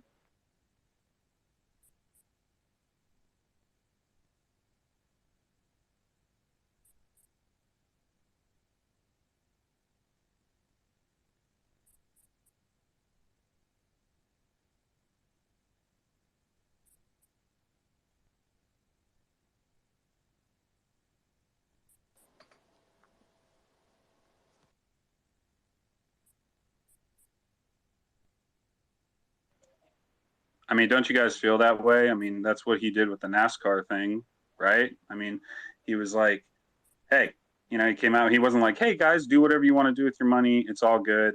No, he took it to the next level and he basically said, no, you know, he stayed true to his ethos and the entire reason why he did this thing. And he's trying to, I think, elevate the community, make sure, teach us all, make us all better.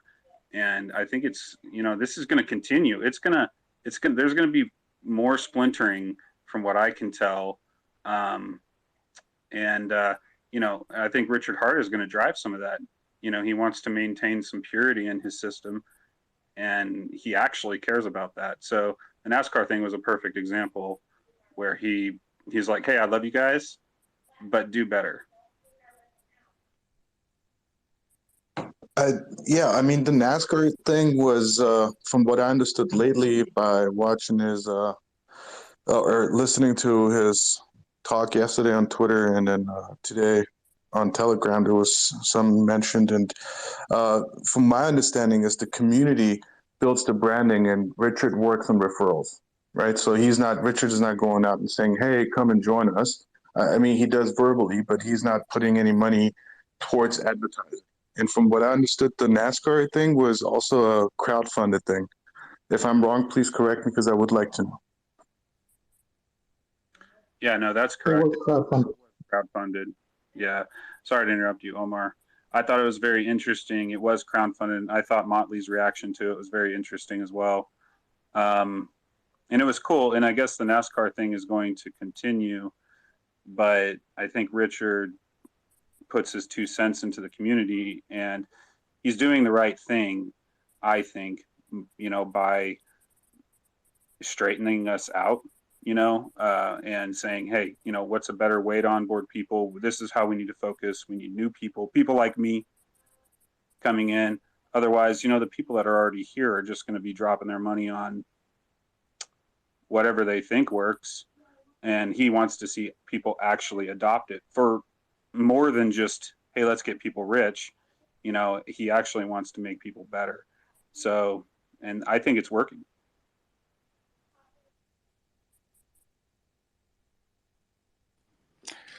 Yeah, I agree. And I'll just say one more thing in relation to, you know, my opinions on those, you know, just on this topic of liquid loans. I believe that in some time in the near future, Richard will come out with a better product and under his name, rather than just sort of a splinter group, you know, good as they are. There's obviously hexagons. He will come out with his own, maybe encapsulated stakes. I think that was a talk that he was discussing in one of his streams a while back. So, yeah, I mean, if anything that he has sort of, you know, suggests, you know, it's a good indicator. It's worth having a look at. So who knows? Maybe he will.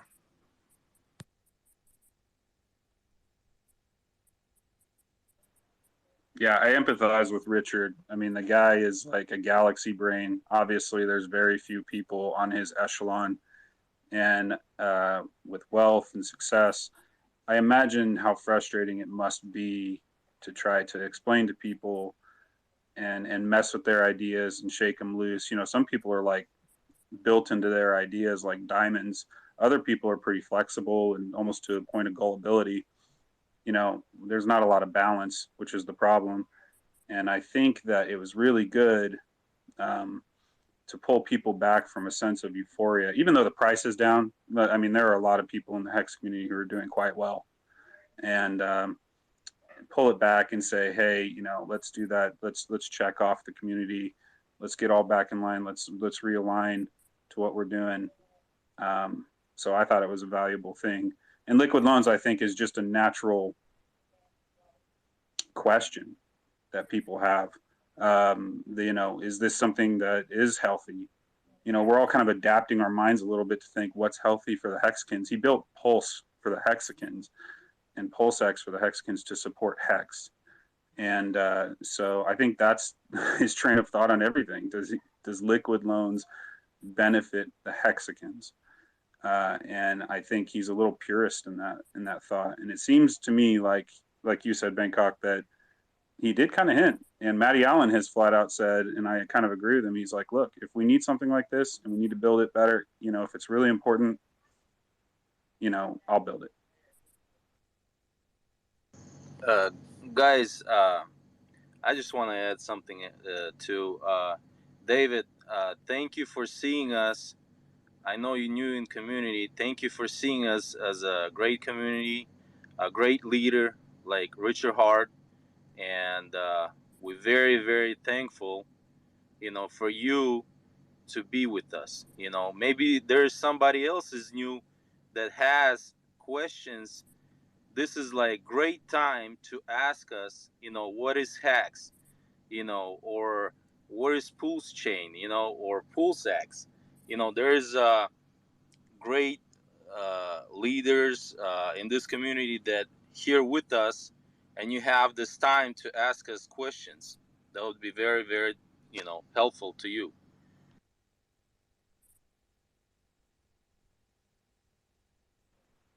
Okay, I'll try to think of something. I've been watching a lot, and I kind of get obsessed with it, so I feel like I understand it, especially Hex and Pulse and PulseX for the most part, as much as I can right now. But I'll try to think of something. That's a good suggestion.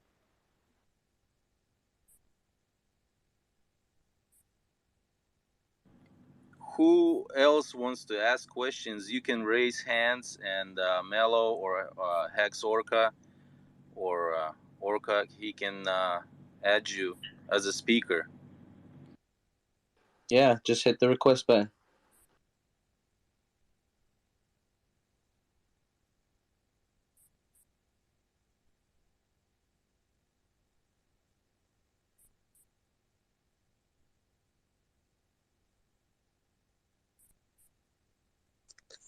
So since nobody's asking a question, I know you all hate it, but I'm still going to ask.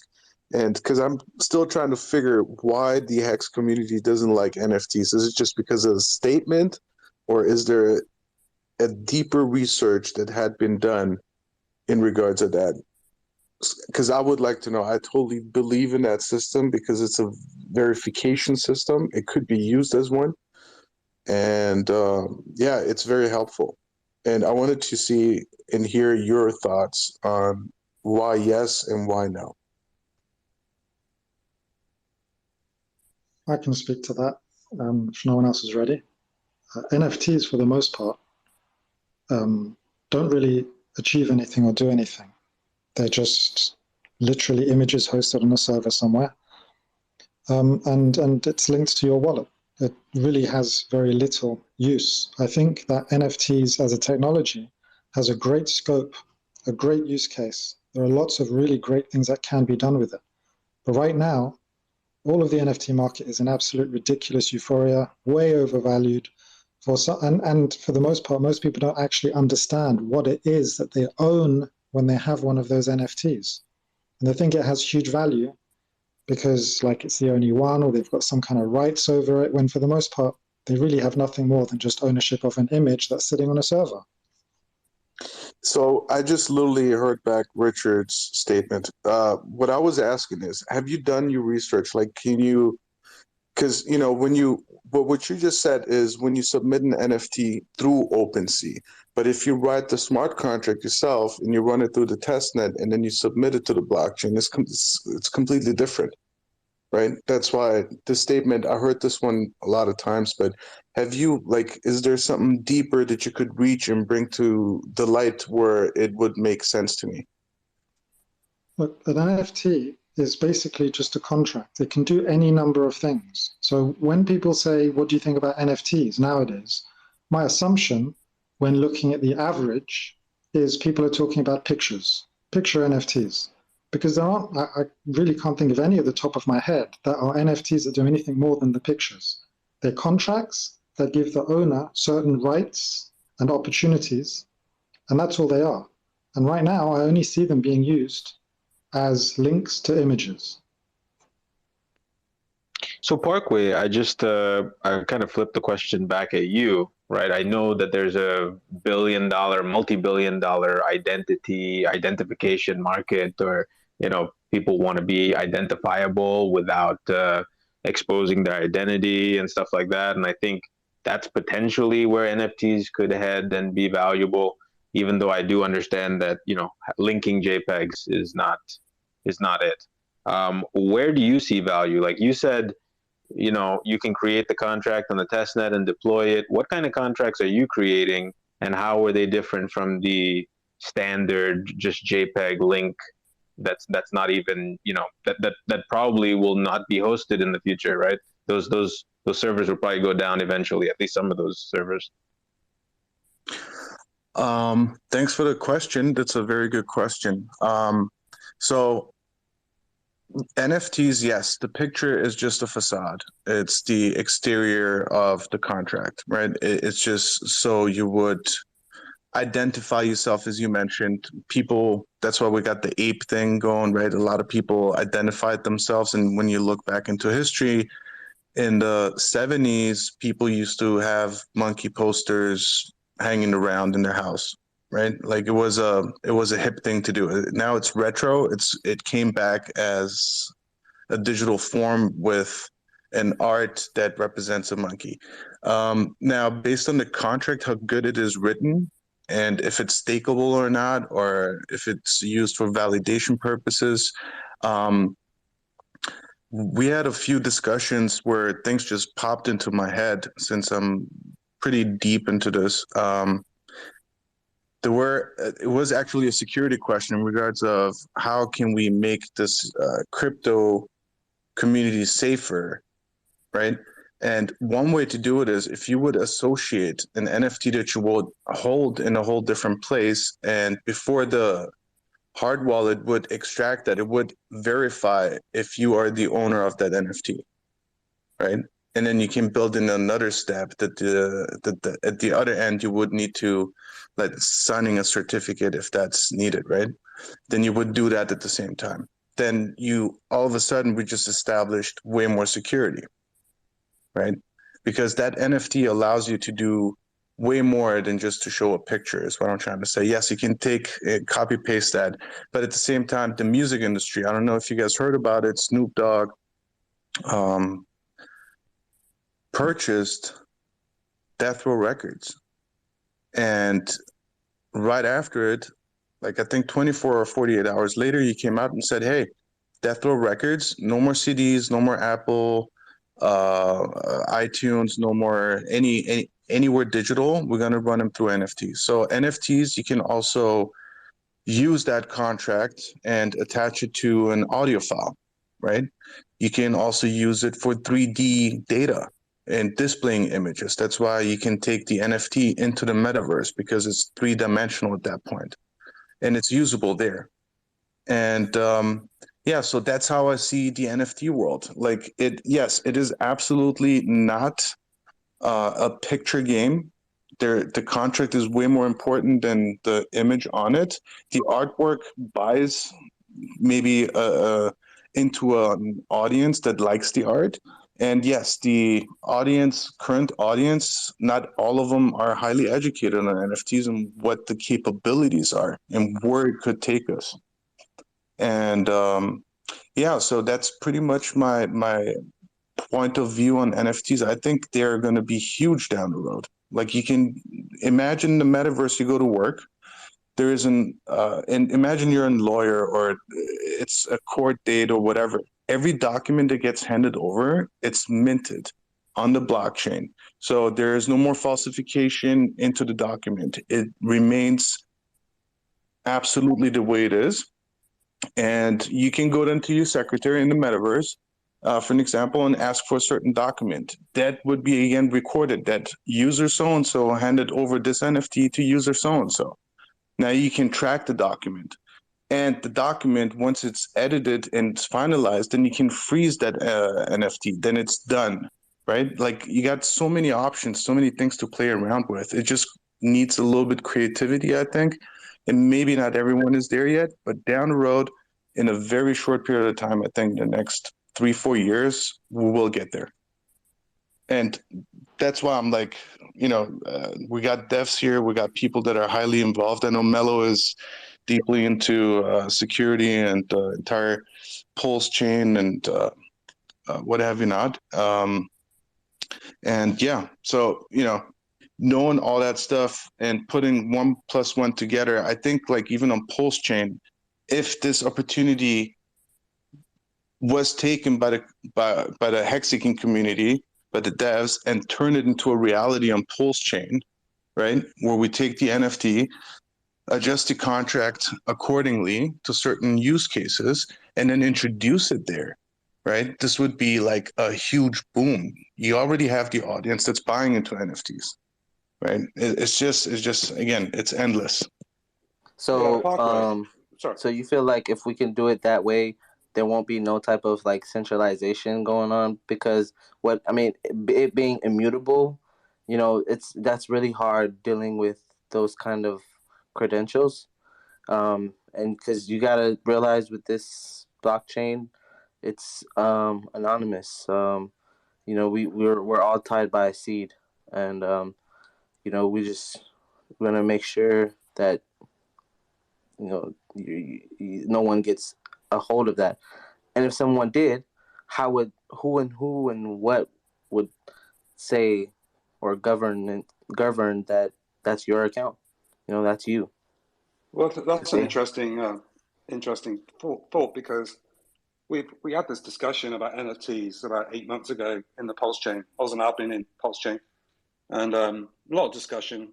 And it was like, right off the bat, obviously Richard's against them and usually hates them.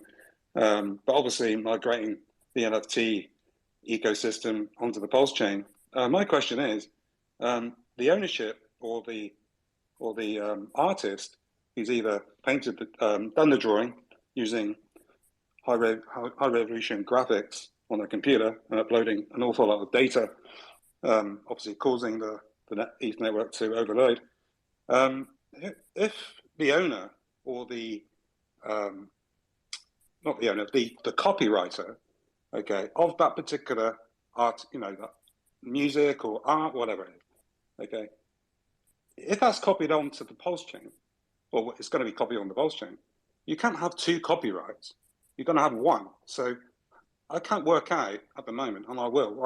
I'll do some research, but maybe somebody can chime in on this particular thought, because you can only have 1 copy. You can only have 1 copyright. You can't have 2 copyrights. For the great majority of these, the buyers are not receiving copyright ownership anyway. And secondly, even if they were, it's the same owner that will have the copy. They'll just have it in 2 different formats. They'll have the iPhone version and they'll have the Android version on ETH and Pulse chain. Hey, for me, I was just listening to what Parkway was saying. There are some use cases he talked about that are actually somewhat valid. I think I heard about one. There's a hip hop album, a classic hip hop album from Nas, a rap artist, and if you own an NFT, you get a fraction of the sales or something like some weird thing like this. Somebody was mentioning to me. Yeah, Oh, maybe it was Mello. Yeah, Yeah. streaming. You get all of his streaming for that album. Like not all of it, but everybody gets a percentage. Yeah. So I see that, there's some opportunity there, but a lot of what you described can be done with private keys, can be done with signing.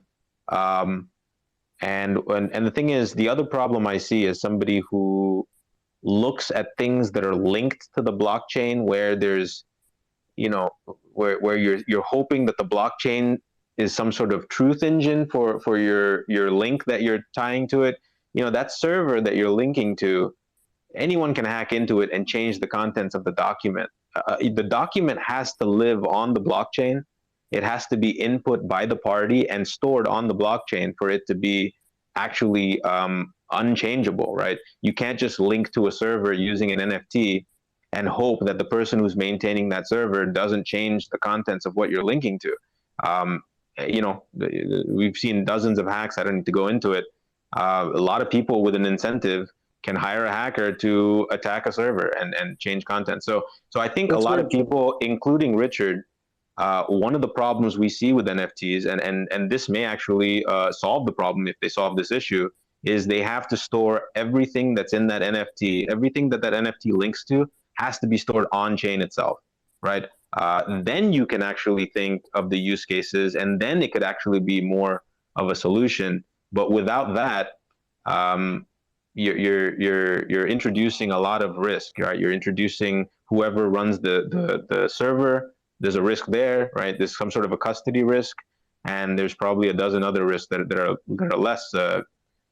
less dangerous. But I would say the custody risk is high, right? You can't put a legal document on somebody's server and hope they don't change it, especially if, let's say, it's $1 million of assets. Right now, they have 1 million reasons to change that document, and yeah, that's the problem I see. And hopefully there is a chain that's coming that can store, these objects or visuals or whatever you're tying on them. But I haven't seen that yet. As to your statement there, yes, you can freeze NFTs. So that means it's not changeable anymore. So for an example, if you go, let's name it, OpenSea is the most used one. It's like McDonald's. So if you go there and you create an account, a creator's account, and then you submit an NFT, there are 2 stages. So once when you upload your image or your audio file or your 3D image, you still can edit the information on it. And the last step is freezing it. That means it becomes it's unchangeable at that point. Loosely related to, decentralized storage is the next big thing that's coming. That's going to solve that problem. And again, with the contract, you submit it literally to the blockchain if you write the contract yourself. If you just do it over platforms, they got a standard contract. There's nothing special about it except that picture, that's literally what Richard says. It gets submitted to the blockchain and it's just loosely related. I totally agree with that. But then again, the picture, if you transfer it, let's say to your Ledger, you could, on Ledger, there's an app where you can actually see the picture. So the picture gets stored on the blockchain. Are you sure about that? Because everything I've heard so far is that the blockchain only has a link to the picture, and that picture is not actually it's not on the blockchain. You don't actually store the picture on the blockchain. The blockchain is the most expensive database in the world. You never, ever, ever want to store anything of large quantities, large volumes of data on the blockchain. That's why nobody puts it on the blockchain. You never, ever put it in the blockchain. So that's the problem I see. There's a lot of things like this where people are like, hey, we'll put something on the blockchain and we'll get some security that way. Some people are like, hey, let's take gold and then we'll track the amount of gold on the blockchain. But here's the problem. There's always a human in between the blockchain and whatever physical asset you're using. If something is not natively on the blockchain, if something doesn't live on the blockchain, you have risk. All right, whether you know it or not, you have custody risk, you have X amount of, I can go down the list, but there's a tremendous amount of risks that you have when something is not living on the blockchain and it hasn't been mined and stored so that it can't be changed, immutability. So yeah, and I think blockchains are terrible databases. I think everyone who studied computer science understands this. They're not great.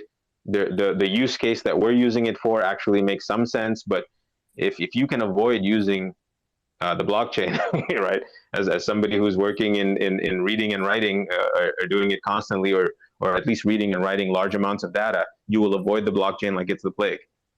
So I don't know what kind of structure is being built. If NFTs end up doing it and they do it efficiently, and they can make these things immutable, and it's not just a link to a file on somebody's server, I think that makes sense. But at this point, what I see is what you're doing with an NFT, you could better do with just an address, signing with keys, or holding a token, right? It doesn't necessarily need to be an NFT, and that's kind of the hesitance I have. But hopefully it develops and surprises, some of us. Yeah, could be. I mean, from what I understand is it gets recorded onto the blockchain if you write the code yourself. Again, I could be wrong. You guys could be right. I gotta do a little bit more research and talk to our team. We are involved in I'm involved in a little NFT project where we donate. The whole thing is about donation, and the way I see it is, it's a great tool to bring humanity together because there is a huge craze. People love it, and the love creates the value. That's what a lot of people don't see. They're like, why would I need a Bored Ape Yacht Club, right? Well, if you own one, you get to talk to all these people that hold one on Discord because you get verified and there's a dedicated chat room. So let's say if you want to talk to Snoop and you own one, dude, he's in the chat. You can literally tag him and ask him a question, right? And that's the benefit, the value, the utility that comes with NFTs. So you got to be creative with them and create utilities. And once you establish that, then it's all about what are you doing with the funds and how much is the community getting? That's one of the big things. Melo mentioned it with, I think it was Pulse, I can't read your name here, Pulse LN. Mentioned it too in regards of Nas, where the community gets a kickback. And that's the big thing in the NFT world, right? There's a huge kickback if you're part of something.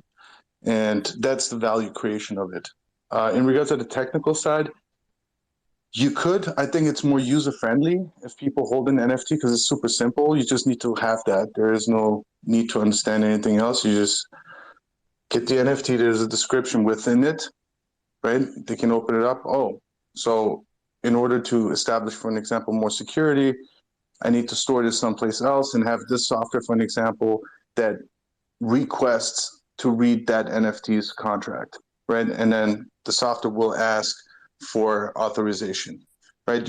Call it a two-signature type of thing, right? I mean, again, use cases are endless, and that's just the way I see it. I totally respect every point that you guys made, and yeah, that's the way I would put it.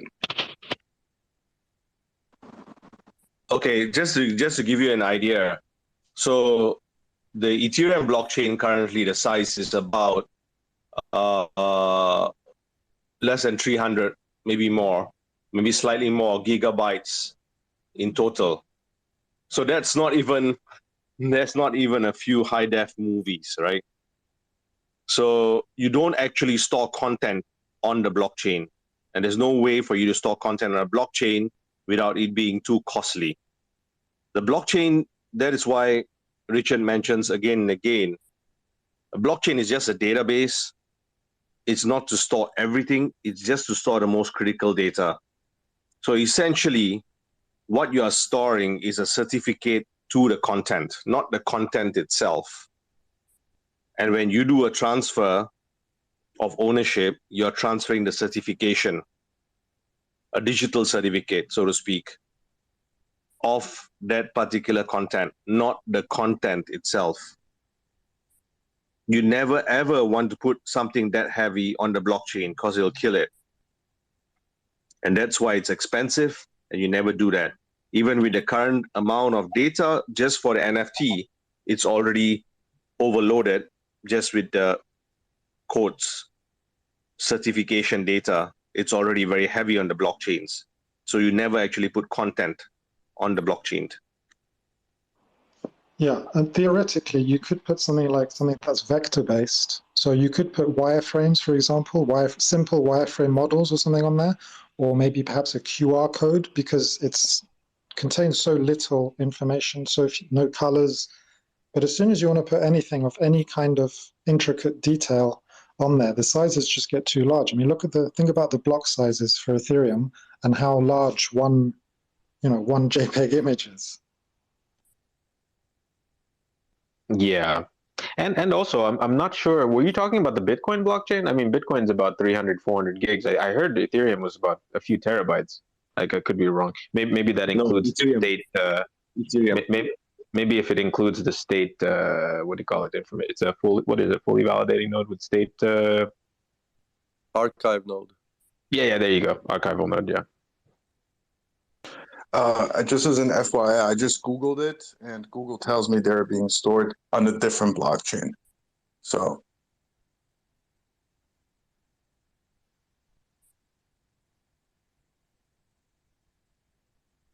I heard it was something like IPFS or something like that was storing it, but that's not really immutable. IPFS is not a blockchain. Yeah, it's not a blockchain, and also I don't think it's.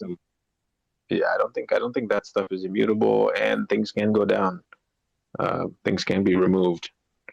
So there is some obsolescence risk. Remember those old video games that we used to love that were multiplayer, and then the company just shut down the servers and told people, "Hey, we're no longer going to run servers anymore." So your multiplayer functionality just died, right? There is obsolescence risk in those games, and if somebody decides to stop hosting this stuff 10 years from now, right, I see that risk. That's why I want, some solution where you can, store it on the chain. But yeah, it's not it's not something you want to do. You don't want to store gigs and gigs of data, virtual images, and how big those are, 45 megs, 50 megs. Storing them on the blockchain is just not a good idea. It's expensive. It will be expensive very quickly. Yeah, like the best option we have now is IPFS, and that really is just a shared file server.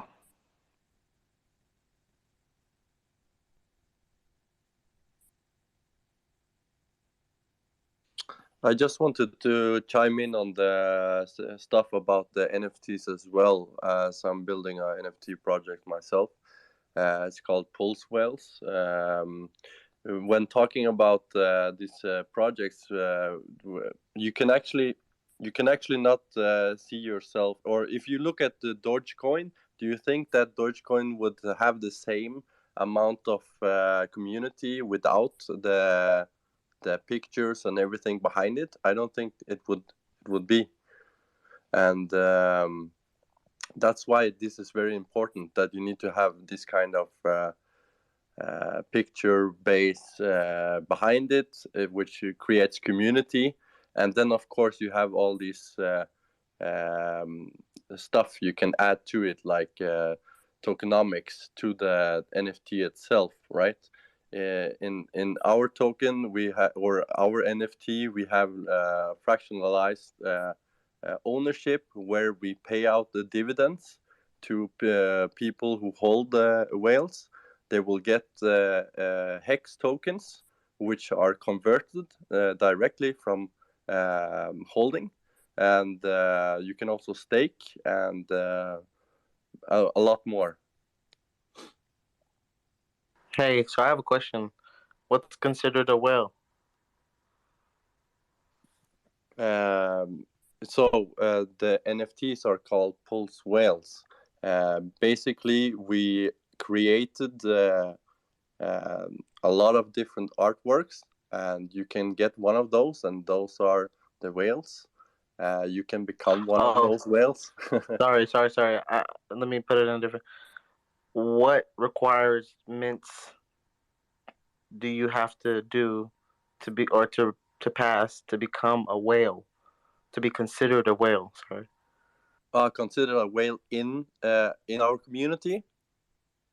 Yeah. Well, you need to hold one of those whales, and you will actually be able to get one of those whales for free if you have a stake in HEX.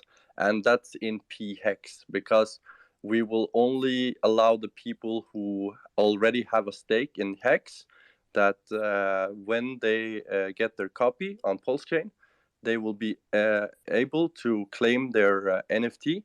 And from there, we will announce some more stuff, and there's more stuff coming, of course. But yeah. Okay, so in order to get it for free, you have to be staking through the fork and get your copy of T-shares. Right? No, you need to stake in HEX beforehand, and we will see that you have staked before, or we have a contract that checks that, and then if that contract tells yes, you have staked, then you will get your NFT, and then you get a random NFT, and by randomness you will get NFT which have different attributes which you can use to certain stuff. Like we have a community we're building up, and with we're building kind of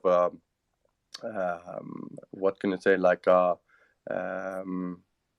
can I explain it easily? It's like entrance activation with the NFT in a way for that club, social club, like board. So anybody club. can own the NFT. It's not like a whales club. And everybody can own it, of course. Everybody can own it. You Okay. can become a Pulse member. So here's the thing. He could. So Mello, for an example, you had that concern. Well, it's not whales per se. It's not like Bored Ape Yacht Club.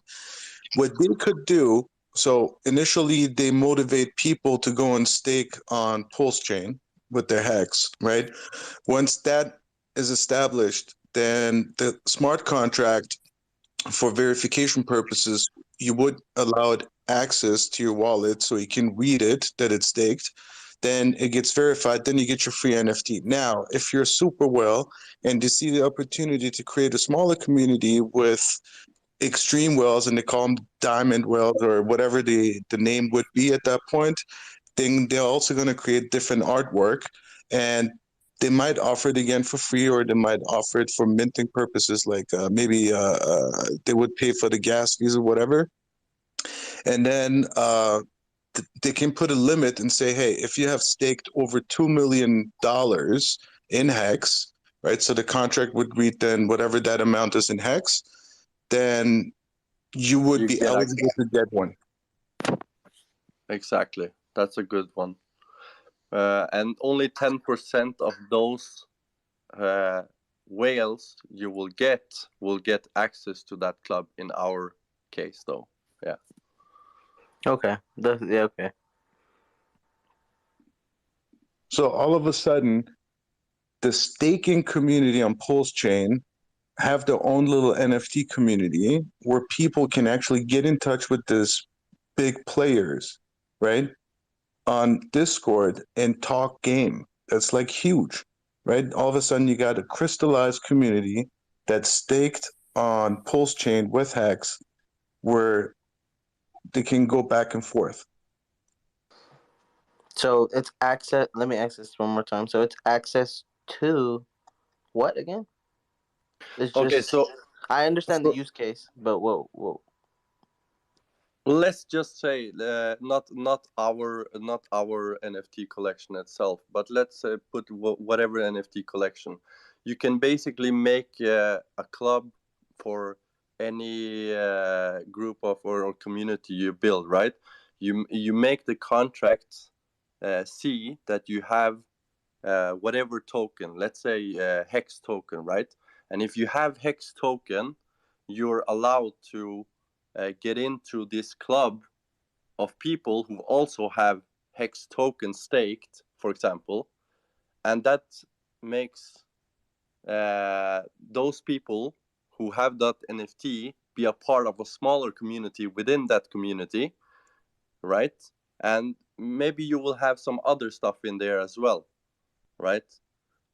You can have maybe events, collectibles, labels, DAOs, like you can get revenue from whatever the people or artists are making in there themselves. You can buy the rights of NFTs, like as you were talking about earlier, where you buy the license to use the artwork on prints or whatever, and you get that by buying that NFT as well. Not only that, but like most kids or people in their 20s, or it's easier for them to go for something with like a face to it instead of just code, because most people, they're not looking for, let's say if you have your iPhone or Android, they're not looking behind the screen what's actually going on with their phone. They just want it to work, right? The same is kind of the NFT in the crypto world, where you buy something and then it has a lot of other functions behind it, right? That works. This is the beautiful thing with NFT. Wow. So you get a smiling whale if you stick. And okay. So is this what you're doing, or is this what you're planning on doing? No, I mean, this was just in general, right? What we're building NFT community where people who have staked Hex, first of all, will get a chance to mint free NFTs, and 10% of those NFTs will get you access to a particular group, and inside that group, you will earn revenue based on whatever else is bought of the NFTs in Pulse Chain. We will use Mintra and use the Pulse Chain ecosystem. We will not try to do this as a money grab, so it's more for the tech, you could say. And then you have other stuff we will continue with, but we will talk more about later on. But yeah. That's super dope, man. Congratulations on that. Super dope idea. I love it. It creates an additional community, allows the NFT world even to hop in and see. Mintra is actually something that was brought forward to me by Top Gun. I think their sacrifice is open. I don't want to talk too much about it, but however, it's on the Pulse Chain, and I think this is gonna be another avenue, just like the Liquid DeFi is. It's just a bunch of great infrastructure. We need to bring people over, right? We need to bring people over. I also sent you, by the way, a connect request. I started following you, and I would love to work with you guys on this. We actually did something similar in our project. We created Richard Hart fists, 3 of them only. They're 3D models. They look like a knight glove made of gold with diamonds on them before Richard actually bought the diamond, which is funny. Anyway, those fists were supposed to go for auction. So there are only 3 on the ETH network. And once Pulse Chain and the bridge is established, and the copies would be then dropped off for Richard, and the whole utility function would be the bragging rights to say, I hold one and Richard holds one. And the benefits would then go to Sense.org. That's cool. Hey, I got one more question. I'm just looking at your profile and see your utility. It says buyback. What is that? What do you mean by that? Buyback for PLS and PLSX and Hex? Okay, so I'll explain it. So whenever you buy this NFT, right? You will probably use Pulse Chain, right? And the Pulse Chain, we will be for the Pulse whales, for the people who are accepting into that group, which will be a certain part of the NFT holders, right? This will be random based, but it has to be from somebody who has staked Hex before.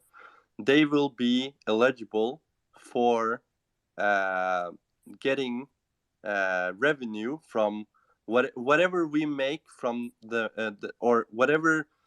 Let's say when we put our artwork out, when we make the minting dApp, right? When you buy the artwork, the contract collects all the pulse chain or PLS, and when that is collected and we have all the pulse chain which people have used to buy the NFTs, we will put that into a trust, right? And that trust will be used to buy back PLS and Hex PLS, right? But we will have to set up a stake, and that's why we are doing that by either doing it like with the Hex, or we're not decided right now, but it's the Hex or PLS, right? A stake which with a validator.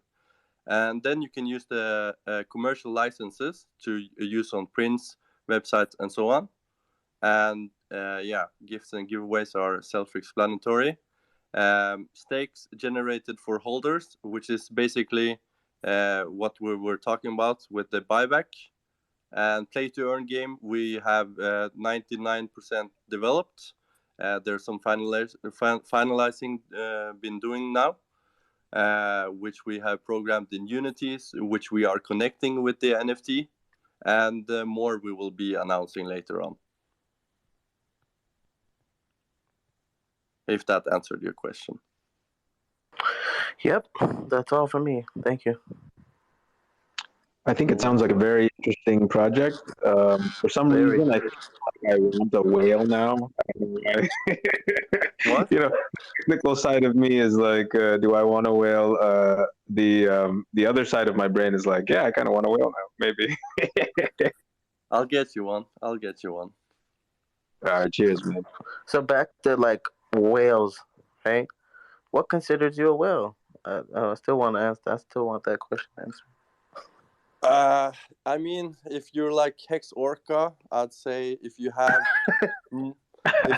if you have more than 100 million pulse. Whoa! Damn, you outed your bag, Orca? Oh man. What? So how 100 million pulses considered you a whale? It's just a random number, true, but yeah. That's cool. That's cool. We'll see how it turns out. Well, it's nice to have some sort of a reward for people meeting some benchmark if they can do it somewhat anonymously. I wouldn't want to expose, like, you know, because you're going to open yourself up to a $5 wrench attack in Las Vegas. But if you can do it safely and reward people for accumulating more pulse with like these images, bigger whale or a fatter whale or a more vicious whale or whatever it is, that could be interesting. Yeah.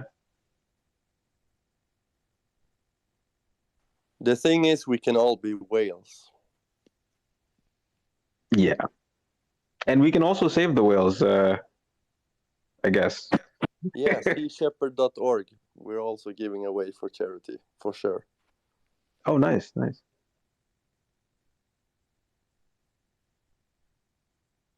I mean, an NFT project, imagine the community would come together and say, okay, let's create a marketing funding for projects that creative minds in the community want to do.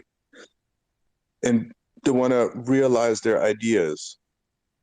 What way is better than having, for an example, a collection of 10,000 NFTs that speak to all hexagons and pulsicans, and then you buy into it because you are a creative mind, and then you build up small little teams.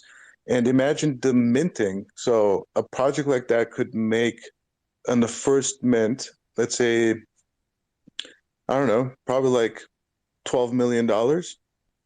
That's a nice budget to help each other get somewhere and work as teams. Like, that's a beautiful use case for NFTs.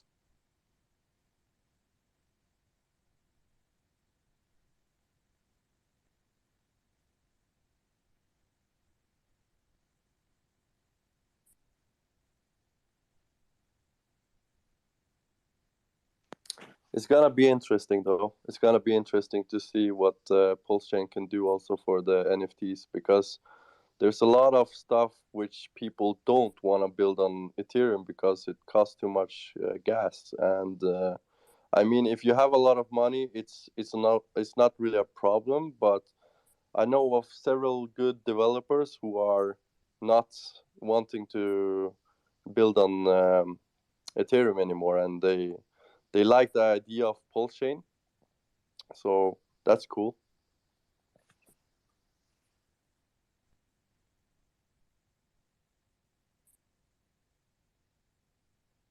Yeah, I was crashing and then I updated my app, but I came in when you were saying something about people being more visual. I was talking about, you can do this with tokens, you can do this with signing keys and or signing transactions and add using your public key, but your point about people being visual and needing some sort of a simplified way of identifying something, I think that's a fair one. By the way, guys, if anybody needs some help with building in the space or want to learn how to do some Solidity or whatever, need help with their NFTs or whatever, just hit me up. I'll be happy to help, because I love doing this shit, and I'm not here for the money. I'm here to build, and I'm gonna be around. Yeah, so just contact me. Yeah. Hey, what's up, Collector? For sure, man. I'm totally looking forward to get one of those pulse whales. That's gonna be dope. That's super, super dope that you guys even came up with that idea. That's just unbelievable. So like I'm super stoked. As soon as the bridge opens up, staking is allowed, your project is live.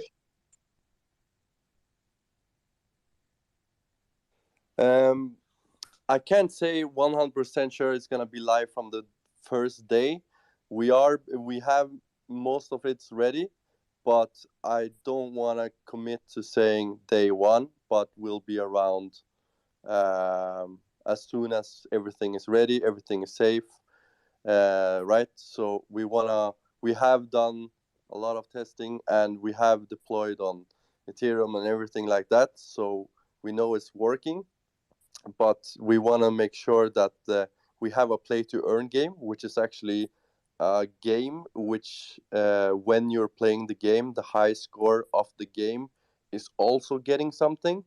So we're connecting these two dots together, and once that's done, we will release it.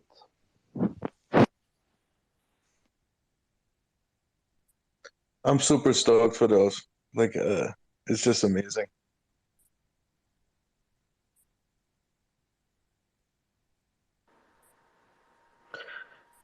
Go on, Collector. Hello, everybody. I'm late to the conversation, but I do have some questions. I'm overjoyed. People are looking forward to getting some stuff launched over there on Pulse Chain. Trying to come up with creative ideas to build community and get some value in NFTs. I'm a NFT artist and collector. So please accept my questions in that vein. I've been involved with not as a leader of a project or anything of that nature. Been involved in rug pulls. I've talked to many people that have been involved in rug pulls. To where either the artwork never gets minted, or it does get minted and liquidity dries up and the project just dies. Because there's no opportunity to sell stuff on the secondary market. And some of it's just outright theft. There are some projects that are very good, that have made people tremendous sums of money, but that's the exception and not the rule.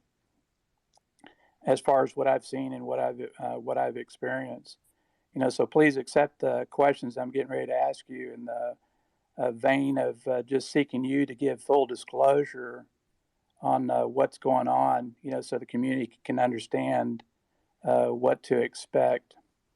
Have you ever run a successful NFT project before? Are you talking to me? Yes, sir. I have not, so I cannot say that I have. The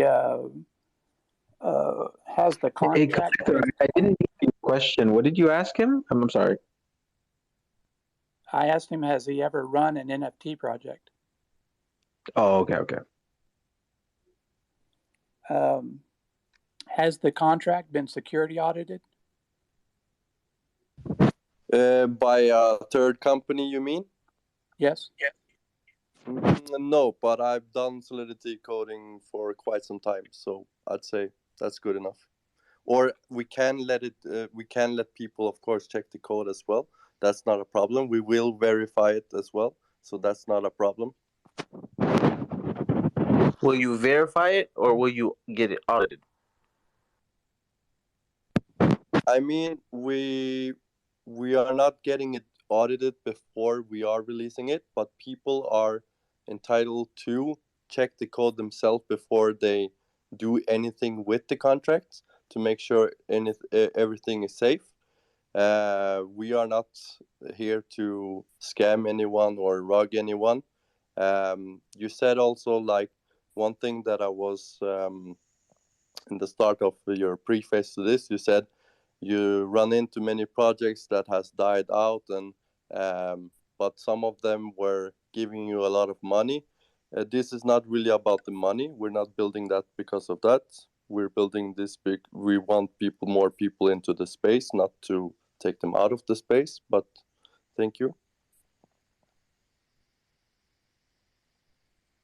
Is everything that you said that you're wanting to bring, is it actually codified in the contract, or is it things that you're just promising after someone mints or buys something else on the contract? This is already ready made for the contract. Can you give me some examples? What do you mean by examples? Well, you indicated that there was a lot of things that you were going to do post-contract, and I'm wondering if that's just promises or if that's things that are stipulated under the contract, are enforced by the contract, or is it just a promise? So okay, I get you. Okay, so so some of the stuff are, of course, you could say promises, because you can't let the NFT contract do all the functions, right?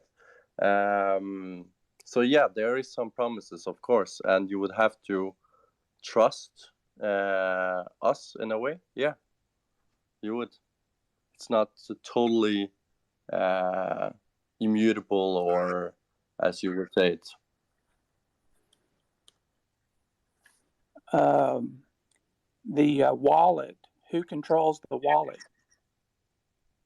Several people in the team with a multi-sig. Are these all people you know? What? Are these all people Sorry? you know? Yeah, they're people in my team. Of course, I would know them. Would you agree to having someone within the community to have to be one of those multi-sig people? To control the funds? Yes. Yeah, sure, no problem. That's a validated question. I mean, like, if it's for the functions to decide what we have agreed upon, then I would have no issue with that. But if it's for, let's say, yeah, that would actually be a no problem, because I mean, like, our promises is our promises. We will keep what we have been saying, and yeah, that's not a problem. Yeah, I'm not worried about, well, I am worried about promises, because a lot of the times NFT projects I've been involved in or other people have been involved in, you know, the promises sound extremely sweet, very good. But unfortunately, the team is inexperienced and are not able to deliver on the promises, and the promises are not regulated by a contract. Therefore, get the that. team, once they get the money, they can just walk away with the money without the promises being fulfilled, because the obligations under the contract have been fulfilled. Yeah, so in regards to that, I want to chime in as well. There are projects where there are community wallets, right? So the community decides what happens to those funds, right? So there's a pool, the community goes on it, they vote on it, if it's a donation or if it's a marketing gag or whatever it is. Then you also have projects, as Pulse Wales just mentioned, where they have multi-sig, which is good enough in my eyes, but adding even a community member to it, that's a little bit, even with the multi-sig functionality itself, because if something happens to one of those signature holders or people that can sign, then you're going to be in trouble, right? Because all of a sudden you don't have access to that last signature. Yeah, the same goes for if that the community is not one of the people that sign off on the expenditure of the funds, the community is in trouble. Well, please? You could set up a multi-sig with the time lock on it. So if one of the signers doesn't respond within a certain time, the lock would release by itself from that community member. That's possible to code. That's beautiful, man. I didn't know that. Do y'all have a Discord? No, hold on. I don't think he meant if they don't respond in a certain time. He talked about a community member the whole community needs to have part of that signature, be part of it. One more time, sorry. He's not saying to a time lock where if that last member doesn't have the signature or doesn't respond, it's not. I don't think he's talking about that another team member. He's saying the community needs to be one of the signatories, and they will respond. Of course, they will respond, but if they don't respond, it's not gonna happen. Not no time lock. If they don't respond, they don't respond. That's it. Right. Then we have to decide for a community member which will be there, right? That's which the community would decide. That will stop body in the community. Yeah, but that will stop the team from doing whatever they got to do with that wallet. True. That's true. But again, there's certain stuff like we can arrange the agreements on certain elements in the contract. Not all function has to be with these three people, for example. It could be that only one part of the situation could be like that. But again, it's we can discuss this further on. I have a Pulse chain related question to Pulse Whale. How far or how much information do you know about Pulse chain for the adoption of the smart contract that's written for the ETH network? Like, how much different would it be for the Pulse chain? I mean, it's the same. It's totally the same as Ethereum. It's a copy, right? So it's not gonna be any different. It's the deployment. You can use different tools to deploy your tokens. I guess most people use Remix and stuff for deploying their code, or you can use Hardhat or whatever to play around, so it's the same. It's Ethereum, just a copy with a modification. That's basically Pulse chain with a modification with another consensus network, more like BSC Authority. Collecta, you were raising your hand again, I see. Yeah, and I appreciate you speaking to the questions and stuff like that. No Again, problem. just in a position of giving full disclosure, is I have a couple more questions, and I'm gonna make one statement. Is Yeah, the no problem. Yeah, the next question is that what behavior are you trying to encourage or develop with individual people that would purchase the NFT or participate in your project or community? In other words, what are you wanting them to do? That's a good question. So I want to create a community within the Pulse Chain community, first of all, inside the NFT space. First, because I'm also personally an NFT collector, and I have been since very early. And I believe that with the NFT space, there's a lot of cool people to meet. That's the first thing, right? The second thing is the stuff we were talking about with the buyback system for the NFTs, and I think that's a new thing that nobody has brought to the NFT space before, where they get actually hex tokens, and they will get it by the buyback system we have put in place, which we will go more in depth on in the papers we will release to it, so people can understand how that's going on. And also the game, which has gaming elements, so that will make people come into our space. I mean, maybe you could take your question one more time. I can see if I have another thought to it again. No, that's okay. Thank you. Okay, no problem.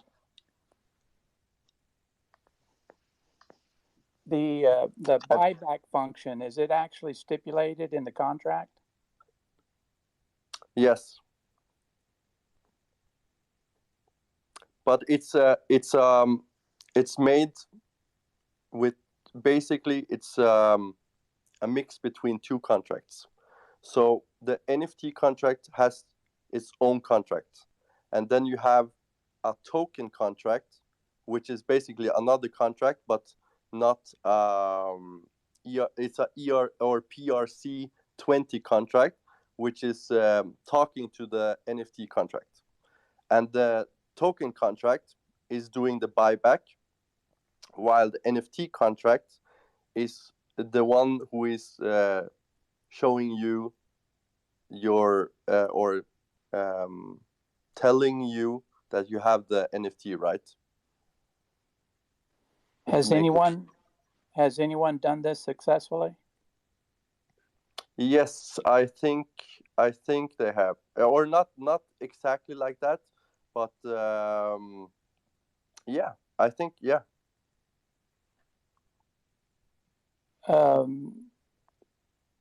Based on my experience of dealing with various NFT projects and talking to other people and stuff like that.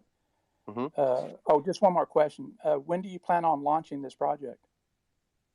So the question was kind of asked before.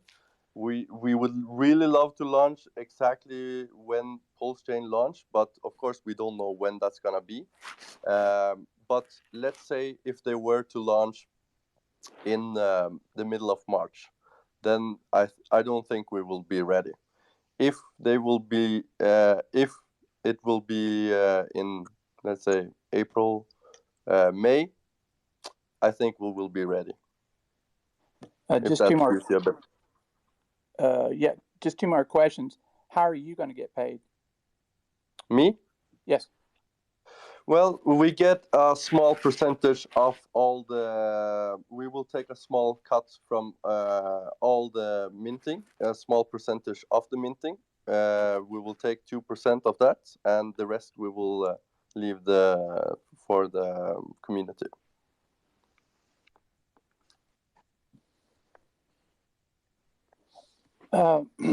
Based on everything that you've said, if I was a person that was sitting in your Discord, I would say, hey, love the entrepreneurial spirit, trying to figure out something, trying to do something new and everything. But from a participant in an NFT project, I would be extremely concerned. Okay. And for multiple reasons. The first one is the not completing a security audit on the contract. The contracts, because you actually have two contracts, not just one. And the reason I tell you that because it's so very dynamic. There's people that are just very bright, very capable, highly skilled. Whether they're an artist, a developer, or somebody that comes from the finance world. But when they get into an NFT project, they quickly get overwhelmed. And some of the rugs occur just sheerly because the person that was running the project was ill-equipped to do it and really didn't have the infrastructure around them to actually manage the project. So the money just bled out. You said 2%, and but previously, prior to me asking about who was going to control that other 98%, it was going to be under the team's control. And it's been my experience for myself, as well as talking to other people, that money quickly evaporates as the bills are being paid. And so I would highly encourage you, if you plan on going on this project, is that you find out somebody that's done a project successfully, you know what I mean, and latch yourself onto them to learn from them.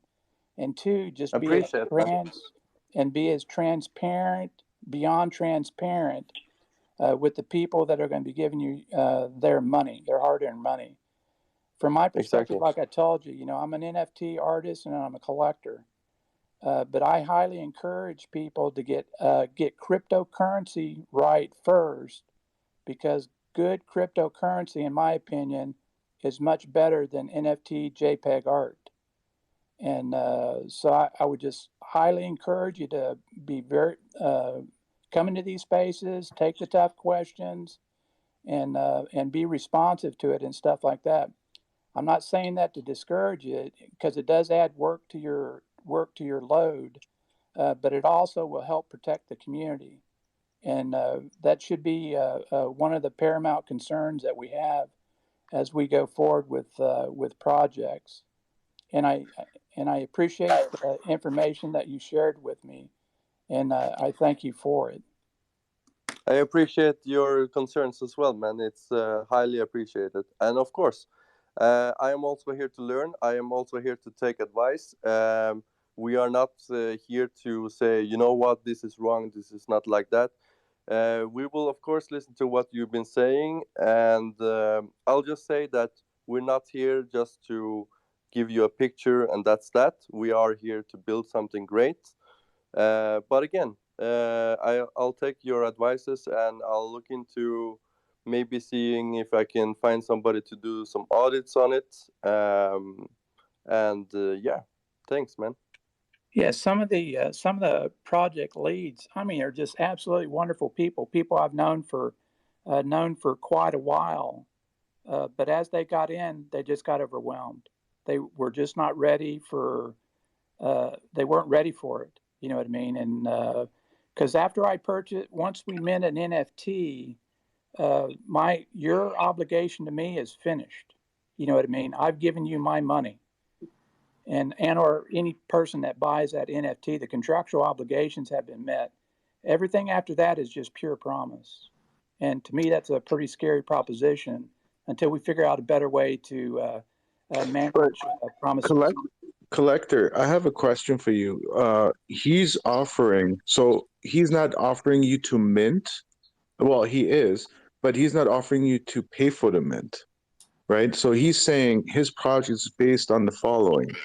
If you have staked on Pulse Chain with PHEX, then the system, the bot, you know how you verify on Discord that you're an NFT holder? So the same system would apply there. And then once the system verifies that, then you automatically get your whitelist and you get your NFT, right? And now that's how I understood it. Is this correct, Pulse Whales, or no? Correct. If you hold a stake in Hex, you can get an NFT for free. When you mint an NFT, you have to pay gas. Somebody Of has course, to pay the that's gas. true. That's true. That's true. That's true. Yeah. But And on but Pulse Chain, you're paying 0.0000 PLS. without a Probably. doubt, I can't Yeah. wait. You know, I love Yeah. So that's if very much if exciting. you're afraid of giving away that, then I feel sorry. No, you know better than that. You know, I'm not afraid to spend 0.00015. Yeah. Hey, I know. but then the other thing is that what is the other thing? Because in that case you get nothing. You make no money. So then how do you make money? That's the reason I was asking you before how you get paid, and you said you're going to take 2% of what you take in. Evidently, that other contract has to have some type of function where I'm paying something to give you a profit. Okay, so there's two elements to it. So the first thing is the people who are not holders of Hex, they'd have to pay for the NFT, right? The second thing is we have a game, right? And in this game, which is the play to earn game, there is a function in the game where you will connect with your MetaMask, everything like that. And when you're playing, you're essentially playing with money as well, right? And when you're winning the game, you are winning money, and a part of money you spend in the game will go back to us, right? So that way there is money coming in, and by that we will have 2% of the money coming in there as well. So it's like there is certain there are many it's kind of hard to explain for me right now.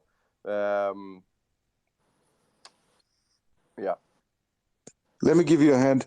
So, Collector, you know how there are royalties included in NFTs? Like if you create an NFT, you can build in a royalty amount. Could be 99%, could be 1%. In his case, it's 2%. So they built that in, so they get a little bit from transactions or sales or staking or whatever system they implement.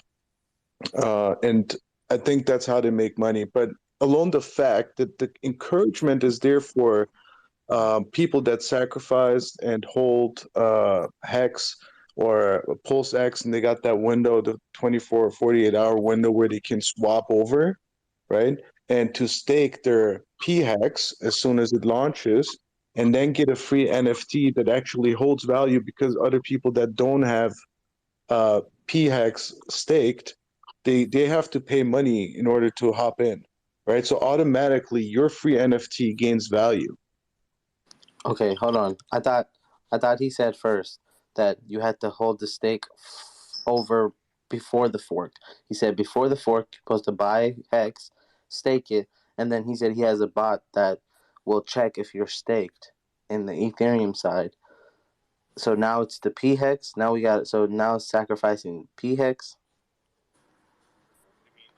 No. It's always been P-Hex. We are launching on Pulse Chain, so it's checking if you have P-Hex staked, right? And that was if it was staked from before the Pulse Chain. The fork to Pulse Chain, right?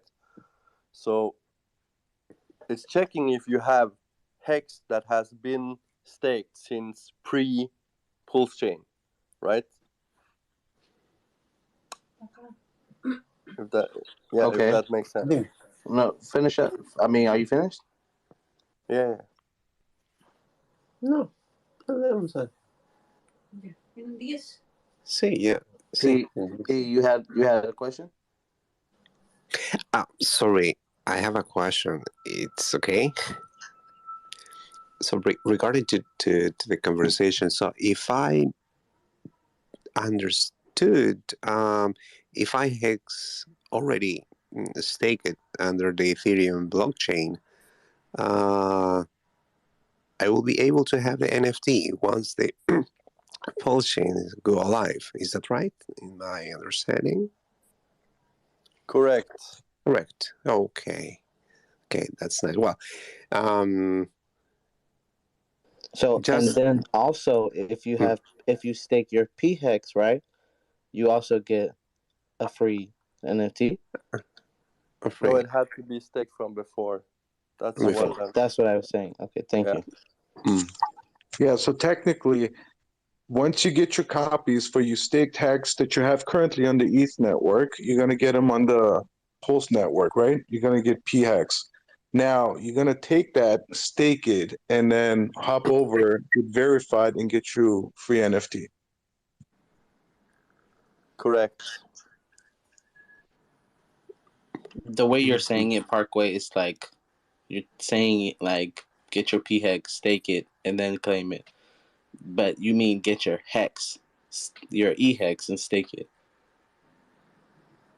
So two different pools.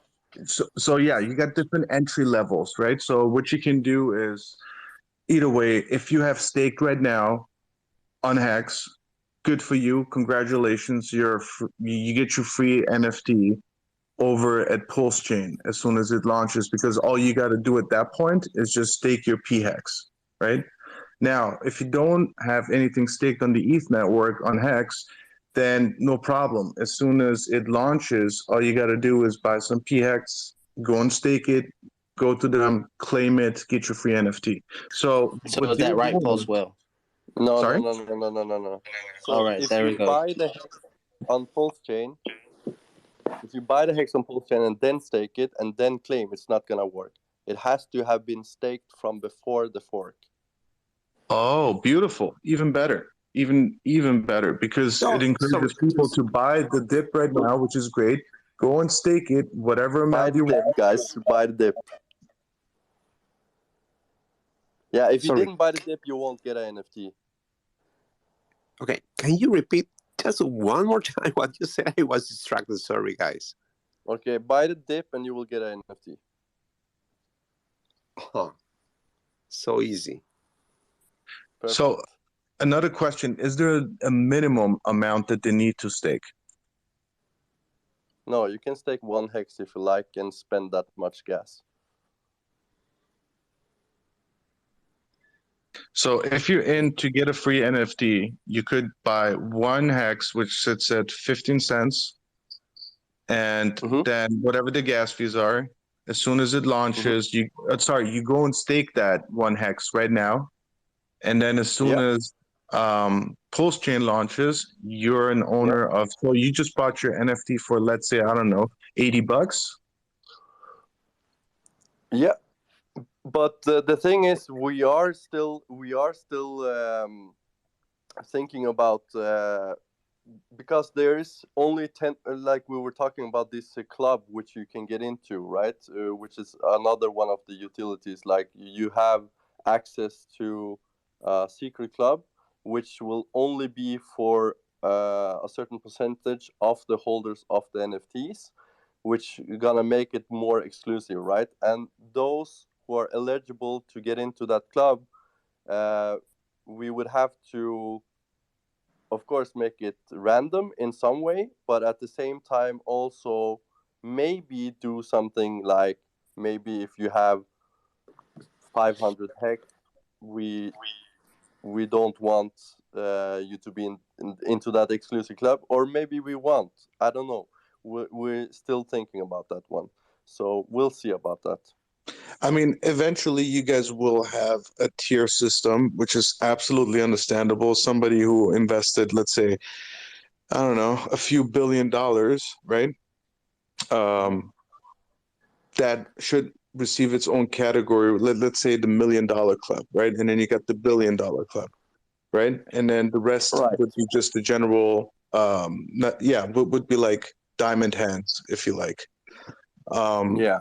Yeah, man. But we also really like the idea that one of the people that are not necessarily the one who has maybe $1 million actually gets access to this $1 million club anyway, but random, right? So it's picked random for that person, but at the same time there is some people who will get in because they also of course have more money, therefore it's incentivized to have more rights, right? Like with Pulse Chain, when we're sacrificing you get a higher volume bonus because you sacrifice more, right?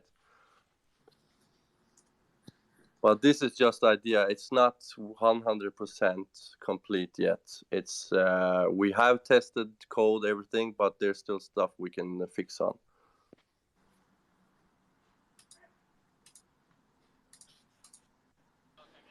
What's up, Collector? Go ahead. I think Collector has a question. Hey, Parkway and Pulse Wells, what is y'all's relationship? I don't know, guy. First time I'm chatting. We just met. I know Mello. And who else do I know that I don't recognize? But I started following a lot of people because I heard their voice before in Telegram for Pulse Chain. Pulse X. And I just met literally Pulse Whales here, and as soon as he dropped his idea, I was mind blown. However, just to reference myself over here, is I also have a NFT project going. That's why I completely understand what he's talking about in regards to verification, drops, getting, and whatnot. Pulse Wells, earlier I heard the number of $12 million. What? And I heard someone say the figure. That was me. Yes, at $12 million. So then I'm wondering, where is that? How is that money getting into the system, and where is it going? I didn't talk about $12 million at any point. No, I can't really talk about that. I was making an example of a project that similar to yours. I minted at the beginning, and it was $2,000 at that point, and it was 2 ETH. No, sorry, 0.2 ETH. Yeah, 0.2 ETH equal to $2,000. And anyway, a bunch of promises, as you mentioned. I saw the ugly side. Yes, there are unfortunately some disgusting people out there that do very disgusting things to people.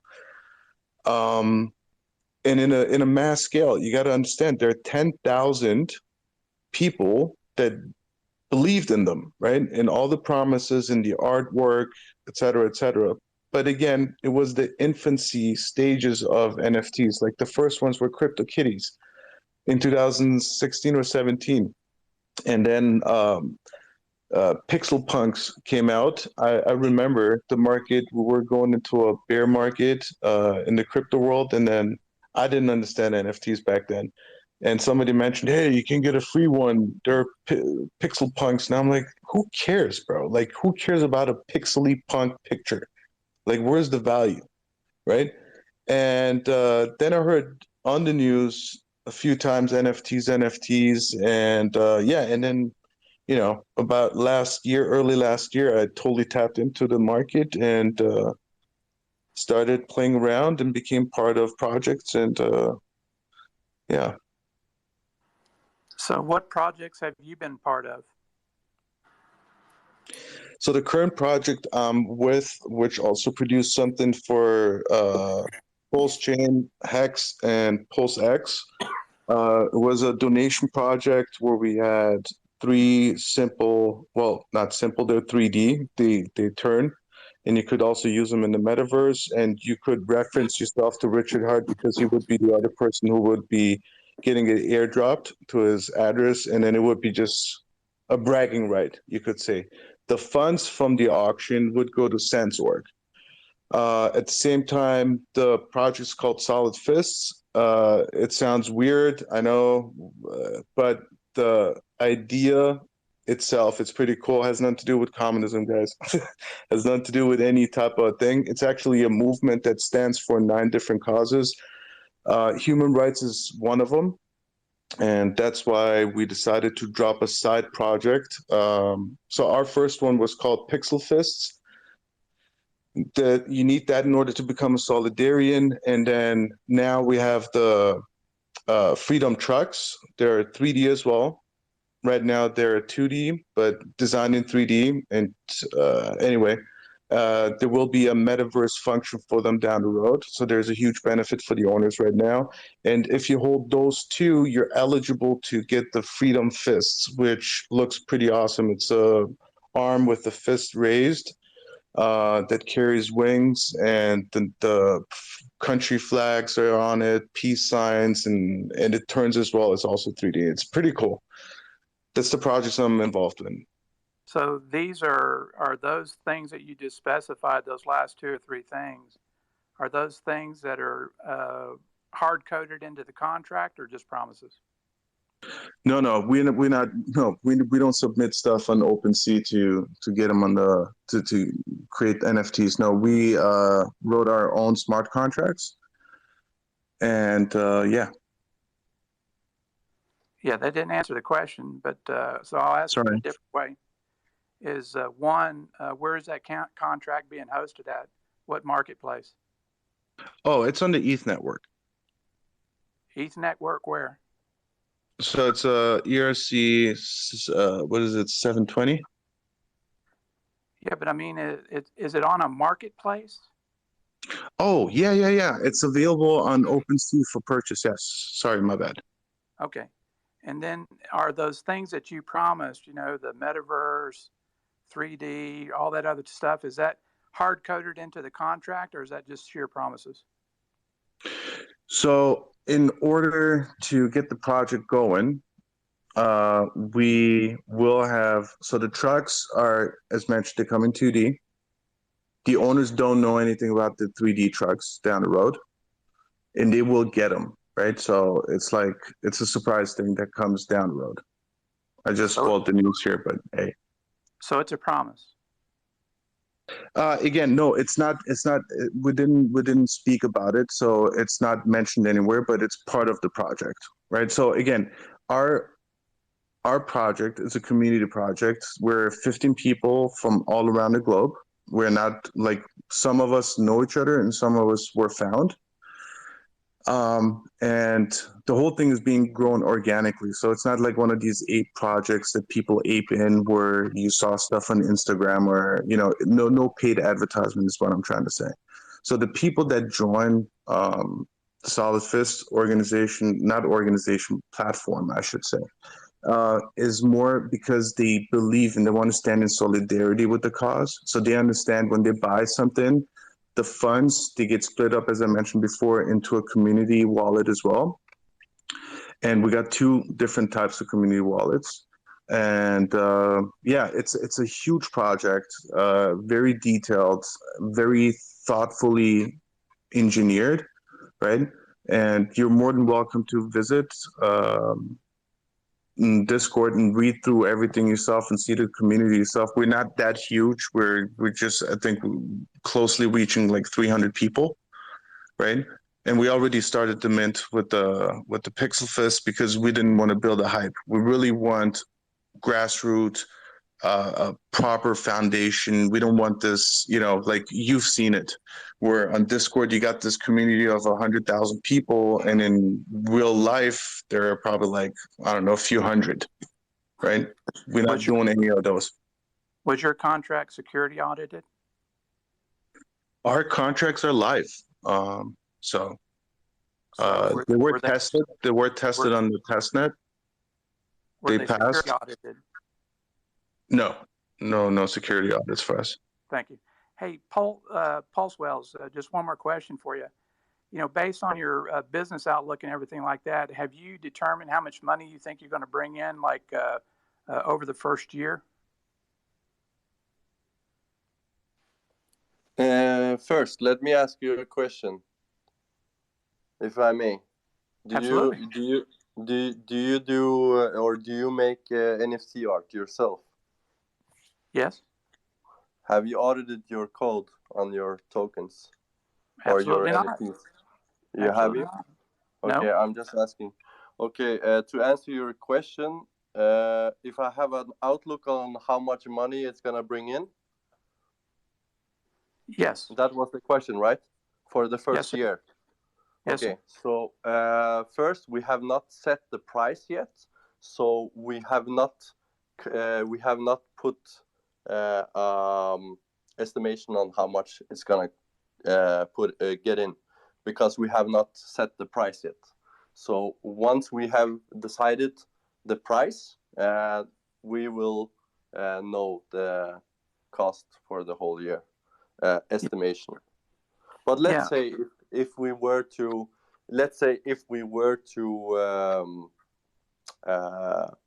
do an estimation, right? Let's do estimation here and now. If you do it for $50, would that be something worth buying? Would you buy that for $50? Okay. Would you buy it for 25? Right. I'd have to, with my team, assess these things. Right. I would also assess that with the community and see what is a fair price for our NFT. What would you be willingly paying for what I'm trying to give you or promise to give you, right? So we have not decided on that yet, so it's kind of hard. But if it was, as you can see, we have 5,555 unique pulse whales. So some of them will probably be given away for free. Some of them will probably be minted for free, and some will be paid for. So we cannot know exactly the estimation yet. Thank you very much for all your answers. I appreciate the transparency that you provided me. And just a No note of problem. clarity, I appreciate it. You know, I am an NFT artist, and I don't generate my own I don't generate my own contracts. You know, I just utilize the contracts that are built into OpenSea. You know, OpenSea does $5 billion earn. I don't want to use the wrong words, but they make like $5 billion per month off the OpenSea. May I ask? Yes. Do you trust them? Yes, sir. Do you trust them? Yes. Otherwise, I wouldn't have my art there. But why And do you two, trust them? One, they've had security audits. Two, have you read the security audits? No, bear with me. Listen to me. I know you want to poke me in the eye, and I don't blame you. You know, but so one, they've had security audits. Two, it's a $5 billion operation per month. It's not a small. It's not a team of 3 or a team of 5. You know, there are 100+ people that are doing these transactions. And the third thing is they do have problems, which typically most all businesses that do this type of stuff have problems. You know what I mean? Like you said, They just had one. Yours, yeah, absolutely right. You said yours is not an immutable contract. And it appears the latest security breach was a phishing scam, not directly attributed to OpenSea's contract. And so typically when I go to do something, I want to do it with the big kid on the block. I don't want to go with the guy that's trying to operate a server out of his closet. And so I'm more than happy to host my NFTs on the OpenSea. And again, I deeply appreciate your transparency. Go ahead, Mello. So yeah, never mind. You actually addressed it. I was just about to say, do you have your own project, and you know, are you trying to build a community behind your collection? That's what I was gonna ask. Who, me? Yeah. Oh, no, man. I don't need the money, Mello, and I just do it. I do it purely as a hobby. And okay, so if someone was to catch your art, right? You're gonna basically you know, let them do their own research about it and buy it then, right? Yeah, you know, basically, Mello, a lot of my latest pieces are actually what are called. Can you mute your mic? Yeah, a lot of the artwork that I'm doing lately, mellow, I'm just basically giving it away. It's Creative Commons 4, to where somebody can take it down, they can resell it, create derivatives of it, put it on T-shirts, put it on a coffee cup, put it in a frame in their house, do whatever they want with it. I would just ask that they indicate that, hey, I was the original artist of it. And if they want the original art, they're going to have to pay for it. And typically my art is like 1 ETH, because I don't want the little people buying it. If someone got 1 ETH to spend on an NFT, they're going to have to cough it up. I'm much more interested in the newbie people, getting into good cryptocurrency than I am in getting into NFT JPEG art. That's very valid questions.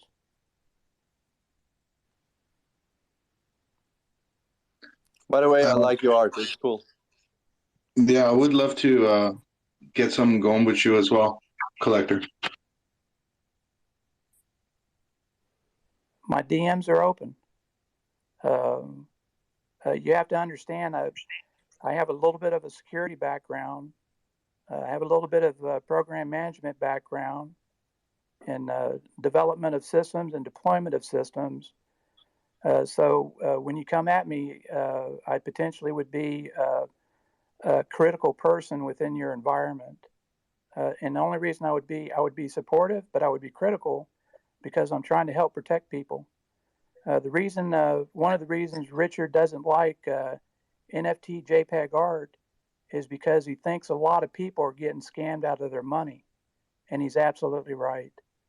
What's going on in the world of NFTs these days is absolutely horrid. There are some good players out there, but there's a lot of criminal activity going on. And but you could say that for every token, not only NFTs. I mean, like, there's bad people and there's good people everywhere, right?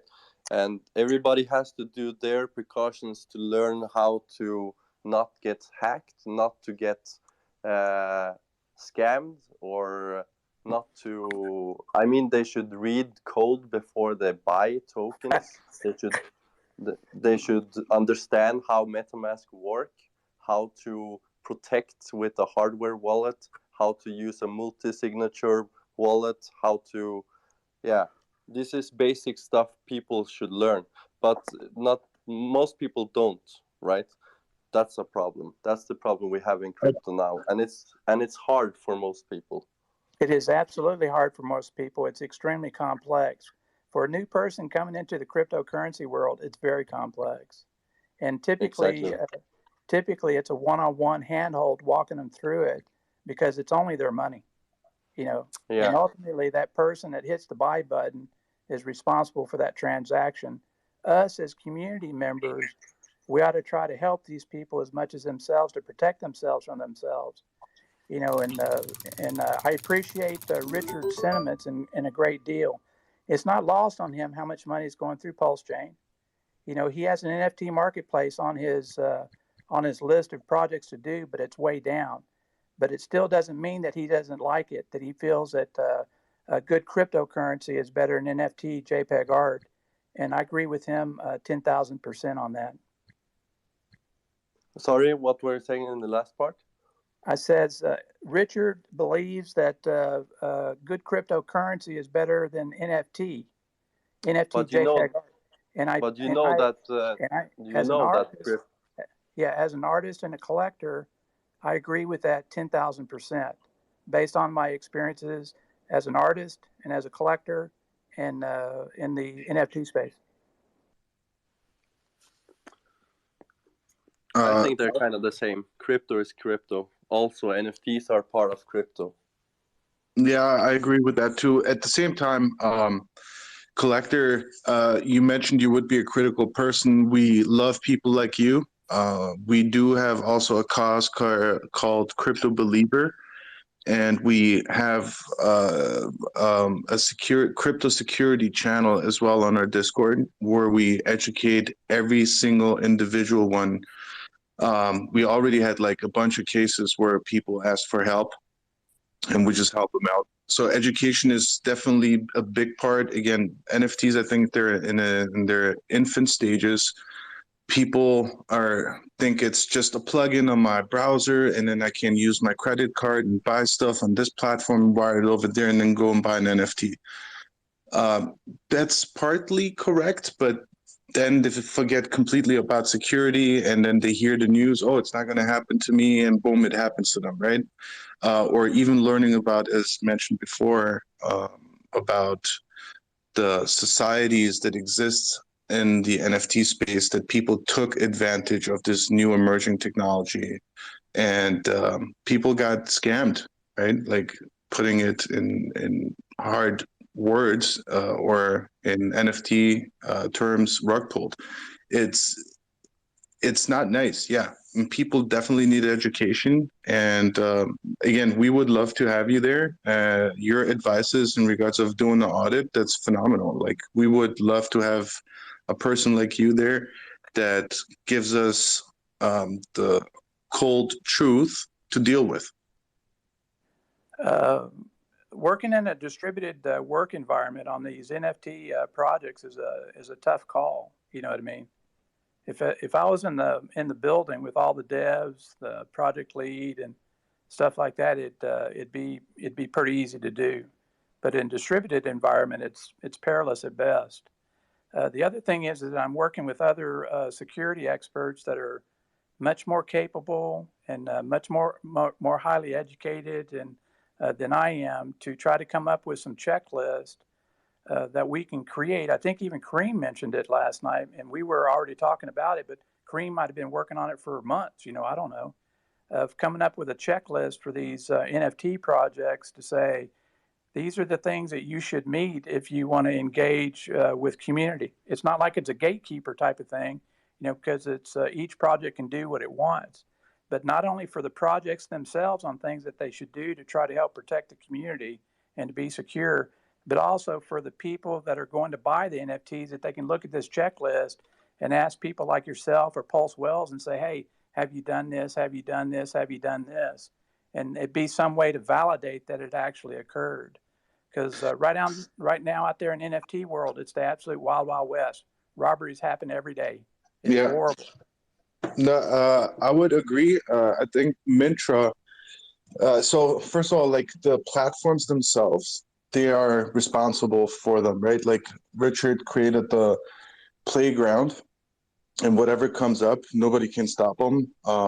Nobody can do anything. Eventually, the crowd will decide who will succeed. And I think if Mintra, for an example, comes out with a system where they say, we only have doxed projects, that would be phenomenal, right? That's preventive, because now the founders or the devs cannot hide behind the screen and take people's money. There'll be, one way to solve it. But okay, a code is edited. Oh, I'm sorry, Mel. So I don't know why my thing does that. Go ahead. Doxed projects are great. You know what I mean? But I'm telling you, even doxed projects with someone that has never led a project before is still very dangerous. I'm currently a holder of an NFT of someone that I've known for over a year, fully doxed, team was doxed, and they just were not able to handle it. And the secondary market is imploded. And so, I'll be holding those NFTs for years. And that's okay. It's my decision. I learned my lesson. I'm currently in the process of typically most of the things I buy now just are one-on-one NFTs, and I'm liquidating my 10K PFP projects, because once you buy an NFT, you have a piece of art. Anything beyond that is a promise. And the only time you're ever going to get any money out of that NFT again is if you are able to sell it on the secondary market. And so doxing is not an end all. It's part of the process, but it definitely doesn't mean you're going to have a successful project. And I know you're not saying that. No, I'm not. Pulse Wells made a good comment as well. Like people have objectives when they come into the market, just like in crypto.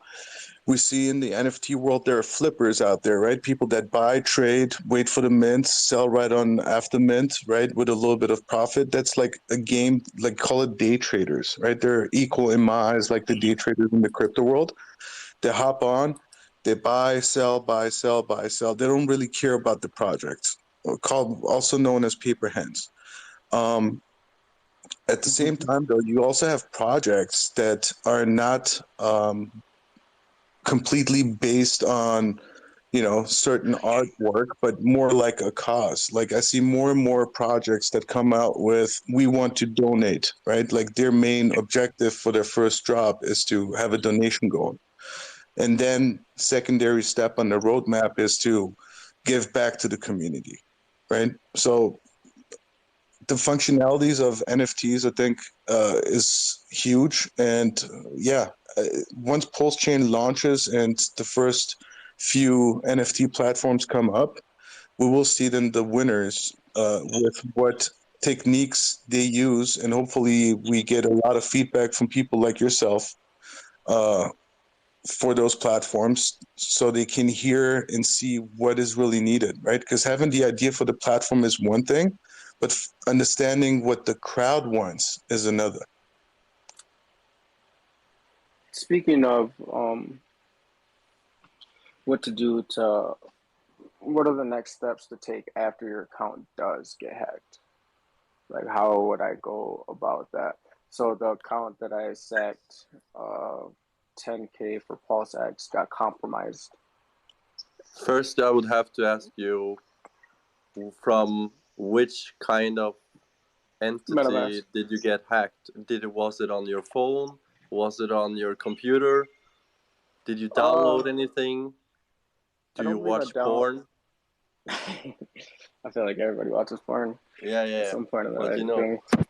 Yeah, no. So was it your phone or your computer?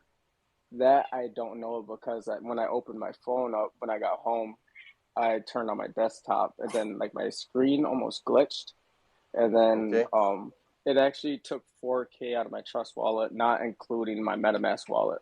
But I got hacked twice. Okay, so is your Trust wallet on your phone only or just on your desktop? On my phone. Okay, so your Trust wallet is only on your phone, right? Yeah. And you got hacked by your Trust wallet got emptied. Yeah, so there was a deposit into my account, and then quickly after, like, it just pulled my funds out.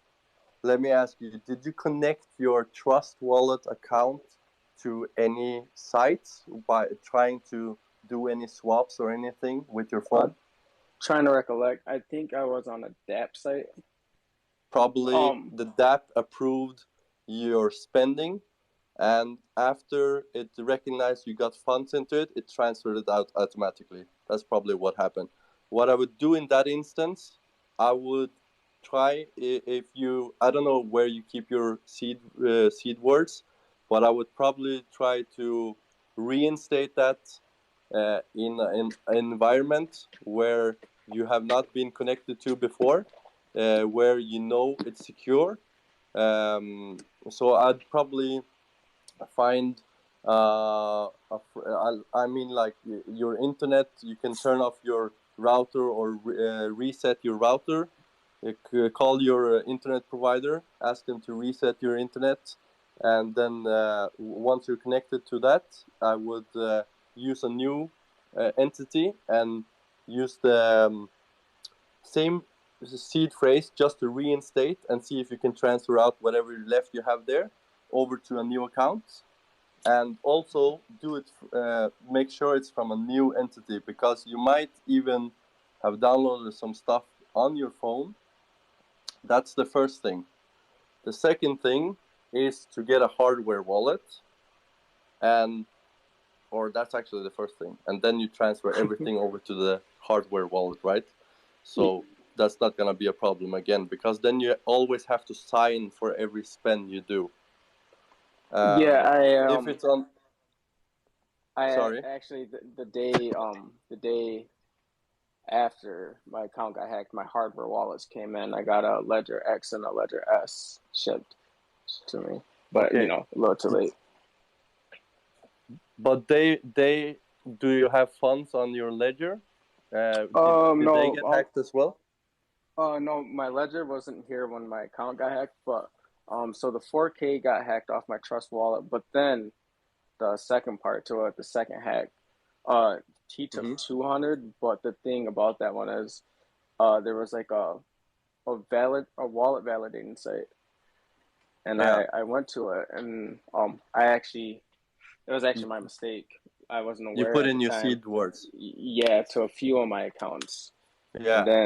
And including the account that I sacked for Paul Sachs, and that's just my main concern as of right now. Okay, so basically you sent away your seed words, which is the most important words you should never send to anyone, and that means that you basically gave away your wallet to somebody else.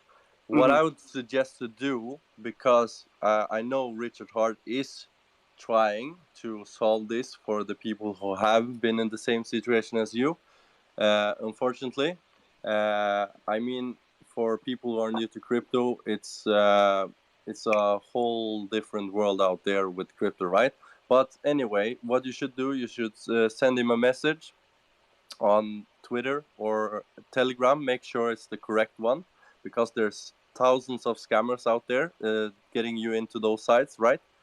Make sure it's at the Richard Hart Win. Send him a message and say that you got hacked, and you would have to actually log in to your last account somehow, probably verify with that wallet, and yeah, I mean, it's gonna be a process. I don't know if it's gonna be possible to even get your pulse back, but hopefully you will. Yeah, so Make as it of right now, possible. I still have access to my MetaMask. And the question that I actually had was, if I were to link that to, so I have two ledgers. So if I were to link the MetaMask that I sacked on to my Ledger X, and then is there a way that I can add on a phrase on the Ledger site to where he couldn't pull it off, or import the MetaMask wallet to it? So I can transfer it out real quick, or is that not possible? That's called migrating your seeds. If you do that, the wallet's still going to be compromised because you're using the same seeds as the MetaMask. Exactly.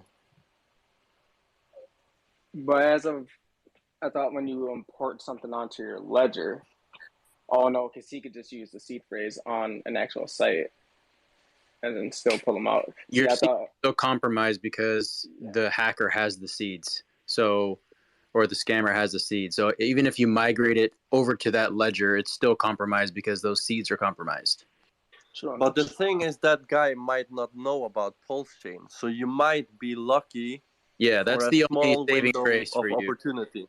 That's the only saving So grace you is would like have maybe to try and be transfer there. out your funds before him. Like just monitor it like a hawk. Whenever the gift does come, like maybe you can transfer them to like a second hot wallet and then migrate that hot wallet into like a hardware wallet. So I can put it on my S and then transfer it to my X. Yeah, so I should make another MetaMask then, correct? So then I can transfer it on there, or how would you go No, about you have a ledger, right? When you log into your ledger account or your ledger wallet, right? You have an address you can send your funds to, or you can receive Ethereum to, right? This one is not compromised, as you said, because you haven't connected it to the computer that was infected, right? But if it has been connected to the computer that was infected, I would actually buy a new hardware wallet if I was you, just to be 100% sure. But anyway, what you do is, once Pulse Chain launches, or we know, because we might not know the exact date, we might know just the window of time it will launch, right? Because Richard Hart doesn't want us to know exactly the day of the fork happening, because people can buy and sell and such, time the market. But anyway, once it launches, you have to be as fast as possible into your account, to the old account which was compromised, and transfer that to the new hardware wallet. And once that's done, you're safe. But you need to be quick. Trav, you could yeah. So I just did an interview with a guy named Papa Boner. He's been in security for like 25 years. He's kind of like the Hex in the Hex community. He's kind of like the security guy. He tells everyone like how to protect their crypto assets the right way. I interviewed him last week. We go through like all of this stuff in detail. The video is completely edited, so there's no fluff in it. It's like just straight meat and potatoes. I posted it on Sunday. You can visit my channel if you click my Twitter. My channel is linked there. You can go watch that. It's called The Ultimate Guide to Crypto Security. You can also search that on YouTube, and it literally has all this in there. Like if you're having a hard time following some of these instructions because they can get a little confusing, just watch that video from front to back. It's an hour long. Watch that from front to back. Watch it a few times because some of the concepts in there can be a little confusing. Like there's a process called Shamir secret sharing, which allows you to like split your seed phrases up in a way that is just much more secure. You can go through that and just learn some different aspects of security that will help you not let this happen again in the future. One last question for you fellas. Now that you guys go. So being that I connected my ledger to my computer, are you thinking my computer could be bugged? I'd advise to at least check it out. I mean, and since you're not it sounds like you don't know that much about computers, then I'd check it with somebody who does. And if you are infected, your seed could maybe be compromised as well if you have typed it into your computer, right? So that's why it could be infected. Sure enough, yeah. I just bought actually a VPN to keep that on there, but I didn't know if like that pinged my my account because I actually had my VPN off, but I usually have it on. But it was like when I turned it off, like 20 minutes after that, it was like boom, it went out, and I was like, damn. But no doubt, yeah, I'll give that video a watch, and and hopefully I can get this figured out. If not, lick your wounds and move on. Good luck, bro. Thank you very much.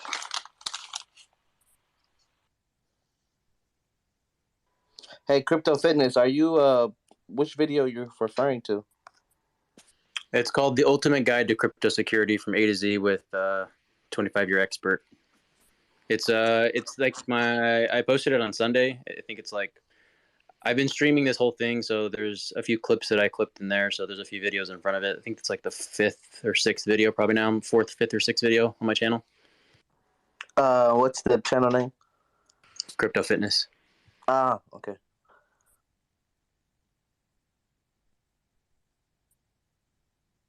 How much do you bench? 225 only, actually. That's good, bro. You got a name like Crypto Fitness and you only have 225 on the bench press? Yeah, my chest is like one of my weakest body parts. Oh, you're killing me. And I'm not on TRT. I'm natty, so I mean it's been a process. Yeah. Crypto Fitness, quick question. Are you a video editor or? I mean, I have my own channel, so yeah, I have to. I edit all my own videos. Hey, just to follow up, what's your most overworked muscle group? Which one are you targeting the most? My chest is the one I'm targeting the most. I usually hit that twice a week because it's like one of my weak spots. Oh, I guess the question is then what's the strong spot? Probably my shoulders. So are you like a gymnast or have you done any of those rings? No. It's not like gymnasium stuff. Like, no, it's not like that. I've just so I used to weigh 235 pounds. I'm 5'10", and that was just like it was just like an unacceptable place for me to be personally. So that was a few years ago in 2018. And so I just decided to change that aspect of my life. And it really started with like nutrition and stuff. So I did a lot of like research and like education on like nutrition, good nutrition, and like what it means. Cause I've always like worked out. I've always been into like sports, basketball. I swam in high school and stuff, but I never had like the body that I wanted. So I just, I figured it was more of like the nutritional side. So changed that up, got educated in like nutrition, how to like really eat the right way to get the body that you want. So what I did is I discovered that doing the keto diet, along with intermittent fasting and high intensity interval training, if you pair those three together, it's literally like the trifecta. It's like I lost 70 pounds within like 8 months. And so as soon as I hit about 162, that was like my lowest. From there, like it was great. I lost a lot of fat, but I didn't have like the shape that I wanted, like the V taper, broad shoulders and all that. It was just kind of like skinny. And like, yeah, my body fat percentage was like down to pretty close to 10%, but I just didn't have like the shape that I wanted. So from there, and I hit that in 2020. So from there, it's just been about like putting on lean mass. And that's like, it's a whole different ball game when you're trying to put lean mass on. You got to like eat a little bit differently. You got to like eat more frequently. So instead of doing like 1 meal a day, I'm now doing 5 meals a day, 3 to 5 meals a day, to try and hit protein synthesis, because there's only a certain amount of times a day that you can activate protein synthesis in your body. So by splitting it up or eating more frequently, you activate that process more. And then obviously like you can't eat in like such a big calorie surplus that you're, if you eat too much of a calorie surplus, a lot of it will turn into fat. So what you have to do is you have to milk the process of being in a calorie surplus. So if your daily calorie intake is, let's just say 2,000 for simplicity's sake, you'd want to probably be in a surplus only of like 100. And then you want to stay there for like a week or two or 3 weeks or maybe even a month and kind of milk that process of 100 calorie surplus, and then slowly increase it over time and then milk that process. Same thing for like losing weight. The only difference, I guess I'm kind of ranting here, but that's the same process when you want to lose weight too. It's more ideal that way because it's a more sustainable way to lose the weight. The way that I did it, I lost weight really quickly, but eventually I hit a plateau where I couldn't get below 10% body fat. Like I just hit a plateau where like I was literally only consuming 1,500 calories a day. And if I go any less than that, it's like I'd have to be like not eating every day, and that's just not healthy. Originally I was doing this for like overall long-term health. You got 10 minutes. If you benefits fuck up as well, and I'm gonna fuck you up. Doing the keto diet and going down that rabbit hole has a lot of cognitive benefits. So I'm now in like this, I wouldn't say bodybuilding phase, but I'm just more focused on like trying to build lean mass and getting like the shape that I want right now. I feel like that's at 200 pounds, but we'll see once I get there. All right, just shut up for like a minute. Shut up. Cool, man. Thanks for sharing. Trap shit. How much did you bench again?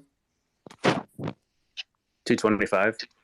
Yeah, I was just giving you shit. How much do you weigh? Like you said 160 and doing 225. That's pretty solid. Yeah, right now I'm about 172, so slowly working my way up. Nice. My problem's the cardio. All I do is lift weights and then I skip the cardio. Yeah, cardio, it's a love-hate relationship. When you do it consistently, like when I was doing high-intensity interval training, I don't know if you guys heard, I'm sure people have heard the Insanity program. That's how I did it. I just did that nonstop religiously for like 2 years and every day. Along with like eating right, and intermittent fasting, the weight comes off really, really fast. I think a great way to get cardio in is see if you can work a bike into your daily routine, a road bike or something, and try not to get hit by a car. Or a girl. That works too. Also, a side note or a side question for the community. I actually I'm expecting a child in 3 months. I'm having a baby girl, and it's my first. Wait, who said that? Travis. Oh, okay. Congratulations, man. Thank you. So my dilemma with that is I'm having a hard time choosing a name. So if throughout this call, if you guys think of anything unique, please inform me or ping it at me, and I'm gonna jot these names down so me and my girlfriend can ponder. Pulsey. Hex. Hexy. No doubt. Hexina. No doubt. But yeah, I very much appreciate that. So Are you guys like spiritual folks or? Spiritual, I mean, I feel like we're all in tune with our spirituality in a sense. But yeah, I don't do seances or any of that, but you know, I do get in touch with that side. Like I like to meditate every once in a while and, you know, truly try to clean. What, baby? Sorry, that was my cat. Yeah. She's the one. She's like, come on now. You know, I'm cooking chicken wings, and she that's one of her favorite snacks. Oh, Mello. Oh. Hey, now. Y'all We're coming over, man. Trav, we're coming right over. You're invited. Richard's Instagram. Which one is his true account so I can send him out a message? Is it the ETHPort pulse chain? I don't know. I think it's Richard Hartwin official for Instagram.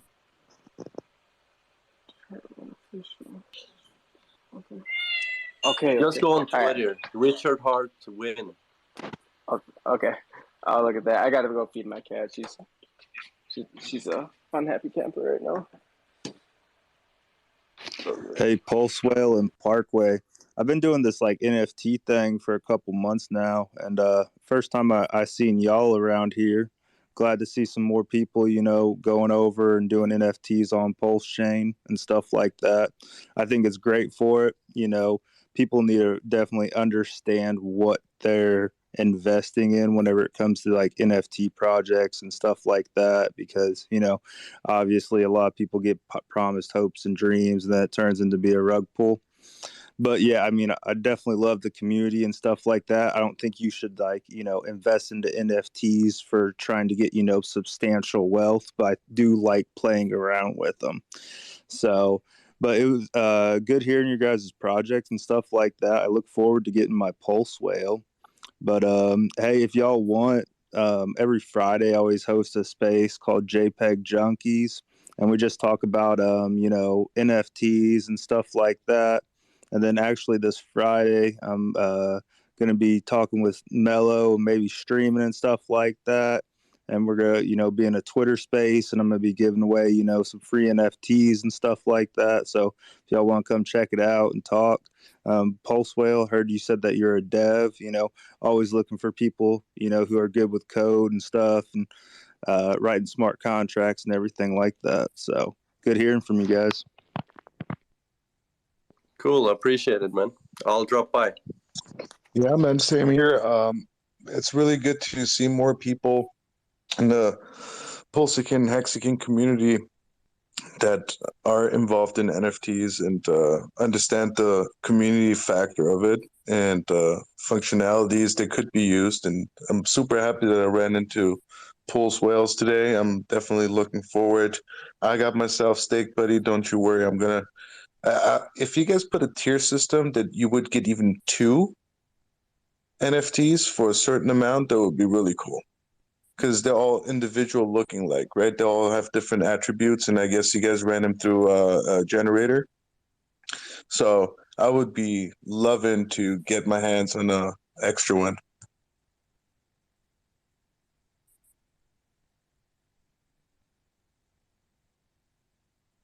You know, it's just a picture. You can right-click my picture and you can save it on your phone. Yeah, but you know, it's way more than a picture, right? It's a mental ownership.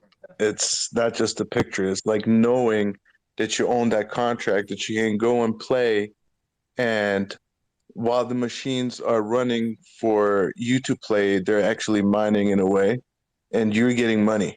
Like that's like, you know, owning that contract and knowing it's Pulse related. It's on the Pulse chain. It's one of the first. It's resembles whales. There are whales in there, you know, like knowing all this information is not just owning the picture.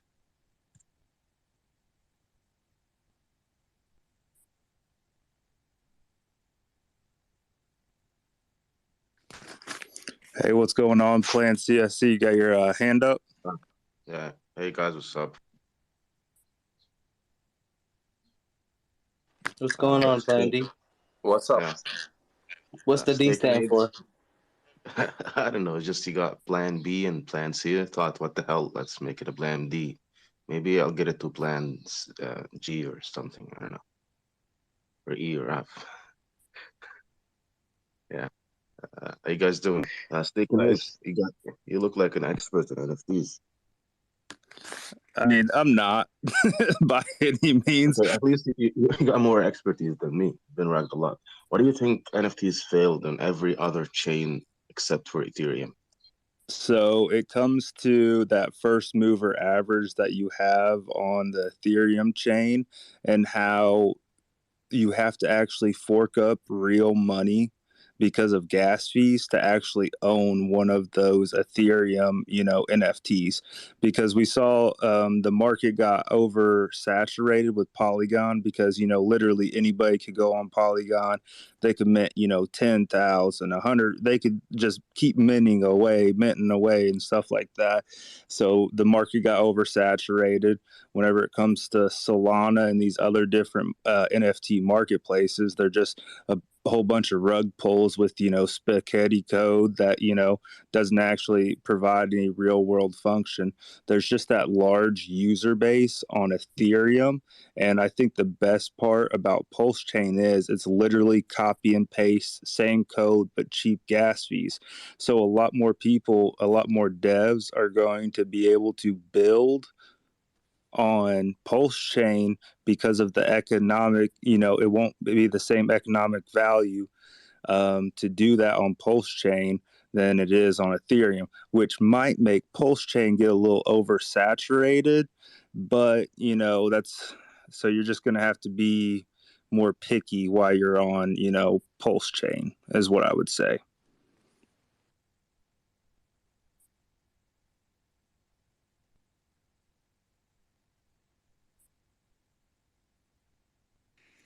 Did that kind of make sense, though? Yeah. Thanks, man. There, this is Dante. I was just wondering if you guys. What's up, Dante? Oh, nothing really special. I was just wondering if you guys had has that smart contract been audited? I can't really say I know too much about that kind of thing. I just know that that's an important thing to check for. So, Pulse Whales talked about it earlier. They didn't, but there is a possibility to do it. Like people, like when you write your own smart contract and not just run it over a platform for you to do the entire work, then it's just a smart contract without any utility function to it. But usually they get run on a test net, and Pulse Whales can correct me because I'm not a dev, but I work with the devs. I try to understand as much as I can every time we talk.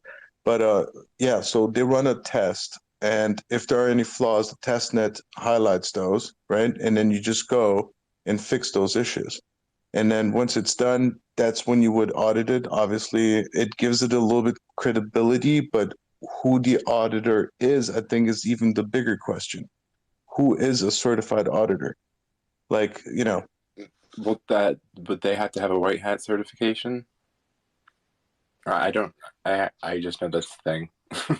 Well, the thing is, like, you can get an audit from many different auditors, which basically is just checking the code to see if it has any computational flaws, and if it doesn't find any problem with your Solidity writing, then it will automatically give you an audit which is accepted, and you can then use that audit to tell your people, hey, I got an audit, but it's not actually telling the people if they're gonna get scammed by the contract code you have put out. So you need to, if you are going to audit, you need to use somebody who is auditing that kind of code. Like in our case, we are using two separate contracts, right? One is a token, or one is a PRC20 contract, and another one is ERC 721 contract. But we also have modifications where we are saving on gas. We are using kind of like, if you guys have heard about Azuki, it's a new standard inside of the NFT space where you can actually save on gas when you are minting. And to do the auditing on those contracts, how to know if they are reliable? Well, consensus, right? You have Coin Paprika, you have Solidify, you have all these different auditors, Certic and such, but they are not telling if the owners of that project are still gonna run away with the project, which is more important. Can they deliver on the roadmap? Can they deliver on what they are set out to do? Because when we are deploying the token or the NFT, we will also verify the contract. So anybody can go into Etherscan, or in the case of Pulse Chain Scan, or whatever it's going to be called. And you can go in there and you can see that it's verified. And when you see it's verified, you can also go in and actually talk with the contract itself and also see what the functions are doing. And this is what you as a buyer or as a auditor has to go in and check every function is working as they should. But we are, of course, doing that before as well. I don't know if that answered, but yeah, it's kind of No, hard. that was helpful. Thank you. Yeah, no problem. What were you saying, though? I did cut you off. I apologize. Oh,